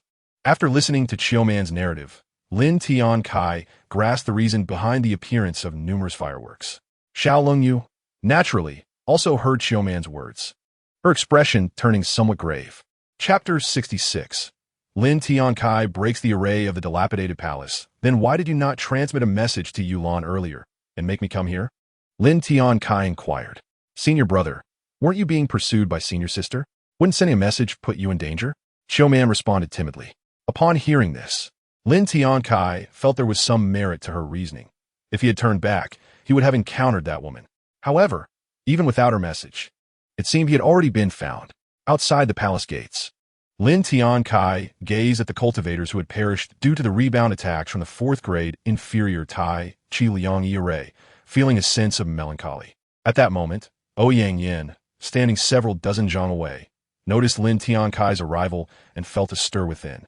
He quickly approached Lin Tiancai and clasped his hands together, smiling. Fellow Taoist Lin, have you come here for the treasures of this dilapidated palace? Lin Tiancai, standing beside Lu Yulan, was completely disregarded by him. When did this fellow appear? Lin Tiancai glanced at Ouyang Yin and replied, indeed. I seek the treasures of this dilapidated palace. Ouyang Yin's heart leaped with joy upon hearing this. He knew Lin Tiancai had come for that purpose. He once again clasped his hands and said, Fellow Taoist Lin, please assist us in breaking the palace's grand array. In Ouyang Yin's view, Lin Tiancai's strength should suffice to dismantle the 4th grade inferior Tai Chi Liang array. I knew this guy was just here to make me act. But it seems I have no choice but to comply. After all, I am quite formidable. Lin Tiancai thought to himself, eager to showcase his prowess and relish the feeling of being a strong individual. Although Ouyang Yin was quite displeased with Lin Tiancai's demeanor, he understood that entering the dilapidated palace still relied on Lin Tiancai. He smiled and said, Then we shall rely on fellow Taoist Lin to enable us cultivators to enter this dilapidated palace and seek the treasures within. Lin Tiancai ceased his banter with Ouyang Yin and turned his gaze toward the grand entrance of the dilapidated palace. With a flick of his wrist, a fiery red, long sword materialized in his hand. The cultivators close to Lin Tiancai, including Ouyang Yin, moved away to avoid any potential harm, while Lu Yulan retreated several zhang, her eyes fixed intently on Lin Tiancai. Among the cultivators present, some were unfamiliar with Lin Tiancai, and upon witnessing him prepare to act, they turned their attention towards him. Except for Xiao Lingyu, the other 3 women believed wholeheartedly that Lin Tiancai could dismantle the array. Meanwhile, Xiao Lingyu from the Piao sect, having heard Lin Tiancai's declarations, inwardly scoffed. Let us see how you will face embarrassment if you cannot break this array. As they observed and contemplated, Lin Tiancai was already channeling his internal spiritual energy. He then bellowed, Crack the sky 9 swords, 6th layer. As his voice resonated, Lin Tiancai swung the blazing sword downward, unleashing a formidable wave of sword energy that surged toward the 4th grade inferior Tai Chi Liang array at the palace's entrance. Upon witnessing this, the crowd was taken aback, feeling the terrifying might of Lin Tiancai's strike. Boom! Boom! Boom! Several explosive sounds erupted, leaving the cultivators' ears ringing. In the next moment, as the smoke dissipated from the palace gates, the once intact entrance had been reduced to rubble, leaving everyone in shock. Lin Tiancai beheld the destruction wrought by his sword energy and laughed triumphantly. I expected it to be formidable, yet it is merely this. Many cultivators felt a sense of their own insignificance. They had been unable to breach the array despite their collective efforts. While Lin Tiancai had shattered it with a single strike, providing a significant blow to their morale. Strangely, despite Lin Tiancai's attack obliterating the palace gates, no one rushed inside. They awaited Lin Tiancai's direction. Xiao Longyu, witnessing the scene from the Piao sect, was equally astonished. She had never anticipated Lin Tiancai possessed such strength. Instantly, she recalled their previous encounter, where Lin Tiancai had consistently held back, ensuring she remained unharmed, which increased her regard for him. Ouyang Yin observed Lin Tiancai's figure and mused about the remarkable talent residing within the Great Wind Kingdom, which he had previously overlooked. He quickly approached Lin Tiancai and clasped his hands, saying, "Fellow Taoist Lin is indeed formidable. I admire your prowess." Lin Tiancai waved his hand dismissively. "Let us not linger on pleasantries. We must swiftly enter the palace to acquire the treasures." Ouyang Yin had not anticipated Lin Tiancai's eagerness to seize the treasures. But he reminded him, "Fellow Taoist Lin, how shall we allocate the treasures within the palace?" At this moment, Ouyang Yin felt it inappropriate for him to decide on the distribution of treasures. Should Lin Tiancai disagree with his proposed share, it would leave him in an awkward position. Moreover, he believed that even if Lin Tiancai were to allocate the treasures, his side would still secure at least 1.5 shares. Yet, the reality diverged significantly from his expectations.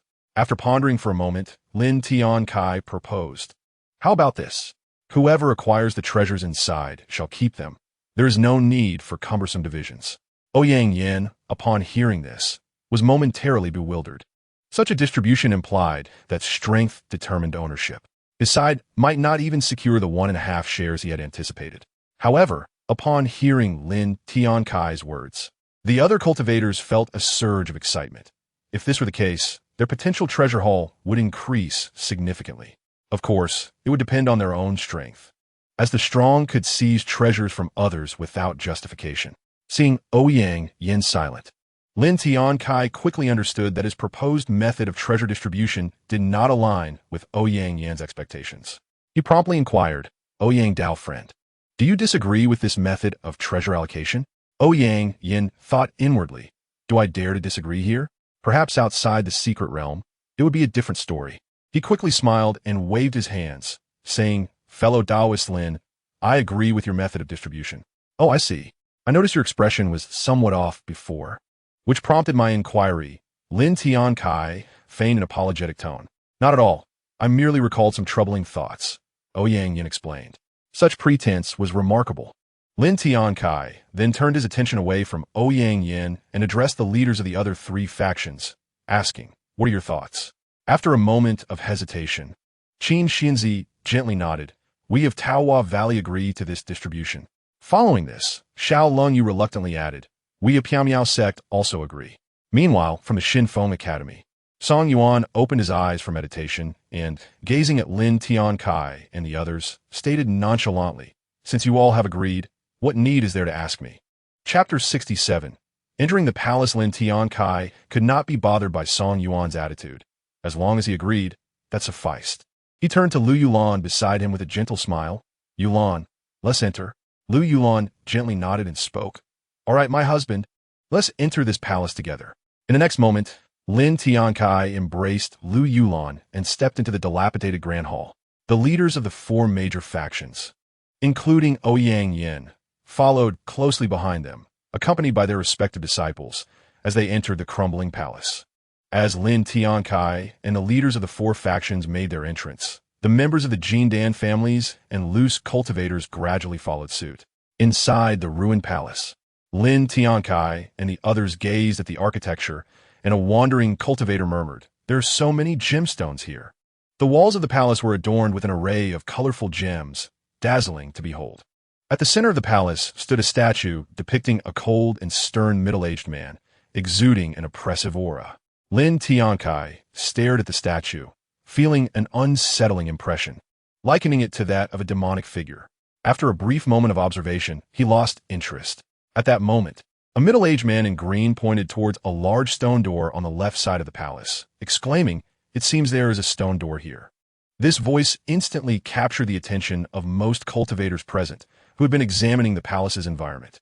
With only the statue and the gemstones to behold, some cultivators, uninterested in these two aspects, began to inspect the walls, so the discovery came as no surprise. Many cultivators gathered around the speaker, scrutinizing the wall in front of him. Then, several young cultivators exerted all their strength to push against the stone door, producing a heavy thud as they did so. With a rumbling sound, the stone door slowly opened, and the exhausted young cultivators gasped for breath. As the door opened, some cultivators rushed inside, only to be astonished by the sight before them.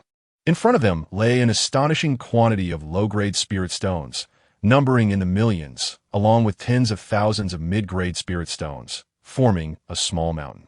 To the left and right of the stone door were piles of treasures and elixirs, making it almost impossible to resist the urge to collect them all. Just as the rushing cultivators intended to seize the treasures, even more cultivators entered, and they too were rendered speechless by the sight of the riches before them. Amidst this frenzy, some cultivators discreetly stashed away spirit stones and treasures into their storage rings. As the stone door was too small to accommodate more than 3 people at a time, those waiting to enter suddenly heard a loud shout. "Everyone, step aside." A young man in a purple robe bellowed. Upon hearing this, they turned to see him accompanied by a group of similarly dressed young cultivators. Swiftly realizing they belonged to one of the 4 major factions, the Ziyang sect, the cultivators wishing to enter the stone door dared not disobey, promptly making way. Ouyang Yin then turned to Lin Tiancai, smiling, "Friend Lin, please go ahead." Lin Tiancai cast a glance at Ouyang Yin, nodded slightly, and proceeded into the stone door with Lu Yulan. Observing Lin Tiancai's demeanor, Ouyang Yin refrained from further comment and led the 7th prince and his fellow disciples of the Ziyang sect through the stone door. The other 3 major factions followed closely behind. Upon entering, Lin Tiancai and Ouyang Yin were equally astonished by the scene. However, Lin Tiancai quickly regained his composure. To him, possessing the system rendered such treasures unnecessary. Yet, given their presence, it would be foolish not to claim them. Just as Lin Tiancai contemplated this, 20 disciples of the Ziyang sect charged at the cultivators who had entered earlier, causing Lin Tiancai to furrow his brow in discontent. He intended to urge Ouyang Yin to cease the slaughter, only to find that Ouyang Yin was already looking at him. At that moment, Ouyang Yin respectfully clasped his hands toward Lin Tiancai and smiled. "Friend Lin, these individuals dare to steal these treasures, showing utter disregard for both you and our 4 major factions. We cannot be blamed for taking action against them." Lin Tiancai was taken aback by this reasoning. The notion of theft equating to disrespect seemed absurd. While Lin Tiancai engaged in conversation with Ouyang Yin, the disciples of the Ziyang sect had already slaughtered all the earlier entrants.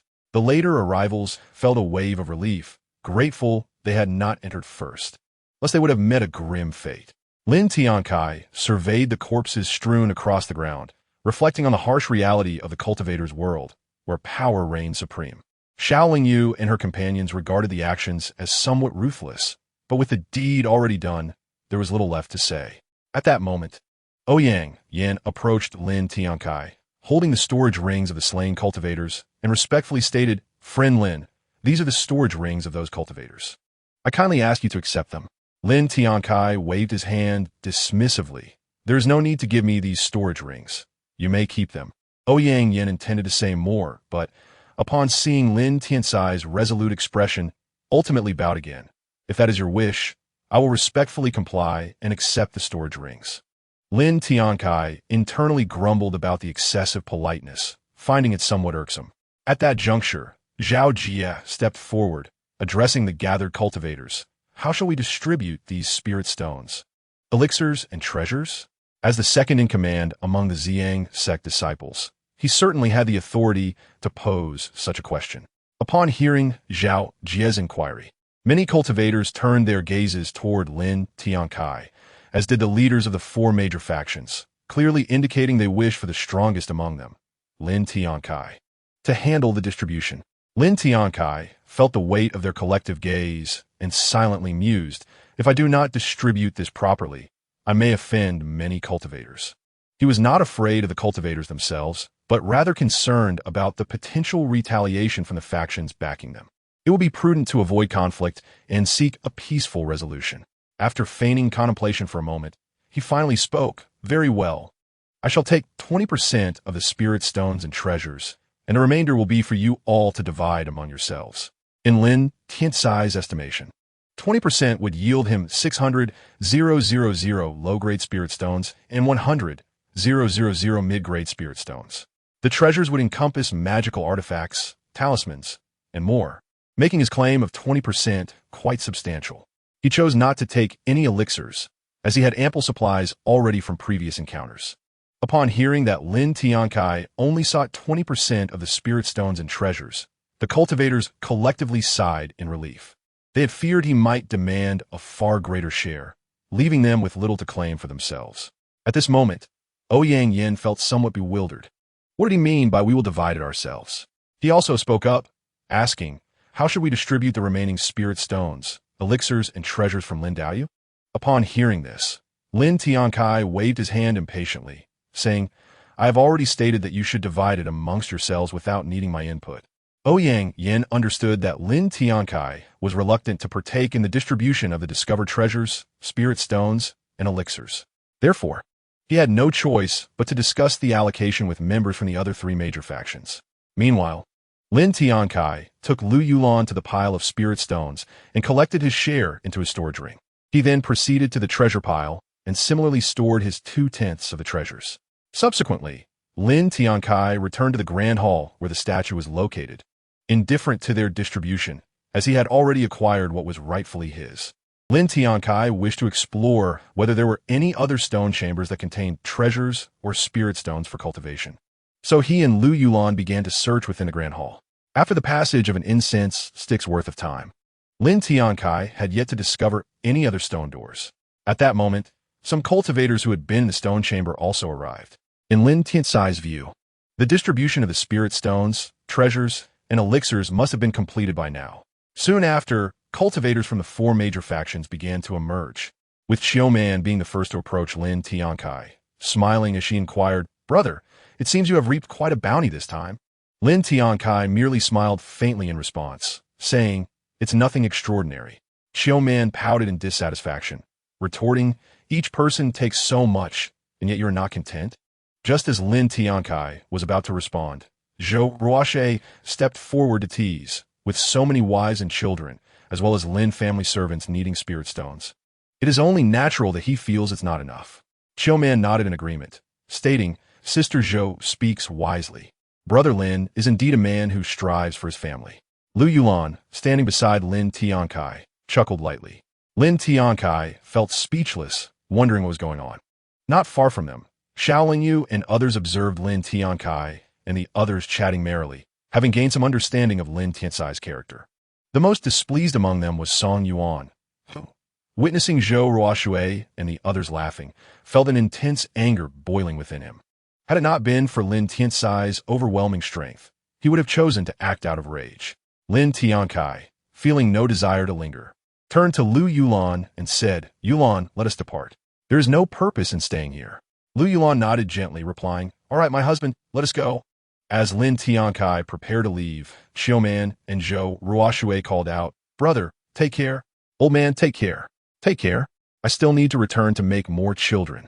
With that thought, Lin Tiancai held Lu Yulan and exited the dilapidated palace, heading towards the cave abode they had previously occupied. As they departed, several cultivators who also wished to leave the Grand Hall followed suit. At that moment, the cold statue of the middle-aged man in the center of the hall, unnoticed by anyone, had its soul enter Song Yuan's mind. Upon the arrival of this soul, Song Yuan felt an unbearable headache, causing him to collapse to the ground, clutching his head and screaming, "Ah!" Hearing this anguished cry, the remaining cultivators in the hall rushed over to investigate.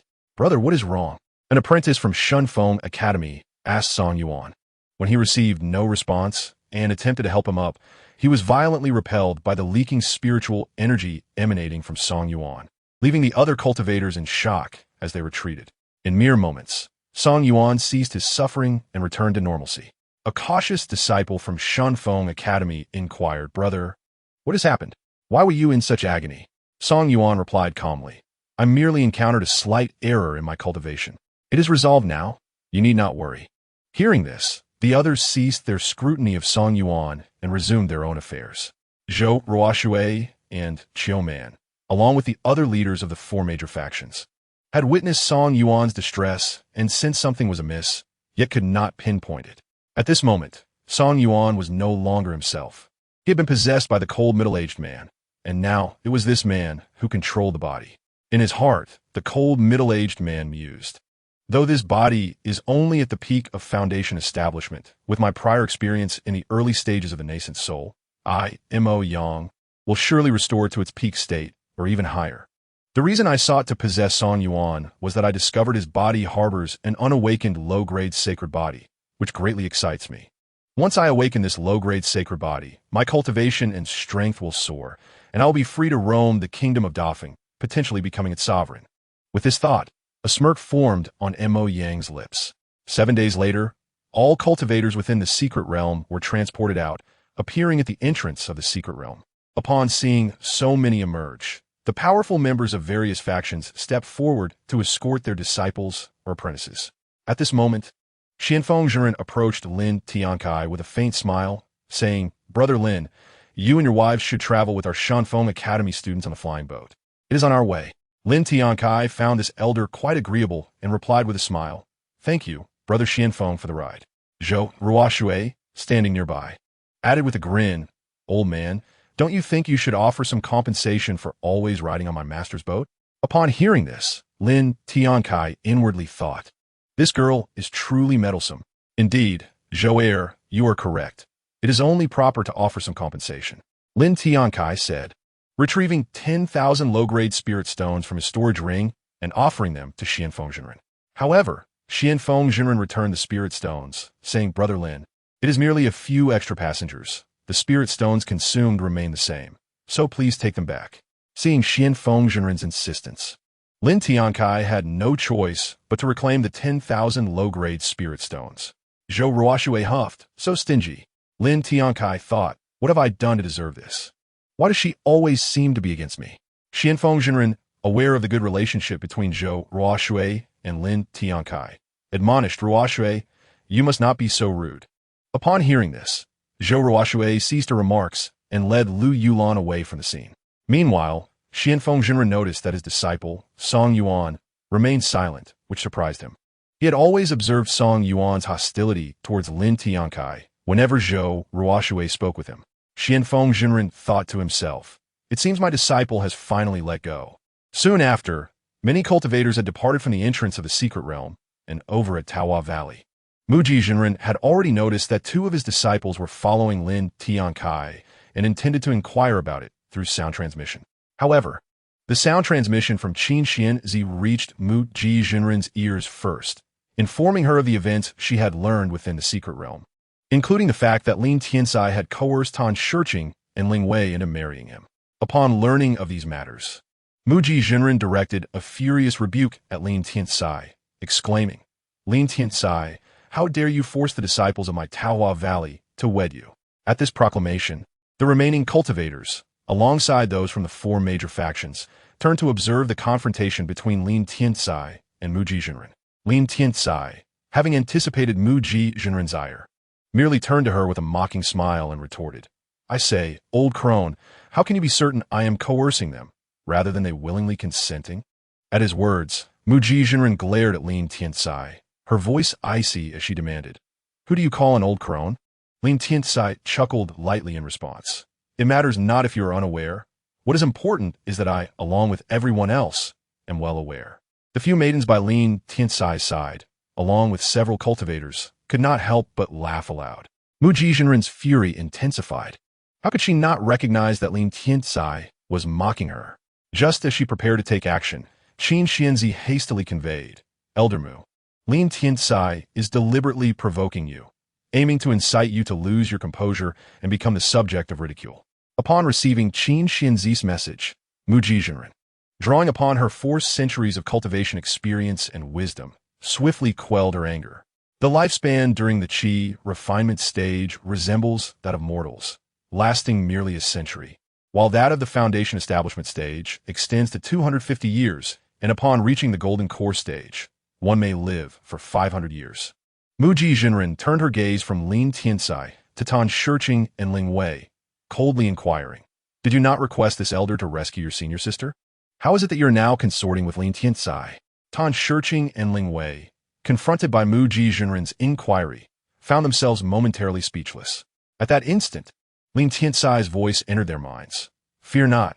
Simply declare that you are willingly marrying me, and leave the rest to your husband." Complying with Lin Tiancai's directive, Tan Shiqing and Ling Wei spoke in unison. "Elder Mu, we are willingly marrying Lin Tiancai." Numerous cultivators gazed at Lin Tiancai with admiration. Muji Jinren, incredulous, responded, "Do you think this elder would believe such a claim? Do you take me for a fool, oblivious to everything?" Lin Tiancai replied nonchalantly, "Whether you believe it or not is of no concern to my wife and me. Furthermore, I have no desire to waste words with you, lest your incessant prattling vex me." Unable to contain her fury any longer, Muji Jinren unleashed her formidable golden core late-stage aura, causing nearby cultivators to stagger back. In the next instant, as she summoned her 100-flower staff, she channeled her entire spiritual energy, manifesting a colossal sword of peach blossoms that surged toward Lin Tiancai. Xianfeng Jinren immediately activated the Divine Wind technique, swiftly retrieving a mid-grade 4th-tier square cauldron from his storage ring. Just as the great sword was but a mere 10 feet from Lin Tiancai, Xianfeng Jinren appeared before him, using the square cauldron to block Muji Jinren's peach blossom sword.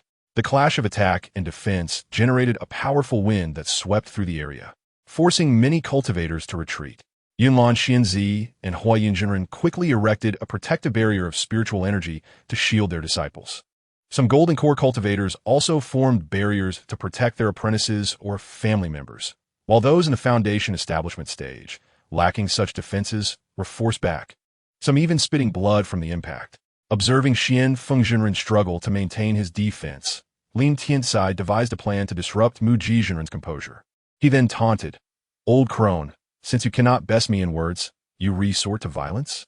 At your advanced age, preparing to rest in the earth, you still come forth to wreak havoc. Truly remarkable. You seek death." Muji Jinren fumed, intensifying her spiritual assault on Xianfeng Jinren. Many cultivators overheard Lin Tiancai's taunts, with a significant portion deeming him reckless. As Xianfeng Jinren struggled more under the pressure, the maidens by Lin Tiancai's side grew increasingly concerned. Seeing Muji Jinren escalate her attacks on Xianfeng Jinren, Lin Tiancai continued to mock, "Old crone, even if you were given an entire day, you could not subdue Elder Xian. It would be best for you to retreat whence you came."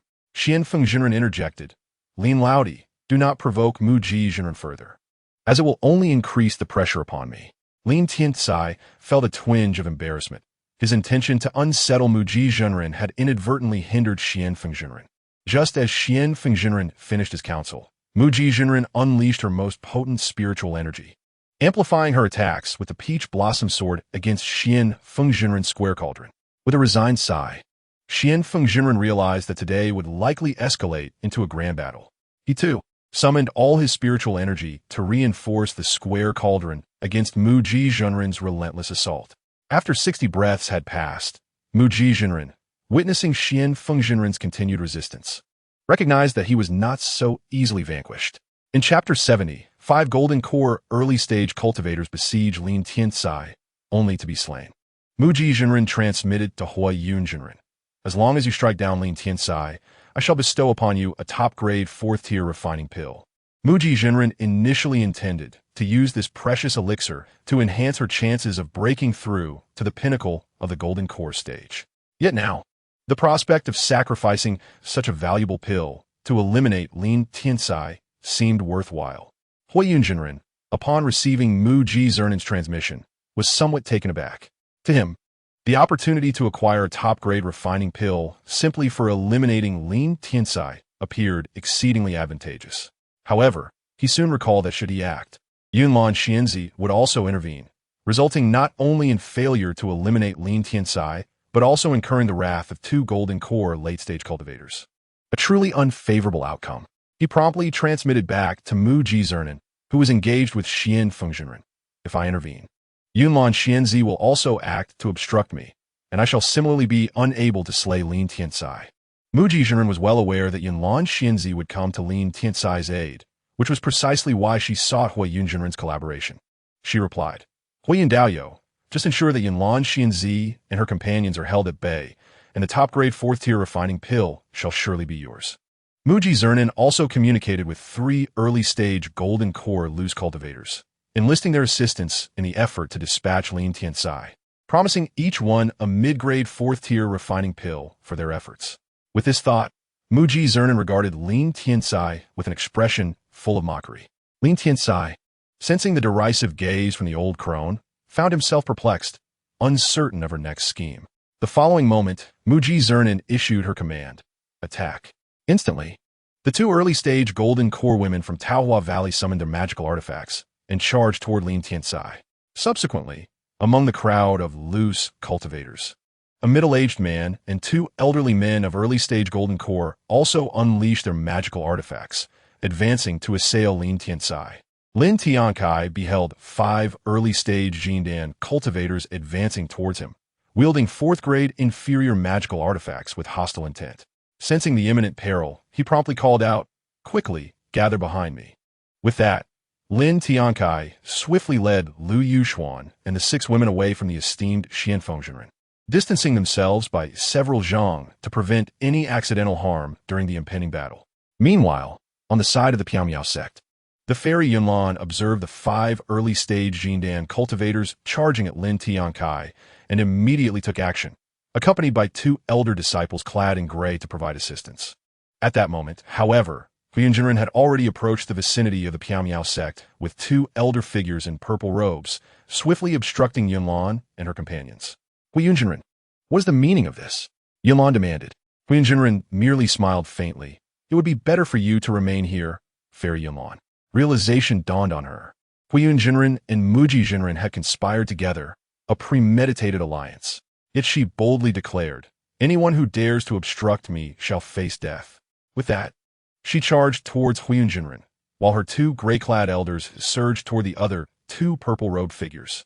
I too wish to experience the prowess of fairy Yunlan, Huiyun Zhenren remarked, as he and his companions met their respective adversaries. At this juncture, Lin Tiancai had already summoned the Li Hui sword, while the 5 early-stage Jindan cultivators unleashed their magical artifacts. Closing in to within half a zhang, calmly, Lin Tiancai defended against their combined assault with the Li Hui sword. The onlooking cultivators were bewildered, questioning how conflict had erupted anew, particularly one in which 5 early-stage Jindan cultivators were besieging Lin Tiancai. Even Ouyang Yin and others from the 4 major factions were left in stunned silence. On Lin Tiancai's side, the 5 early-stage Jindan cultivators were taken aback to find their combined might failing to annihilate Lin Tiancai, who withstood their assault. A bloodthirsty smile crept across Lin Tiancai's lips. Since you dared to come to kill me, you shall not survive. With a mighty roar, he unleashed the 6th layer of the Lin Tian 9 swords, channeling his full spiritual energy. Instantly, the 5 cultivators felt an overwhelming force emanating from Lin Tiancai's Li Hui sword. In the next moment, they were violently repelled several zhang back, each spitting blood in shock. The 5 gazed at Lin Tiancai, their faces etched with disbelief. They knew that their combined strength could vanquish even mid-stage Jindan cultivators, let alone a mere foundation-building practitioner. Observing their retreat and the blood trickling from their lips, Lin Tiancai shook his head inwardly. It was astonishing that they could withstand his most powerful strike, despite his current strength being only slightly superior to mid-stage Jindan. He mused that had he possessed a 4th-grade inferior longsword, their fate would have been far graver. With renewed resolve, Lin Tiancai directed the Lin Tian 9 swords once more, launching 5 slashes of sword energy. The surrounding cultivators, witnessing Lin Tiancai injure the 5 early-stage Jindan cultivators with a single strike, were filled with admiration for his prowess and audacity. Meanwhile, Song Yuan from the Shinfeng Academy observed Lin Tiancai's might with astonishment. He was no longer the same Song Yuan. His soul had been usurped by a nascent soul cultivator named Moya. This realization instilled a sense of trepidation towards Lin Tiancai, marking the first time he felt such apprehension towards a foundation-building junior. As the 5 early-stage Jindan cultivators recognized the formidable sword energy Lin Tiancai unleashed, they dared not conceal their full strength. They unleashed their most potent spells and techniques against his ferocious sword energy. A series of thunderous clashes echoed. Yet to the astonishment of all, Lin Tiancai's sword energy remained undiminished, continuing its relentless pursuit of the 5. Panic-stricken, the cultivators hastily maneuvered their artifacts to evade Lin Tiancai's lethal energy. Lin Tiancai looked upon their desperate attempts to flee with a dismissive sneer. It is far too late to think of escape now. Ultimately, the 5 early-stage Jindan cultivators could not evade their fate, as Lin Tiancai's sword energy cleaved them in twain, their lifeless bodies collapsing to the ground. Chapter 71. A chaotic encounter. Many cultivators stared in horror at the 5 bisected corpses, a chill running down their spines. Among the women behind Lin Tiancai, aside from Liu Yuxuan and the other 4, Tan Shiqing and Ling Wei shared expressions of shock, momentarily awed by the brutality displayed. The thought of having previously opposed Lin Tiancai filled them with dread. Fortunately, Lin Tiancai had a penchant for taking concubines. Otherwise, their fate might have mirrored that of the 5 early-stage Jindan cultivators. Noticing the unease in their demeanor, Lin Tiancai inquired, "Shiqing, Wei-er, are you well? Were you frightened by this scene?" Both Tan Shiqing and Ling Wei exchanged glances, a hint of incredulity in their expressions. After all, they had both slain foundation-building cultivators. What fear could they harbor? If anyone were to instill fear, it would be him. However, they refrained from voicing their thoughts, responding in unison, "We are fine," merely feeling a bit unwell. Lin Tiancai nodded, aware that Tan Shiqing and Ling Wei had been closely nurtured by him in the secret realm for nearly a month and were now carrying his child. At that moment, Muji Jinren, witnessing the demise of the 5 early-stage Jindan cultivators she had dispatched, was filled with rage. "Lin Tiancai, how dare you take such ruthless action against my Taohua Valley cultivators?" She disregarded the 3 early-stage Jindan loose cultivators entirely, deeming them inconsequential. How laughable! Those who seek to kill shall invariably be killed themselves. And what if I were to slay them? Lin Tiancai retorted, crossing his arms and scoffing. Enraged by his words, Muji Jinren abandoned her assault on Xianfeng Jinren and turned her attention to Lin Tiancai, brandishing the Taohua great sword towards him. How audacious! This old hag dares to attack me. Lin Tiancai thought indignantly. Previously engaged with Muji Jinren, Xianfeng Jinren had already expended considerable spiritual energy. Seeing her abandon her attack in favor of Lin Tiancai, he quickly moved to assist him in fending off the assault. Muji Jinren, frustrated that her Taohua great sword had been blocked by Xianfeng Jinren, cursed under her breath. This old fool is truly insufferable. With that, she unleashed a Jindan-level spell, Ice Sphere Technique. Instantly, dozens of small ice spheres appeared above her head, hurtling towards Lin Tiancai. In response, Xianfeng Jinren hastily cast his own Jindan-level spell, Wind Arrow Technique. Dozens of small arrows formed above him, launching towards Muji Jinren's ice spheres. A series of thunderous impacts resounded, continuing until the chaos finally subsided. Muji Jinren's eyes were filled with fury towards Lin Tiancai and Xianfeng Jinren. She knew that with Xianfeng Jinren assisting Lin Tiancai in fending her off, it would be impossible for her to eliminate Lin Tiancai today. She could only retreat to Taohua Valley and send formidable warriors to finish the task later. Meanwhile, on the side of Yunlan Xianzi and Huiyun Jinren, wielding a black spear, found himself at a disadvantage against the white sword of Yunlan Xianzi. He had witnessed Lin Tiancai slay 5 early-stage Jindan cultivators and realized that defeating Lin Tiancai was no longer feasible. Preserving his own life was paramount. Indeed, Yunlan Xianzi was formidable. He admired her prowess. As he spoke, Huiyun Jinren unleashed several fireballs towards Yunlan Xianzi before hastily maneuvering his magical vessel to flee, disregarding his own disciples and the 2 elderly men in purple robes. The 2 purple-robed elders, engaged in battle with 2 gray-robed elders, also quickly retreated using their magical vessels. The disciples of Ziyang's sect, having witnessed their strongest fighter, Huiyun Jinren, fleeing, hurriedly made their escape as well. After slicing through the fireballs with a few sword chi, Yunlan Xianzi chose not to pursue Huiyun Jinren and the other cultivators. To her, Huiyun Jinren was merely a hindrance, and there was no need for a total annihilation, especially since Piao Miao sect and Xiang sect, as two of the four major powers, could not afford a war lightly. The two gray-robed elders beside her had not heard Yunlan Xianzi's command to pursue. Thus they refrained from chasing after Huiyun Jinren and the others. Seeing Huiyun Jinren escape, Muji Jinren could not help but curse aloud. This cowardly Huiyun Jinren, how pathetic. She realized that with Huiyun Jinren gone, if Yunlan Xianzi chose to join forces with Xianfeng Jinren against her, she would be in grave peril. Contemplating this, Muji Jinren ceased her assault on Xianfeng Jinren, and the Taohua sword, losing her control, instantly transformed into spiritual energy and dissipated. She promptly summoned her flying vessel, commanding everyone board the vessel immediately. The disciples of Taohua Valley complied without hesitation. Upon witnessing Muji Jinren's attempt to escape, Lin Tiancai shouted urgently, "The old hag is fleeing. Xianfeng, stop her." Xianfeng Jinren shook his head nonchalantly, saying, "Lin, my dear brother, I alone cannot impede Muji Jinren." Reluctantly, Lin Tiancai accepted that the old hag would slip away. He then transmitted a message to Yunlan Xianzi. "Master, you must join Xianfeng Jinren to prevent the old hag's departure." Yunlan Xianzi replied through the transmission, "We are both members of the four major powers. If we were to kill Muji Jinren, it would mean declaring war against Taohua Valley, a responsibility neither of us can bear."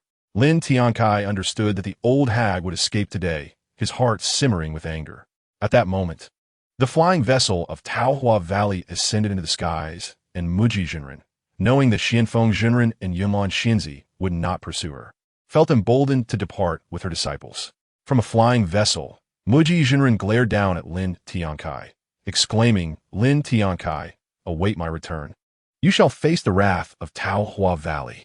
She then turned her gaze towards Tan Shiqing and Ling Wei, declaring, "And you two traitors shall also know the consequences of your betrayal." Her words sent a chill down the spines of the two women. Lin Tiancai reassured them, "Fear not.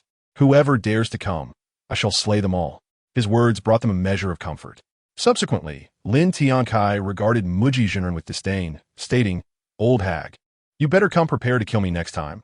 Otherwise, I, Lin Tiancai, will venture into Taohua Valley to finish you off." Muji Jinren scoffed Lin Tiancai. "Mere words hold no weight. We shall see who meets their end at whose hands." Without further ado, she urged her flying vessel to depart.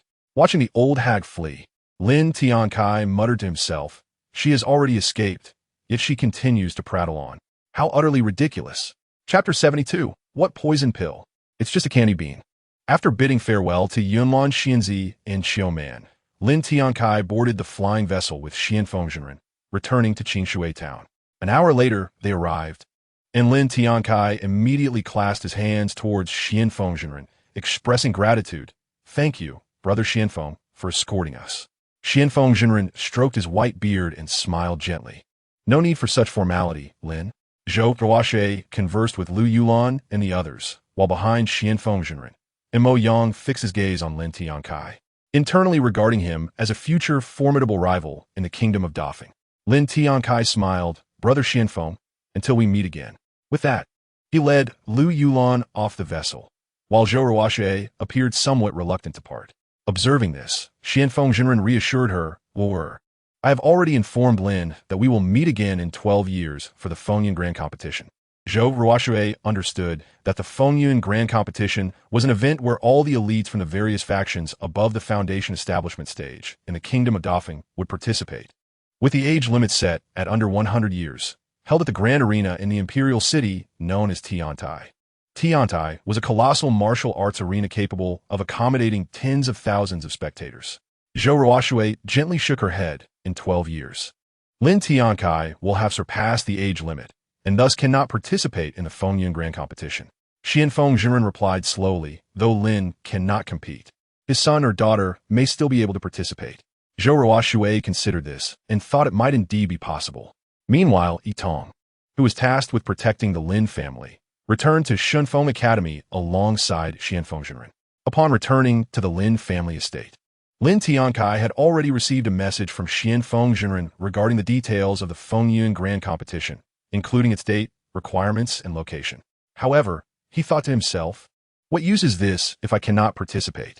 Just then, a voice called out, "Father, you have finally returned." A beautiful woman hurriedly approached Lin Tiancai. Seeing Lin Xiangyun rushing towards him, Lin Tiancai curiously inquired, "Xiangyun, what is the matter? Why the haste?" Lin Xiangyun, not wishing to waste time, immediately recounted the incident of Huang Zhen abducting Lin Fei. Upon hearing her words, Lin Tiancai's fury erupted. "That Huang Zhen dares to take my son. He truly seeks his own demise." Next to him, Lu Yuxuan nearly collapsed at the news, but thankfully, Yin Yu steadied her, preventing her from falling.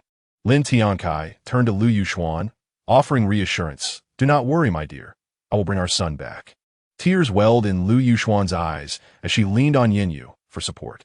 Seeing the determination in Lin Tiancai's gaze, she nodded gently. "I believe you'll bring our son back." Lin Tiancai surmised that Huang Zhen's abduction of his son and his plan to wait for him indicated that Huang Zhen was confident he could kill him. Lin Tiancai realized that Huang Zhen would likely have set traps or formations in wait for him. Nevertheless, it is wise to remain cautious. Otherwise, should we fail to rescue the child and find ourselves in peril, it would spell disaster. At this moment, Lin Tiancai astounded everyone by proclaiming, "I shall wed Tan Shiqing today, and subsequently, I will rescue Lin Fei." Upon hearing this, Lu Yuxuan urgently interjected, "My husband, it would be prudent to save Fei before the wedding." Lin Xiangyun then turned her gaze towards Tan Shiqing and Ling Wei, realizing they would soon become her father's wives.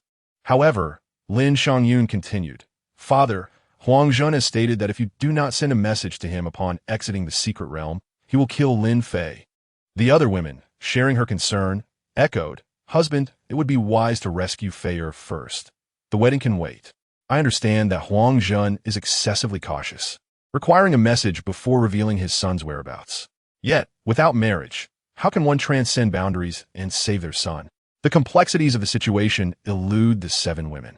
Thus, Lin Tiancai sought another rationale, explaining, "My marriage today is a ruse to convince Huang Zhen that I, Lin Tiancai, shall not attempt to rescue my son, allowing me to catch him off guard." Upon hearing this, the seven women remained skeptical of Lin Tiancai's assertions. Lu Yuxuan was about to voice her doubts when Lin Tiancai raised his hand to interrupt. "Yuxuan, you must trust me. Lin Fei is also my son. How could I not save him?" After a moment's contemplation, Lu Yuxuan chose to believe in her husband. "I trust you, my husband." Lin Tiancai felt a surge of emotion. Realizing he had not misjudged her character, his wife chose to have faith in him. Lin Tiancai then addressed Lin Xiangyun. "Xiangyun, please hand me the message talisman left by Huang Zhen." Lin Xiangyun promptly retrieved the talisman from her storage ring and presented it to Lin Tiancai. Just as he was about to use the talisman to contact Huang Zhen, Exine Menglan, clad in a flowing white gown, hastily approached and inquired of Tan Shiqing and Ling Wei, "Sister Tan, Sister Ling, how is it that you are here?" The two women were at a loss for words. Observing their discomfort, Lin Tiancai interjected, "They are both my fiancés. Is it so strange that they are here?" Exine Menglan's mind buzzed with disbelief, prompting her to ask incredulously, "Sister Tan, Sister Ling, is this true?" Tan Shiqing and Ling Wei exchanged glances, then nodded gently. "Yes, senior sister, we are both Lin Tiancai's fiancés." Now fully convinced of Lin Tiancai's words, Exine Menglan could not help but feel that his influence had coerced them. She glared at Lin Tiancai, indignantly declaring, "Lin Tiancai, did you threaten my junior sisters into marrying you? Tan Shiqing and Wei have already affirmed their status as my fiancés, and they are both expecting my children. Would you call this coercion or a mutual affection?" Exine Menglan found the situation intolerable, her disappointment in her junior sisters palpable. She spoke firmly, "Lin Tiancai, give me the antidote to that poison pill." Lin Tiancai, taken aback, replied, "What poison pill? I don't recall giving you any." Exine Menglan assumed he was deliberately trying to prevent her departure, so she retorted coldly, "Did you not force me to ingest a poison pill, promising the antidote within half a month? It has been half a month. Where's the other half of the antidote?" Lin Tiancai suddenly realized, "Are you referring to that candy pill?"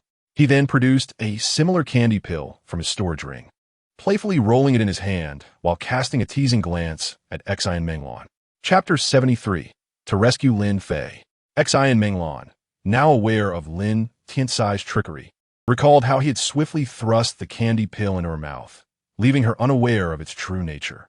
Lin Tiancai, you are utterly shameless and despicable. Lin Tiancai, unfazed, applauded her observation. You are absolutely correct. I am indeed that kind of person. You, Xian Menglan, filled with righteous fury, pointed an accusatory finger at him, struggling to articulate her thoughts. After a brief silence, she cast a glance at Tan Shiqing and Ling Wei, shot Lin Tiancai another glare, and then departed on her sword. Observing this, Lin Shangyun inquired, Father, shall we not detain her? Lin Tiancai confidently replied, No worries, she cannot escape my grasp. Meanwhile, Tan Shiqing and Ling Wei felt a twinge of guilt for their senior sister's departure. Holding Huang Zhen's message talisman, Lin Tiancai infused it with spiritual energy, causing it to tremble before Huang Zhen's voice emerged. Lin Tiancai, it seems you have returned to the Lin family, and you must know that I have captured your son. Lin Tiancai, uninterested in Huang Zhen's monologue, coldly demanded, Tell me where you have taken my son now. Huang Zhen's voice responded, Lin Tiancai, are you not the mighty one? How is it that you find yourself in this predicament? Hearing Huang Zhen's continued rambling, Lin Tiancai resorted to provocation, scoffing, Huang Zhen, are you afraid that once you reveal the location, I will end your life? You talk nonsense. I have no qualms about telling you. I merely fear that you will not dare to come. Huang Zhen retorted, I await you in the mountains 400 miles north of Qingshui town. Remember, if you do not arrive after today, your son will join my son's burial. The transmission abruptly ceased, leaving no further sound.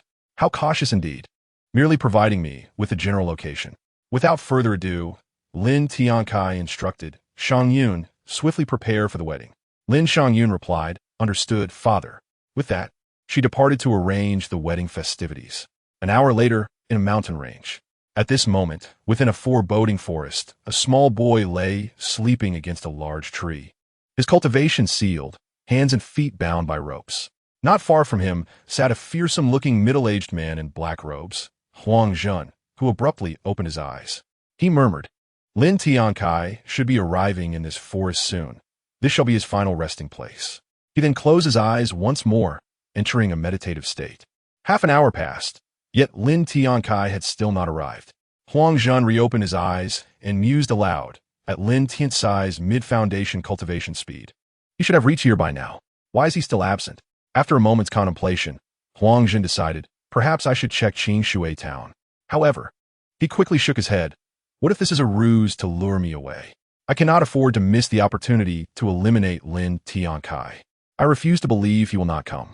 As evening descended upon Qingshui town, the Lin family residence was adorned with festivity, vibrant lanterns illuminating the space. Lin Tiancai, clad in a resplendent red robe, led Tan Shiqing, draped in a red phoenix gown, amidst the cheers of the crowd, to the ceremonial venue. Observers began to murmur amongst themselves. Lin Tiancai is once again taking concubines, and it is uncertain how many more he intends to acquire. I have heard that today Lin Tiancai has brought back 2 new women, one of whom is currently by his side. If that is the case, does it not imply that Lin Tiancai will take more concubines tomorrow? It seems that another feast awaits us. Amidst the murmurs of the crowd, Lin Tiancai has already completed the wedding ceremony with Tan Shiqing. Congratulations, host, on successfully taking a concubine. Your innate abilities have ascended to the mid-level of Huang grade, with rewards including an additional 5 years of life, 5 cultivation points, and 5 experience points in your techniques, as well as an extra reward, a technique manual for increasing power. Congratulations, host, on your cultivation breaking through to the late stage of foundation establishment.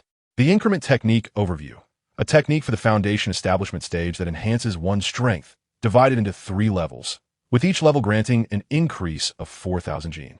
Lin Tiancai secretly marveled. Having only reached 2,000 gene at the early stage of foundation establishment, each minor breakthrough grants an increase of 1,000 gene. At that rate, once he cultivates to the 3rd level, he could easily defeat any cultivator below the golden core stage with a single punch. However, Lin Tiancai thought that should he reach the golden core stage, this technique may not be of great assistance to him. Host, do you wish to learn the increment technique? Yes, I shall learn it. Congratulations, host, on your successful learning. Please select the technique you wish to upgrade. After contemplating for a moment, Lin Tiancai decided to upgrade the Liek Tian Jiujian first. Congratulations, host. The Liek Tian Jiujian has been upgraded to the 7th level. Please continue your efforts. Soon after the wedding festivities, in the bridal chamber, Lin Tiancai led Tan Shiqing to sit upon the bed. Lin Tiancai then spoke. Shiqing, you should rest well today. Tan Shiqing understood that Lin Tiancai was going to rescue his son and, being with child, could not continue to share the bed. Lin Tiancai was quite satisfied and soon left the bridal chamber, taking to the skies on his Lihua Jian towards the mountains mentioned by Huangzhen. Meanwhile, Huangzhen was growing increasingly puzzled. It had been so long and Lin Tiancai had yet to arrive. At that moment, Lin Fei also began to stir awake. Upon seeing Lin Fei awaken, Huangzhen sneered. Little brat, you have finally awakened. Leaning against a large tree, Lin Fei remained silent, merely gazing at Huangzhen. Observing this, Huangzhen chuckled. Little brat, your father has not come yet. It seems he has already given up on his precious son. My father will definitely come to rescue me, Lin Fei declared resolutely. Huangzhen burst into laughter. If your father arrives, I will ensure you two reunite beneath the earth, ha ha. An hour later, the sky had turned pitch black. Lin Tiancai, riding the Lihua Jian, finally reached the mountain Huangzhen had indicated. As he soared through the air, he used his divine sense to scan the area, soon spotting the figures of Huangzhen and Lin Fei. He dove directly toward Lin Fei's position. At this moment, Huangzhen had also opened his eyes, fixating intently on Lin Tiancai, who was wielding the Lihua Jian. Lin Tiancai paid no heed to Huangzhen, heading straight for Lin Fei. Huangzhen, observing Lin Tiancai in his bright red robe, approaching Lin Fei, sneered, Lin Tiancai, do you think I will grant you the opportunity to save your son? Chapter 74. Lin Fei is frightened with that. Huangzhen promptly retrieved a talisman from his storage ring and summoned 3 black puppets, each at the late stage of golden core cultivation. He then commanded the 3 black puppets to attack Lin Tiancai. These 3 black puppets were a fortuitous find during his escape from a cave. Subsequently, he produced a slightly cracked black formation plate and activated a pre-prepared array comparable to a low-grade 4th-tier formation, the Wangwu Shuzhong. As Lin Tiancai approached within 10 zhang of Lin Fei, the 3 black puppets launched their punches toward him. Lin Fei, seeing the 3 black puppets charging at his father from the right, called out, Father, there are monsters coming from your right. Due to his cultivation, the 7-year-old's intellect was comparable to that of a teenager. Yet he had never ventured beyond Qingshui town and thus was unaware that puppets existed. What monsters? Oh, they are puppets. Lin Tiancai turned to his right and cursed. Realizing he could not save Lin Fei, he hurriedly drew his Tier 3 upper-grade artifact, the Feilong Shield, for defense. The dull sounds of impact echoed as Lin Tiancai was sent staggering back several steps, finally coming to a halt. The Feilong Shield in his hand had shattered. Lin Tiancai shook his numbed right arm and cursed under his breath. These 3 puppets are a bit strong. With a thought, he summoned the Shinfeng Jian to his right hand, replacing the Lihua Jian beneath his feet with it. At that moment, the 3 black puppets launched another assault. Liek Tian Jiujian, 6th level. Lin Tiancai unleashed 3 waves of sword energy toward the 3 black puppets. Huangzhen, watching from a distance, was taken aback to see Lin Tiancai had broken through to the late stage of foundation establishment, making him cautious. He coldly shouted, Lin Tiancai, let me add some fuel to the fire. As his words fell, Huangzhen activated the black formation plate in his hand, summoning dozens of sinister black spirits that lunged at Lin Tiancai. Lin Tiancai's sword energy struck the 3 black puppets, leaving only shallow scars on their surfaces, which left him somewhat astonished. He had expected his attack to severely injure the 3 black puppets. Just as Lin Tiancai pondered this, the summoned black spirits surged toward him from behind. Lin Fei, leaning against the tree, watched the dark spirits approaching his father with growing concern. Huangzhen, do you think these spirits can kill me? Lin Tiancai immediately unleashed over a dozen sword energies toward the dark spirits. In an instant, the black spirits behind him were sliced into nothingness. Huangzhen had not anticipated Lin Tiancai's strength to have increased so significantly with a minor breakthrough. Yet he sneered, while those spirits indeed cannot kill you, do not forget that your son lacks your strength, aha. With that, Huang Zhun commanded the dark spirits to attack Lin Fei while simultaneously using the talisman in his other hand to control the three black puppets, blocking Lin Tiancai from reaching Lin Fei. Huang Zhun reveled in the thought of forcing Lin Tiancai to watch his son perish before his eyes. Lin Tiancai's expression darkened. If it were only him, he could shatter the black puppets and vanquish Huang Zhun to escape. However, if his son were to be torn apart by the dark spirits, he would surely meet his end. He cursed Huang Zhun's treachery under his breath. Lin Fei, witnessing the multitude of dark spirits lunging toward him, turned pale, trembling in fear. He cried out in terror, "Father, please come save Fei-er." As he spoke, tears streamed down his face, and he instantly transformed into a pitiful figure. Lin Tiancai disregarded the three black puppets and swung the Lai Tian sword in his hand, unleashing a dozen sword chi towards the dark specters hovering above Lin Fei. The sword chi howled through the air, and before long, the shadowy apparitions were vanquished by Lin Tiancai's assault. Just then, the three black puppets, each possessing the cultivation of the late Golden Core stage, closed in on Lin Tiancai and delivered powerful punches that struck him squarely.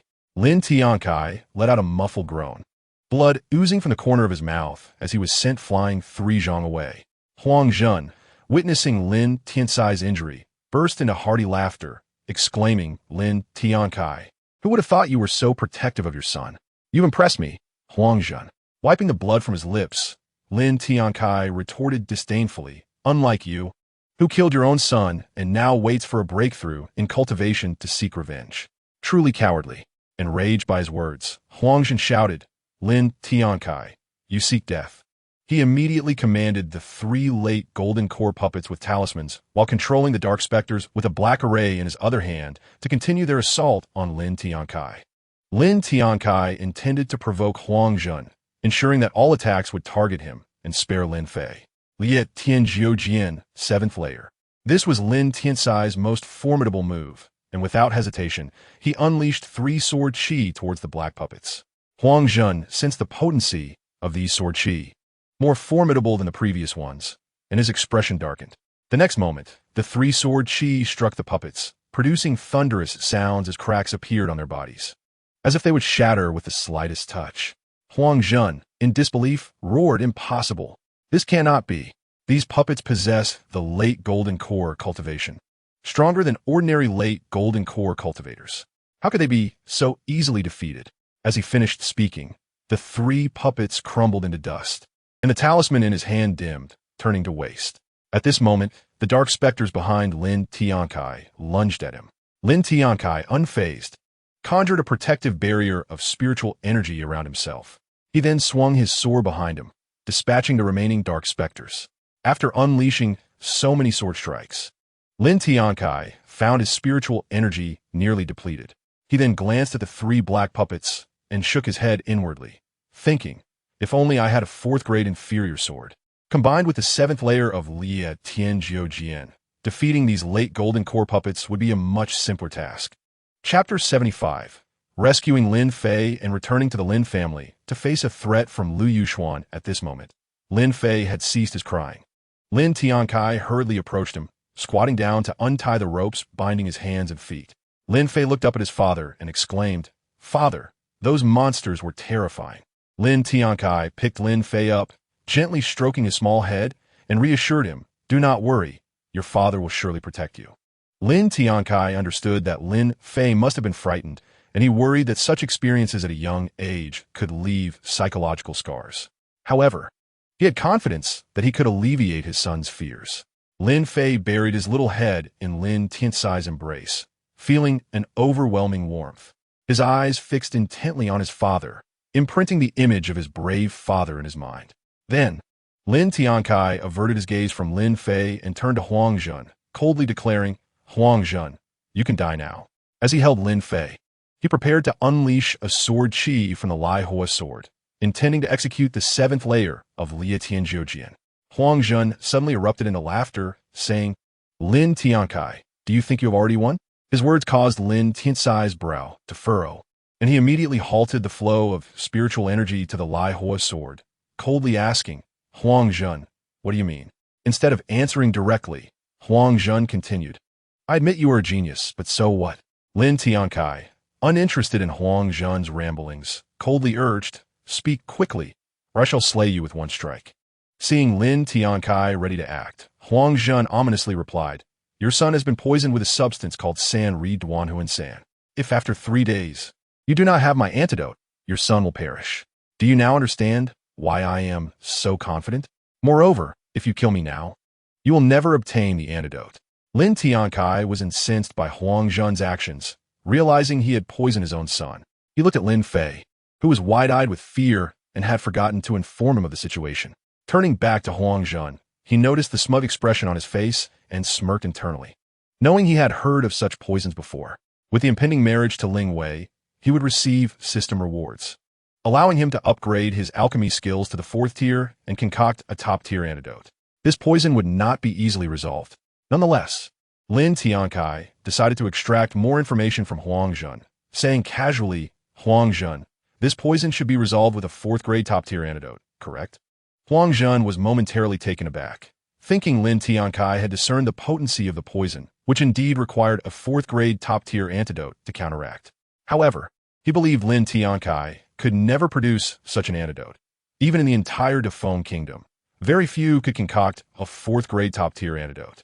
Moreover, Lin Tiancai would struggle to find someone capable of creating such an antidote within such a short time frame. With this in mind, Huang Zhan remained audacious, stating, "Lin Tiancai, you are correct. This poison can indeed be countered with a 4th-grade top-tier antidote." Lin Tiancai revealed a knowing expression. Huang Zhan, sensing something amiss in Lin Tiancai's demeanor, felt an ominous premonition arise within him. The next moment, Lin Tiancai wielded the Lai Hua sword and unleashed a sword chi from the 7th layer of Lia Tianjiujian, aiming to slay Huang Zhan. As Lin Tiancai's sword chi whistled towards him, Huang Zhan was momentarily dazed, questioning whether Lin Tiancai was truly willing to forego the antidote to save his son. However, after a brief moment of confusion, he regained his composure and swiftly dodged the sword chi, narrowly escaping with his life. After evading the strike, he was drenched in cold sweat, his face pale. The next moment, as he attempted to flee, Lin Tiancai drove the Lai Hua sword deeply into Huang Zhan's chest, the tip emerging from his back. Huang Zhan gazed at Lin Tiancai in disbelief, perplexed as to why Lin Tiancai would choose to kill him instead of seeking the antidote to save his son. These questions flashed through his mind, but until his last breath, he could not comprehend Lin Tiancai's motives. Lin Tiancai withdrew the Lai Hua sword, and Huang Zhan collapsed to the ground. Arrogant fool. Do you think I covet your antidote? What a joke." At this moment, Lin Tiancai felt Lin Fei in his arms clutching him tighter, trembling all over with fear as if he had encountered something truly terrifying. This made Lin Tiancai feel somewhat embarrassed. He should have covered the boy's eyes when he first intervened. Hastily, he stowed away Huang Zhan's storage ring and unleashed a sword strike, shattering the myriad of ghosts' blood-sucking formation before returning to the Lin family with Lin Fei. Along the way back, Lin Tiancai continued to comfort Lin Fei. Furthermore, since Huang Zhan was dead, his storage space had become unclaimed property, allowing Lin Tiancai to explore freely, and he indeed discovered 300,000 low-grade spirit stones and numerous treasures. However, the antidote for the San Ri Duanhuan San was not among them. An hour later, within the Lin family estate, Lu Yuxuan and several other women were overjoyed to see Lin Tiancai returning with Lin Fei in his arms. Among them, Lu Yuxuan, Lin Fei's mother, was the most delighted. Her eyes filled with maternal affection as she gazed at her son. "Husband, why are you still holding Fei? He is already 7 years old and can walk by himself," she observed, noticing something amiss. Feeling awkward, Lin Tiancai was well aware that Lin Fei could indeed walk on his own. It was merely that he had witnessed too many horrifying or bloody scenes recently, and he had yet to fully recover. Lin Tiancai did not intend to conceal the truth and promptly recounted the events that had transpired. In a short while, the women understood why Lin Fei was in such a state. Although Lu Yuxuan recognized that it was inevitable for Lin Fei to see terrifying monsters in such circumstances, the subsequent scenes of slaughter he witnessed were also unsettling. She warned Lin Tiancai, "Husband, if anything happens to Fei, I will not let you off easily." Saying this, Lu Yuxuan took Lin Fei from Lin Tiancai's arms and left with him. Lin Tiancai shook his head and smiled wryly at the situation. He never expected that one day he would be verbally threatened by his own wife. Internally, he lamented his plight. Am I not trying my best? Why can't she understand my intentions? Chapter 76. Breakthrough to the Foundation Establishment Completion. Reward of the Array Compendium. A day later, within the Lin family estate in Qingshui Town. The atmosphere was vibrant and festive. Lin Tiancai was once again hosting a wedding, this time with Ling Wei as his bride. Soon, Lin Tiancai, clad in a bright red robe, led Ling Wei, who wore a matching crimson cloak, before the gathered guests. With Lin Shangyun's speeches and the blessings of the crowd, Lin Tiancai and Ling Wei completed their wedding ceremony. Ding! Congratulations to the host on successfully taking a concubine, enhancing root quality to high-grade yellow. Reward lifespan. 5. Reward cultivation. 5. Reward skill experience. 5. Additional reward. A volume of the Array Compendium. Ding! Congratulations to the host for breaking through to Foundation Establishment Completion. Array Compendium Overview. This tome records array types from the 1st to the 9th level. Studying this compendium not only allows one to learn numerous arrays, but also to set them up. Lin Tiancai nodded inwardly, finding the system's rewards quite satisfactory. Host, do you wish to study the Array Compendium? Absolutely, I wish to learn. Congratulations to the host on successful learning. Please select the skill to upgrade. Upgrade Alchemy Mastery in its entirety. Congratulations to the host. Alchemy Mastery has been upgraded to the 4th level. Please continue your efforts. Just as Lin Tiancai thought it was over, the mechanical voice of the system resounded again. Ding! Congratulations to the host for exceptional luck. Additional reward. Skill experience 20. Lin Tiancai felt somewhat befuddled. What was this? With an additional 20 skill experience, could it not imply that he could upgrade 4 times? Magnificent! However, he thought it best to utilize the system's rewards promptly. Please select the skill to upgrade. Lin Tiancai pondered for a moment. Let us upgrade the Array Compendium 3 times, and then the Lifting Heaven 9 sword once. Congratulations to the host. The Array Compendium has been upgraded to the 4th level, and the Lifting Heaven 9 sword has been raised to the 8th tier. Please continue your hard work. In the bridal chamber, after receiving these system rewards, Lin Tiancai felt elated. Ling Wei, beside him, looked at Lin Tiancai's joy with curiosity. Husband, what is you so cheerful? Lin Tiancai smiled and waved his hand dismissively. It's nothing, just thinking of something delightful. Now let us sleep. Though Ling Wei felt a bit perplexed, she refrained from pressing further since Lin Tiancai had spoken. He allowed Ling Wei to sleep inside while he took the outer side. Given that Ling Wei was already pregnant, Lin Tiancai intended merely to rest this night. 9 days later, within the magnificent imperial city, in the resplendent central hall of the palace, only a few individuals were present. Seated upon the dragon throne was a man in his 40s, clad in a majestic dragon robe. He was Zhao Hui, the sovereign of the Dafeng kingdom, whose cultivation had reached the pinnacle of gold core, making him extraordinarily powerful. Beside him stood an elderly eunuch in a black brocade robe, both observing a young man in splendid robes below. This young man was Zhao Jie, the 7th prince, who gazed up at the imposing middle-aged man with utmost respect. With piercing eyes, Zhao Hui regarded Zhao Jie seriously. Jie, do you have something to report to your father? Upon returning to the palace, Zhao Jie was eager to inform his father of certain matters. He dared not be presumptuous and quickly recounted the events within the secret realm and those that transpired outside it. After a brief tea break, Zhao Jie had succinctly narrated everything he intended to convey. However, he refrained from disclosing the incident where Lin Tiancai nearly killed him, only mentioning that Lin Tiancai had injured him. Listening to Zhao Jie's account, Zhao Hui gained a general understanding of the events surrounding the secret realm. So, according to you, Lin Tiancai is indeed that formidable? Zhao Hui had heard Lin Tiancai's name most frequently from Zhao Jie, so his inquiry was not surprising. Zhao Jie nodded respectfully. Indeed, father, Lin Tiancai possesses incredible strength. He then added indignantly, while Lin Tiancai is powerful, he has been tyrannical and excessively bloodthirsty within the secret realm. It would be prudent to eliminate him sooner rather than later.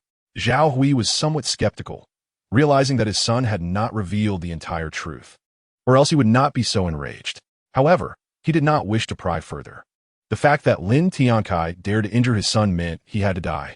If Lin Tiancai could slay opponents of the initial gold core stage, it indicated his strength had at least reached the mid-gold core stage. Turning to the elderly eunuch beside him, he commanded, "Since Lin Tiancai has dared to lay hands on Jier, he has shown disrespect to our royal family. Lao Hai, take Jier and 100 elite royal guards to eliminate Lin Tiancai." The elderly eunuch, named Lao Hai, hastily responded with respect, "Yes, your majesty." At this moment, Zhao Jie felt an overwhelming excitement, knowing that this eunuch was a powerful figure at the late gold core stage. And with the addition of 100 elite royal guards at the foundation establishment stage, he was confident they could eliminate Lin Tiancai. Zhao Jie bowed respectfully, "Father, I shall take my leave now to deal with Lin Tiancai." Lao He also bowed, "Your majesty, this old servant takes his leave." With a wave of his dragon robe, Zhao recommanded, "Go." At this moment, Zhao Hui sent a transmission to the elderly eunuch known as Lao He, instructing him, "Lao He, do not hastily kill that Lin Tiancai.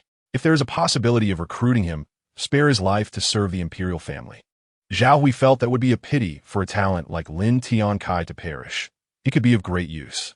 If not, then he would have no choice but to eliminate him. Lao He acknowledged Zhao Hui's transmission with a response, "Yes, your majesty." At the Lin family residence in Qingshui town, Lin Tiancai was enjoying a deep slumber alongside Lu Yuxian when a mechanical voice suddenly interrupted. "Congratulations, host. The invincible yin-yang harmonization technique has advanced to the second level. Please continue your efforts." "Damn it, system. You have disrupted my beautiful dream," Lin Tiancai exclaimed, his eyes flying open in fury. Detection of host's verbal abuse confirmed. A penalty will be applied. Penalty result. The host will remain in mortal status for 7 days. What? This is outrageous. Oh, please no. Lin Tiancai regretted his outburst immensely. At that moment, however, he received no response from the system, and Lu Yuxian stirred awake, her eyes still bleary. "Husband, what are you shouting about so early in the morning?" she asked with a hint of annoyance. Lin Tiancai was taken aback. He realized he had woken Lu Yuxian, though it had been unintentional. Moreover, he had already been reduced to a mortal for 7 days. Had he known such a penalty awaited, he would have refrained from cursing the system. "It's nothing, just a bad dream," he offered as a vague excuse. Lu Yuxian nodded, trusting her husband without further suspicion. Chapter 77, Tianxia's Anger. Encounter with Lin Tiancai and Xianmeng Lan 2 days later. In Taohua Valley, within the cave residence on Yunlan Peak, a beautiful woman suddenly opened her eyes while seated on a stone bed. This woman was Tianxia. Having broken through to the mid-stage of the Golden Core realm 6 months ago, she had spent the subsequent months stabilizing her cultivation before finally awakening. Now, she calmly declared, "My mid-stage Golden Core cultivation is stable. It is time to eliminate that Lin Tiancai." An intense fury burned in her eyes at the mere thought of him, revealing the depth of her hatred. She continued to murmur, "I have been in seclusion for over a year. I wonder what changes have occurred in Taohua Valley." Approaching the entrance of her cave, she performed a spell to break the barrier. Just as she prepared to depart with her magical artifact, a middle-aged eunuch clad in black, at the late stage of foundation establishment, approached respectfully. "I am Qinxing, and I greet Elder Tianxia." Tianxia was puzzled. What was a eunuch doing here? She inquired, "What are you doing here?" "Elder Tianxia, I have been waiting here for 2 days on the orders of Elder Muji, who instructed me to inform you to meet her upon your emergence from seclusion." Tianxia felt a twinge of confusion. Why would Elder Muji wish to see her? However, given that Elder Muji held a higher status, she resolved to comply. Ignoring the eunuch, she ascended her magical artifact and flew towards Elder Muji's cave. Not long after, within another cave on a different peak, an elderly woman sat on a mat, slowly opening her eyes. This was Muji Zhenren. She performed a spell, and the barrier before her shattered. "Enter," she commanded. At the entrance, Tianxia approached without hesitation, swiftly alighting before Muji Zhenren. She stowed her magical artifact and respectfully asked, "What does Elder Muji require of me?" "It pertains to a matter of great significance to you," Muji Zhenren replied. "It's unfriendly." Tianxia was taken aback. What could possibly concern her? Then a thought struck her. Could it be something concerning her disciples? Yet, if they were in trouble, Muji Zhenren's tone would not be so harsh. "I implore you, Elder Muji, please clarify. What else could it be?" "It is your 2 disciples who have been entangled with Lin Tiancai. Mu Zhenren scolded, intending to express her frustration and impose a punishment as the mentor of those two wayward girls. Hearing this, Tianxia froze in shock. It was indeed about her disciples. Elder Mu Ji, I have been in seclusion for over a year and was unaware of my disciples' entanglements with Lin Tiancai. Mu Zhenren was well aware of Tianxia's prolonged seclusion, but reproached her nonetheless. Though you have been in seclusion, you bear the responsibility for your students' misconduct. The Elder Council has decided to strip you of 2 years' worth of spirit stones and pills as punishment. Tianxia sighed in relief at the loss of the spirit stones. She still possessed a considerable amount. However, the loss of the pills was far more critical. Without high-grade pills for cultivation, her progress might stagnate. Even if she used lower-grade spirit stones to acquire higher-grade pills, she would exhaust her resources within 6 months. At this moment, her animosity towards Lin Tiancai reached a boiling point, yet she maintained her composure. I understand, Elder Muyi. Muyi Zhenren nodded. In 2 days, I will summon the valley's experts to eliminate Lin Tiancai. You may accompany us if you wish. With a glance at Tianxia, who was seething with rage, yet suppressing her emotions, Mu Zhenren waved her hand. You may leave this cave, do not linger here. Realizing she had been dismissed, Tianxia had no choice but to comply, her power insufficient to challenge Mu Zhenren. She exited the cave without further ado. After Tianxia left, Mu Zhenren mused, it is time to seek assistance from old friends to deal with Lin Tiancai. With that, she departed her cave as well. Meanwhile, Tianxia was consumed by fury, steering her magical artifact away from Taohua Valley towards Qingshui Town, muttering curses against Lin Tiancai. That damned Lin Tiancai. I will ensure he is ground to dust. Fueled by anger, Tianxia had lost her rationality, solely fixated on avenging herself against Lin Tiancai. Unbeknownst to her, Mu Zhenren had not disclosed the extent of Lin Tiancai's capabilities, which contributed to her reckless state. 5 days later, having covered more than half the distance to Qingshui Town, she would soon arrive. At that moment, she spotted a familiar figure 2 miles ahead. It was none other than her disciple, Xian Menglan. Xian Menglan, upon noticing her master, approached on her sword, curiosity evident in her demeanor. Master, what brings you here? She asked respectfully as she drew near. Tianxia found herself pondering how her disciple had managed to escape, only to be questioned by the very disciple she had in mind. She explained, it is precisely because I intend to confront that arrogant Lin Tiancai that I have come here. Upon hearing that her master planned to kill Lin Tiancai, Xian Menglan anxiously interjected, Master, you must not. Lin Tiancai's current strength is formidable. You cannot defeat him now. Tianxia, skeptical, retorted, nonsense. He must still be at the initial stage of foundation establishment. How could I possibly fail to kill him? Master, it truly is as I say.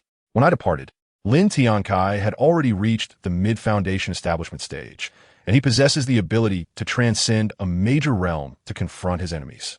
This indicates that you can no longer defeat him, Xian Menglan urged. Tianxia was taken aback, grappling with the rapid advancement of Lin Tiancai. Yet, she remained unconvinced that she could not vanquish him. My mind is made up. Since you have escaped Lin Tiancai's grasp, you should return to Taohua Valley, she declared. Xian Menglan, unwilling to elaborate on her escape, was solely concerned for her master's safety and recognized that persuading her would be futile. She promptly requested, since you intend to confront Lin Tiancai, I shall accompany you. Chapter 78. The arrival of the 7th Prince, Zhao, Jie, and others. Although she was reluctant to return to Qingshui Town, she felt compelled to do so to prevent her master from acting recklessly. Very well, Tianxia conceded, noting the resolute expression in Xian Menglan's eyes. Over Qingshui Town, a colossal flying vessel of high 4th rank appeared above the Lin family residence, manned by over 100 cultivators. Leading them was the 7th Prince, Zhao Jie, clad in splendid robes, accompanied by the elderly eunuch, Lao He, dressed in black satin. Behind them stood 100 armored guards, each adorned with a sword at their waists. Exuding an imposing presence, Zhao Jie gazed down at the Lin family estate with a chilling smile, bellowing, Lin Tiancai, come forth. If you do not, I assure you, everyone within this residence will cease to exist. Meanwhile, within the Lin family estate, Lin Tiancai and his companions had already noticed the massive vessel hovering above, observing intently. The residents of Qingshui town were equally captivated, watching the figures atop the enormous flying vessel. They have come to kill Lin Tiancai again, haven't they? Every time they arrive with such ferocity, they either return defeated or perish here, the townsfolk speculated. Let us see how they meet their end. Inside the Lin family residence, Lin Tiancai silently lamented. Why must they come now, at this moment when my cultivation is sealed? I have only a short incense sticks time before I can recover my powers. How infuriating. He dared not curse the system, fearing punishment that could spell his doom. On the colossal vessel, Zhao Jia overheard the townspeople discussing them. Frustrated by Lin Tiancai's absence and the audacity of the commoners, he furiously commanded, "Slay these peasants. Leave none alive." The golden armored guards drew their swords, ready to descend and annihilate the residents of Qingshui town. A voice thundered, "Halt!" The guards promptly ceased their advance.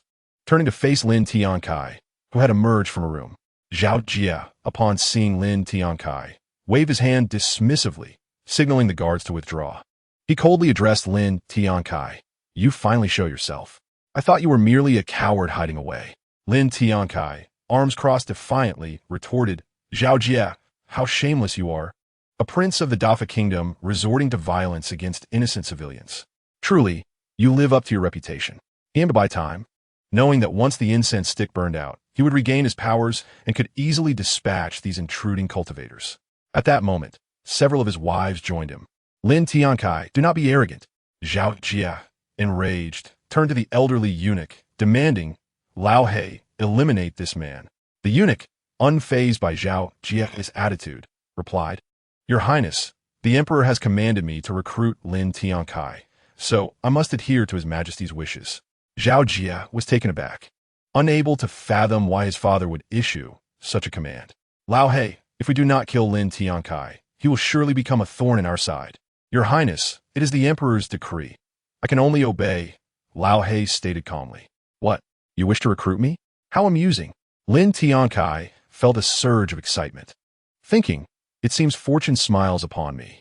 At that moment, Lao He's flat voice broke the tension. "Lin Tiancai, would you be willing to join the royal family of Dafa and become a royal guard?" "What? You wanted to be a guard? Do you even have the sense to ask?" Lin Tiancai recognized that he was currently a mere mortal without any cultivation.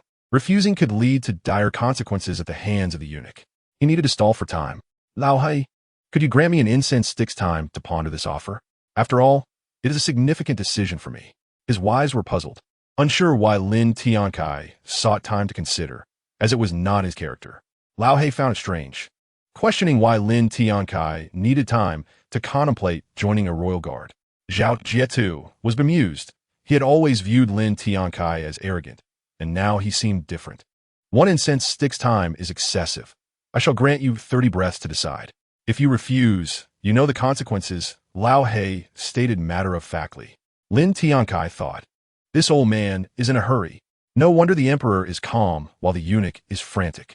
He could only feign agreement and plan to eliminate these intruders once he regained his powers. "Very well, Lao He.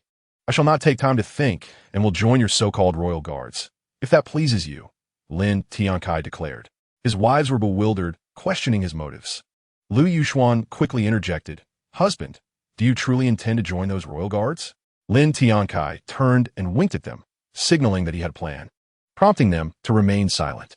With this, he faced Lao He on the flying vessel. The residents of Qingshui town could hardly believe that their invincible Lin Tiancai would yield to the threats of these people.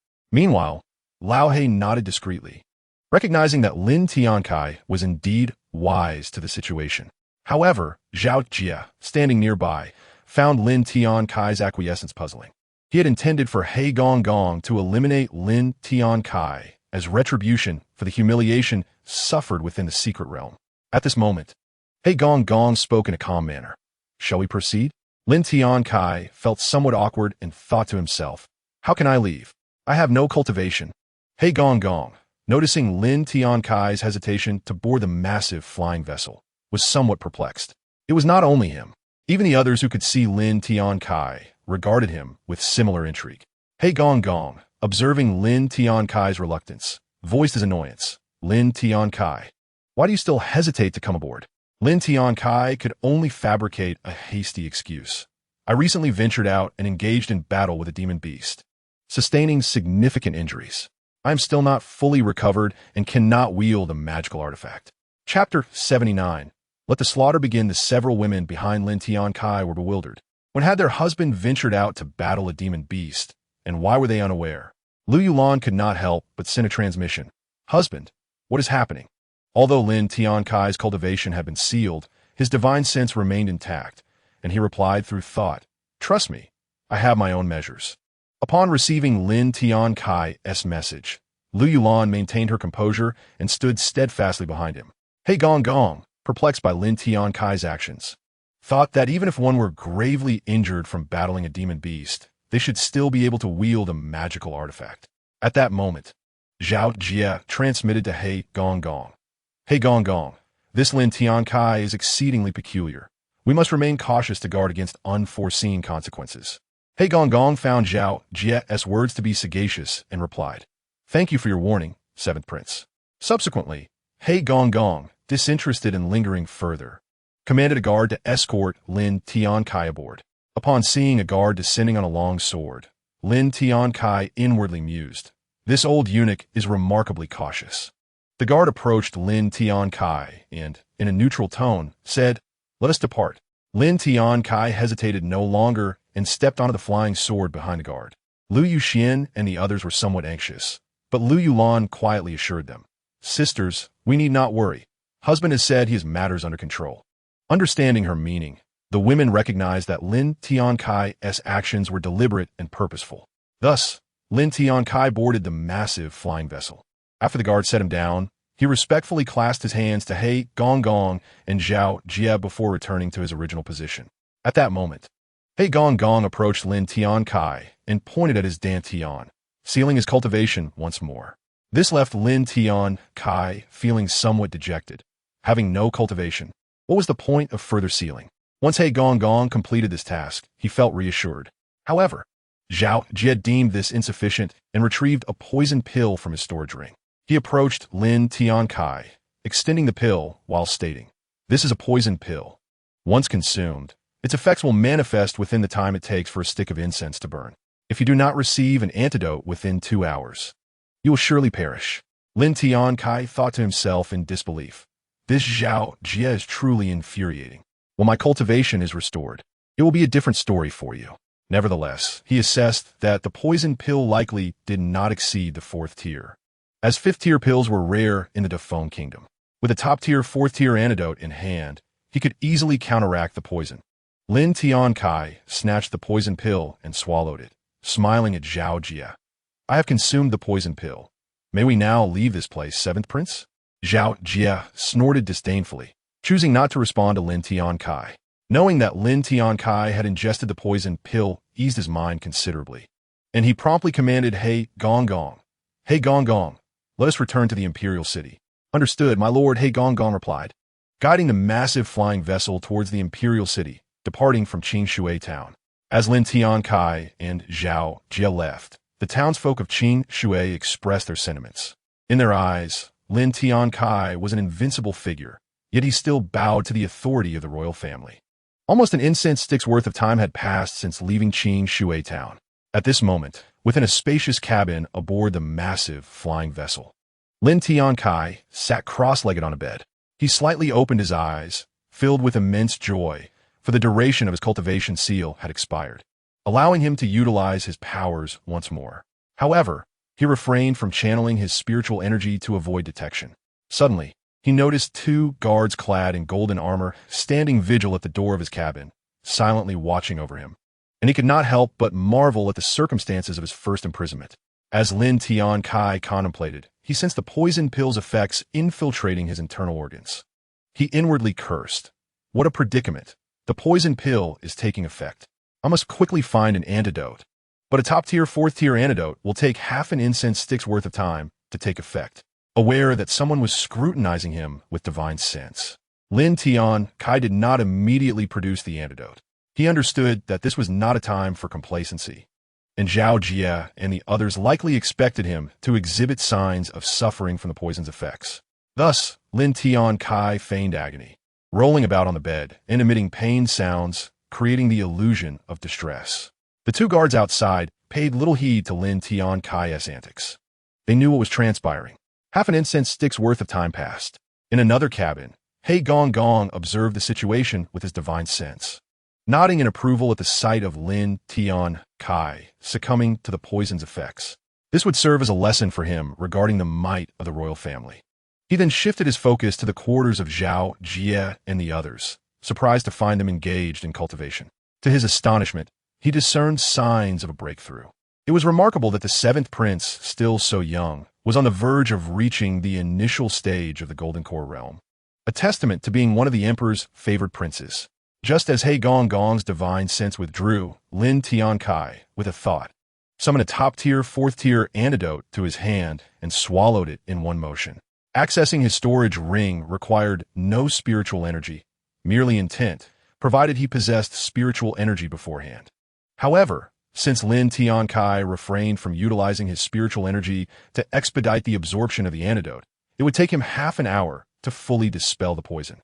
After consuming the antidote, Lin Tiancai felt a wave of relief wash over him, knowing that in another half an hour, it would be time to unleash a torrent of wrath. Continuing to feign agony, Lin Tiancai ceased the excessive rolling and cries, only indulging in such actions intermittently.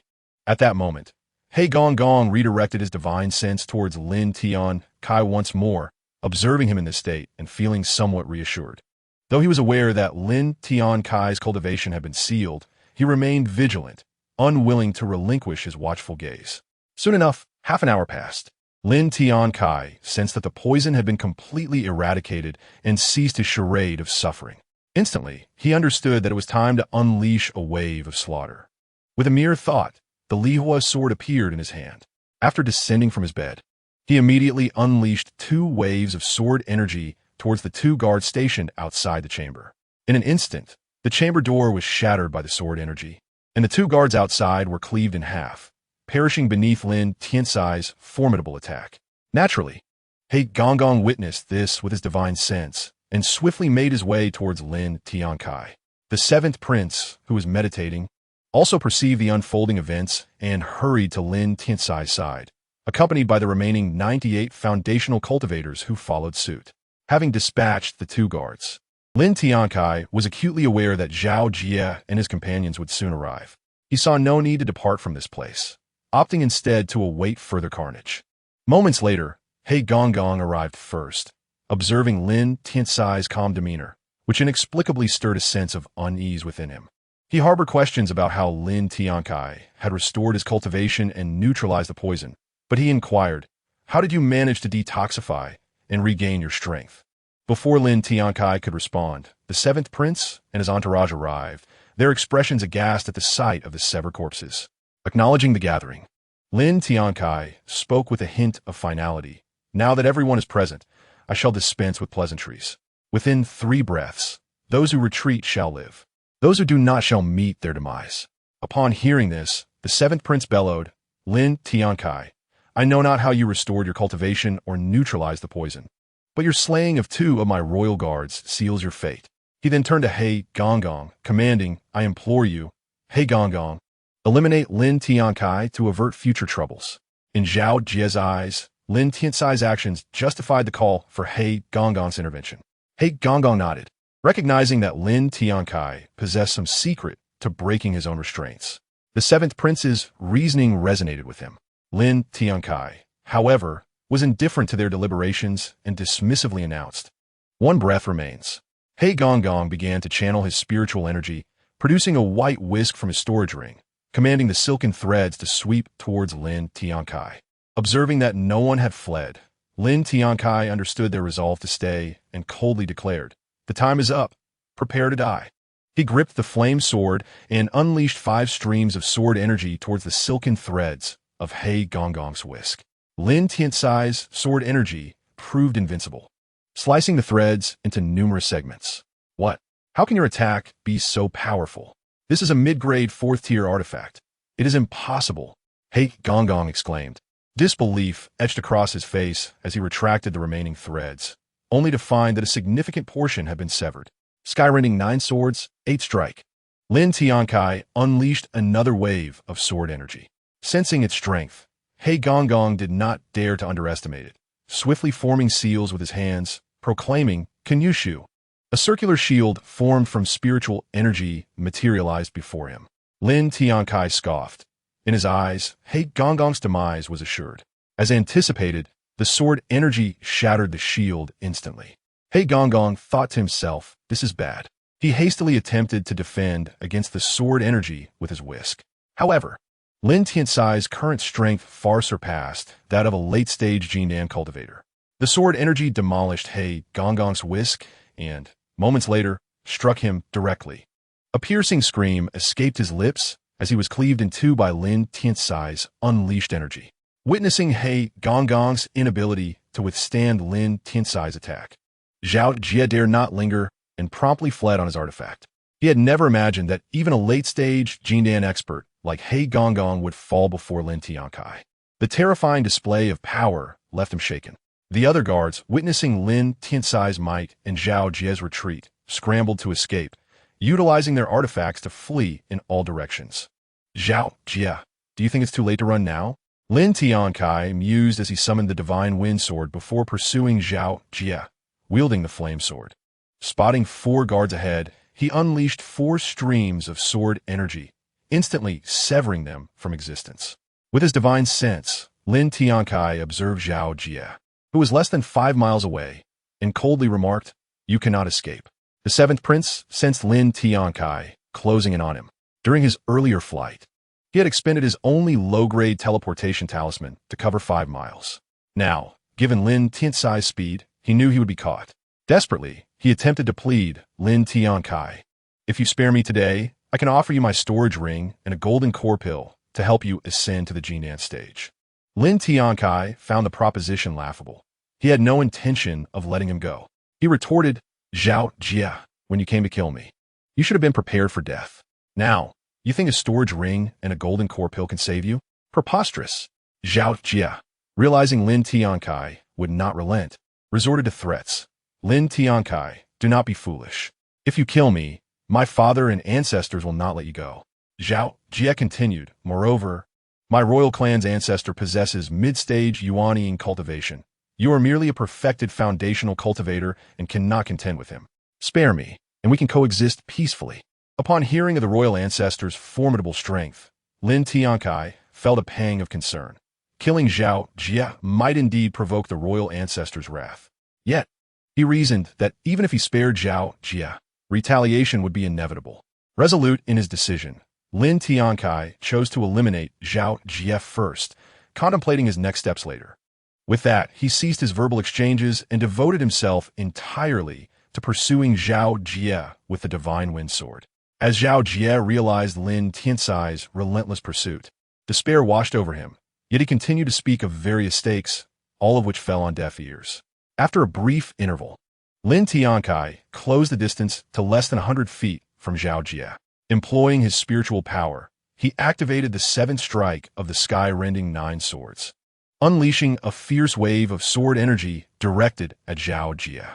Seeing the oncoming attack, Zhao Jie hastily prepared to defend with a mid-grade 4th-tier shield, ready to counter Lin Tiancai's sword energy. However, Lin Tiancai's strength has undergone a remarkable transformation. His sword aura can effortlessly cleave through mere 4th-tier mid-grade shield. The sword aura howled, slicing the shield in twain. As the shield shattered, the inevitable fate of death awaited its wielder, prompting a reluctant Zhao Jie to exclaim, Lin Tiancai, my father and ancestors will not spare you. In the next moment, his body was cleaved in half, plummeting from the heights to the ground. Lin Tiancai gazed at Zhao Jie's fall with a slight murmur. Had you not come with others to kill me, perhaps you could have lived a while longer. He then approached Zhao Jie's lifeless form and retrieved the bamboo ring from his remains. Subsequently, Lin Tiancai returned to the magnificent 4th-tier flying vessel, collecting the storage ring of the Black Eunuch and disposing of the bodies aboard. As for the guard Zhao Jie had brought, they had long since fled, leaving no need for pursuit.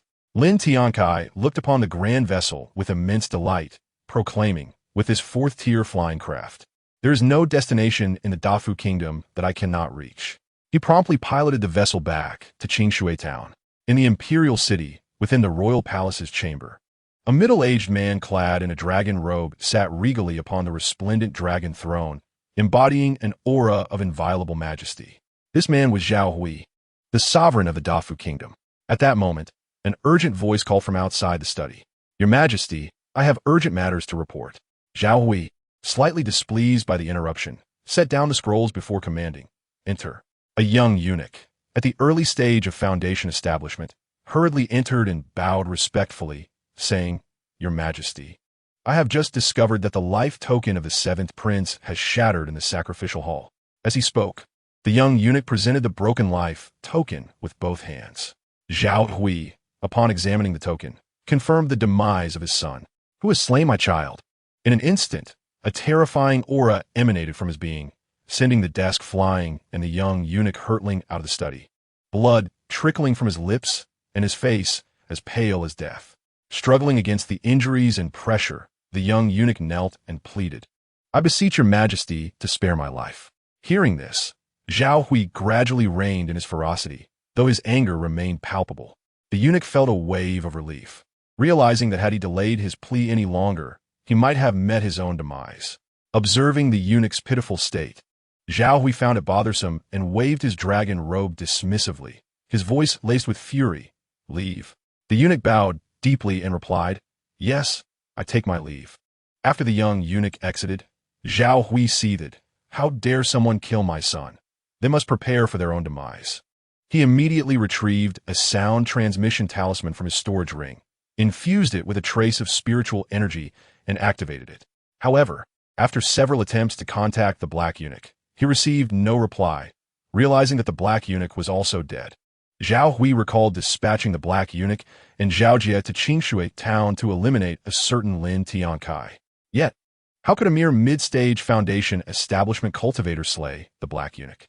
This perplexed him greatly. Ultimately, Zhao Hui deduced that if Lin Tiancai could kill a late-stage golden core cultivator, he must have at least one golden core perfected ally or master by his side. While Zhao Hui was consumed by rage, he had not lost his composure. In the entire Dafu kingdom, he was the only golden core perfected cultivator. Sending others would be tantamount to sending them to their deaths, especially with the royal ancestor in seclusion. Thus, he resolved to send several guards to investigate the matter further. Coldly asserting, "Lin Tiancai, if my son's death is linked to you, then not a single member of your family will be spared." In Qingshui town, a colossal flying vessel descended upon the Lin residence, prompting the townsfolk to halt and gaze in awe. At that moment, Lin Tiancai piloted the fiery sword away from the vessel before stowing it in his storage ring. Upon recognizing Lin Tiancai, a voice exclaimed, "Lin Tiancai, has he not already joined the royal guards? How could he return aboard a flying vessel?" Another retorted, "You fool. Clearly, Lin Tiancai has committed murder and theft. Did you not see that this vessel belongs to the royal family?" One bystander mused, "Indeed, this is the royal vessel. Yet, Lin Tiancai is formidable to dare kill members of the royal family. I am impressed." Hearing the gossip, Lin Tiancai's expression darkened. "Is this truly how they perceive me?" At that moment, Lu Yuxuan and her companions emerged from their quarters, spotting their husband Lin Tiancai, and they all exclaimed in excitement, "Husband, you have returned." In response, Lin Tiancai descended into the Lin estate, grinning, "Indeed, your husband has returned." He then embraced each of the women.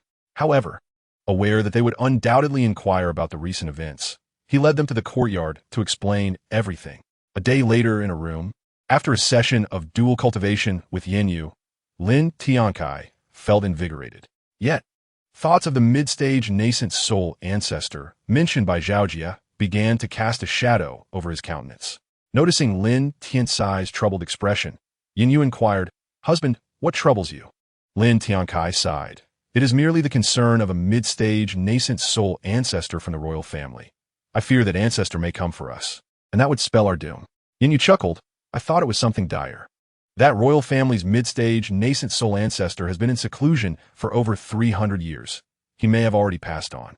Chapter 82, The Shrew Madness. Zhao Jie dares to threaten me with his so-called mid-stage nascent soul ancestor. Thankfully, I remain resolute in my determination to kill. Lin Tiancai then smiled at Yenyu, saying, "With you, my Yuer, by my side, my worries diminish." "Nonsense. This is hardly a secret. Most cultivators in Taohua Valley are aware of it. Hearing Lin Tiancai praise her, Yin felt a surge of joy. Lin Tiancai, somewhat speechless, thought, does this imply that my husband is uncultured? However, he bore no ill will. Instead, gazing at Yin with a gentle smile, my dear, would you like to accelerate your cultivation? Yin, unsure of Lin Tiancai's intent, simply nodded with a smile. Yes, husband, I naturally wish to. Then let us proceed. After a duration equivalent to 2 incense sticks, Lin Tiancai utilized the array materials left behind by Huang Zhun to establish a top-tier 3rd-grade gathering array within the Lin residence. As for the 4th-grade array, he lacked the materials, so he settled for a 3rd-tier top-grade gathering array for the time being. The Gathering Spirit Array allows cultivators at the peak of foundation establishment and below to double their training speed. Naturally, the consumption of spirit stones for such an array is immense. However, Lin Tiancai currently possesses 8 million lower-grade spirit stones and 200,000 middle-grade spirit stones, which is ample for his needs.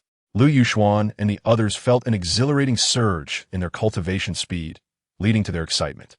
At this moment, Yin, sensing the rapid absorption of spiritual energy, remarked, Husband, I didn't expect you to be adept at setting up formations.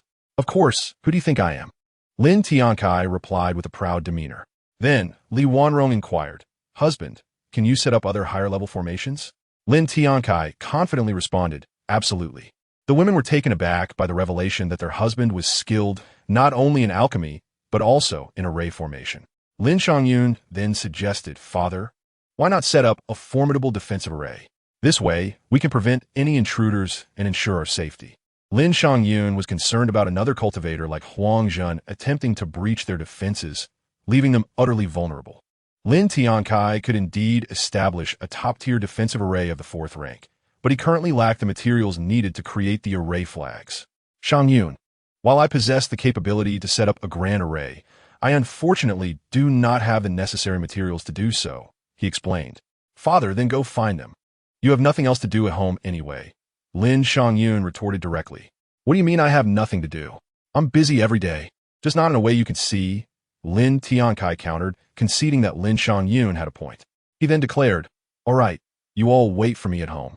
I shall venture to other cities to procure the materials for the array. If anything urgent arises, just send me a message. With that, Lin Tiancai retrieved several communication talismans from his storage ring and handed them to the women before piloting the 4th-rank flying vessel away. 3 days later, Lin Tiancai was at the bow of the vessel, steering it with his spiritual energy toward the next city to purchase the required materials for the array.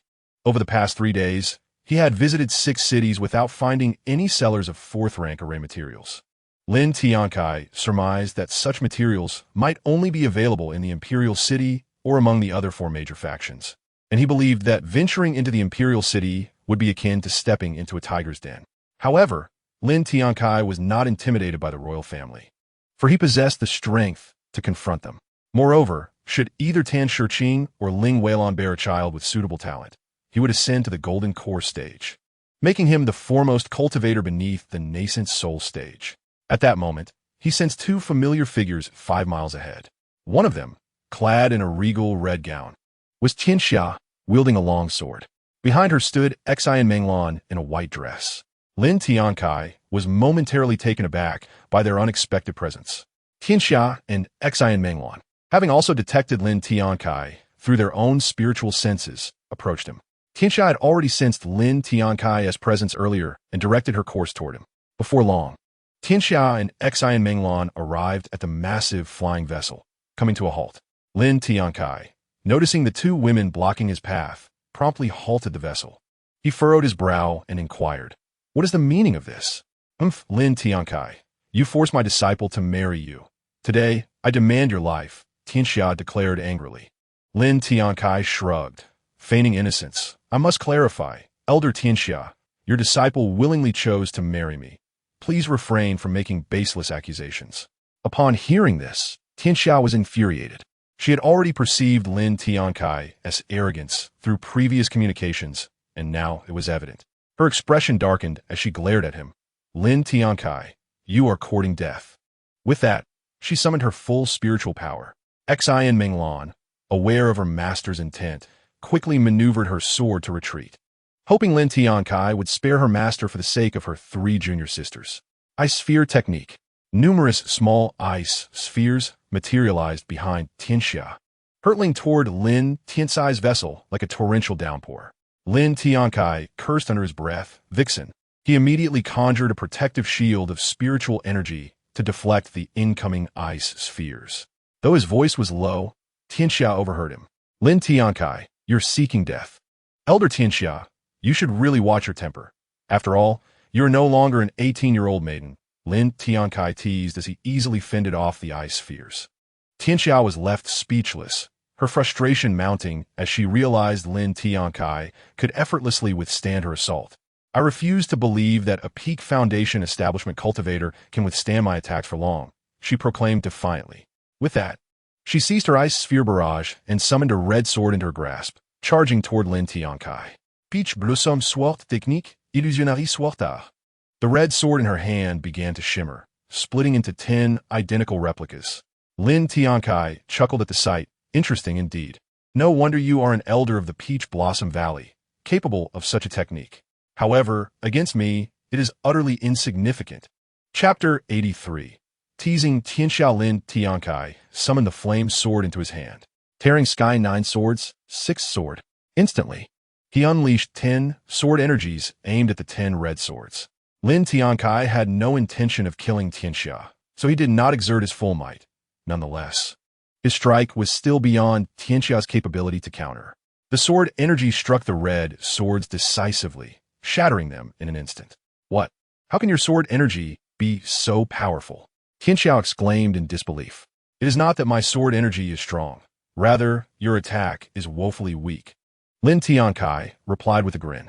As the relentless sword energy neared Tianxia, she hurriedly gathered her spiritual energy for defense.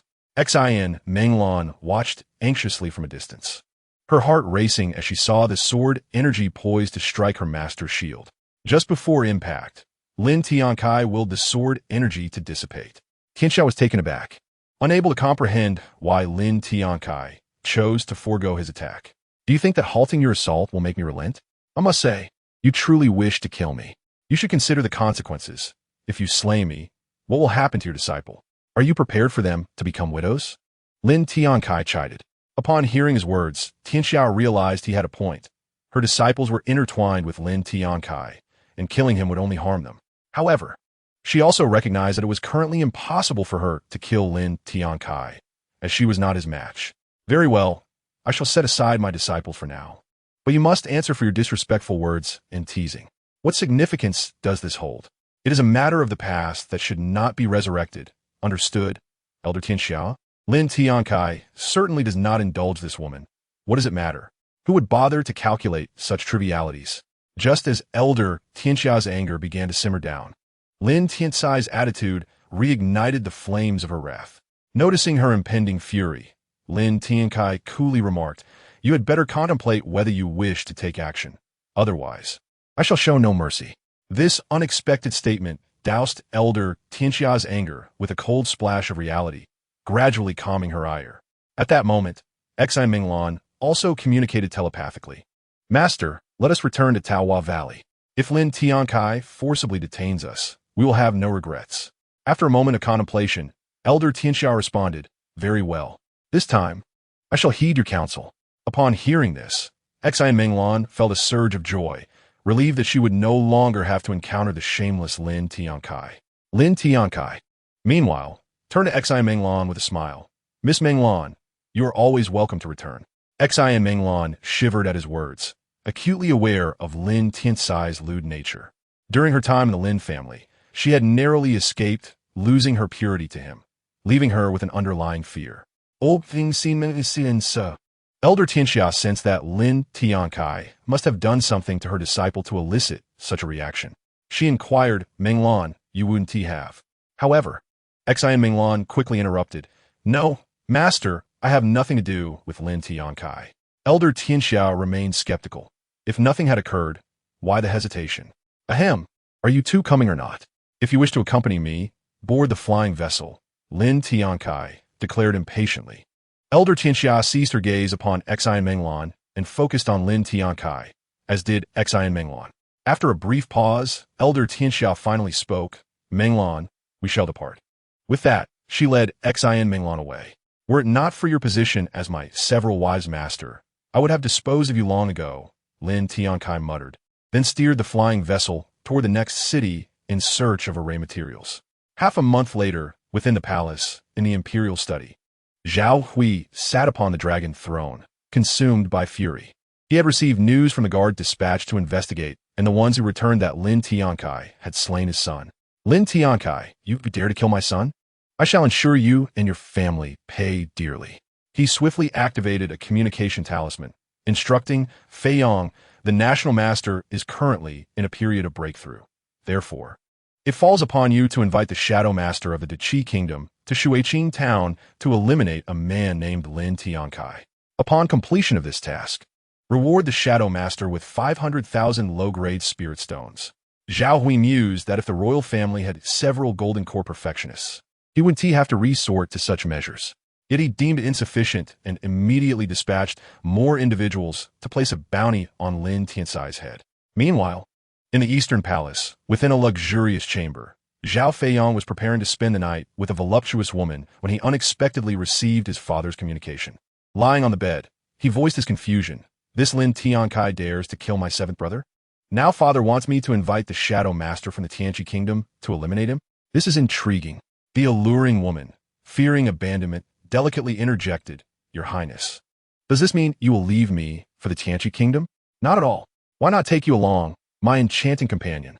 Zhao Feiyong replied, gazing at her alluring figure, unable to resist, and leaped upon her. Half an hour later, the bounty board in the imperial city was overflowing with people. A crowd gathered, discussing the bounty posted. Who is this Lin Tiancai? A mere foundation establishment perfectionist, and yet he is worth 500,000 low-grade spirit stones.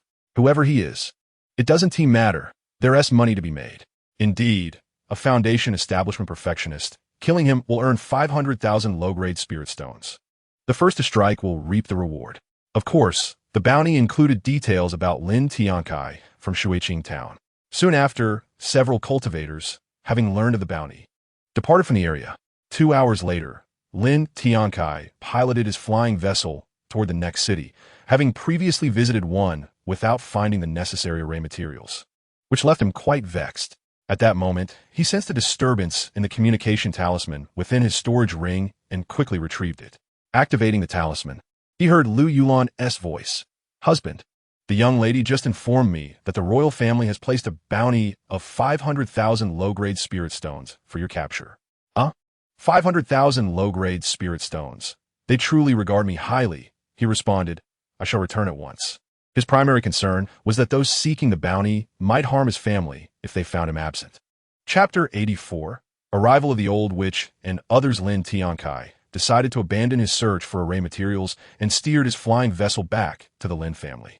An hour later, shortly after he returned, a massive flying vessel appeared in the skies not far from the Lin family. The women chatting in the courtyard with Lin Tiancai also noticed the large vessel overhead. As they looked up, they saw that the leader aboard was Mu Jizhenren, clad in white, accompanied by 3 elderly women in similar attire, followed by over 20 masked women at the foundation establishment stage. Mu Jizhenren caught sight of Lin Tiancai, and her ire surged anew. She coldly declared, Lin Tiancai, I have longed to end your life. It seems my wish is finally within reach. Lin Tiancai, observing the furious Mu Jizhenren, was not surprised. He had anticipated her arrival. However, he found it puzzling that Mu Jizhenren's vessel was rather modest. A mid-tier 4th-grade craft, inferior to his own. No wonder her arrival was delayed, yet it did not deter him from wanting to eliminate this old witch. You think you can kill me? You are hardly worthy, he scoffed. This provoked Mu Jizhenren's fury. As she prepared to retort, a slender, elderly woman beside her remarked, During my years of seclusion, has a mere foundation establishment perfectionist dared to be so arrogant? Mu Jizhenren, consumed by rage, had not assessed Lin Tiancai's cultivation level. Now, upon closer inspection, she discovered that he had indeed reached foundation establishment perfection, leaving her in disbelief. Was your cultivation not merely at mid-foundation? In just over half a month, you have achieved perfection? The previously speaking elderly woman was equally astonished. She could only conclude that he was a true prodigy. The others shared the same expression of incredulity as they regarded Lin Tiancai. Meanwhile, cultivators in Shuiqing town began to murmur among themselves. Who has Lin Tiancai offended now? Has trouble come knocking at his door once more? But that was hardly the crux of the matter. In such a brief span of time, Lin Tiancai has astonishingly transcended 2 minor realms, a feat that is truly remarkable. With a faint smile, Lin Tiancai remarked, "Do not be surprised. I am, after all, a genius." Indeed, he lives up to his name, as a young man nearby confirmed. The women surrounding Lin Tiancai wore expressions of pride, for he is their husband. Lin Tiancai, do not presume that having reached the pinnacle of the foundation establishment stage grants you the liberty to act recklessly, declared Muji Jinren. Casting a glance at Lin Tiancai's arrogant demeanor, she turned to the several elderly women clad in simple garments beside her, exclaiming, "Let us join forces to eliminate this Lin Tiancai." The elderly women nodded in agreement. Having heard of Lin Tiancai's capability to slay foes beyond his level on their journey here, compelling them to regard him with caution, the 4 of them promptly descended from their flying vessel, wielding swords as they formed a surrounding formation in the air, swiftly preparing to unleash their spells. Sensing the imminent danger, Lin Tiancai urgently urged the women beside him, "You must leave this place at once and retreat to the rear courtyard." Without further ado, the women hastily exited the courtyard. In the next moment, Muji Jinren unleashed a barrage of ice spikes and ice orbs aimed at Lin Tiancai.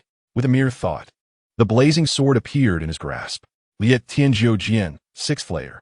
Without hesitation, Lin Tiancai released several streams of sword energy, shattering the descending ice orbs and spikes effortlessly. Witnessing the ease with which Lin Tiancai dismantled their spells, the 4 women exchanged glances. Soon after, they quickly formed seals with their hands, summoning a massive blue fireball above Lin Tiancai's head. "Lin Tiancai, behold our combined technique, the ice flame giant sphere. Prepare to witness the world in its true form." Muji Jinren shouted. "Preposterous! You lack the power to slay me," Lin Tiancai retorted. He could not afford to underestimate them. Should that attack land, it would devastate his estate. "Arrogant!" Muji Jinren bellowed. "Ice flame giant sphere descend." With her command, the 4 women collectively guided the enormous fireball downwards. "Liet Tianjiu Jian, 8th layer," Lin Tiancai shouted in response. He unleashed a sword energy that surged forth, cleaving towards the massive ice flame sphere. "Our combined technique rivals the might of a full-fledged golden core practitioner. No matter your prowess, it is futile." Lin Tiancai remained silent, for he knew that even an attack that merely paralleled that of a golden core practitioner could not compare to the exceptional power of his sword energy. In a short while, the sword energy collided with the gigantic ice flame. A resounding boom echoed through the air. The 4 sent Muji Jinren and her companions reeling backward several yards, blood trickling from their lips. They instinctively glanced at Lin Tiancai, who had only been pushed back a mere yard, awakening them to the terrifying strength he possessed. At that moment, Lin Tiancai noticed several ice flames descending towards the rear courtyard. "This is bad." He swiftly severed a few strands of sword energy, dissipating the ice flames. Meanwhile, the 4 women regarded Lin Tiancai with grave expressions. "Together, we must restrain Lin Tiancai for a moment. I will capture his child," Muji Jinren commanded, propelling herself towards the rear courtyard. The 3 elderly women understood her intentions to use Lin Tiancai's child as leverage to instill fear in him. They drew their magical artifact from their storage rings and charged at Lin Tiancai. How despicable to resort to underhanded tactics, Lin Tiancai thought, determined not to allow Muji Jinren to harm his child. He disregarded the 3 elderly women entirely, pursuing Muji Jinren with his blazing sword in hand. Seeing Lin Tiancai in pursuit, the 3 elderly women hastily followed, unleashing ice orbs to impede his speed. Undeterred, Lin Tiancai bore the brunt of the ice orbs without evasion, relentlessly pursuing Muji Jinren. Before long, Muji Jinren had reached the skies above the rear courtyard, charging directly into a room. Lin Tiancai cursed her shamelessness under his breath. In the next instant, Muji Jinren emerged from the room, clutching a 5-year-old girl, Lin Menghan. Lin Tiancai had already perceived through his divine sense that several maidservants within the room had perished. He felt a flicker of relief that Lu Yulan had not returned to Lin Menghan's chamber. Otherwise, he would have lost a wife. "Daddy!" cried Lin Menghan. racked with tears as Muji Jinren held her. Lu Yulan rushed out from another room, shouting, "Release my daughter at once." Meanwhile, Muji Jinren had already flown away from the courtyard, her gaze cold and menacing as she addressed Lin Tiancai. "Lin Tiancai, this is your daughter, is it not? If you wish for her to live, then take your own life." The three elderly women swiftly approached Muji Jinren's side, while Lu Yuxuan and the others arrived near Lin Tiancai, observing the distress of Lu Yulan and the peril of Lin Menghan, unsure of what to do. Lin Tiancai was filled with rage, yet he understood that his daughter's life was now a bargaining chip in Muji Jinren's hands, rendering him hesitant. "How absurd! Do you truly believe that by taking my life, you will spare my daughter?" Lin Tiancai challenged. "You have but 10 breaths to decide." Lin Tiancai, Muji Jinren pressed, fearful that he might forsake his daughter and come after her instead, nullifying all her efforts. Suddenly, Lin Tiancai erupted into laughter. Observing his reaction, Muji Jinren furrowed her brow, baffled by his apparent madness. "Go ahead, kill my daughter. Once she is gone, I will ensure you pay dearly for it," he declared, his laughter abruptly ceasing. "My husband, you mustn't," Lu Yulan cried, her voice choked with emotion. Lin Tiancai was indeed aware of Lin Menghan's identity, and he was gambling on Muji Jinren's reluctance to endanger her life. Muji Jinren's brow knitted tighter. She had not anticipated Lin Tiancai's resolve. Could it be that she had misjudged him as a compassionate individual? Nonetheless, she remained unconvinced that he would abandon his daughter. With a cold smirk, she replied, "Very well. I shall proceed to end your beloved daughter's life." As she spoke, Muji Jinren tightened her grip around Lin Menghan's throat. Observing this, Lu Yulan instinctively began to channel her spiritual energy to summon her sword in a desperate attempt to save Lin Menghan, but Lin Tiancai's voice resonated in her ear. "Yulan, do not act rashly." His words left her momentarily stunned, halting the flow of her spiritual energy. Meanwhile, Muji Jinren increased her pressure, causing Lin Menghan's small face to turn pale. Witnessing this scene, Lin Tiancai felt as though his heart were being torn apart, yet he found himself powerless to intervene. As he remained still, Muji Jinren recognized that Lin Tiancai had likely resolved to forsake his daughter. As the formidable Muji Jinren intensified her assault, Lin Menghan was on the brink of losing consciousness. Suddenly, Muji Jinren released her grip, her expression darkening as she gazed at Lin Tiancai. "Lin Tiancai, you truly are ruthless, even abandoning your own daughter." At that moment, Lin Tiancai, utilizing his spiritual sense, discerned that Lin Menghan had not perished but had merely fainted, which brought him a momentary sigh of relief. However, Muji Jinren, noticing Lin Tiancai's silence, felt a surge of anger. Without hesitation, she cast Lin Menghan downwards. Alarmed, Lin Tiancai rushed towards her, fully aware that he could not abandon his daughter. Muji Jinren anticipated this and devised a cunning plan, having already coordinated with her 3 companions. As Lin Tiancai dashed to rescue Lin Menghan, they unleashed their magical artifacts to strike him down. Yet, consumed by the desire to save his daughter, Lin Tiancai paid no heed to their attacks. It wasn't long before he had Lin Menghan tightly clasped in his arms. At that moment, however, he instinctively sensed impending danger and narrowly evaded as 2 long swords and several silver needles lunged towards him, coming perilously close to his abdomen and heart.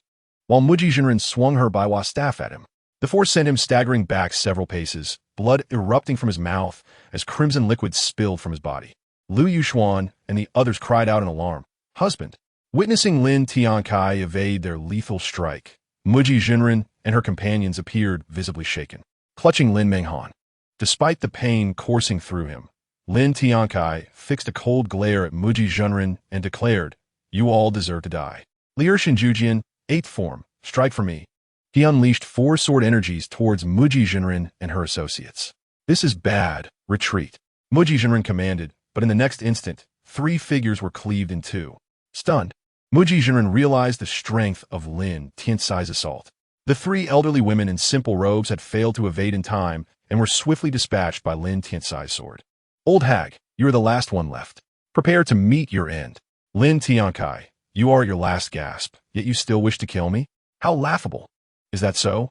Lin Tiancai replied with an eerie smile as he swung his flame sword once more, releasing the sword energy of Liurshan Jujian, 8th form, aimed at Muji Jinren. She dared not confront it head-on and retreated swiftly. However, Lin Tiancai would not grant her the luxury of escape, despite his agony. He continued to unleash two more equally powerful sword energies directed at her. Muji Jinren was taken aback. Lin Tiancai still possessed strength. Unable to evade, she resorted to using her Baiwa staff to cast a spell. Peach Blossom Transformation Sword Technique.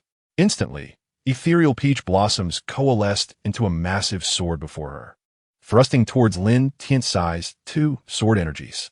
With a resounding thud, the peach blossom sword shattered, yet the two sword energies continued their relentless advance. Muji Jinren hastily conjured a protective shield to deflect the impending onslaught. The moment Lin Tiancai's energies struck her barrier, it shattered effortlessly. I will not yield. The two sword energies struck her body, cleaving her in two, blood splattering as her corpse plummeted from the sky. Observing the demise of Elder Muji, the disciples of Taohua Valley, who had believed they could defeat Lin Tiancai, fled in terror, scattering without a moment's hesitation. With no golden core cultivators remaining, they could not pilot their flying vessels and thus resorted to fleeing on their own.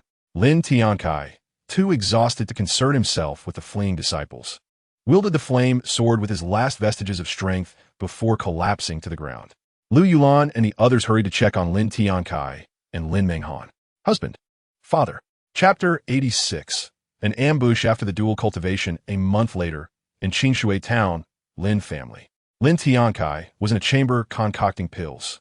Remarkably, his injuries had healed 20 days prior, thanks to the healing elixirs and meticulous care provided by Lu Yuxuan and the others. The rapidity of his recovery was attributed to the top-tier, fourth-grade healing elixirs he had crafted. Suddenly, a thunderous voice reverberated through the air. Lin Tiancai, come out. Lin Tiancai, bewildered, found it ironic that mere days after his recovery, over a dozen golden core cultivators had come to his home, seeking his life. Despite his incredulity, he knew he had to confront them. With a mere thought, he emerged from his room. Upon stepping outside, he met the gaze of a lecherous middle-aged man in brown robes, who possessed mid-golden core cultivation and was fixated on him. You are Lin Tiancai. Indeed. You have reached the peak of foundation establishment. Very well, I shall claim your head. The middle-aged man drew a fourth-grade inferior black blade from his storage ring, channeling his spiritual energy into it. Instantly, the black blade radiated with an ominous glow, exuding a formidable aura. Domineering Blade Technique. He bellowed, charging towards Lin Tiancai with the intent to sever his head and collect the bounty of 500,000 inferior spirit stones. How brazen, to kill so directly. Lin Tiancai thought, refusing to yield to the man. With the intent to defend himself, he summoned the flame sword to his hand. The middle-aged man scoffed. You think you can retaliate with that broken sword? Overestimating your abilities. Is that so? Lin Tiancai retorted with a derisive laugh. Liurshan Jujian, 7th form, perish. A blade of sword energy whooshed forth, slicing towards the man. The middle-aged man, initially dismissive of Lin Tiancai's audacity, felt his heart sink as the sword energy cleaved through his black blade, shattering it effortlessly. How is this possible? Before he could finish, his body was cleaved in two by Lin Tiancai's sword energy, blood spilling profusely. The two halves of his corpse fell within the Lin family estate. Observing the remnants of the man's body, Lin Tiancai shook his head with a sigh. Greed leads to one's demise. You should never have come to claim a bounty on my life. Over the course of nearly a month, he had dispatched no less than 10 golden core cultivators. A source of frustration for him, yet he felt powerless to alter the situation. Although these cultivators sought his life, he had reaped a significant amount of spirit stones and other treasures. Without delay, Lin Tiancai retrieved the middle-aged man's storage ring and signaled for his servants to dispose of the remains. Husband, how much longer must we endure this relentless pursuit of your life? Liban Rong Inkidat. Mada, that scoundrel Zhao Hui, the ruler of the Great Wind Kingdom, has issued a bounty on my life without even clarifying my true strength, sending mere minnows to hunt me down. What a despicable character he is. In 8 months, when Tan Shiqing and Ling Wei's child is born, I shall undoubtedly make my way to the imperial city to confront you. Naturally, Lin Tiancai has his methods, and within this month, he has amassed a fortune of 600,000 inferior spiritual stones along with various treasures, thus reaping substantial gains. Lin Tiancai believes it is imperative to prevent those reckless cultivators who prioritize spiritual stones over their lives from disturbing him and the Lin family. Therefore, let it be widely proclaimed that my strength is now comparable to that of a perfected golden core cultivator, dissuading those practitioners from attempting to challenge me. My husband, how shall we disseminate news of your prowess from Qin Shui town? Lu Yuxuan inquired, perplexed. Given that Qin Shui town is remote and predominantly inhabited by mortals, how could they effectively spread the word? After a moment of contemplation, Lin Tiancai responded with a faint smile. It would be too slow to spread the news from Qin Shui town. We must trouble brother Xianfeng to assist in publicizing my strength. I am confident that, with the prestige of the Shenfeng Academy, most will believe it. The others understood Lin Tiancai's plan and deemed it quite clever. Lu Yulan promptly sent a message to Zhou Ruoshui, requesting her master, Xianfeng Jinren, to help promote Lin Tiancai's capabilities in the imperial city. Not long after, Lu Yulan completed her transmission. Lin Tiancai nodded to himself, knowing that this would likely bring him much-needed peace. An hour later, Xianfeng Jinren commanded several students within the Shenfeng Academy to announce Lin Tiancai's strength as comparable to that of a perfected golden core cultivator throughout the imperial city. Within half an hour, the majority of cultivators in the imperial city had learned of Lin Tiancai's prowess, deterred from seeking their demise for the 500,000 inferior spiritual stones. However, some cultivators remained skeptical and still wished to eliminate Lin Tiancai to claim a bounty. In the palace, within the sleeping quarters, Zhao Hui, reclining on his bed, was filled with rage upon hearing the eunuch's report. How dare Xianfeng Jinren assist Lin Tiancai? It infuriates me. Although Zhao Hui was enraged, he recognized that Xianfeng Jinren was the vice president of the Shenfeng Academy, making it difficult to eliminate him. Zhao Hui voiced his frustration. Lin Tiancai, do not think that you can escape death by this means. Once the Shadow Master makes his move, you are doomed. Zhao Hui was aware that the Shadow Master had been at the perfected golden core level for decades, possessing tremendous strength, perhaps even beyond his own. Thus, he believed that if the Shadow Master intervened, Lin Tiancai would certainly meet his end. A month and a half later, within the Lin family residence in Qin Shui town, Lin Tiancai was just finishing a dual cultivation session with Yin, both of them drenched in sweat and reveling in bliss. Suddenly, Lin Tiancai sensed danger with a thought. The flame sword materialized in his left hand. In the next instant, several flying knives shot towards him. Lin Tiancai swung the flame sword, deflecting the small daggers. At that moment, a figure clad in black robes and a black mask slowly emerged into the room. A mere perfected foundation establishment cultivator could detect my presence. No wonder the ruler of the Great Wind Kingdom has hired me to eliminate you. He was aware that he had employed a concealment technique, one that even late-stage golden core cultivators might struggle to perceive. Lin Tiancai assessed the masked figure, realizing it was a perfected golden core cultivator, evidently sent by the ruler of the Great Wind Kingdom to hunt him down. Chapter 87. The Shadow Master of the Perfected Golden Core. As the masked figure appeared, Yin had already snatched the blankets, wrapping herself tightly. Lin Tiancai, still unaware of the unusual situation, focused entirely on the masked man. Who are you? I am the Shadow Master of the Qi Kingdom, replied the masked figure indifferently. He knew that, having failed to execute a surprise attack, he was in no rush to kill Lin Tiancai, as he had already set up barriers within the room, ensuring that Lin Tiancai could not escape. Lin Tiancai was surprised that the assassin had not revealed his name, but only his title. However, upon scanning the surroundings with his spiritual sense, he realized that the Shadow Master was overestimating his advantage, which was quite laughable. At that moment, Yin interjected, "Husband, you should put on your clothes first."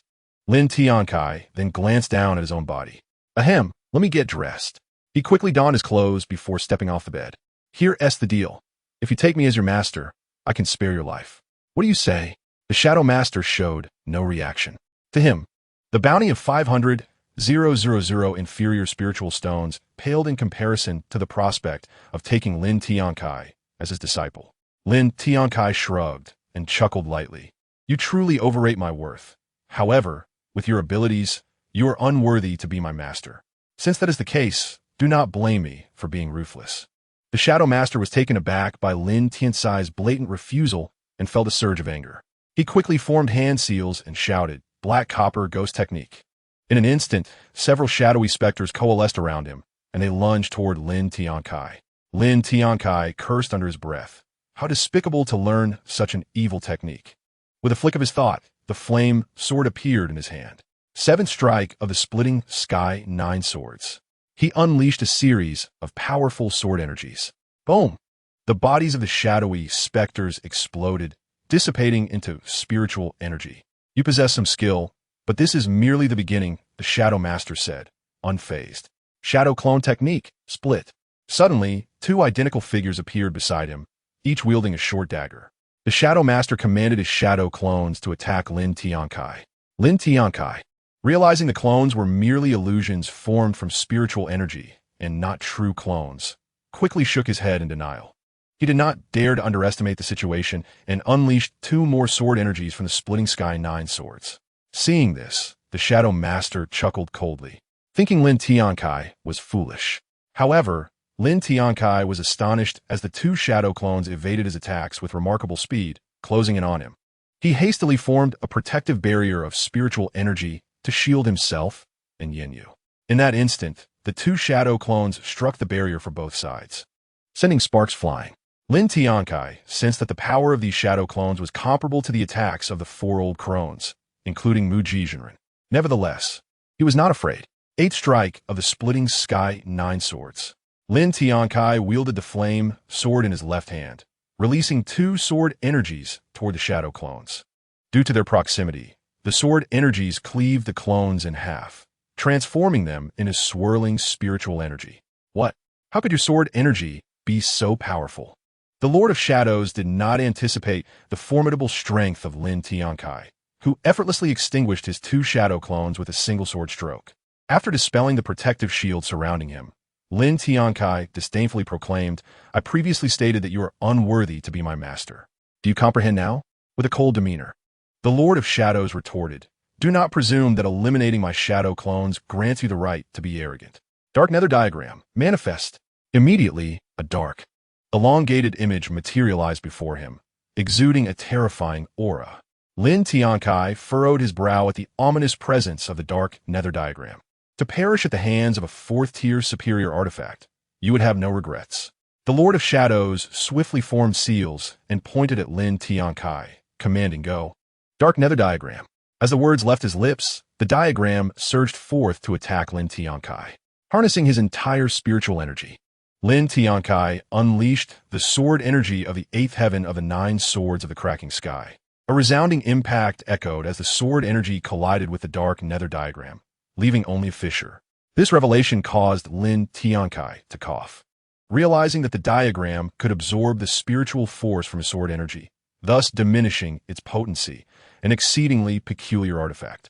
Witnessing Lin Tiancai's sword energy leave a mark on the diagram, the Lord of Shadows understood the magnitude of Lin Tiancai's strength and dared not hold back, channeling all his power into the Dark Nether Diagram to pursue Lin Tiancai.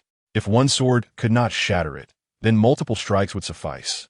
Lin Tiancai unleashed several more sword energies, yet he cunningly directed one towards the Lord of Shadows instead of solely attacking the diagram. Realizing the terrifying sword energy was bearing down upon him, the Lord of Shadows hastily summoned the Dark Nether Diagram for defense. Seizing the opportunity, Lin Tiancai thought to himself, "A prime chance." In the next moment, he channeled his entire spiritual energy and, wielding the blaze sword, swiftly lunged at the Lord of Shadows. Just as the Dark Nether Diagram returned to shield against Lin Tiancai's powerful sword energy, it failed to guard against Lin Tiancai's thrust, which pierced into the Lord of Shadows' abdomen. A pained cry escaped the Lord of Shadows' lips. His entire being erupted with spiritual energy, forcefully repelling Lin Tiancai several paces back. "You despicable scoundrel. I will ensure your demise." Blood seeped from the corner of his mouth as he clutched his abdomen, hastily retrieving a healing pill from his storage ring and swallowing it down before directing the Dark Nether Diagram once more at Lin Tiancai. "How dare you, a cultivator at the peak of the Golden Core stage, seek to kill me, a mere cultivator at the Perfected Foundation Establishment stage, and label me a scoundrel?" Lin Tiancai scoffed at the sight of the Lord of Shadows consuming the healing elixir. "This is not even my ultimate strength. Once I consume this fourth-tier supreme boosting pill, you will witness my true power. In an instant, Lin Tiancai summoned a fourth-tier supreme boosting pill into his hand and consumed it without hesitation. Chapter 88. Lin Tiancai slays the Lord of Shadows after swallowing the precious fourth-tier pill. Lin Tiancai felt a surge of terrifying energy envelop him. In a fleeting moment, the Lord of Shadows perceived Lin Tiancai's aura ascending to the brink of the Golden Core stage, leaving him astounded. However, he was aware that the fourth-tier pill would offer him no benefit due to his advanced cultivation level. Lin Tiancai soon realized that while the pill could elevate him to the half-step Golden Core stage, it would also plunge him into a period of weakness lasting half a month. At that moment, the dark nether diagram approached him menacingly. Lin Tiancai hastily activated the blaze sword, shouting, "Eighth layer of the 9 swords of the cracking sky, cleave for me." A blade of energy shot forth, resulting in a thunderous explosion as the dark nether diagram shattered into countless fragments scattered across the ground. The Lord of Shadows emitted a muffled groan, spitting blood. Recognizing that he could not confront Lin Tiancai any longer, he summoned a flying sword at his feet and prepared to flee. He quickly formed seals with his hands, attempting to break through the barriers he had erected. Nowhere to run, Lin Tiancai bellowed, unleashing another wave of sword energy aimed at the fleeing Lord of Shadows. Stricken with terror, the Lord of Shadows sensed the impending danger and erected a protective shield with his spiritual energy. However, Lin Tiancai's newfound strength at the half-step Golden Core stage was far beyond what a perfected Golden Core cultivator could withstand. The sword energy struck the Lord of Shadows' shield, and moments later, a crack echoed through the air. "No!" He screamed in horror, but it was too late. The sword energy cleaved through him, leaving his body in tatters. Blood and flesh splattered across the room. The Lord of Shadows perished, never comprehending that he would meet his end at the hands of a perfected foundation establishment cultivator. Lin Tiancai gazed down at the lifeless body of the Lord of Shadows, shaking his head slightly before retrieving the storage ring and placing it within his own. At that moment, Yin swiftly donned her garments and approached Lin Tiancai. "Husband, what if more formidable Golden Core cultivators come seeking your life?" Lin Tiancai understood her concern well. The fourth-tier supreme boosting pill he had just consumed was a concentrated essence crafted from the finest materials in his entire alchemical furnace. Unfortunately, due to the third-tier spiritual fields being incapable of cultivating fourth-tier medicinal herbs, he had no remaining resources to create additional supreme boosting pills. "What can I do? If they come, I shall slay them." Lin Tiancai shrugged nonchalantly.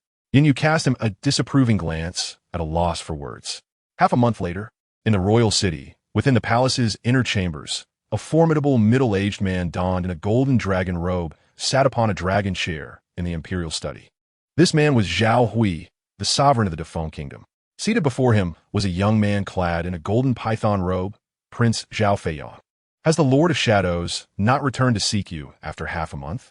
Zhao Hui inquired, perusing a report. Zhao Feiyang replied truthfully, "Indeed, father. The Lord of Shadows has yet to approach me for the 500,000 Spirit Stones reward." Upon hearing his son's words, Zhao Hui set down the report, fixing a cold gaze upon Zhao Feiyang. "It seems that the Lord of Shadows has likely perished at the hands of Lin Tiancai." Zhao Feiyang averted his gaze from his father's penetrating eyes, unwilling to meet his stare. Deep down, he understood that the Lord of Shadows had most likely fallen to Lin Tiancai. However, he found it difficult to believe. Slowly, he spoke, "Father, if Lin Tiancai can slay the Lord of Shadows, a powerful Golden Core cultivator, how shall we proceed to eliminate him?" Zhao Hui was acutely aware that Lin Tiancai's strength had surpassed his own. Even if he were to lead all of the royal elite to assassinate Lin Tiancai, it would likely prove futile. Should the guardian of the border, the formidable King Wei, command hundreds of thousands of soldiers to return, the other 3 nations would seize the opportunity, leading to the demise of the kingdom, a far more significant loss than simply eliminating Lin Tiancai. He understood that the vast majority of this army consisted of merely body refinement realm warriors. Most who aspired to become cultivators would choose to train in sects rather than enlist as soldiers. Thus, relying solely on these lower-tier cultivators or warriors would not suffice to defeat Lin Tiancai. After pondering for a moment, Zhao Hui spoke with a calm demeanor. From this day forth, your father shall enter closed-door meditation to break through to the nascent soul stage, and you shall assume the regent's position. Upon hearing this, the crown prince felt an overwhelming surge of excitement. The regent's position was within his grasp. As crown prince, he was merely a step away from becoming the supreme ruler of the Defeng kingdom, a title he had long yearned to attain. However, Zhao Feiyong harbored concerns that Lin Tiancai might march upon the imperial city, which would spell disaster for him. Thus, Zhao Feiyong respectfully inquired, "Father, what shall we do if Lin Tiancai attacks our royal family?" Zhao Hui glanced at his son, recognizing his excessive timidity, yet silently thought to himself, "Were it not for your commendable cultivation talent and your birth from the empress, I would have replaced you as the crown prince long ago." After a moment of contemplation, Zhao Hui responded slowly, "You need not worry excessively. Our royal family possesses numerous cultivators, and I have trained 2 elite shadow guards at the late Golden Core stage to assist you. If Lin Tiancai dares to assault the royal family, you may activate the mid-grade 5th-tier Tianyuan Great Array with the cultivators of the royal family." Zhao Feiyong was aware of this, yet he understood that without a nascent soul cultivator to initiate the mid-grade 5th-tier Tianyuan Great Array, relying solely on late Golden Core cultivators would only yield a mere 30% of its defensive capabilities. Nevertheless, he felt a sense of reassurance with the presence of the National Master. Having 2 late Golden Core cultivators to aid him was still advantageous. "Father, I will undoubtedly protect the palace and prevent that rogue Lin Tiancai from entering," Zhao Feiyong declared earnestly. Zhao Hui nodded slightly, choosing not to elaborate further. His current objective was to break through to the nascent soul stage. The reason Zhao Hui made this decision was twofold. He had accumulated nearly a century of cultivation, and he had fortuitously obtained a low-grade 5th-tier nascent soul pill from a relic decades ago, which gave him confidence in achieving his breakthrough. Chapter 89. The Birth of a Child and the Golden Core Heavenly Tribulation. A day later, in Qingshui Town, at the Lin residence.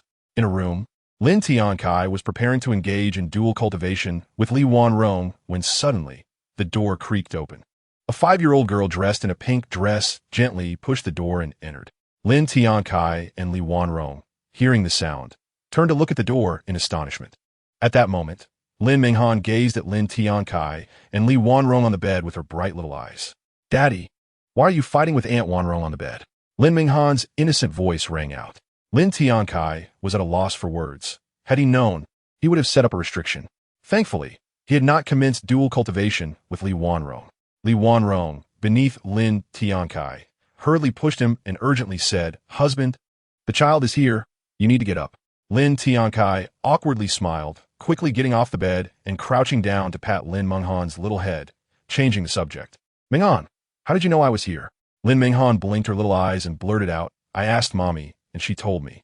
"All right, your mother is indeed impressive," Lin Tiancai thought to himself. Just then, Lu Yulan's voice came from outside. "Minghan, how did you end up here?" Upon hearing this, Lin Minghan dashed out to hug Lu Yulan's leg. "Mommy." Lin Tiancai watched this scene, feeling a twitch in his face. Why did it feel like he was being abandoned? After Lu Yulan picked up Lin Minghan, she affectionately patted her little head. Suddenly, Lin Minghan chimed in, "Mommy, I just saw Aunt Wanrong fighting on the bed." Lin Tiancai had barely risen when he heard this, nearly spitting out a mouthful of blood. Lu Yulan, understanding the situation, had not yet spoken when she sensed a disturbance from the communication talisman in her storage ring. With a thought, the talisman appeared before her. After infusing it with spiritual energy, a voice emerged. "Lu Yi, the royal family has canceled the old man's bounty. Furthermore, that King Zhao Hui has unexpectedly allowed Crown Prince Zhao Feiyong to act as regent. You must inform the old man of this." Lin Minghan curiously gazed at the communication talisman. Lu Yulan looked at Lin Tiancai and said calmly, "Husband, this." Lin Tiancai had not anticipated that King Zhao Hui would appoint a crown prince as regent and cancel the bounty on him. This must involve some hidden agenda. However, could this be an opportunity? "Ruo Shui, your information is quite valuable. Once I break through to the early Golden Core stage, it will be time for me to storm the royal palace." Upon uttering these words, the communication talisman paused momentarily before receiving Zhou Ruoshui's dismissive voice. "Old man, the royal family possesses a mid-grade 5th-tier defensive array. Do you really think you can invade the palace alone?" Don't underestimate your capabilities. Lin Tiancai was taken aback. The royal family actually had a fifth-tier defensive array. It seemed he would need to wait until he had sufficient strength before attempting to invade the royal family. All right, I understand, Lin Tiancai replied as he infused spiritual energy into the talisman, cutting off the communication. Lu Yulan gently shook her head and then, with a thought, stored the talisman back in her storage ring. Husband, I will take Meng Han and leave now. Leaving is not an option, Lin Tiancai interjected. Yulan, since we are already here, we need not depart. Lu Yulan halted her steps, instantly realizing her husband's intentions. Without giving her a chance to object, he commanded a few maidservants to take Lin Meng Han out to play. However, it took considerable effort for Lin Tiancai to coax Lin Meng Han away. Soon after, Lin Tiancai led Lu Yulan into the room, and the three of them began their spirited engagement. 6 months later, on the day that Ling Wei and Tan Shiqing were to give birth, Lin Tiancai was not at the Lin family estate, but rather seated cross-legged in a desolate mountain range 400 miles east of Qing Shui town. Ding! Congratulations to the host on the birth of your child. Reward: 5 years of lifespan. Due to the host's offspring lacking a foundation, no further rewards have been granted. Please continue to strive, host. Upon hearing the system notification, Lin Tiancai felt a tightening in his chest. It was all right. There was still one more child to come, nothing to panic about. After a brief moment, ding! Congratulations to the host on the birth of your child. The foundation has been upgraded to top-tier yellow grade. Reward: 5 years of lifespan. 5 points of cultivation, 5 points of martial arts experience. Ding! Please undergo the heavenly tribulation before additional rewards and a chance to enhance your martial arts can be issued. Lin Tiancai had yet to respond. Above his head, dark clouds had already gathered ominously, rumbling with thunder and crackling with flashes of lightning. Lin Tiancai dared not be careless. With a flicker of thought, the Li Hua sword materialized in his right hand. Moments later, a bolt of heavenly tribulation suddenly descended, striking Lin Tiancai with great force. After feeling the impact, Lin Tiancai voiced his confusion, exclaiming, "Is this heavenly tribulation truly so mild? It does not hurt at all." As soon as he finished speaking, another bolt of tribulation struck him, yet he remained unscathed. The third and fourth bolts followed suit, and still, he felt no pain. However, upon the arrival of the seventh bolt, he finally began to sense a sting, furrowing his brow in response.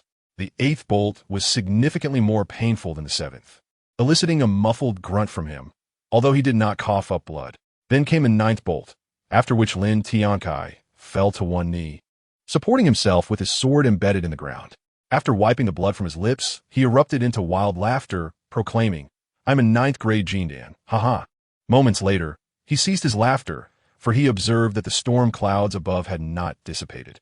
"Surely, there cannot be more," he lamented, his face displaying despair. Almost immediately, another terrifying bolt of tribulation coalesced above him, one even more formidable than the previous ninth. Lin Tiancai could only curse under his breath. "Damn it! My own words have brought this upon me."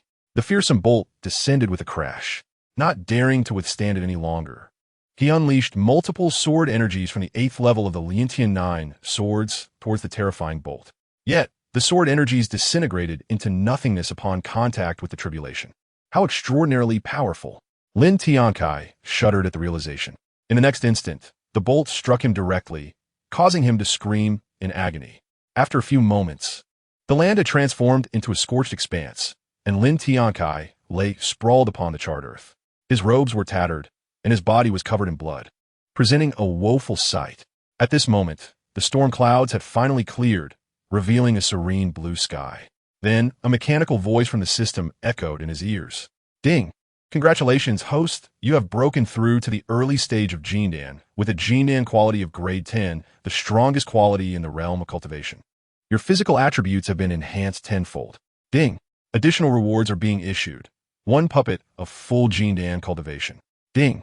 Congratulations! Your family has been elevated to a Jindan family, and you have received a Jindan family gift pack. Please check." Lying on the ground, Lin Tiancai, feeling weak, commanded, "Open the Jindan family gift pack." Ding! You have received a 4th grade premium Li Hua sword and the Jindan spell, Juhua Technique. Juhua Technique description. Upon casting, it forms a fireball of 20 zhang in size, wielding immense power. Lin Tiancai felt a surge of delight within. The tribulation had proven worthwhile. Please choose which cultivation technique to upgrade. Lin Tiancai Swords. Your upgrade has been completed. Lin Tiancai Swords has been elevated to the 9th level, achieving perfection. After collecting his rewards, Lin Tiancai forced himself to sit cross-legged despite the pain, retrieving a top-tier 4th grade healing pill from his storage ring to swallow. The Lihua sword had been reduced to fragments by the heavenly tribulation, after a period equivalent to a stick of incense burning. The mechanical voice of the system sounded once more. Ding! The system has detected that the host has been negligent in taking concubines and siring children. Therefore, it has decided to increase the difficulty of obtaining rewards. When the total number of concubines and children reaches 5, a reward will be granted. Lin Tiancai could only curse inwardly. Shameless system. Have I truly been negligent? It has only been 3 years. Do you treat me as livestock? Nevertheless, he begrudgingly accepted the situation. To him, acquiring more concubines would not be a concern. At this point, Lin Tiancai sensed that his injuries had nearly healed, and it was time to visit the Lin family. After changing into a new set of white robes from his storage ring, he summoned a magnificent 4th grade flying vessel above him. He mounted the Lihua sword and swiftly navigated the vessel towards the Lin family. After a time equivalent to 1.5 sticks of incense, Lin Tiancai arrived at the Lin family estate. Upon reaching, he first proceeded to Tan Shiqing's chamber. Seeing Lin Tiancai, a smile brightened the pale face of Tan Shiqing. Lin Tiancai hurried to her side, expressing his concern before lifting her child into his arms. However, upon seeing him cradle their child, a hint of melancholy crossed her expression. Realizing this, Lin Tiancai reassured her, "It matters not, even without innate talent. He is still our son, is he not?" Tan Shiqing's sorrow dissipated upon hearing his words. "You are right, my husband, but we should give the child a name." After pondering for a moment, Lin Tiancai smiled and declared, "Let's name him Lin Yi." Tan Shiqing nodded in agreement with the name.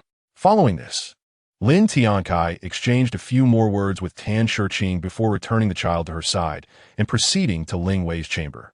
Shortly thereafter, Lin Tiancai entered Ling Wei's room, where she lay upon the bed. After expressing his concern for her, he lifted her child as well. Scanning the child with the system's functionality, he discovered that this little one possessed a yellow-grade premium root bone, akin to his own, though regrettably lacking in constitution. Lin Tiancai smiled lightly and remarked, "Our son possesses a yellow-grade premium root bone." Upon hearing this, Ling Wei was filled with joy. "Husband, we should also name our son." After a moment of contemplation, Lin Tiancai smiled and said, "Let us name him Lin Zizhou." "Lin Zizhou? That sounds quite pleasant." Ling Wei responded, her pale face adorned with a smile. A month later, Li Wanrong and Lu Yulan were already 1 month pregnant, while Lu Yuxuan and Yinyu had just recently conceived. Over the years, with Lin Tiancai's continuous supply of pills and the assistance of the spirit gathering array, Li Wanrong had broken through to the 5th level of qi refinement, while Lu Yuxuan had reached the 6th level. Conversely, Lu Yuxuan and Lu Yulan, being foundation stage cultivators, experienced a slower rate of advancement. In a grand hall atop a mountain peak within Taohua Valley, a captivating middle-aged woman dressed in a purple gown, Ziyan, occupied the highest seat.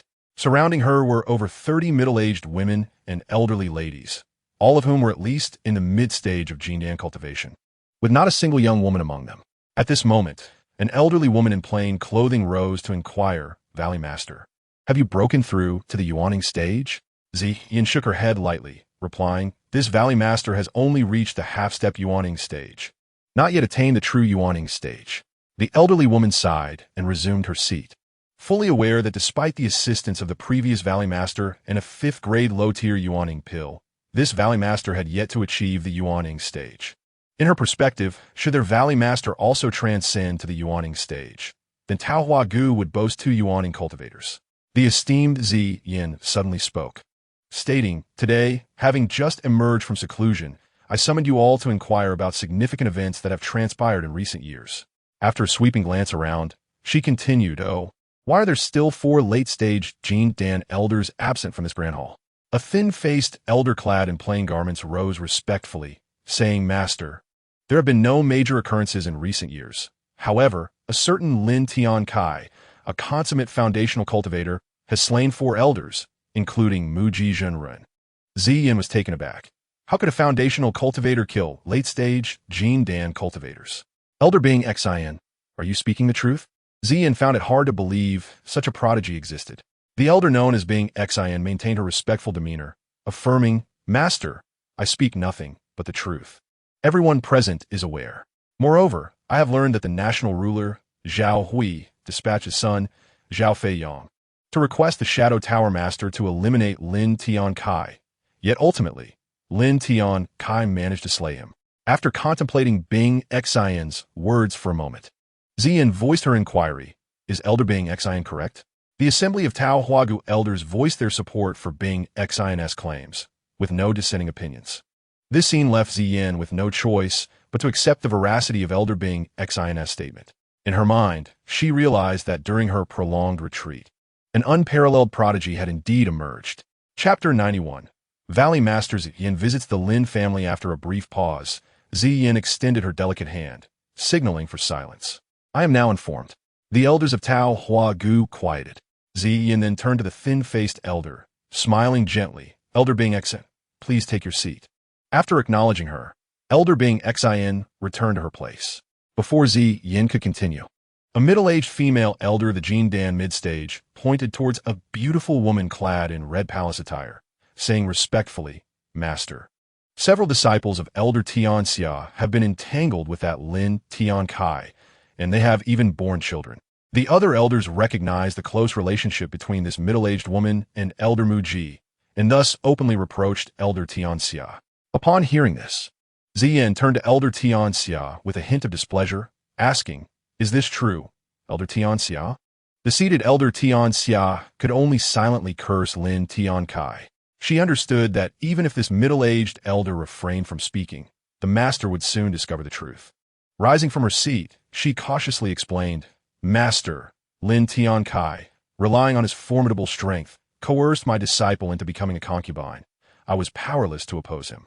Intriguingly, Ziyin did not express anger, but instead responded with a charming, albeit faint, tone. This was the first time in many years she encountered someone audacious enough to force a disciple of Tao Huagu into such a predicament, especially one who dared to slay even the late-stage Jin Dan elders.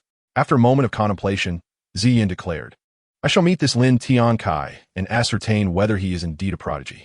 Addressing Elder Tianxia, she added, You shall accompany me on this journey. Hearing this, Tianxia felt a jolt of apprehension. She was the last person who wished to meet Lin Tiancai. Now, tasked with this encounter, she feared it would provoke and agitate Lin Tiancai once more. Resolutely, she resolved to have her disciple, Xian Menglan, accompany the master to the Lin family in Qingshui town. Master, I have recently encountered some issues in my cultivation. I would prefer to send my disciple, Xian Menglan, with you to the Lin family, she proposed. Ziyin, recognizing the pretext for avoiding her company, responded coldly. You disregard my orders, do you? Furthermore, since you have suggested it, your disciple shall indeed accompany us to the Lin family. Tianxia could only stand there, helpless. Very well, master. Ziyin nodded in satisfaction, gesturing for the two to sit down. At that moment, seeing Ziyin's resolve, the other elders of Tao Huagu dared not voice any objections. Elder Tianxia, you shall lead your disciple alongside me. The rest shall attend to their duties. The elders of Tao Huagu rose in agreement and exited the Grand Hall. 7 days later, above Qingshui town, a massive flying vessel suddenly appeared. Shortly thereafter, a woman in a flowing white dress, a consummate foundational cultivator, soared above the Lin family estate on her sword. This woman was Xian Menglan. Gazing at the estate, her heart was filled with mixed emotions. Regaining her composure, Xian Menglan shouted, Lin Tiancai, come out. Lin Tiancai, already aware of the arrival of a top-tier flying vessel, emerged from his room upon hearing Xian Menglan's call. The other women sensed the commotion but were dissuaded by Lin Tiancai's messages through sound talismans. Ah, is this not the esteemed Menglan? What brings you to my Lin family? Lin Tiancai smiled, looking up at Xian Menglan. Ignoring his banter, she replied with a stern expression, Come with me. Our Valley Master wishes to see you. With that, Xian Menglan took the lead, flying back to the vessel. You say your Valley Master wishes to see me? I can only assume her intentions are anything but benevolent. Lin Tiancai muttered to himself, following suit on his fiery sword. Upon reaching the deck of the flying vessel, he halted, refraining from following Xian Meng Lan further. Noticing Lin Tiancai's absence, Xian Meng Lan frowned in irritation and turned to scold him. "Why have you stopped?" Lin Tiancai shrugged, replying, "Why should I follow you? What if you have set a trap? I would be courting death.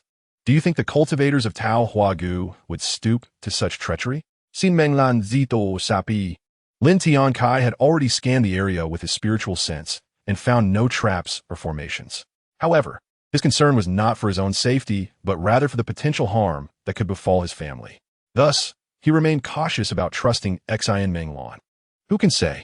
The world of cultivation is fraught with treachery. Lin Tiancai shrugged, casting a mocking glance. "You are simply afraid of death." Xian Meng Lan stomped her foot in frustration. "Whatever you say goes. I'm not inclined to comply. You should summon your valley master. I will not go to see her." Just as Xian Meng Lan was about to speak further, a melodic laughter echoed. "Ah, you must be Lin Tiancai. Quite the character you are."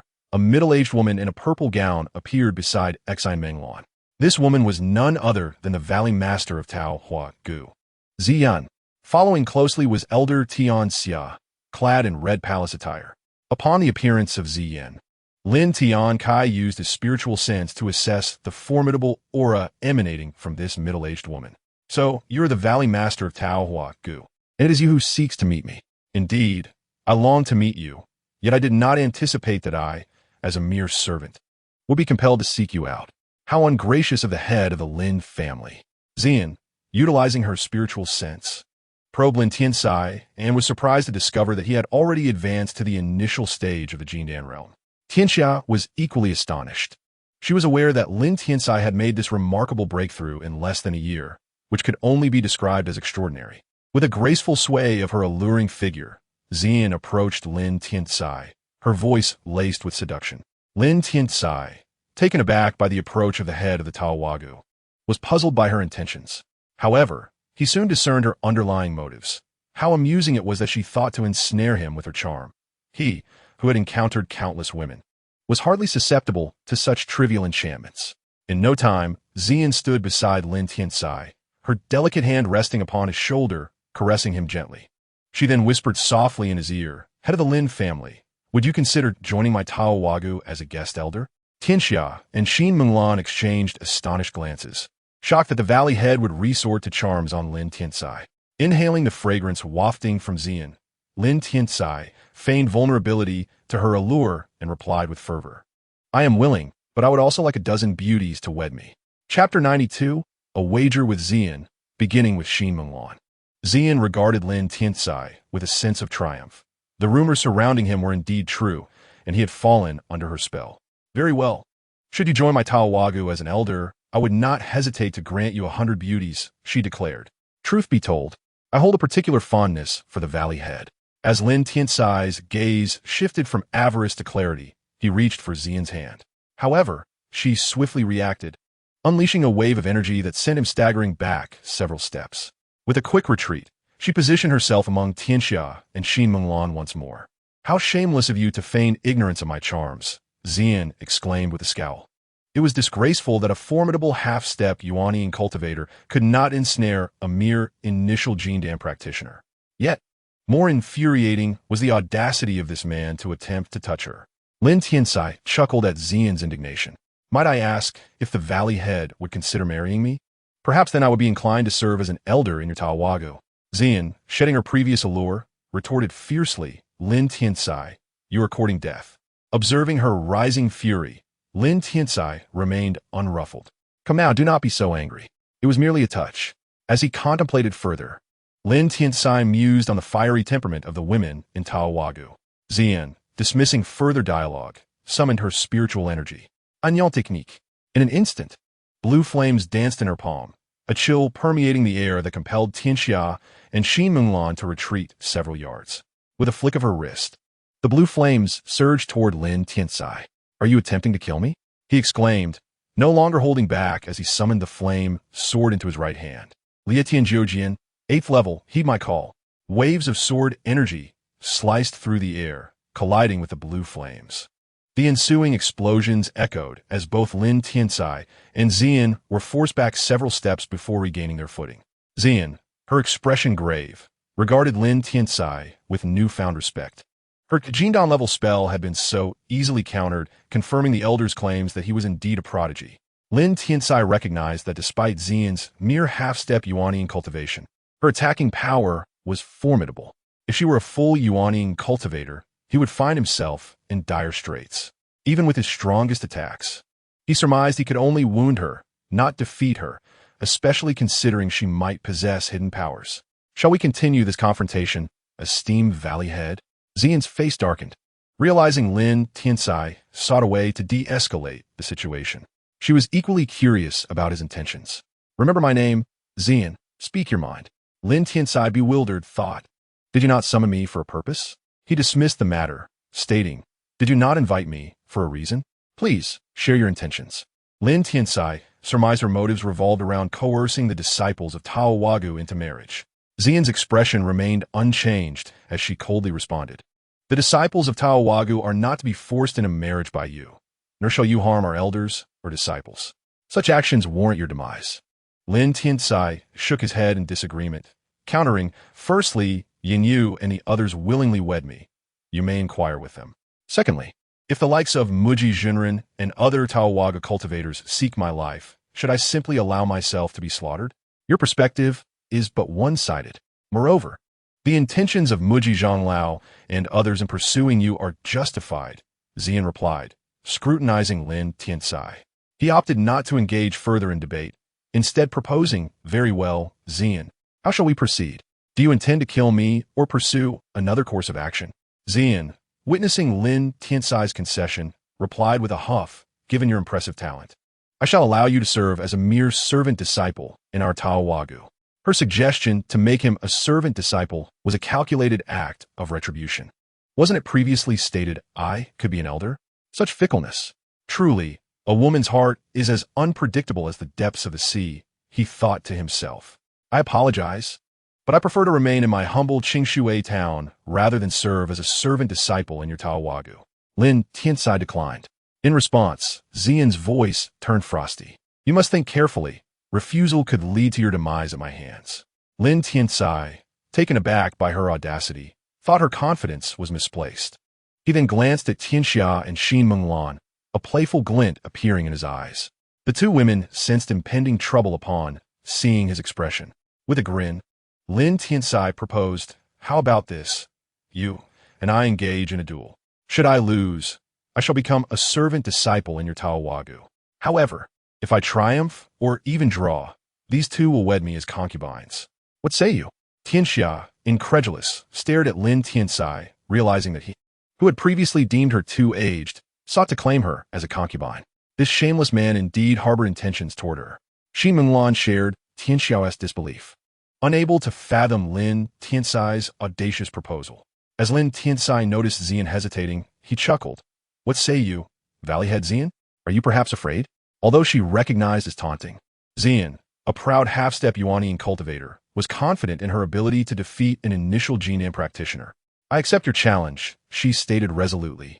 But Elder Tianxia is the backbone of my Tao Wagu and cannot be wed to you. As the petals fell, Tianxia felt a sense of relief that she was not compelled to become a concubine to that shameless scoundrel. However, an unsettling thought crossed her mind. If the Valley Master were to be defeated by Lin Tiancai, or if they were to reach a stalemate, would Menglan then be forced to wed that unprincipled rogue? Meanwhile, Xin Menglan gathered her courage to reject such a proposition. Suddenly, Lin Tiancai burst into laughter, declaring, Very well, I shall take Miss Menglan as my concubine first. Elder Tianxia, there is no rush for you. I can always come back to marry you later. His words provoked an immediate surge of anger in Tianxia. Lin Tiancai, how dare you? Ignoring her, Lin Tiancai turned to Xian and said, It is settled then. Chapter 93. A Battle of Wits with Xian. Xian looked at Lin Tiancai with a smug expression. Scoffing, once I defeat you, you will obediently become a servant disciple of Taohua Valley. Glancing at Xin Menglan, she added, You need not worry. I shall surely vanquish this Lin Tiancai. Menglan nodded, reassured by her master's prowess, feeling a sense of relief. Meanwhile, Lin Tiancai mused to himself. If I were to be defeated by a woman, I would be reduced to a eunuch. I cannot allow that to happen. Otherwise, how could I swiftly attain system rewards and level up? Just as Xian prepared to strike, Lin Tiancai interrupted. There are many mortals and low-level cultivators here. It would be best to battle in an uninhabited mountain range to avoid harming them. Xian furrowed her brow, finding Lin Tiancai overly cautious. To her, those mortals and low-level cultivators were mere ants. What did it matter if some perished? Nevertheless, she conceded that the current location was indeed restrictive. So she agreed to his suggestion to move to an isolated mountain range. After a brief interval, they arrived at a mountain range 400 miles to the east. Lin Tiancai, clad in a flowing white robe, wielded the Shinfeng sword and held the Lian sword in his hand, exuding an air of gallant charm. Opposite him, Xian controlled a flying sword, but had yet to summon her magical artifacts. Xi and Menglan and Tianxiao observed from 5 miles away, employing their spiritual senses to watch the unfolding duel. The distance was due to Menglan's cultivation level being at the peak of foundation establishment, allowing her spiritual sense to extend only that far.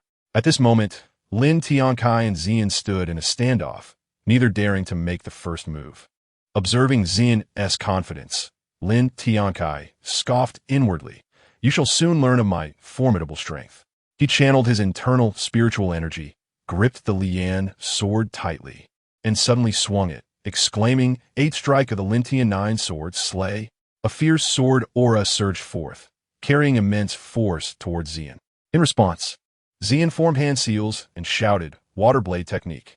A transparent water blade materialized before her, and with a graceful flick of her wrist, she sent it hurtling towards Lin Tiancai.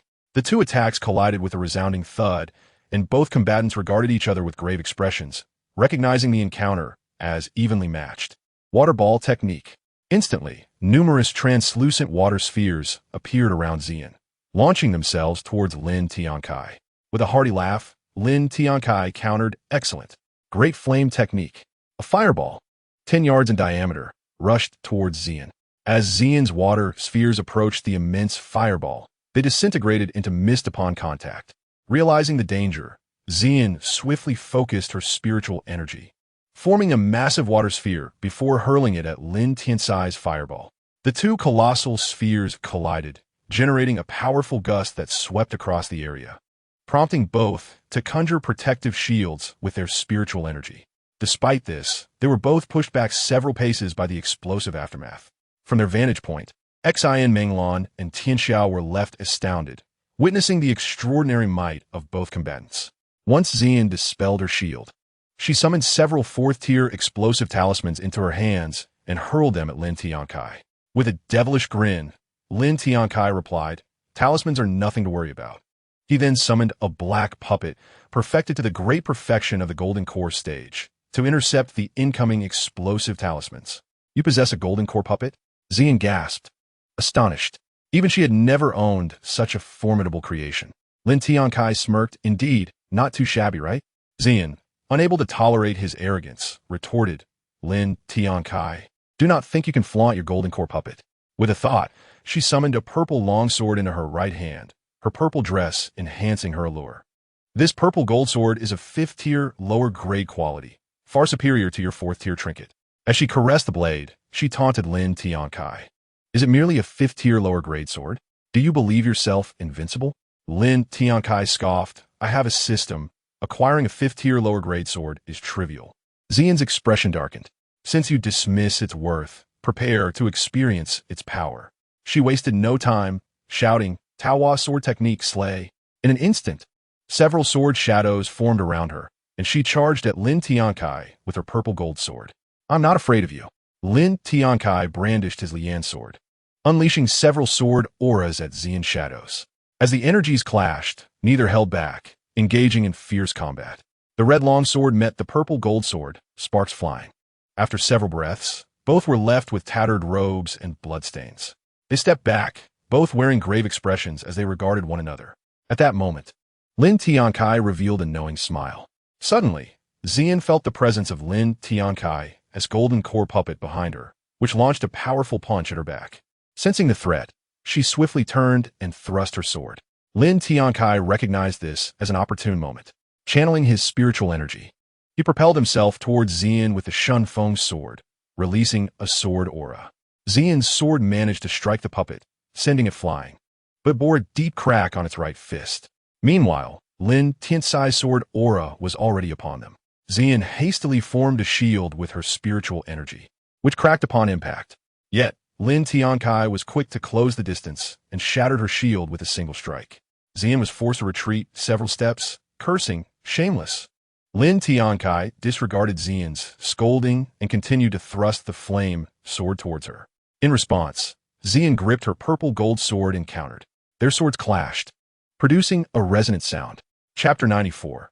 Capturing Xian Menglong. Lin Tiancai fixed his gaze on Xian's captivating eyes and remarked with a playful smile, "Do take a look behind you." As soon as he spoke, his black puppet, a manifestation of his perfected golden core, appeared behind Xian and launched a punch aimed at her back. Realizing this, Xian was compelled to divert her attention and conjure a protective shield to fend off the blow from the black puppet. After the puppet delivered its strike, Lin Tiancai directed it to continue assaulting the shield Xian had formed. This distraction weighed heavily on her, and with a darkened expression, she confronted Lin Tiancai, saying, "Isn't this a duel between just the two of us? Why resort to using that puppet?" Lin Tiancai chuckled lightly. "I never said we couldn't use puppets, did I?" With no choice but to defend against the combined onslaught of Lin Tiancai and the black puppet, Xian found herself under immense pressure. Lin Tiancai, amused, taunted, "Acknowledge your defeat, and you shall spare yourself further suffering." Xian struggled to withstand the fierce attacks from the black puppet and Lin Tiancai's sword. "I shall never concede to you. Such a notion is sheer folly." Lin Tiancai sighed inwardly, convinced that her endurance would soon wane. As time passed, Xian's defenses began to falter, and the shield, under relentless assault, ultimately cracked. Moments later, it shattered with a resounding crash. Xian inwardly exclaimed, "This is bad." Subsequently, she was sent flying several dozen feet by a punch from the black puppet, blood trickling from the corner of her mouth, her complexion pale yet only lightly injured. Observing this, Lin Tiancai seized the opportunity without hesitation. 9 Swords of the Cracking Sky. The first level, Unleash Your Might. In an instant, he unleashed 3 streams of sword energy.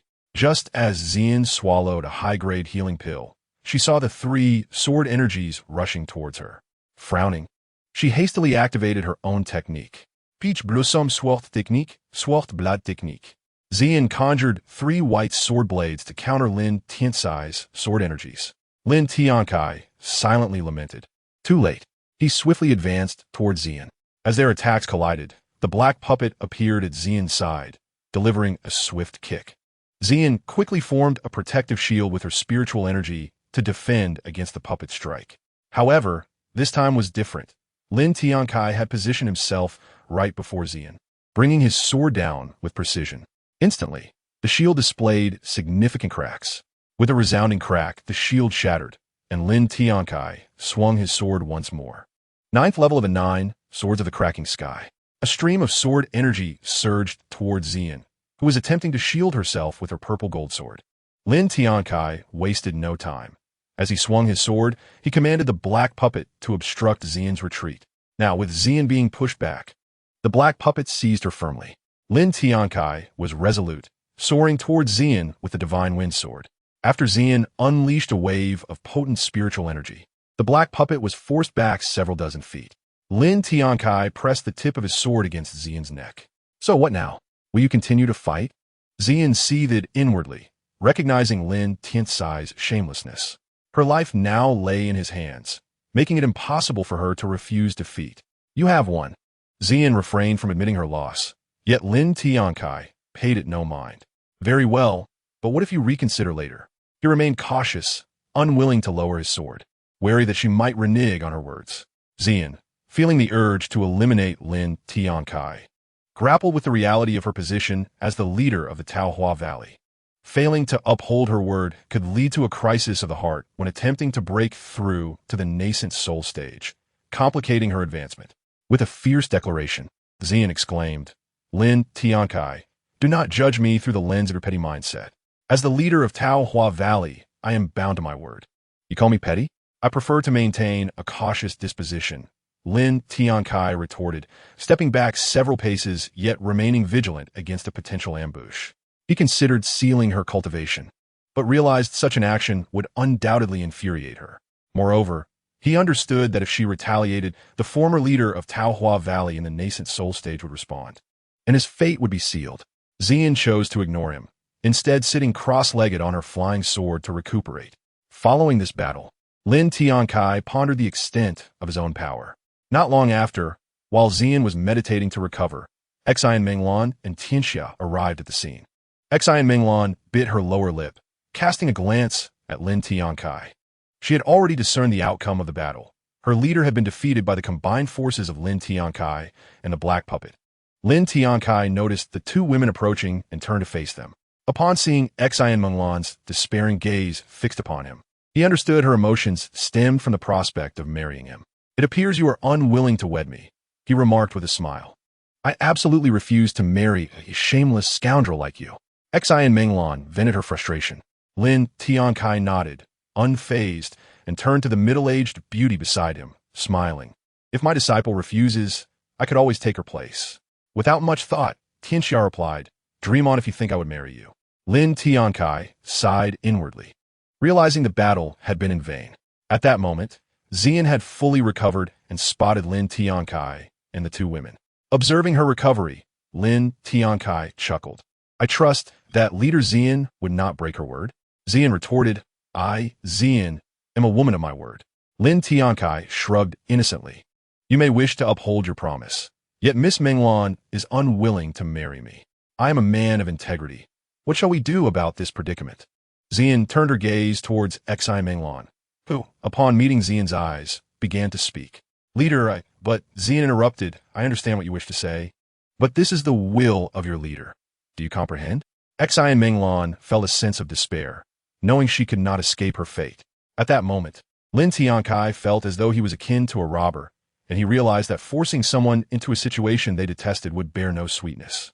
Just as he was about to voice his intention to nullify the agreement, Xian Menglan unexpectedly declared, "I am willing to marry you." Chapter 95. The wedding of Xian Menglan. Though Xian Menglan had no desire to wed Lin Tiancai, she felt compelled to comply with her leader's wishes. Moreover, over the course of these 2 years, her perception of Lin Tiancai has shifted significantly. She discovered that he was not as bad as she initially thought. He merely exhibited a lack of shame, but otherwise he was quite decent, especially towards children and his wife. She also understood her own qualifications.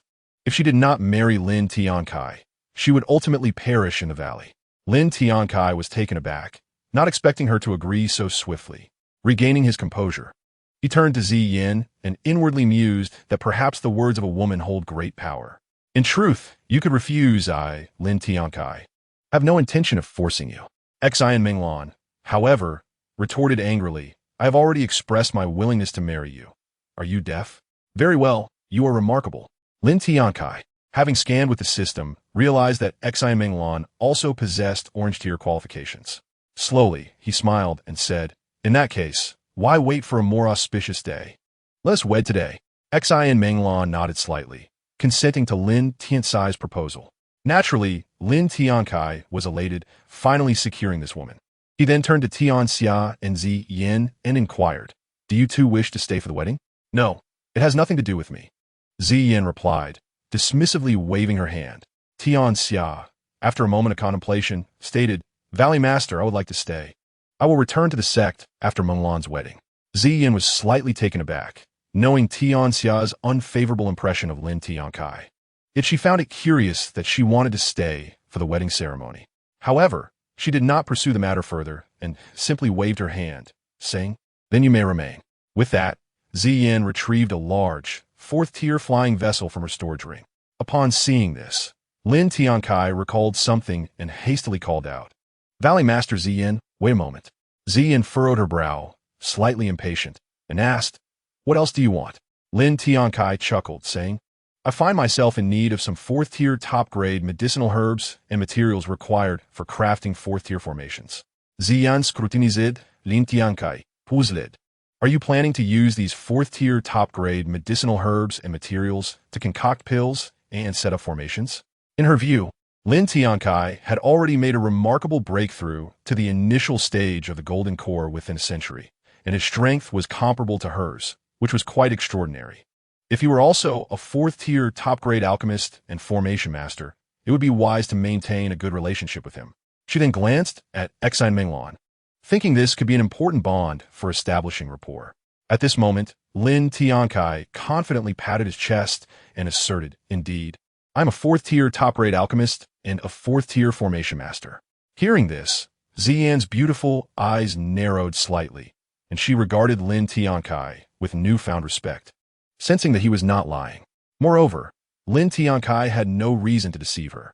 Both Exine Menglan and Tianxia were astonished, realizing that Lin Tiancai possessed not only formidable strength but also remarkable skills in alchemy and formations. Ziyan, without hesitation, retrieved 500 fourth-tier top-grade medicinal herbs and 300 pieces of fourth-tier formation materials from her storage ring. "This is the extent of what I can offer.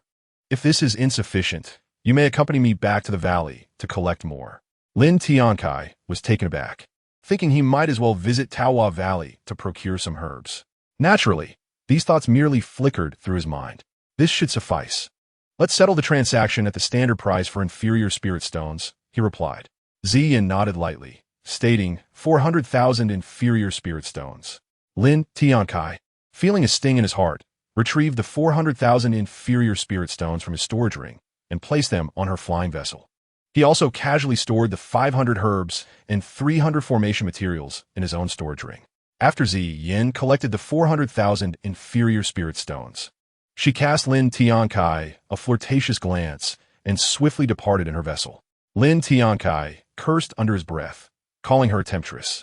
3 hours later, at Qingshui Town, the Lin family residence was adorned with festive decorations, bustling with activity. Lin Tiancai appeared before the crowd in a resplendent red robe, accompanied by Exine Menglan, who was adorned in a phoenix crown and bridal attire. The townsfolk attending the wedding began to murmur among themselves. "Ah, Lin Tiancai is taking another concubine. I wonder how many more he intends to collect. He has the power to take concubines. It's none of our business. I must say, this concubine has quite an impressive figure. If I had a wife like that, my ancestors would rise from their graves. I reckon you can only dream about it." Among a group of women seated at a table, Tianxia listened to the discussions of the Qingshui town residents, reflecting on whether she should have attended the wedding. Her feelings complex as she watched Lin Tiancai and Exine Menglan exchange vows. Before long, Lin Tiancai and Exine Menglan completed their wedding ceremony. Following the rituals, they arrived at the bridal chamber. Lin Tiancai had previously stated that she could remove the red veil herself, so Exine Menglan did just that. Lin Tiancai preferred a more casual approach, free from excessive formalities. As he prepared to take action, Exine Menglan suddenly blushed, shyly admitting, "I don't know how to do this." Lin Tiancai was momentarily taken aback, deeply captivated by her appearance. Noticing Lin Tiancai's unwavering gaze, Exine Menglan's cheeks flushed even more, and she gently pushed him away, asking, "Did you not hear what I said?" Regaining his senses, Lin Tiancai smiled. "You are simply too beautiful. I was entranced by you, but I must confess, I also enjoy your feisty demeanor." With that, he advanced toward her. As Exine Menglan attempted to speak again, Lin Tiancai assured her, "Do not worry. I will take care of everything." Another night of passion ensued. The next day, Lin Tiancai awoke from his slumber and began refining pills and crafting formation flags within the confines of his room. Half an hour later, seated on the ground, he successfully produced 124th-tier top-grade pills, 54th-tier formation flags, and 1 4th-tier formation disc. Just as he was about to venture out to set up the formations, Tianxia, dressed in a red palace outfit, approached the door. Lin Tiancai was taken aback, wondering what her intentions were. Did she not plan to leave today?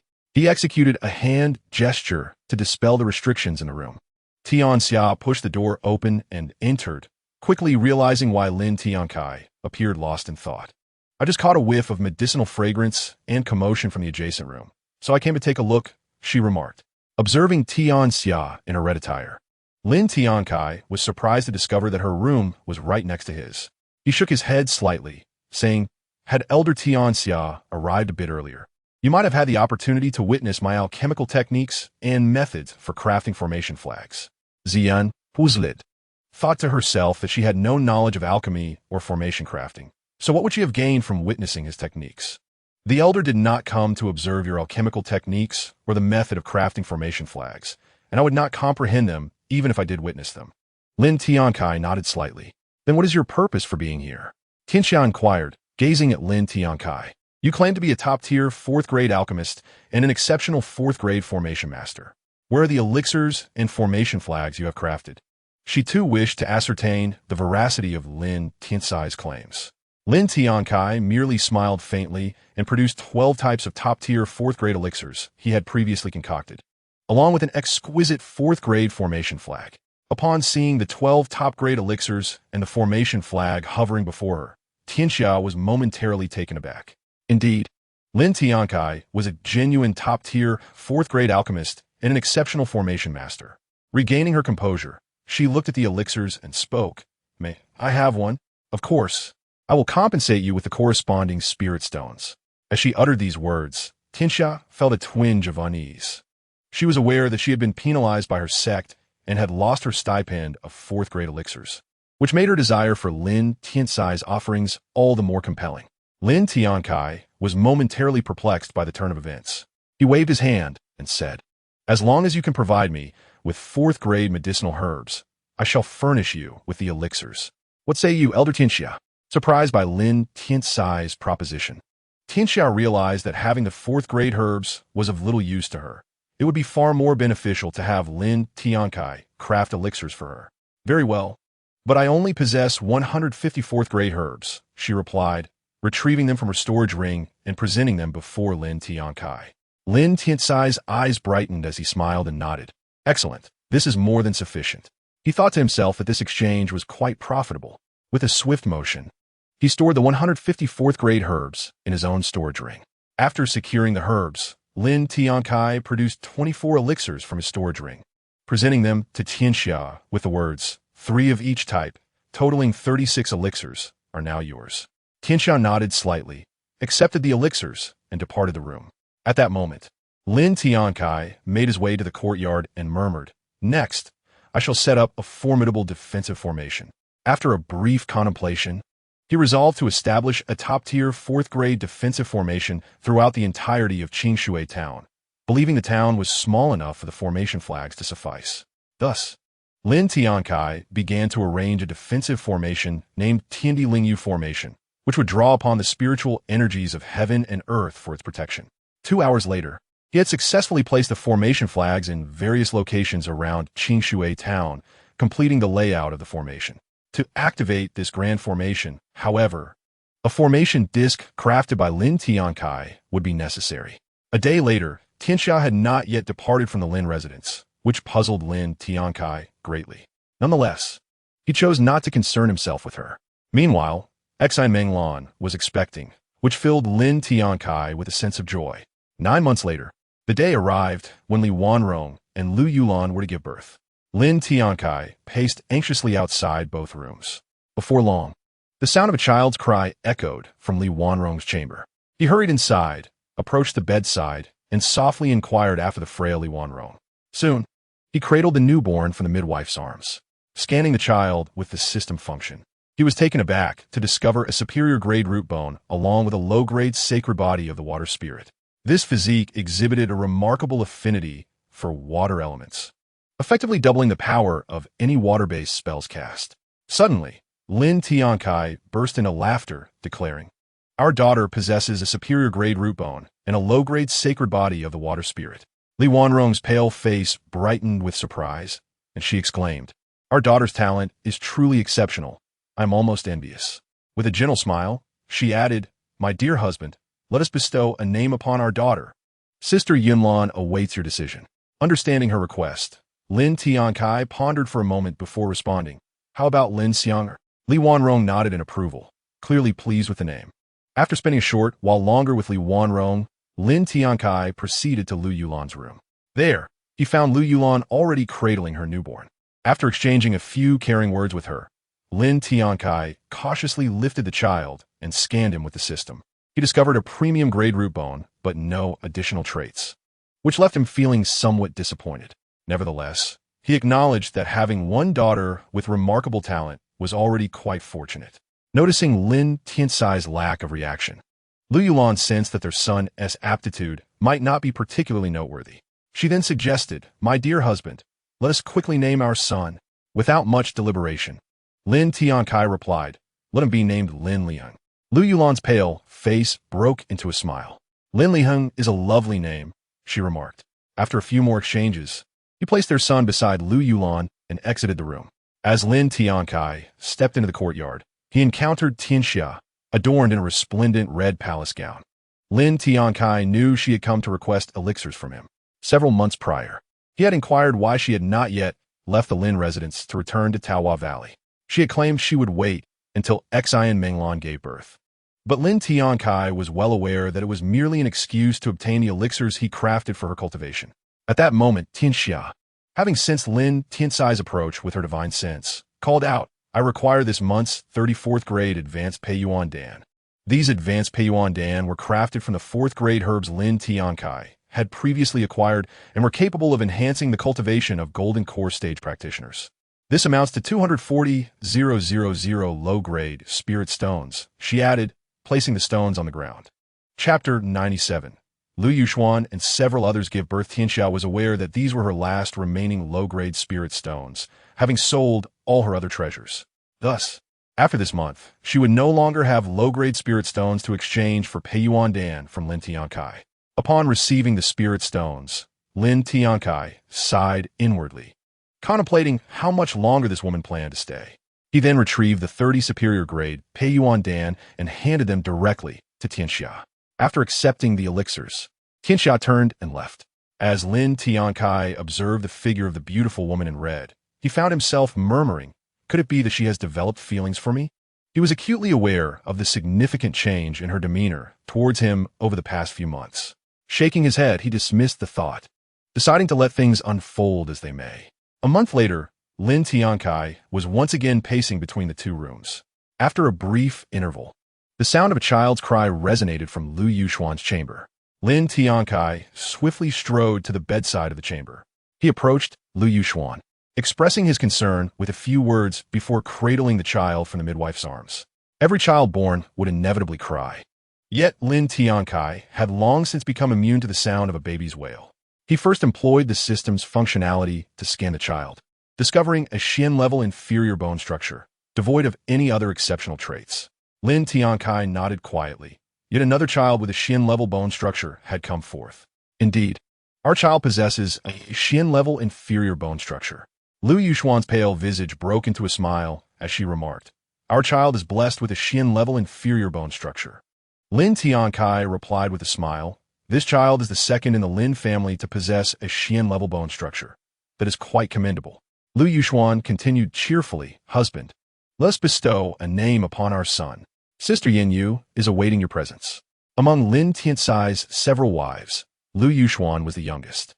Although she was the first woman Lin Tiancai married, the others affectionately referred to her as younger sister. A warm current flowed through Lin Tiancai's heart. With such a wife, what more could one desire? He sighed in admiration and spontaneously declared, "Let us name him Lin Bei." Lu Yuxuan nodded gently, satisfied. "That is a beautiful name." After spending a brief moment with Lu Yuxuan, Lin Tiancai proceeded to Yin Yu's chamber. Yin Yu had just given birth and appeared extremely weak. However, as a cultivator in the early stages of foundation building, her experience was considerably easier than that of Lu Yuxuan. Lin Tiancai approached the bedside, offered a few comforting words to Yin Yu, and then took the child from the midwife's hold. Once more, he scanned the child using the system's functionality, only to discover that this child possessed no bone structure, rendering them an ordinary person. He felt a pang of regret. Noting Lin Tiancai's expression, Yin Yu inquired, "Is there something wrong with the child?" Lin Tiancai shook his head. "The child simply lacks bone structure. There are no other issues." While Yin Yu felt a twinge of disappointment upon learning her child lacked bone structure, she quickly composed herself and smiled. "Husband, let us name our son."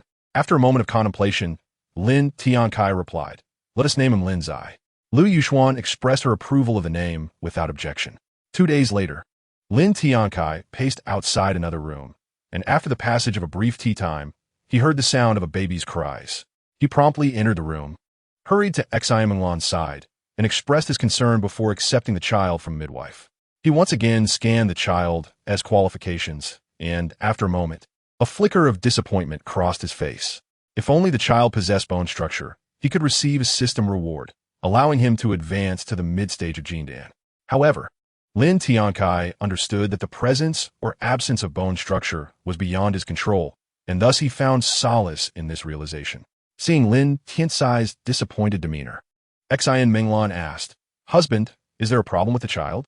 Aware that this was Xiaominglan's first experience with childbirth, Lin Tiancai gently reassured her, "Minglan, the child simply lacks bone structure.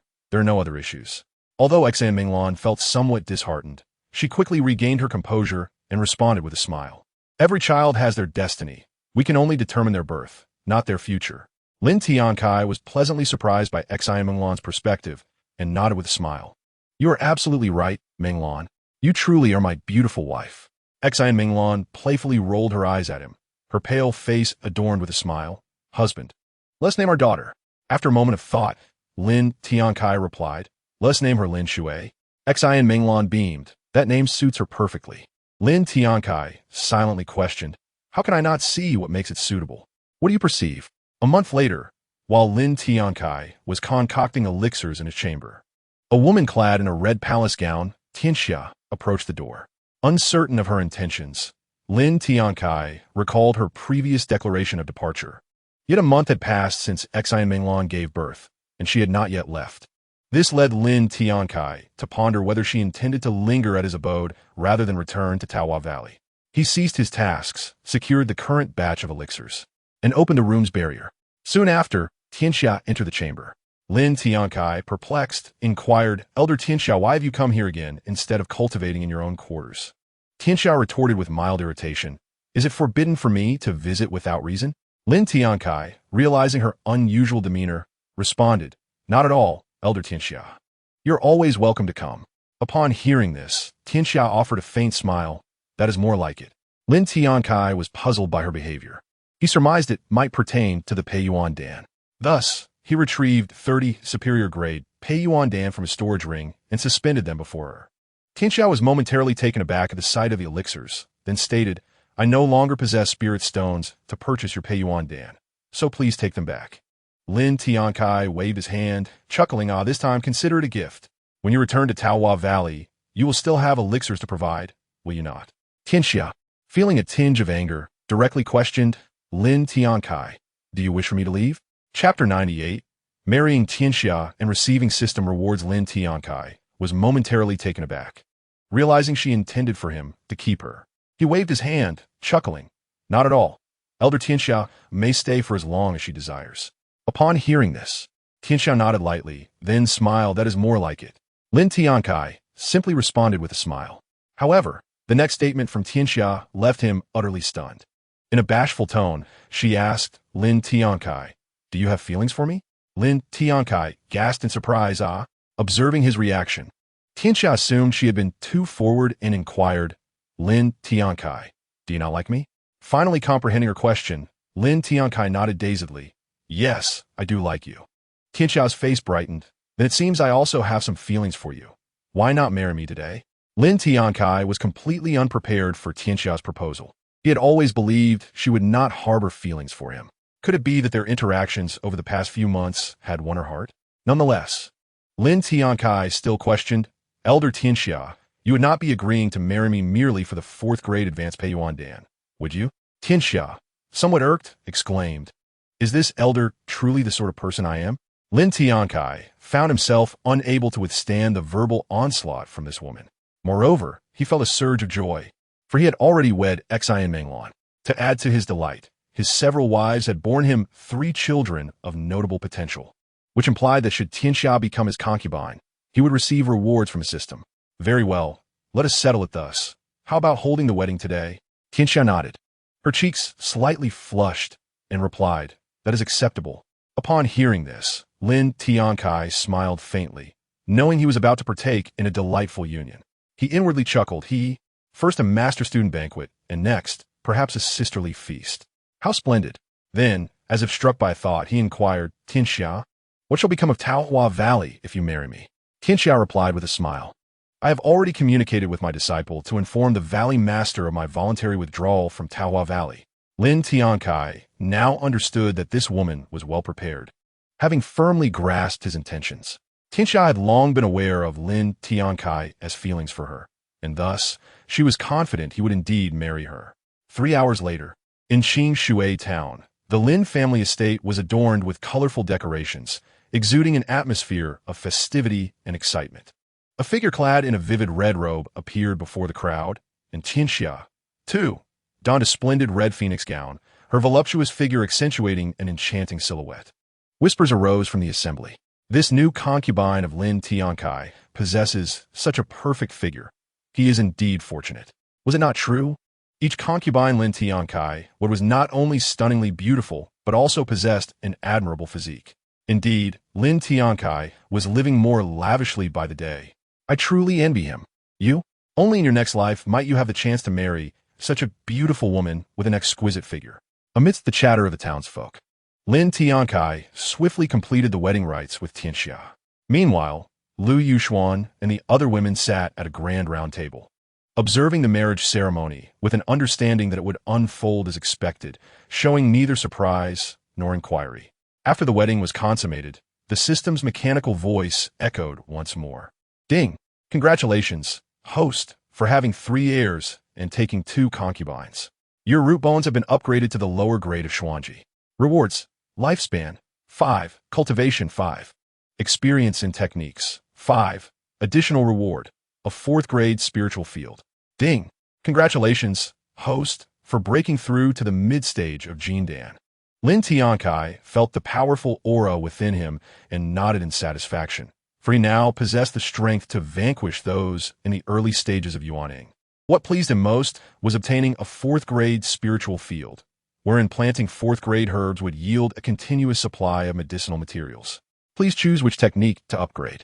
After a moment of contemplation, Lin Tiancai decided to enhance the Refining Elixir's complete guide, dismissing the previously rewarded technique, as it bore little significance. Let us upgrade the Refining Elixir's complete guide. The upgrade was swiftly completed, elevating the guide to the 5th tier. Soon, in the bridal chamber, Lin Tiancai gazed at Tianxia, who had removed her red veil, and he could not help but sigh inwardly. This woman, adorned in her red phoenix gown, complemented by her mature allure, is simply a match made in heaven. He hurried to the bed, smiling as he said, Xiao'er, you look stunning today. Tianxia blushed at his compliment and promptly asked, Is that true? Did you not say I was old before? And now you call me beautiful. Lin Tiancai was taken aback. This woman held a grudge. He explained, That was merely to assert my presence before you. Tianxia, harboring some skepticism, did not reveal her doubts and merely responded with a smile. It seems my husband is quite eager for me. Lin Tiancai nodded, neither confirming nor denying. Since you are aware, what are we waiting for? Let us consummate our union. Tianxia shyly replied, I am not skilled in such matters. Lin Tiancai, understanding her hesitation, gently reassured, Fear not, I shall guide you. Thus, the two soon engaged in a dual cultivation session, marking a night destined to be unforgettable. Meanwhile, within the resplendent hall atop a peak in Taohua Valley, Xian, adorned in a purple gown, lounged gracefully in a chair. Standing before her was a girl in a pink dress, the ever-respectful Lu Qingyi. She reported, Valley Master, my master has conveyed to me that she has married Lin Tiancai and has voluntarily withdrawn from Taohua Valley, ceasing to be an elder here. Xian's expression darkened. She had received reports months ago from Lu Qingyi that Tianxia was merely away for training, and now she had become Lin Tiancai's woman. How infuriating! With no means to retrieve her or impose punishment, she could only harbor resentment toward Lin Tiancai for luring away her elder. Waving her hand dismissively, Xian said impatiently, You may leave. I'm already aware. Lu Qingyi, anticipating that the Valley Master would seek to apprehend her master for punishment, was taken aback by the Valley Master's nonchalance. Hastily, she responded, Yes, Valley Master, I take my leave. Chapter 99. Lin Fei and Lin Xiago to Piaomiao sect for training. 2 months later, Tianxia had conceived Lin Tiancai's child. On this day, Yin Yu, continually consuming the elixirs refined by Lin Tiancai, had successfully advanced to the mid-stage of foundation establishment. Similarly, Lu Yulan had also broken through to the late stage of foundation establishment. 10 months later, within the Lin family hall, Lin Tiancai sat at the head of the table. To his left sat a girl in a yellow gown, Shimon. Beside her were 2 female and 2 male disciples from Piamiao sect. Shimon was the first to speak. Addressing Lin Tiancai, "Senior brother, I have come today to fulfill our past agreement to enroll your children as disciples in Piamiao sect. You have not forgotten, have you?" Lin Tiancai, fully aware of this agreement, smiled and replied, "Of course I remember. How could I forget such an important matter?" Shimon inquired, "Then, where are your 2 children? Will you not bring them forth?" Without hesitation, Lin Tiancai sent a message to Lu Yuxuan and Li Wanrong, urging them to bring Lin Fei and Lin Xia into the hall promptly. A short time later, Lu Yuxuan and Li Wanrong arrived, leading Lin Fei and Lin Xia into the hall. Now 10 years old, Lin Fei had grown into a handsome young lad, while Lin Xia had blossomed into a lovely young girl, merely a few months younger than her brother. Upon seeing his 2 wives and children arrive, Lin Tiancai laughed heartily. "Yuxuan, Wanrong, please take your seats." Then, turning to Lin Fei and Lin Xia, he instructed, "You 2 should greet your little martial aunt." Lu Yuxuan and the others found their respective seats. Lin Fei and Lin Xia followed Lin Tiancai's instructions, approaching Qiuman with respectful gestures, saying, "Greetings, little Shirgu." Qiuman waved her hand with a smile, saying, "There is no need for such formality." Subsequently, she retrieved 2 second-tier top-grade Shisui Dan from her storage ring and handed them to the 2 of them. "These second-tier top-grade Shisui Dan are a gift for your first meeting. Please accept them." Lin Fei and Lin Xia looked at the pills in their hands, slightly puzzled, as these were the same pills their father frequently provided them. Nevertheless, they bowed again in gratitude, stating, "Thank you, little Shirgu." Lin Tiancai promptly interjected, "Now that you have accepted the gift, please take a seat." Lin Fei and Lin Xia similarly found their places. Meanwhile, Qiuman was observing Lin Fei and Lin Xia, astonished to discover that they had already attained the 3rd level of qi refinement, which surprised her and the 4 disciples from Piamiao sect. Noticing the astonished expressions on Qiuman and her companions, Lin Tiancai quickly understood the reason. Qiuman then smiled at Lin Tiancai, saying, "Senior brother, how have these 2 children cultivated so rapidly to reach the 3rd level of qi refinement?" Lin Tiancai smiled faintly, explaining, "Isn't it the result of their diligent practice every day?" Upon hearing this, Qiuman understood that Lin Tiancai did not wish to divulge further details and chose not to press the matter. "Very well, senior brother. I shall take these 2 little ones back to Piamiao sect for cultivation. What do you think?" Lin Tiancai was undoubtedly pleased. It was an exceptional opportunity for his children to train in a force of the Yuan Ying level like Piamiao sect. He was confident that Qiuman would take good care of his beloved children. "Agreed. Then I entrust my 2 children to you, junior sister. But do not spoil them too much," he said. Qiuman nodded, understanding Lin Tiancai's intent, recognizing that flowers in a greenhouse cannot withstand storms. She then cheerfully stated, "Senior brother, I shall take the 2 little ones back to Piamiao sect for cultivation. You are welcome to visit them anytime. If anyone obstructs you, just use this token." As she spoke, Qiuman produced a jade pendant from her storage ring and handed it to Lin Tiancai with a surge of spiritual energy. Lin Tiancai accepted the jade pendant, expressing his gratitude. "Thank you for the jade pendant, junior sister." Without further delay, Qiuman smiled at Lin Fei and Lin Xia, saying, "Come along with your Shirgu." Lin Fei and Lin Xia turned to look at Lin Tiancai. Seeing his children gaze at him, Lin Tiancai gently nodded, signaling them to heed Qiuman's words. However, Lin Fei and Lin Xia also glanced at their mother. Lin Fei, not one for sentimentality, stated directly, "I will go with little Shirgu to Piamiao sect for cultivation. Take care, you too." Lu Yuxuan held back tears, saying, "Be sure to cultivate well in the sect, and do not bring shame to your father."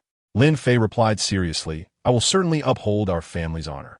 As for Qiuman, she did not rush to leave, but remained to watch Lin Fei and Lin Xia bid farewell to their parents. After receiving comfort from Li Wanrong, Lin Xia followed Qiuman as they departed the hall, boarding a small flying vessel.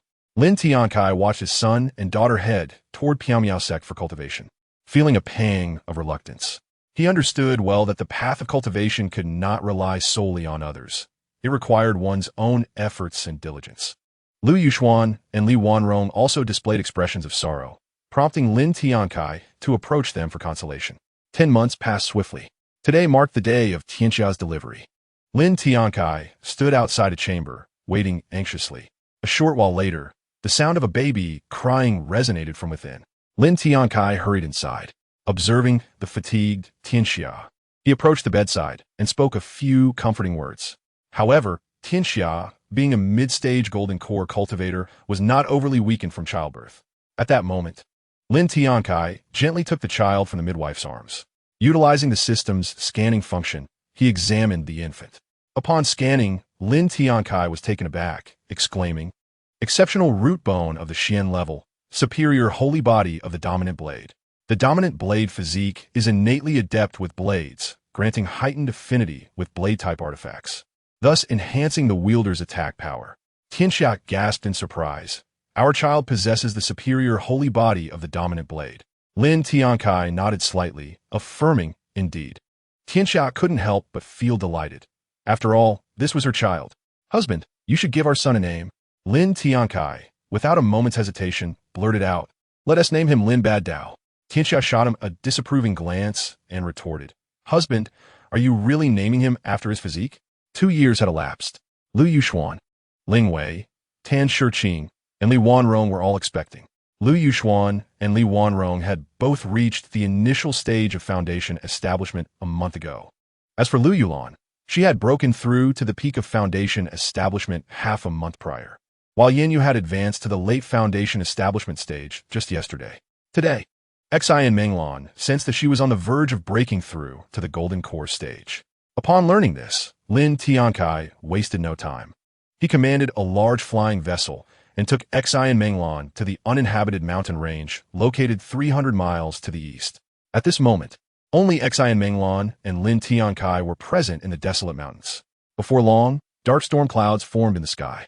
Lin Tiancai maneuvered the flying vessel 5 miles away, using his spiritual sense to observe Xi and Menglan as she faced the golden core tribulation. His distance from the tribulation was not due to fear, but rather to prevent being affected by the lightning strikes. Moreover, the tribulation was something she needed to endure alone, which would be immensely beneficial for her growth. Lin Tiancai was confident in Xi and Menglan's ability to weather the tribulation, as he had stationed a black puppet at the peak of Golden Core, beside her to assist in countering the lightning if necessary, ensuring her safety during the tribulation. Xi and Menglan, prepared for the impending tribulation, braced herself. Moments latte. The first bolt of lightning struck down with a thunderous roar. Lacking Lin Tiancai's formidable physique and strength, she felt a slight numbness from just one strike. Fortunately, the black puppet was there to help shield her from the remainder of the final lightning strike. Thus, she successfully broke through to the initial stage of the Golden Core, having endured 5 lightning strikes, resulting in a 5th-grade Golden Core. Shortly thereafter, Lin Tiancai piloted the flying vessel to the tribulation zone, and upon seeing him, Xi and Menglan soared to the deck on her sword. She approached Lin Tiancai, linking her arm with his with a gleeful expression, saying, "Husband, my golden core is of the 5th grade. How is that? Is it acceptable?" Naturally, Lin Tiancai shared her joy, for in the kingdom of Great Wind, a 5th-grade golden core was considered a top-tier quality. "My wife is indeed formidable, having achieved the 5th rank of Jindan. It appears that I have married a genius." Xi and Menglan beamed with joy at Lin Tiancai's praise.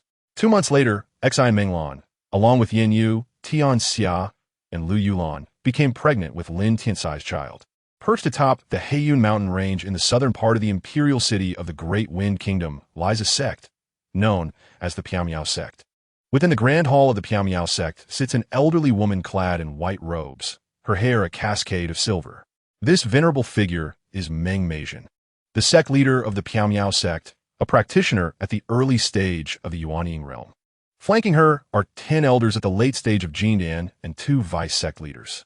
Among them, one vice-sect leader is the ethereal Yunlan Xianzi, while across from her sits a stern-faced, middle-aged man dressed in a gray robe. At that moment, a young man in a flamboyant purple robe, with a somewhat lecherous demeanor and a smirk, swaggered in, showing utter disregard for the assembled members of the Piamiao sect. This man is Ouyang Hai, the most cherished son of the sect leader of the Ziyang sect. He was followed by two elderly men in purple robes, both at the peak of Jindan. The onlookers felt a simmering rage at Ouyang Hai's arrogance, but dared not voice their displeasure, for he had a powerful father.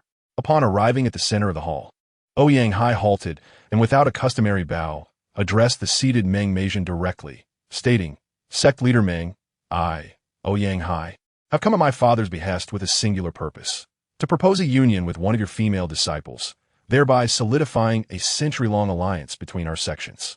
However, his true intent was merely to annex the Piaomiao sect. Meng Meizhen's weathered face revealed no emotion as she replied coolly, "Oh, may I inquire which of our female disciples you wish to take as your Dao partner?" Ouyang Hai merely shook his head and extended two fingers, grinning not one, but two.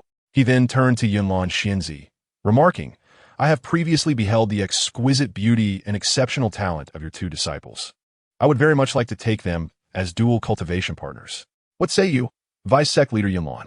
As he spoke, a fleeting glimmer of desire flickered in his gaze. Yunlan Xianzi's brow arched in disdain, clearly displeased by Ouyang Hai's proposition. Noting her silence, Ouyang Hai remained unperturbed, confident that marrying Qiu Man and Xiao Lingyu was a foregone conclusion. "Since Vice Sect Leader Yunlan cannot decide, I shall leave it to you, Sect Leader Meng. However, I advise against refusal. After all, my great-grandfather possesses the strength of the Midyuanying realm.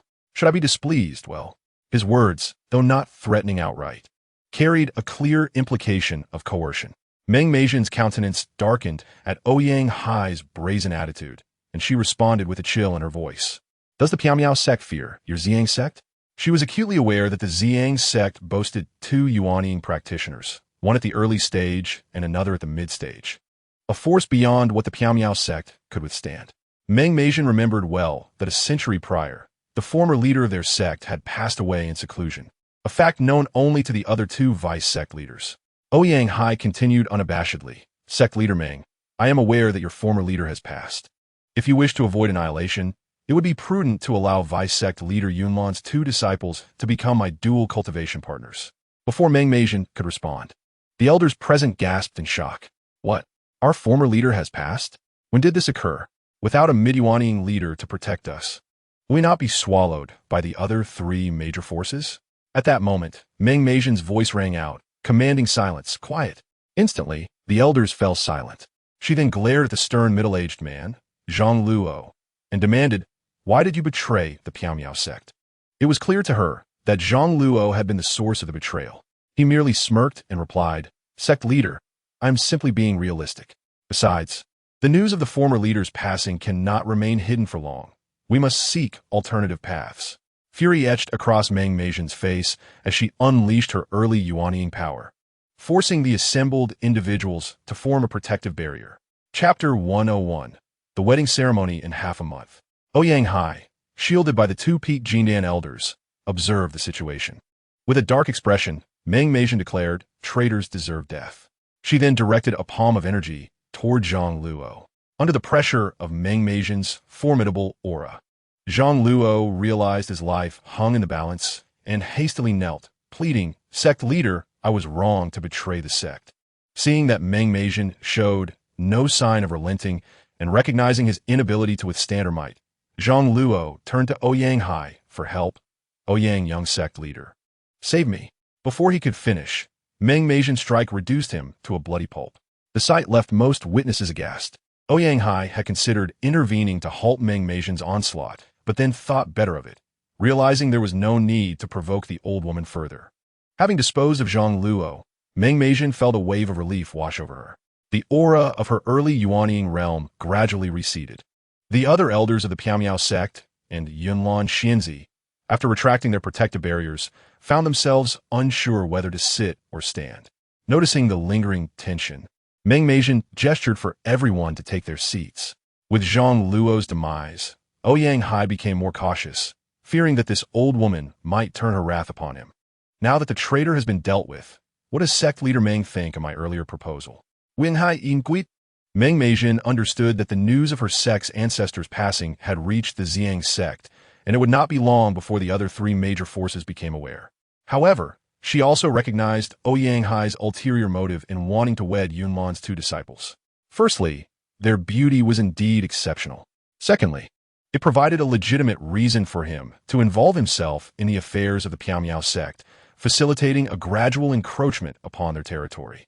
Perhaps, after a few decades, once she was gone, he would directly annex the Piamiao sect. Meng Meizhen knew that the Ziyang sect would not dare to engage in open conflict with the Piamiao sect. Even with only her as an early Yuanying practitioner, she was not to be underestimated. Unbeknownst to her, Ouyang-hai held ambitions toward Yunlan Xinzi as well. Rather than becoming enemies with the Ziyang sect, forging an alliance through marriage seemed a more prudent strategy, though the alliance was not founded on pure intentions. For the time being, it was a step forward, and she could still hold out for several more decades. Meng Meizhen reluctantly acquiesced, stating that the two disciples of Yunlan could be betrothed to him as his partners. However, the wedding must be held within the confines of the Piamiao sect, and he must refrain from engaging in dual cultivation with them prior to the wedding. Yunlan, wishing to retort, was silenced by a transmission from Meng Meizhen, who conveyed her understanding of Yunlan's eagerness for her disciples, but cautioned her about the precarious situation of their sect. Should they become adversaries of the Ziyang sect, it would spell disaster for Piamiao. Upon hearing this, Yunlan restrained her words. Ouyang-hai, already anticipating the elders' agreement, felt no surprise. To him, holding the wedding here was acceptable. A fortnight was a manageable wait, and he could always take the two women back after the wedding night. Since you have agreed, let us hold the wedding ceremony in 2 weeks. My father will also be present to partake in my nuptials. With a grand gesture, he added, this is a token of goodwill from our Ziyang sect. Immediately, 2 large chests appeared in the hall, revealing treasures such as elixirs, magical artifacts, and medicinal materials upon probing with spiritual sense. Just as Ouyang-hai prepared to depart, he remarked, Mengu Master, do not forget to keep a close watch on my 2 beauties. Should they escape, the wrath of the Ziyang sect shall befall you. With that, Ouyang-hai left, accompanied by 2 elderly men clad in purple robes, heading to the quarters arranged for him by the Piamiao sect. Once Ouyang-hai and his companions departed, several elders expressed their discontent and anger. The young master of the Ziyang sect is excessively arrogant. Do they think our Piamiao sect fears them? At that moment, Yunlan regarded the elders with disdain, noting their hypocrisy, as they only voiced their indignation after Ouyang-hai had left. Meng Meizhen abruptly interjected, enough. The elders ceased their outcries. With a solemn expression, Meng Meizhen surveyed the assembly before stating, Elder Chun-Li, send someone to guard Yunlan's 2 disciples. Remember to seal their cultivation to prevent any escape or self-harm. In her view, Yunlan's disciples were merely bargaining chips for protection.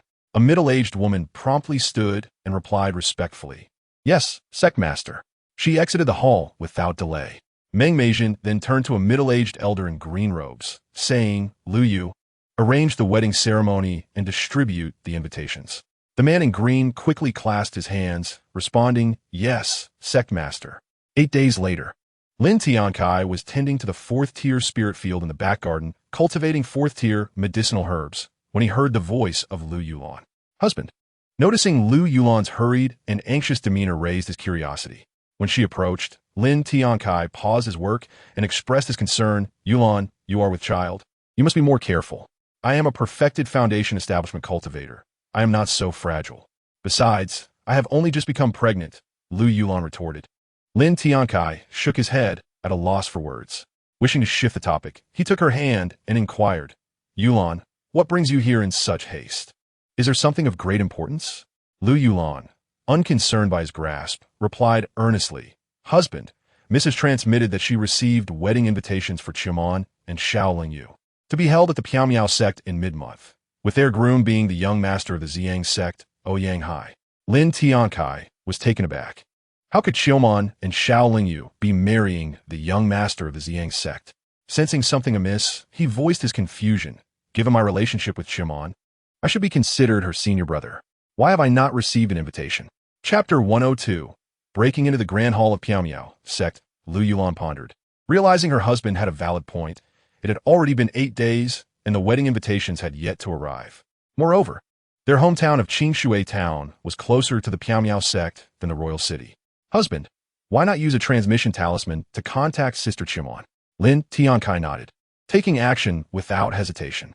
Focusing his thoughts, a transmission talisman appeared before him.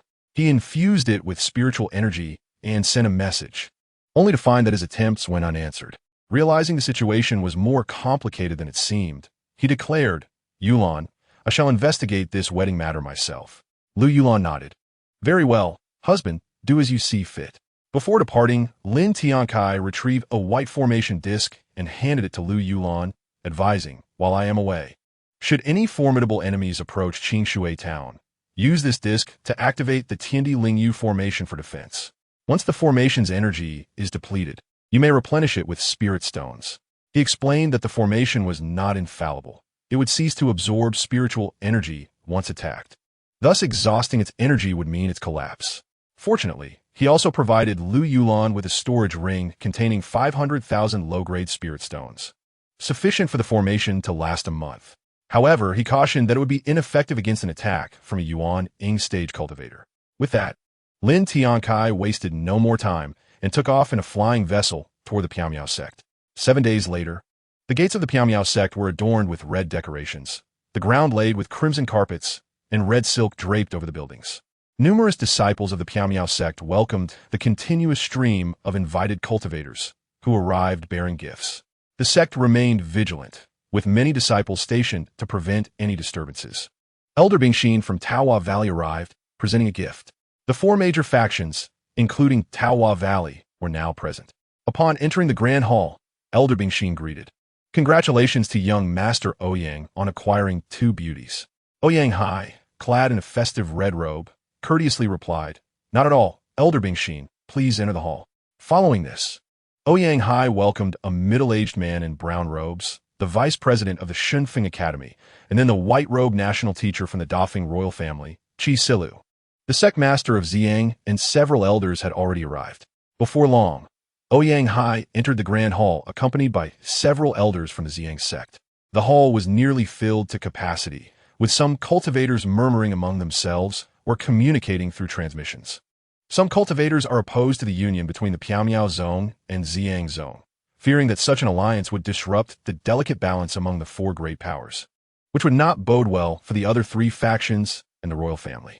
The ones most discontented with this union are undoubtedly the representatives from the other 3 factions and the royal family, who perceive a looming crisis. However, they outwardly express their support for the marriage. Moments later, Qiumon, adorned in a phoenix crown and a flowing red veil, accompanied by Xiao Lingyu, both supported by 2 female disciples of Piamiao Zone, gracefully approached Ouyang Hai. Yet, within the gazes of Qiumon and Xiao Lingyu, there was no hint of joy. Their expressions were blank, resembling lifeless dolls. The crowd, witnessing the beauty of the 2 after their adornment, erupted in admiration, showering praises on their exquisite appearances. Seated beside Mingmeizhen, Yunlan Xinzi sighed inwardly, wishing to halt this union but feeling powerless. She knew that any sign of resistance would be swiftly detected by Mingmeizhen, who would then thwart her efforts, leaving Yunlan Xinzi in a state of helplessness. Meanwhile, Ouyang Hai, captivated by the beauty of the 2 ladies, felt an insatiable desire. However, upon seeing their detached demeanor, a flicker of anger surged within him. He then transmitted a threatening message to Qiumon and Xiao Lingyu, warning them to perform well or face dire consequences after the wedding. Even though their cultivation was sealed, Qiumon and Xiao Lingyu could still hear Ouyang Hai's words. Nevertheless, their expressions remained unchanged, devoid of emotion. Observing their indifference, Ouyang Hai could only suppress his frustration, contemplating how to toy with them after the nuptial. As the guests filled the hall and Qiumon and Xiao Lingyu arrived, Ouyang Beishan exchanged a knowing glance with Mingmeizhen. She promptly stood up, surveying the assembly of cultivators, and spoke in a loud, harmonious voice. "Dear friends, today marks the union of Piamiao Zone and Ziyang Zone." Before she could finish, a cold laugh echoed from outside the hall. What a festive occasion, yet I wasn't invited. At this, a striking young man clad in a white robe, exuding charm and grace, sauntered into the hall. The crowd turned to witness his entrance, and the previously expressionless Qiumon and Xiao Lingyu, upon recognizing the newcomer as Lin Tiancai, turned to face him. Qiumon bit her lip, tears glistening in her eyes, while Xiao Lingyu's expression was complex, her heart filled with unexpected joy at his arrival. Before Qiumon and Xiao Lingyu could utter a word, Several disciples at the pinnacle of their foundational cultivation rushed in. The leading disciple from Piamiao Zone pointed at Lin Tiancai and respectfully addressed Meng Meizhen, sect master.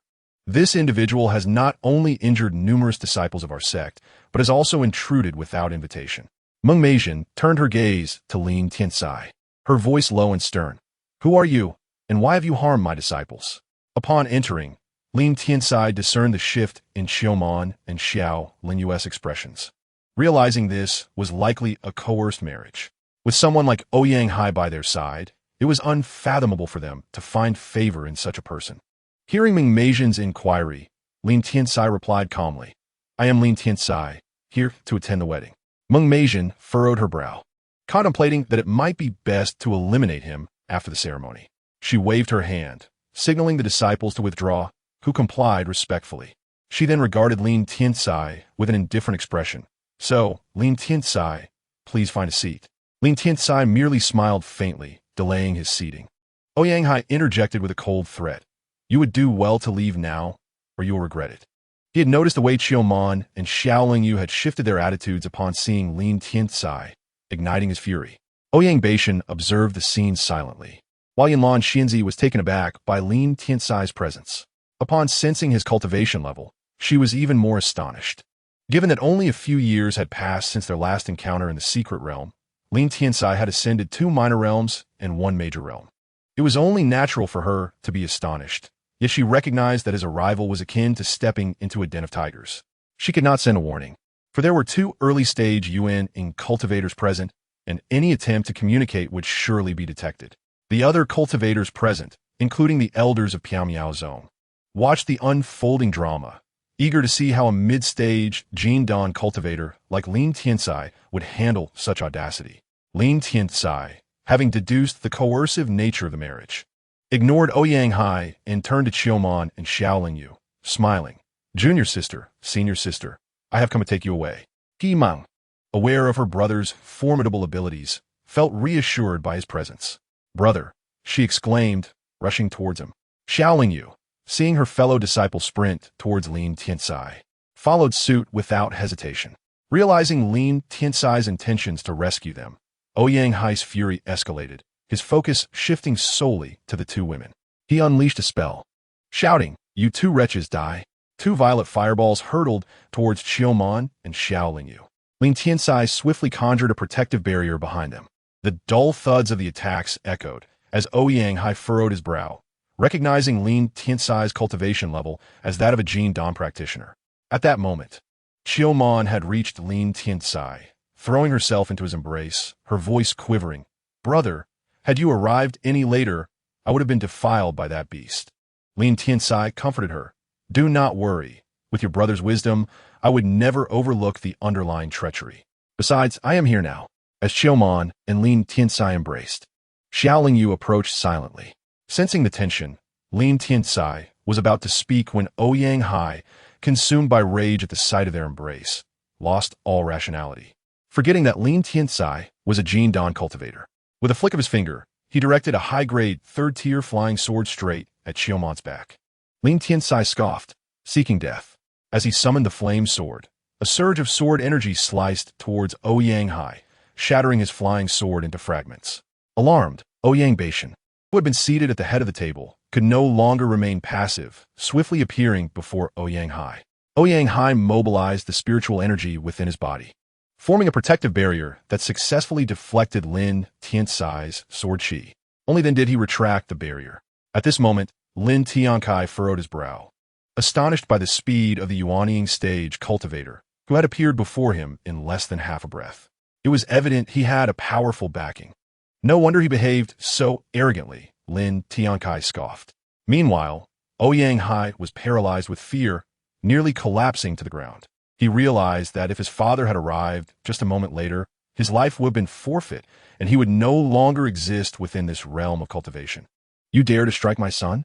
Today, you shall meet your demise, Ouyang Batian declared, executing a hand seal that summoned multiple purple fireballs, which surged towards Lin Tiancai with tremendous force.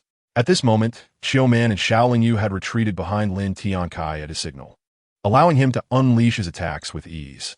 Lin Tiancai, not one to underestimate his opponent, remarked with a dismissive smile, "Had I not broken through to the mid-Jindan stage, I might have found it challenging to contend with you. However, now well." With a flourish of his blazing sword, he shouted, "Eighth strike of the splitting sky 9 swords, slash." A powerful sword chi erupted forth, accompanied by a fearsome gust of wind. In the next instant, the sword chi collided with the fireballs, resulting in a thunderous sound. A terrifying wave of energy spread outward. As those present, cultivators who had come to offer their congratulations and the elders of the Piao sect, attempted to shield themselves with spiritual barriers. However, the moment they formed their barriers, they were violently blown away by the tremendous gust, with many cultivators sustaining serious injuries.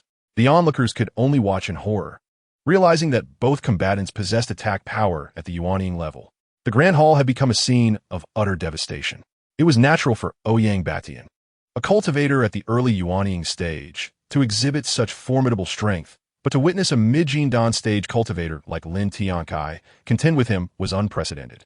At that moment, only Meng Meijin remained unaffected by the fierce wind, her gaze fixed on Lin Tiancai with astonishment. It was remarkable that a mere mid-Jindan stage youth possessed such overwhelming power. No wonder he dared to confront the Piao sect alone. Ouyang Batian was equally taken aback by Lin Tiancai's prowess. He knew that any cultivator below the Yuanying stage would be reduced to ashes upon contact with his purple fireballs. Yet here was this unexpected outcome. Lin Tiancai shook his head, acknowledging the might of the Yuanying stage cultivators. Even if he were a top-tier Jindan, with comprehensive enhancements, it would not suffice to easily vanquish them. Yet, Lin Tiancai was well aware that his sword technique was merely at the foundation-building level, rendering it a feeble skill against the Yuanying stage opponent. Meanwhile, Ouyang Baishan's expression grew grave, yet he spoke with a hint of admiration. "Young man, I did not expect a mere mid-Jindan cultivator to withstand the attacks of the sect master." Impressive. Chapter 104. The brutal defeat of Ouyang Batian. Ouyang Batian continued coldly. "But do you think this is all my strength?" As his words fell, he focused his thoughts, and a crimson orb materialized before him. Upon seeing this orb, a middle-aged cultivator at the late Jindan stage gasped in surprise. This was the 5th-tier inferior grade artifact, the Yin-Yang Zhu, said to enhance the power of flames and summon a fiery phoenix to assault enemies. Hearing this introduction, Lin Tiancai's eyes glimmered with interest as he gazed at the orb. However, he scoffed derisively. For a cultivator at the early Yuanying stage to resort to such a high-grade artifact against me, a mid-Jindan cultivator, is truly pathetic. What? Lin Tiancai dares to call sect master Ouyang pathetic? Does he believe himself invincible? Murmured the onlookers, incredulous at his audacity. Such youthful arrogance. Lin Tiancai retorted, "I'm not arrogant. I merely speak the truth."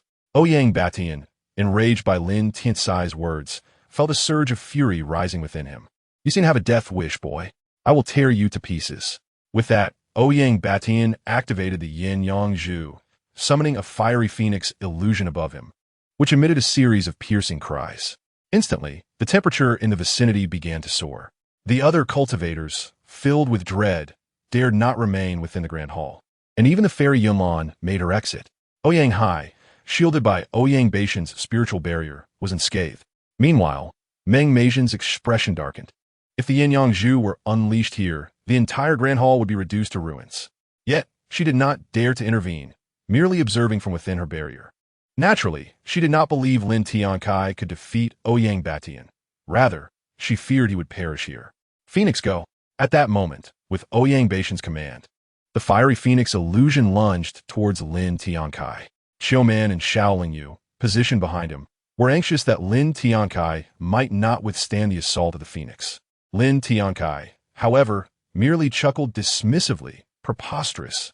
A mere bird cannot kill me." He swiftly formed hand seals, conjuring a colossal fireball above him. Pointing at Ouyang Batian, the massive fireball hurtled towards the phoenix. As the phoenix made contact with Lin Tiancai's enormous fireball, it began to shatter piece by piece. In the next instant, the phoenix illusion erupted, transforming into countless tiny flames that cascaded to the ground. The immense fireball then struck Ouyang Batian, resulting in a deafening explosion. The entire Grand Hall was engulfed in a conflagration of light and smoke. reduced to charred earth where flames continued to smolder. Lin Tiancai had already formed a protective barrier for the three of them, but was still propelled back several dozen feet. Meng Meijin was likewise pushed back a distance, but, being a cultivator at the early Yuanying stage, emerged unscathed. As the smoke cleared, a charred figure emerged where Ouyang Batian had stood, his purple robe tattered and bloodied, his hair disheveled, and blood oozing from the corners of his mouth. Ouyang Hai remained unharmed, shielded by Ouyang Baishan's barrier, as most of the fireball's impact fell upon his father. Witnessing the scorched figure, gasps of disbelief echoed among the onlookers. "Is this Ouyang Batian? How could he be reduced to this state?" remarked a late Jindan cultivator in shock. The fact that Lin Tiancai, with his mid-Jindan cultivation, could severely injure an early Yuanying cultivator was indeed astonishing.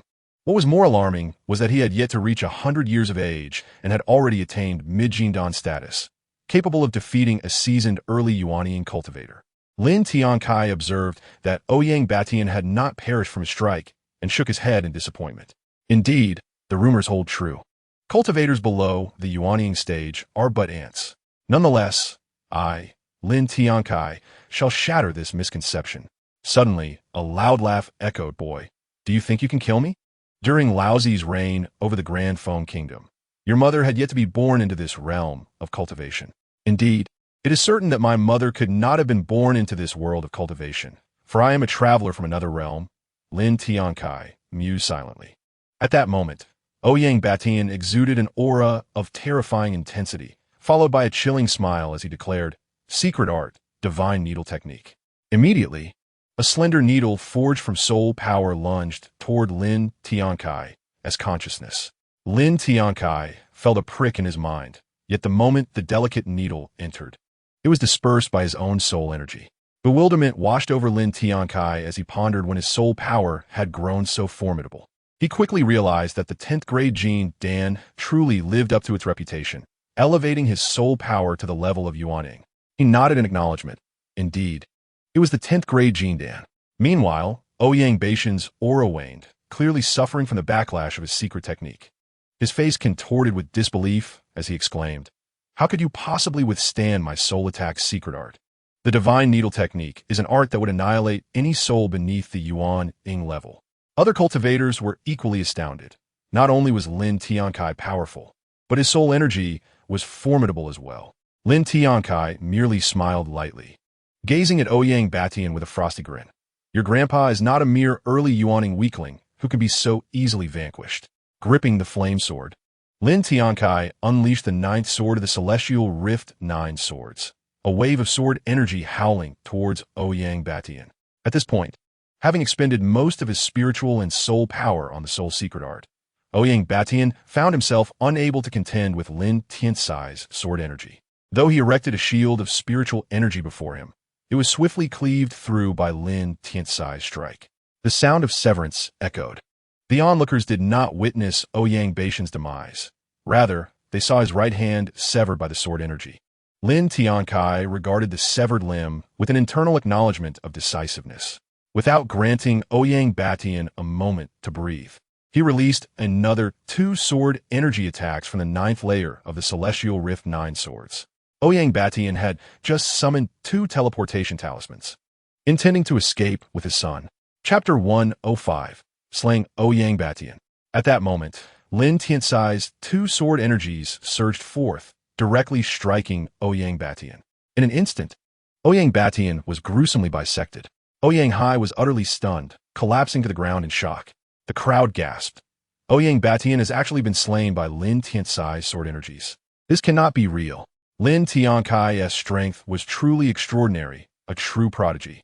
Meng Meijin observed the scene, feeling a deep-seated wariness towards Lin Tiancai. Had she been battling him today, it was conceivable that she too would meet the same gruesome fate as Ouyang Batian. At this juncture, Ouyang Baishan's Yuan-Ing spirit emerged from his lifeless body, swiftly attempting to flee. Lin Tiancai merely chuckled coldly. "Thinking of escaping? Have you consulted your grandpa?" Lin Tiancai had previously released the black puppet, which quickly apprehended Ouyang Baishan's Yuan-Ing as it attempted to escape. With Ouyang Batian's physical form obliterated, he existed now only as a Yuan-Ing. When the black puppet captured Ouyang Baishan's Yuan-Ing, Lin Tiancai sneered. So this is your Yuan-Ing form. If I were to slay it, you would be utterly finished. Ouyang Baishan's Yuan-Ing was merely a miniature version of himself, piquing Lin Tiancai's curiosity. Though Ouyang Batian was reduced to just his Yuan-Ing, he still defiantly declared, "If you dare to destroy my Yuan-Ing, my grandpa will not let you off easily." Lin Tiancai scoffed. "Even if your grandpa were to come, he would still be reduced to a state akin to yours." At that moment, Chiu Man interjected, "Senior brother, that grandpa of his seems to be at the mid-Yuan-Ing level." Lin Tiancai was taken aback, realizing the gravity of the situation. Had he shattered the Yuan-Ing, he would undoubtedly face dire consequences should Ouyang Baishan's grandpa arrive. How laughable! Where's your grandpa? Call him out. Lin Tiancai continued to mock. Ouyang Batian, in his Yuan-Ing form, coldly retorted, "You had better let me go now, or you and your family will perish at the hands of my Zhang sect. Since you are so arrogant, let your arrogance lead you to hell." Witnessing Ouyang Batian's continued insolence, Lin Tiancai waved his hand, commanding the black puppet to crush Ouyang Baishan's Yuan-Ing. Before Ouyang Batian could react, his Yuan-Ing was obliterated by the black puppet. He did not even have time to utter a cry before it was destroyed. Many cultivators watching felt beads of sweat forming on their foreheads. Realizing the terror of Lin Tiancai, Meng Meijian was equally taken aback. She had not anticipated Lin Tiancai would choose to annihilate Ouyang Baishan's Yuan-Ing rather than leverage it as a bargaining chip against the old man of Zhang's sect. Alas, it was too late for regrets. After Lin Tiancai crushed Ouyang Baishan's Yuan-Ing, he turned his attention to the incapacitated Ouyang Hai. He approached step by step, fixing his gaze upon him. "Ouyang Hai, is it? Since your father has descended into hell, you shall accompany him." Hearing Lin Tiancai's words, Ouyang Hai hastily knelt and begged for mercy. "Lin Tiancai, please spare me. Please." Lin Tiancai scoffed at the supplication. It was absurd that such a wretch would be appointed as the vice master of the Zhang sect. However, he understood that he could not kill this fool, for he needed a hostage. Ignoring Ouyang Hai's pleas, Lin Tiancai prepared to feign a strike, intending to end Ouyang Hai's life when a thunderous voice rang out. "Who dares to harm my great-grandson?" A powerful presence tore through the air, revealing the enormous phantom of an elder. Lin Tiancai halted his strike against Ouyang Hai, turning to face the apparition, astonished to discover that Ouyang Hai bore the lingering soul power of his great-grandfather. Seeing the specter of his great-grandfather, Ouyang Hai rejoiced. "Great-grandfather!" A nearby cultivator exclaimed. "Isn't that the ancestor Ouyang Changchun of the Zhang sect?"